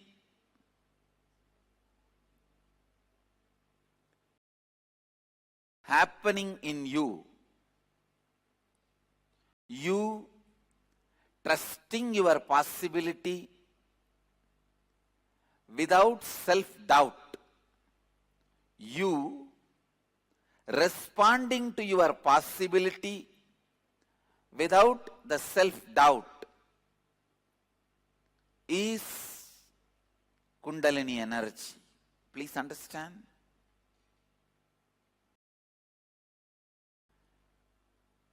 Each human being allows himself to be expressed, allows his possibility without self-doubt in one dimension, no doubt. Even if you are a useless fellow, to be useless in that dimension, you allow your possibility without self-doubt. Somebody allows their possibility without self-doubt in the field of cooking. This guy may be useless in all other fields, but in cooking, he has no self-doubt about himself. He knows any dish he sees, he will be able to make it. Some people will allow themselves without self-doubt in the field of medicine. Maybe an orthopedic surgeon or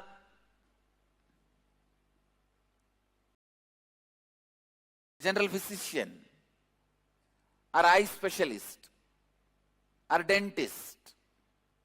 Somebody may express their peak possibility without self-doubt in the field of law. So every human being expresses his peak possibility, allows his peak possibility in some one field without self-doubt.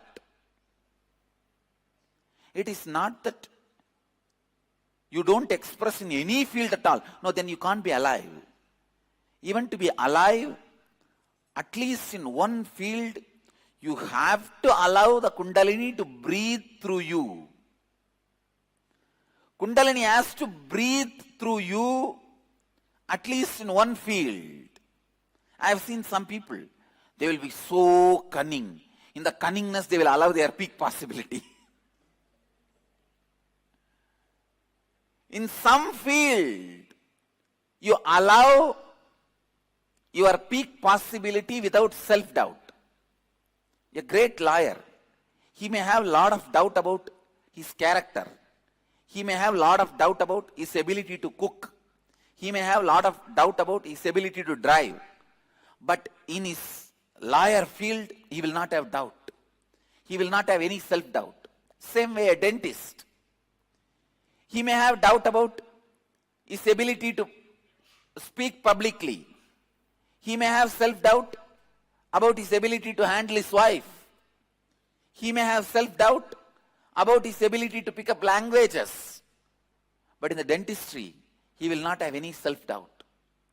So understand, in any field, you express your peak possibility without self-doubt. You allow your Kundalini to be awakened in that field. So in that field, your logic gets so refined, it becomes intuition.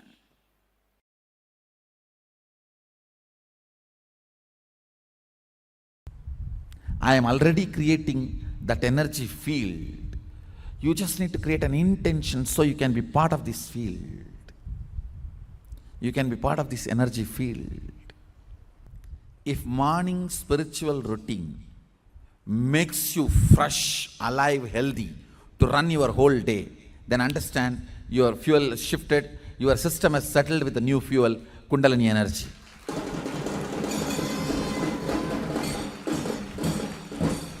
If your head is hanging down in the morning satsang,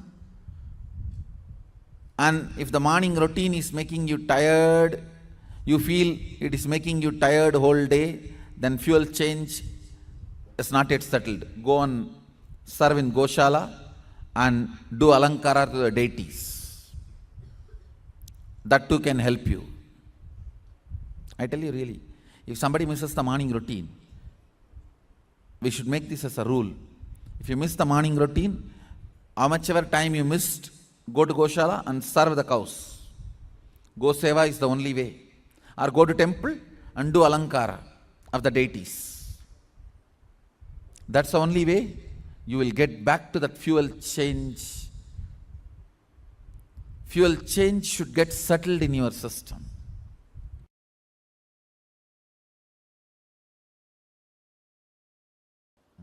Awakening Kundalini is not good for married couple. Don't worry, it is good. Nothing wrong. Nothing wrong. Tea, alcohol, sex should stop who practice Kundalini. Nothing like that. Say, awakening of Kundalini, you may drop alcohol, but other than that, nothing like a tea, coffee, the regular married life, or nothing will, it's nothing, no way involved in that. So don't worry, Kundalini can be awakened for all the people.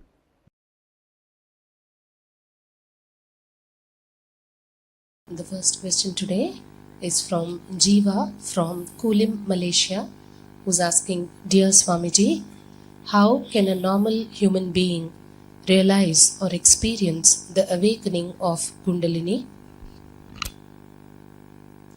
Repetition of the same sound continuously can conquer the chaotic mental setup in your system that can awaken your Kundalini.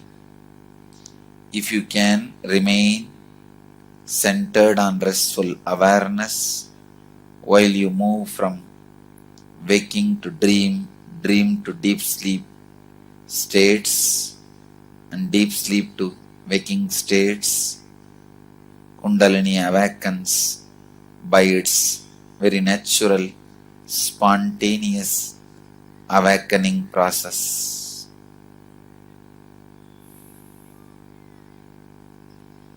Ajapa Japa, while you fall asleep, even in the dream state and the deep sleep, will awaken Kundalini safely in any human being without any side effect or after effect, disturbance or suffering.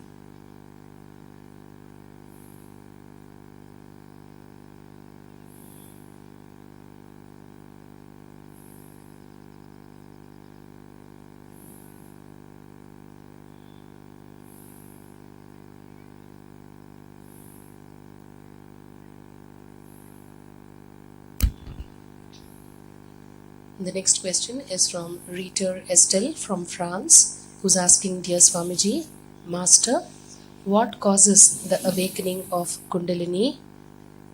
This awakening requires there a particular physical condition? Thank you very much for everything you do. Kundalini awakening can be caused by so many reasons.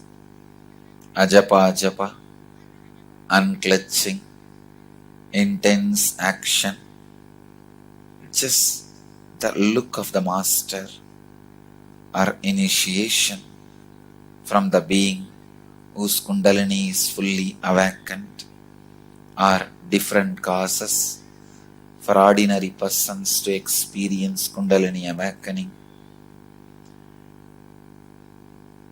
There are so many more reasons.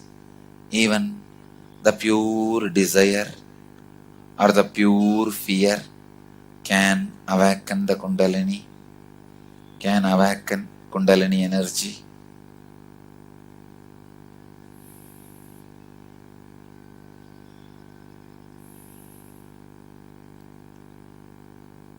The physical conditions are required if the Kundalini is going to be awakened by the unconscious methods like Ajapa Japa, unclutching, awareness practices which you do it on your own.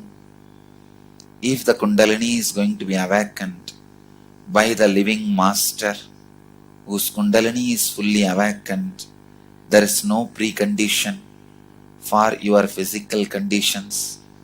there is no restriction on any conditions, there will not be any side effect or after effect, as the process of being awakened itself is done by a conscious being. It does not create any side effect or after effect.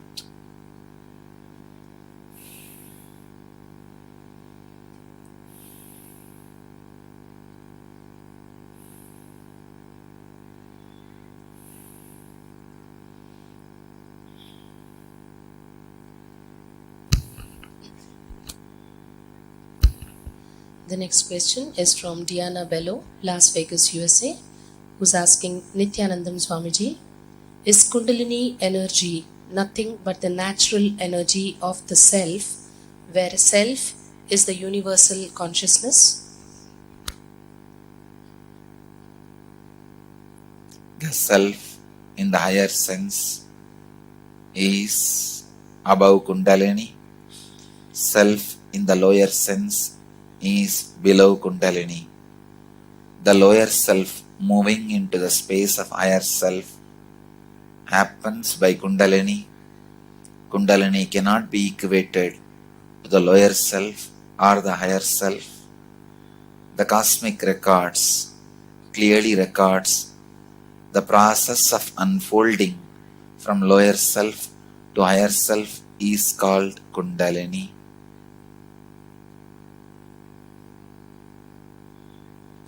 She is also asking, what happens when the Kundalini energy reaches the brain? It never reaches the brain physically. Chakras, energy centers, are only metaphysical spots connected to the physical plane, because the experiences of those centers are strongly felt in the physical plane, in those physical places. Ajna chakra is not between the eyebrows, is not on the crown of your head. When the Sahasrara is awakened, the strong vibration and experience is felt in the crown. Because of that, it is associated with the crown.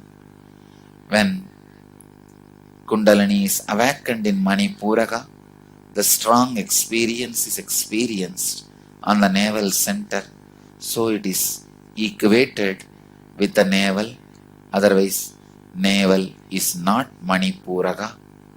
Please understand, Kundalini does not reside in Mooladhara. If it is awakened, the strong experience is first felt in Mooladhara. The Mooladhara of what you understand as the root of the spine experiences the strong vibration. That is why it is equated with the root of the spine. So, it has nothing to do with the physical points of the body. Only the experiences are stationed in the physical points of the body.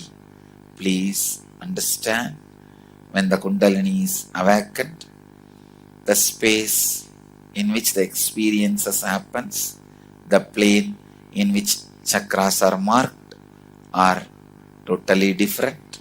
When those experiences happened, they are felt in the plane of chakras in your body.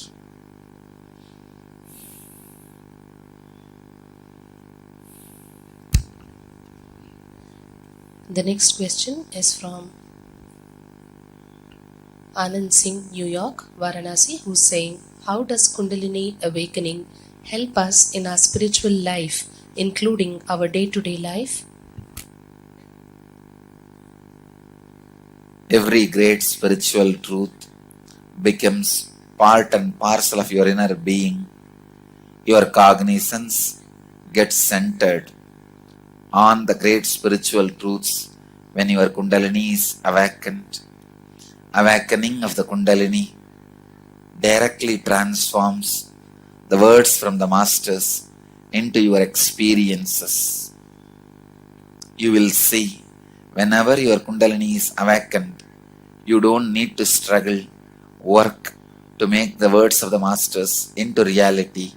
The words directly leads you to the wordlessness, the spiritual enlightenment.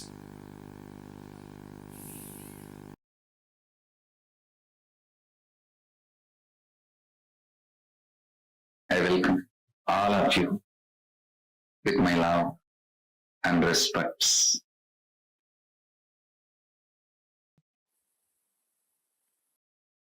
Understand, the whole Nithyanandogam process is about awakening the God particle in you, that bioenergy in you. Biomemory is a place where you store all your patterns about your actions. How you wake up, how you sleep, how you drink a cup of coffee, how you eat, how you do everything. When those patterns are completed, possibilities are awakened. Now, Kalabhairava will do the readings of the Akashic records on Kundalini.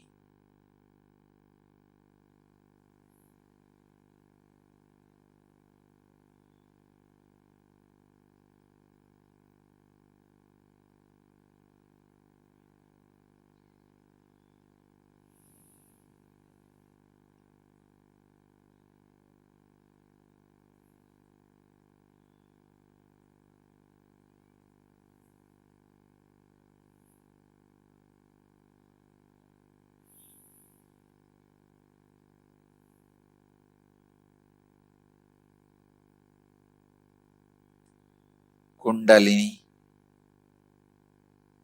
is the energy responsible for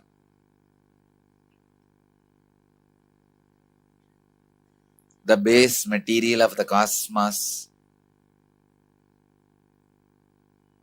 becoming the visible cosmos which human beings perceive.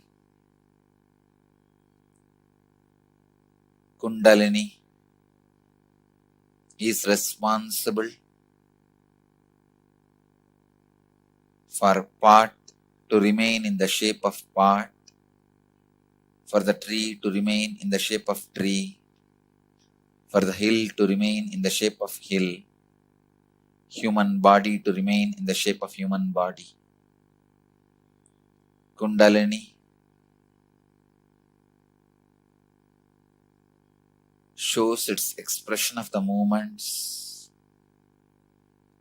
during the transition from waking state to dream state to the deep sleep state to Turiya, the fourth state, from fourth state to the ultimate Turiyadita. Kundalini is a base screen on which the movie of the world is projected. Kundalini forms the basic vibrant energy in human life.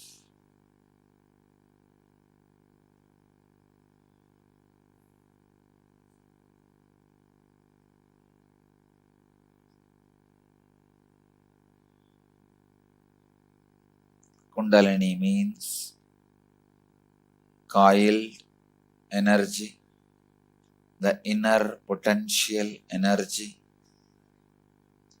the natural spiritual energy.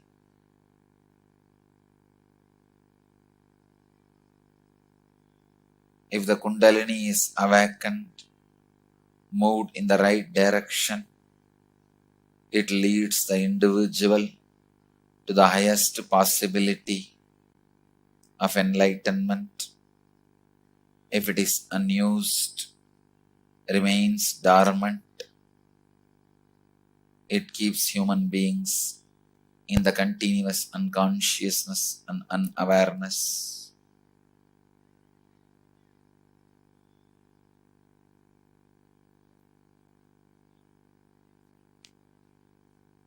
Kundalini can not only play a major role in human being becoming enlightened, it can play a major role in making human beings experience extraordinary powers, possibilities, and experiences.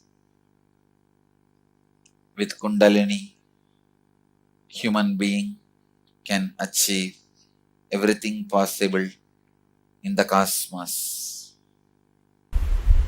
I tell you, awakening your Kundalini is a direct method to be a high achiever, whether in the plane of creating wealth or plane of creating health, plane of creating love and relationships, or plane of creating spiritual fulfillment. Awakening your Kundalini energy makes you a high achiever.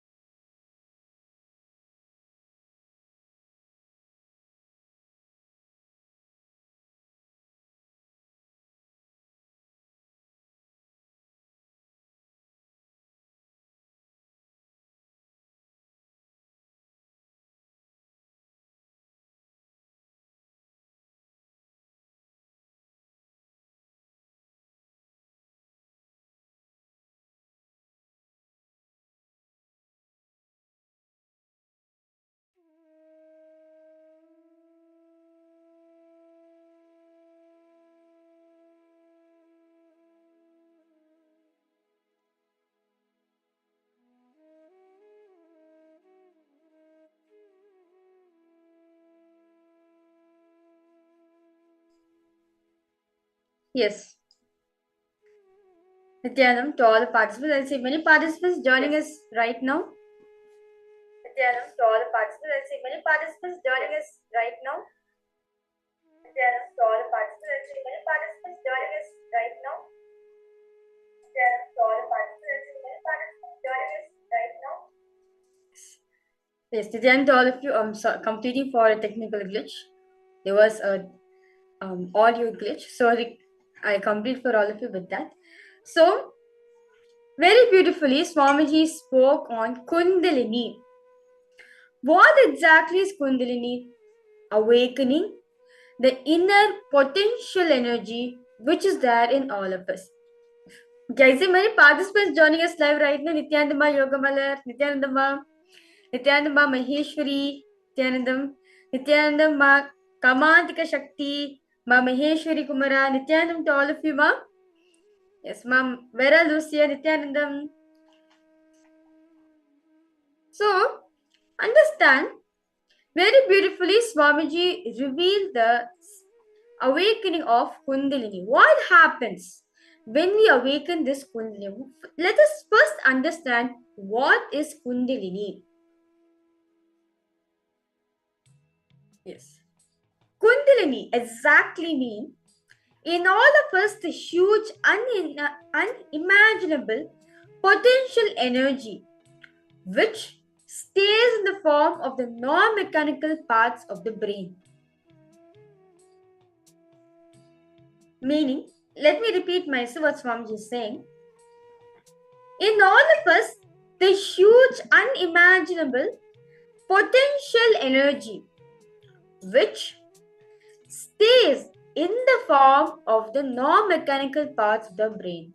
Very beautifully Swamiji shared in one satsang that now your brain, there's two sides, right? The left brain and the right brain. One side, you use only one part of your brain. Basically for all your daily activities, for your logic, for the calculation which you do, the way you respond to people. All these are in one brain. Now the other brain consists your possibilities.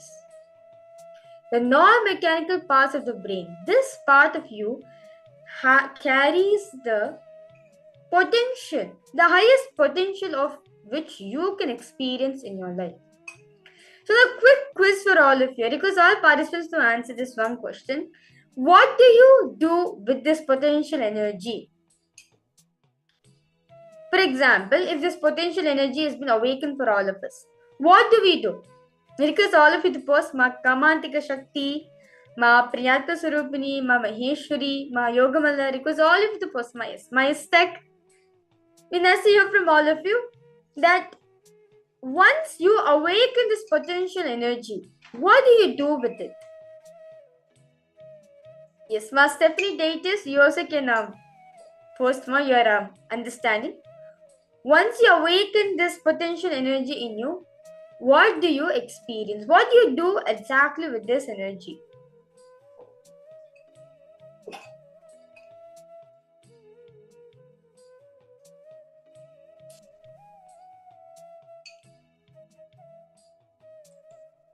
So now, to understand, okay, my yoga will has posted energetic, blissful, experiencing magical in life. That's wonderful, ma. Of course, since all of us are Swamiji, we will be experiencing miracles in our life. Okay, yes. I request all participants to post your what do you feel once you awaken this potential energy in you? What do you think life would become? How will life will become for you?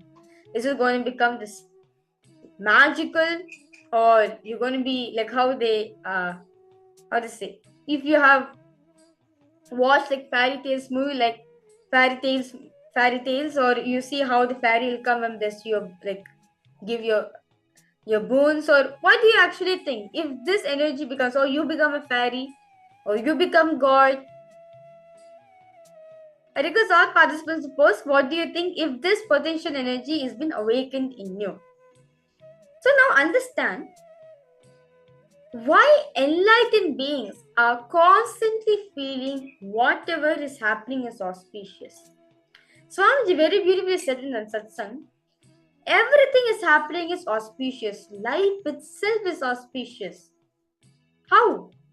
Well, so Swamiji is saying that we experiencing problem in our life, we experience suffering in our life, that is also auspicious. Yes, it is auspicious. Understand, every suffering you have in your life, it is auspicious. Okay, Ma Maheshwari has posted very, very blissful life. Yes, that's wonderful, ma. Okay, so understand, it is just because of the Kundalini Shakti. Once this Kundalini energy is been awakened in you, you will feel so much of energy in your body. You will not be able to complain about anybody.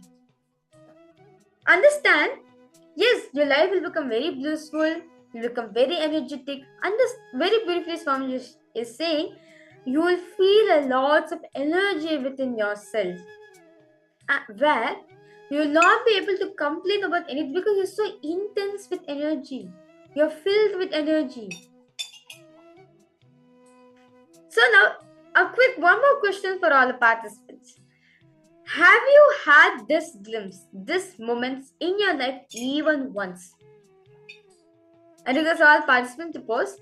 Is there any moment you have just one glimpse or one moment where this you experience within yourself? Because all participants to post whether you experience it or not.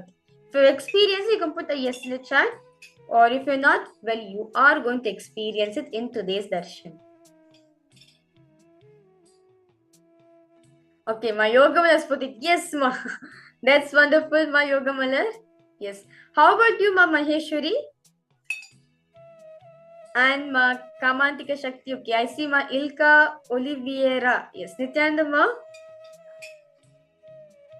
Yes, my Instagram request you to post even once if you've experienced this in your life. Okay, ma Maheshwari is posted. Yes, ma. That's wonderful, ma. Thank you so much, ma. So understand, all of us have experienced this in our very life.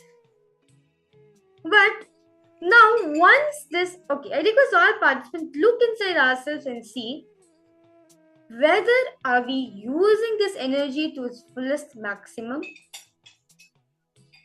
Like for example, you're having a car and you want to use the car to go from, sorry, not the car, let's not use car.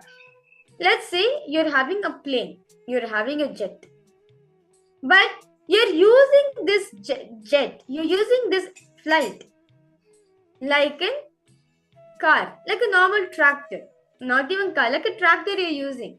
You're using it to load things, driving it, not even flying it, driving it and going to the other side. Okay, ma Maheshwari is, okay, because all of you to post whether all of you are we using this energy, this potential energy which all of us are having inside ourselves, are we using it to its fullest or not?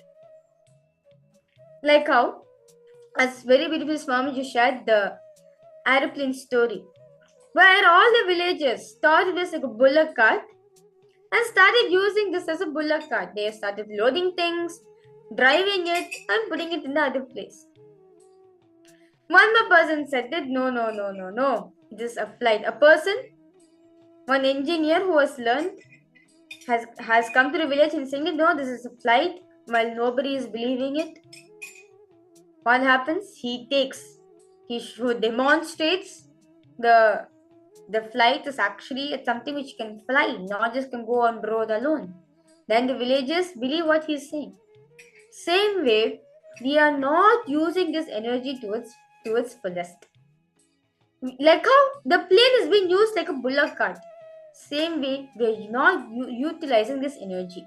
We are only using it for, let's say, 10%, 5%, maximum 50% in our life. So now, what about the rest of the energy? Where does it go? Understand, it is still there within ourselves. See, Swami is saying this Kundalini Shakti is a very base for power manifestation. Understand, even once if your manifested power is simply the coconut moved off from your hand, rolled up from your hand from your intention, understand you have experienced this in your life. So now, the best way to utilize this energy, go on manifesting powers. Going on trying. The technique which Swami just beautifully has given. Just going on experiencing the wonder space with Swamiji again and again and again. That will help you to utilize this full Kundalini energy which is awakened in you. So now,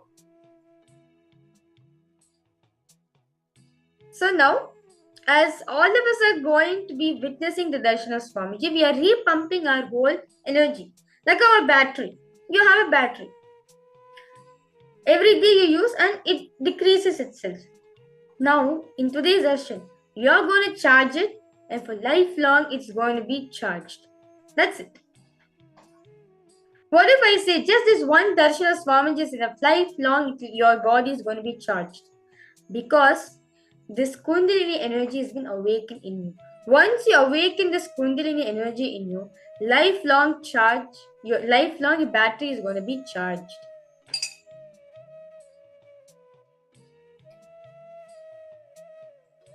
So, as very beautifully also Swamiji has revealed, that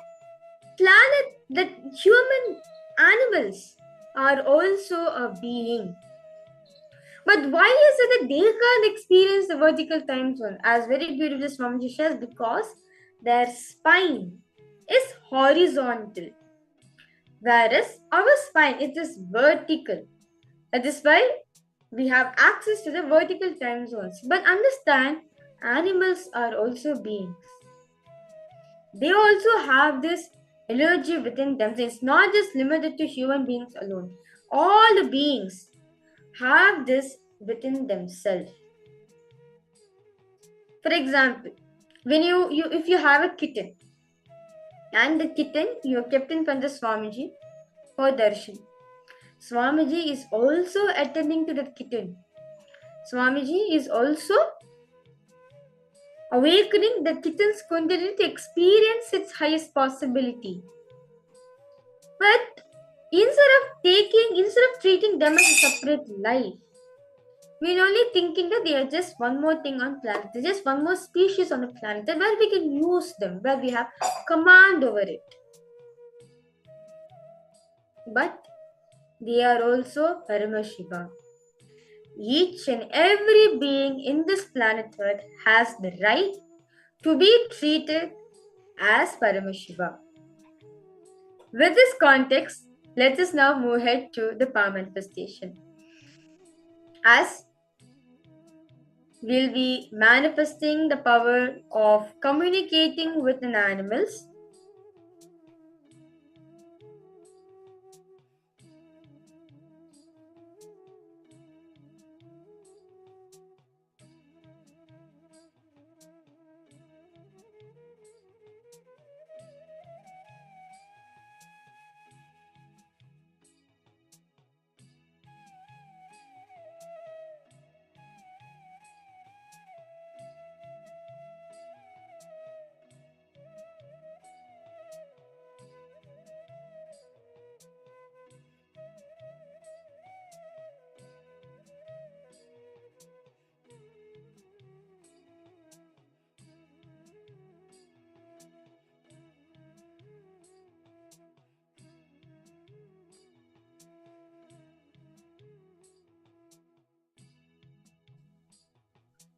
Yes.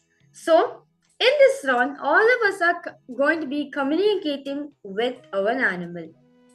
Any animal can be. It can be your pet or any animal, because all participants to pair up with an animal. Even when you are passing by, if you see any animal going across or if you see any animal approaching you, you can also still manifest this power.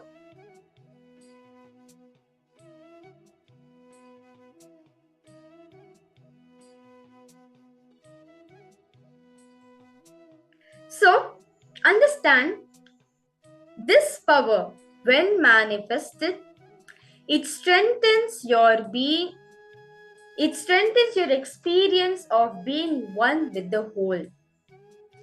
Choose any command you would want to give to your pet or an animal.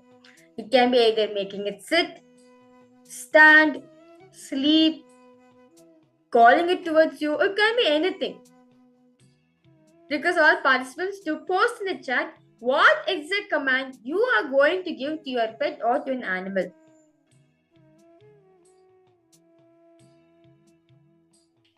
Okay, because all participants to post how many of you have a pet over here? Ma Istet, Ma Maheshwari, Ma Yogamalar, Ma Kamantika Shakti. Request all of you to post. How many of you have a pet over here?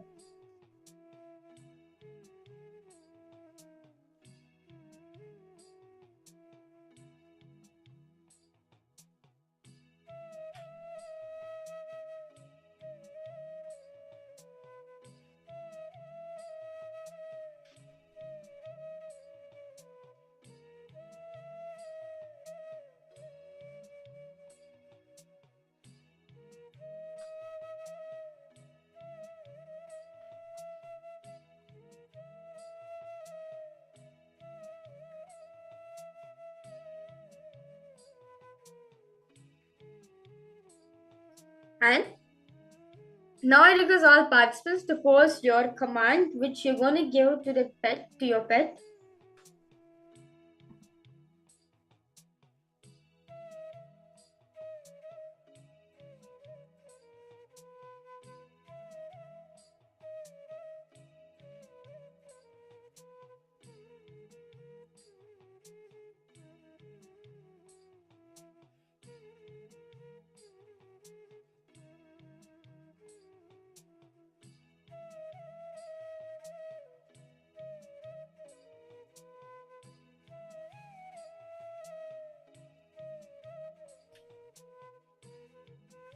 Okay, my Yogamalar has posted. My son's family has a pet Bella. When I'm there, we both in oneness. I called her my Chellam and she relaxed on my lap. That's wonderful, Ma. That's wonderful. That's a nice, sweet way to relate with your pets.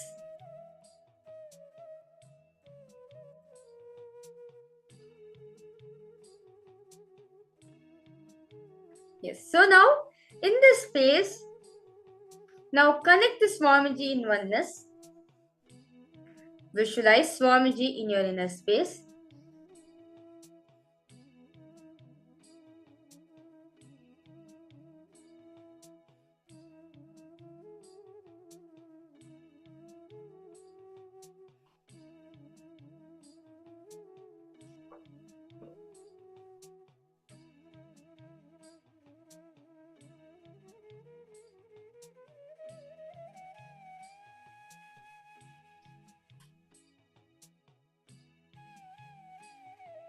Now, in this space, start chanting the Mahavakya.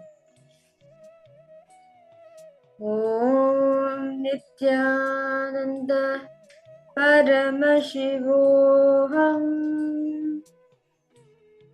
Om Nithyananda Paramashivoham. Om Nithyananda Paramashivoham.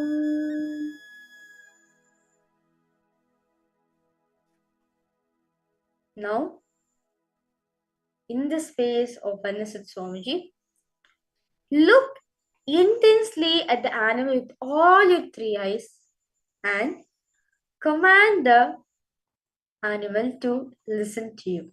You will see in the oneness space, you give the confirmation to the animal that you are not going to harm it. You are just an extension of it. Simply, the animal will listen to you.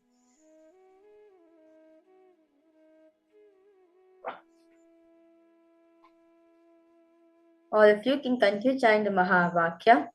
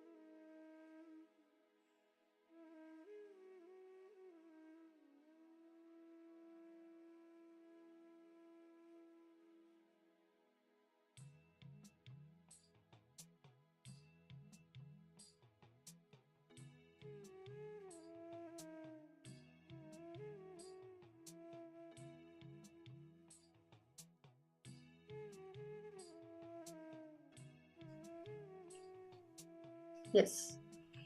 Continue chant the Mahavakya.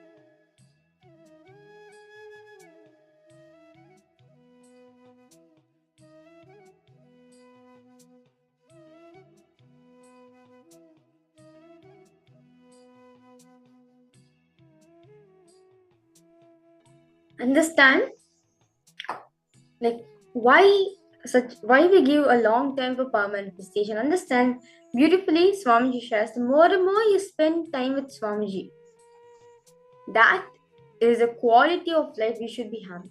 Where we spend time a manifesting power, which when you're manifesting power, you are awakening, as all of us learn about the Kundalini Shakti. You are touching, you are actually playing with that energy. Because that energy is awakened in you, power starts manifesting. So the more and more powers you manifest, you are only going to experience breakthroughs in your life. So request all participants, during the day, make power manifestation as your habit. When you make power manifestation as your habit, just 21 minutes, sit, manifest any power. It is your time with Swamiji. Like how Swamiji says, Puja, it is his time. Your time with Swamiji. Same way, power manifestation is your time with Swamiji also. Where you experience the space of oneness with Swamiji, you and him are one in the same, which at the end is going to give you breakthroughs in any field of life, and in the field of health, wealth, relationship, in your career, in any field, you're going to experience a breakthrough in your life.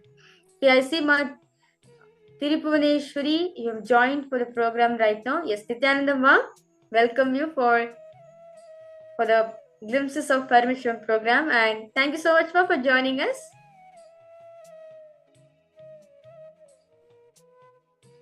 So, because all participants now to continue. Yes, I see Ma Anandeshwari is also joined. Yes, Nithyananda Ma Anandeshwari. Yes, nice to meet you all of you for the program. So understand, now the pet is also a being. You are also a being.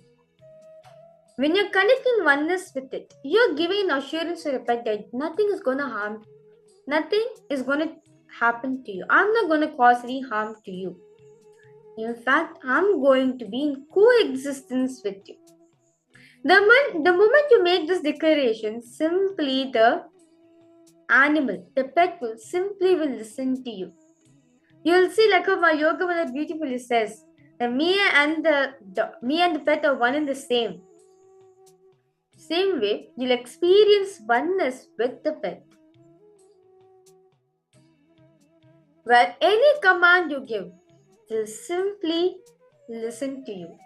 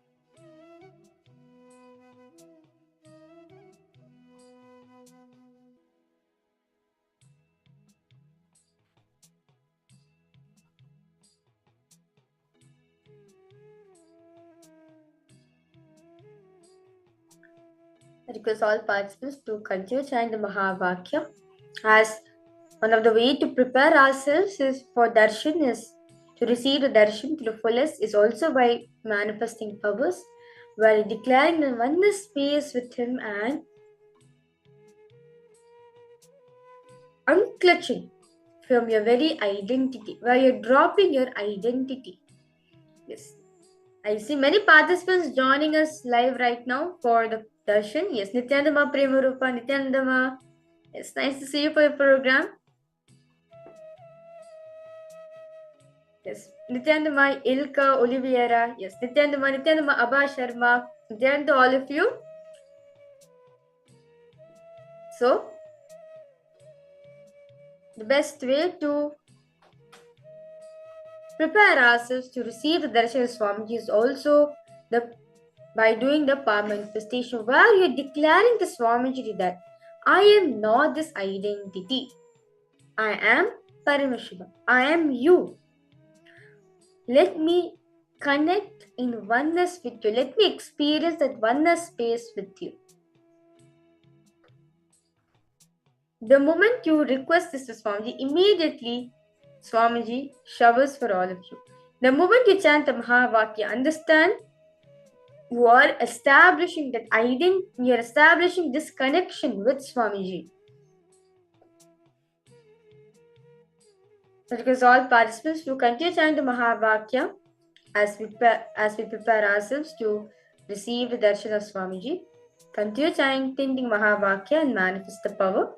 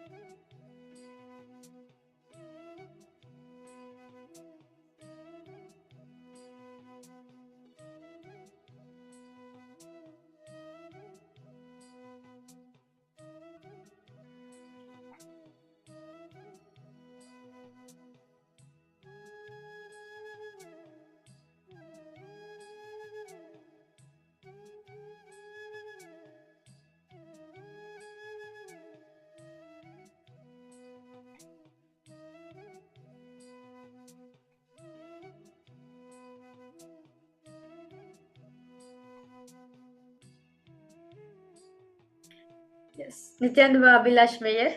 Yes, Nithyananda. We are doing a power manifestation session where you're communicating with an animal.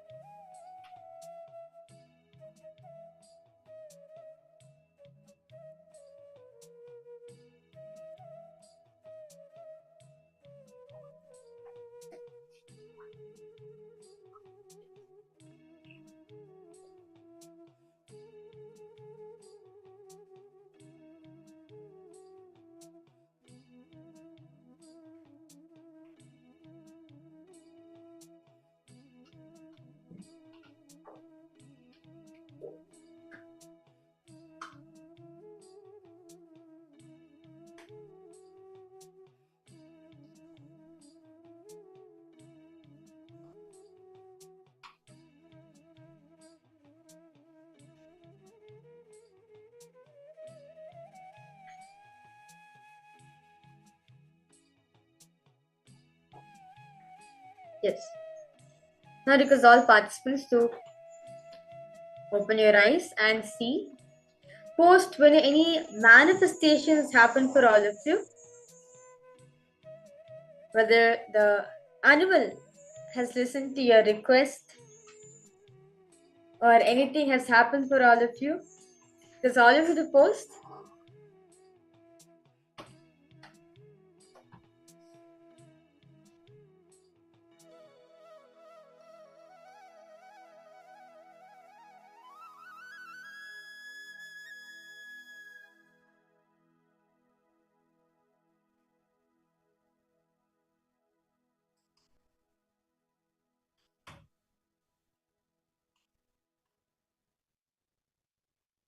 Yes.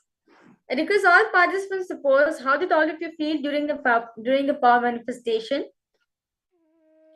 Like, did any manifestations happen?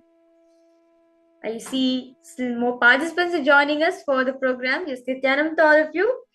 Welcome all of you for this program of Glimpses of Paramashivoham, where you will be experiencing the initiation which Swamiji is going to be initiating all of us in the Paramashivoham program, where just by attending the glimpses alone, it gives us lots of energy, lots of clarity in our life. Now, whatever when you attend Paramashivoham itself. When we attend Paramashivoham, you will see, you'll experience you're establishing that oneness connection with Swamiji, where you are declaring that I am Paramashiva.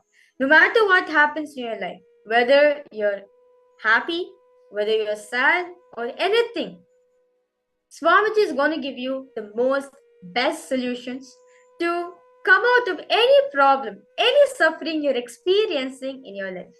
So I welcome all the participants for the upcoming Paramashivoham season. It is starting in February 17th. I welcome all of you to join us for the program. So now with this, request all participants to take few minutes to head to Facebook and post your power manifestation results and your understanding from this session.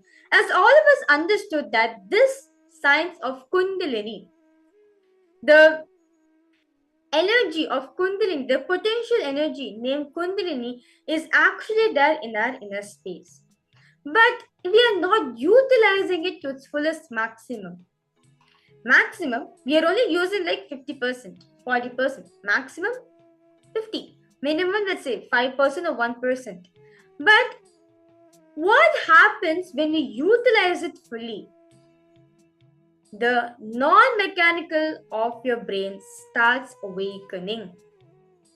Understand?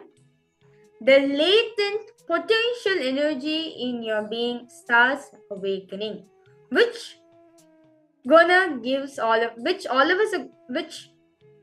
us a lot of benefits in our life, in well-being, in physical well-being, mental well-being, or to such big problems such as in relationships or career or in the field of health. Any situations, any problems you're experiencing in your life, just by awakening this Kundalini Shakti, your life becomes magical. Because this Kundalini Shakti is our highest potential. It is our highest possibility, which all of us are having it in ourselves. It just needs to be awakened. Like how in the pilot, like how the plane story which all of us heard, that the plane, its fullest possibility, its highest possibility that it can fly. It can take passengers across countries. But the villagers are not aware about this. So therefore, they're using this aeroplane, they're using this jet as a bullock cart to transfer, to shift items from one location to another by driving it. Or even little learned man will call this as a tractor because it has two big wheels on it. Whereas a bullock cart, you need to attach a bull and the cart moves. Whereas this machine is almost like a bullock cart. No, not like a bullock, like a tractor where you operate few machines, you operate few buttons and it starts running like a bullock cart.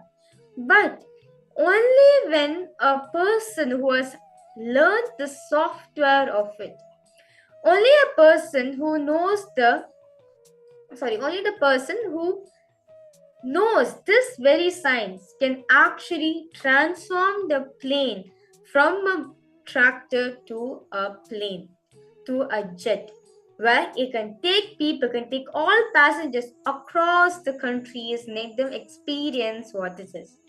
Only when the villagers saw that this possibility of the plane can fly, only then they realized, understand, this Kundalini Shakti is same as like the plane. We are unaware about this thing, so we are only using in the level of a tractor or a bullock cart. But a person who's tasted it, a person who has knowledge, who's an adept in this field, he is coming and telling all of us, hey, wake up from this. This is not your existence. Just awaken this. You'll experience joy, the most magical, joyous, and sweetest way of living. Understand?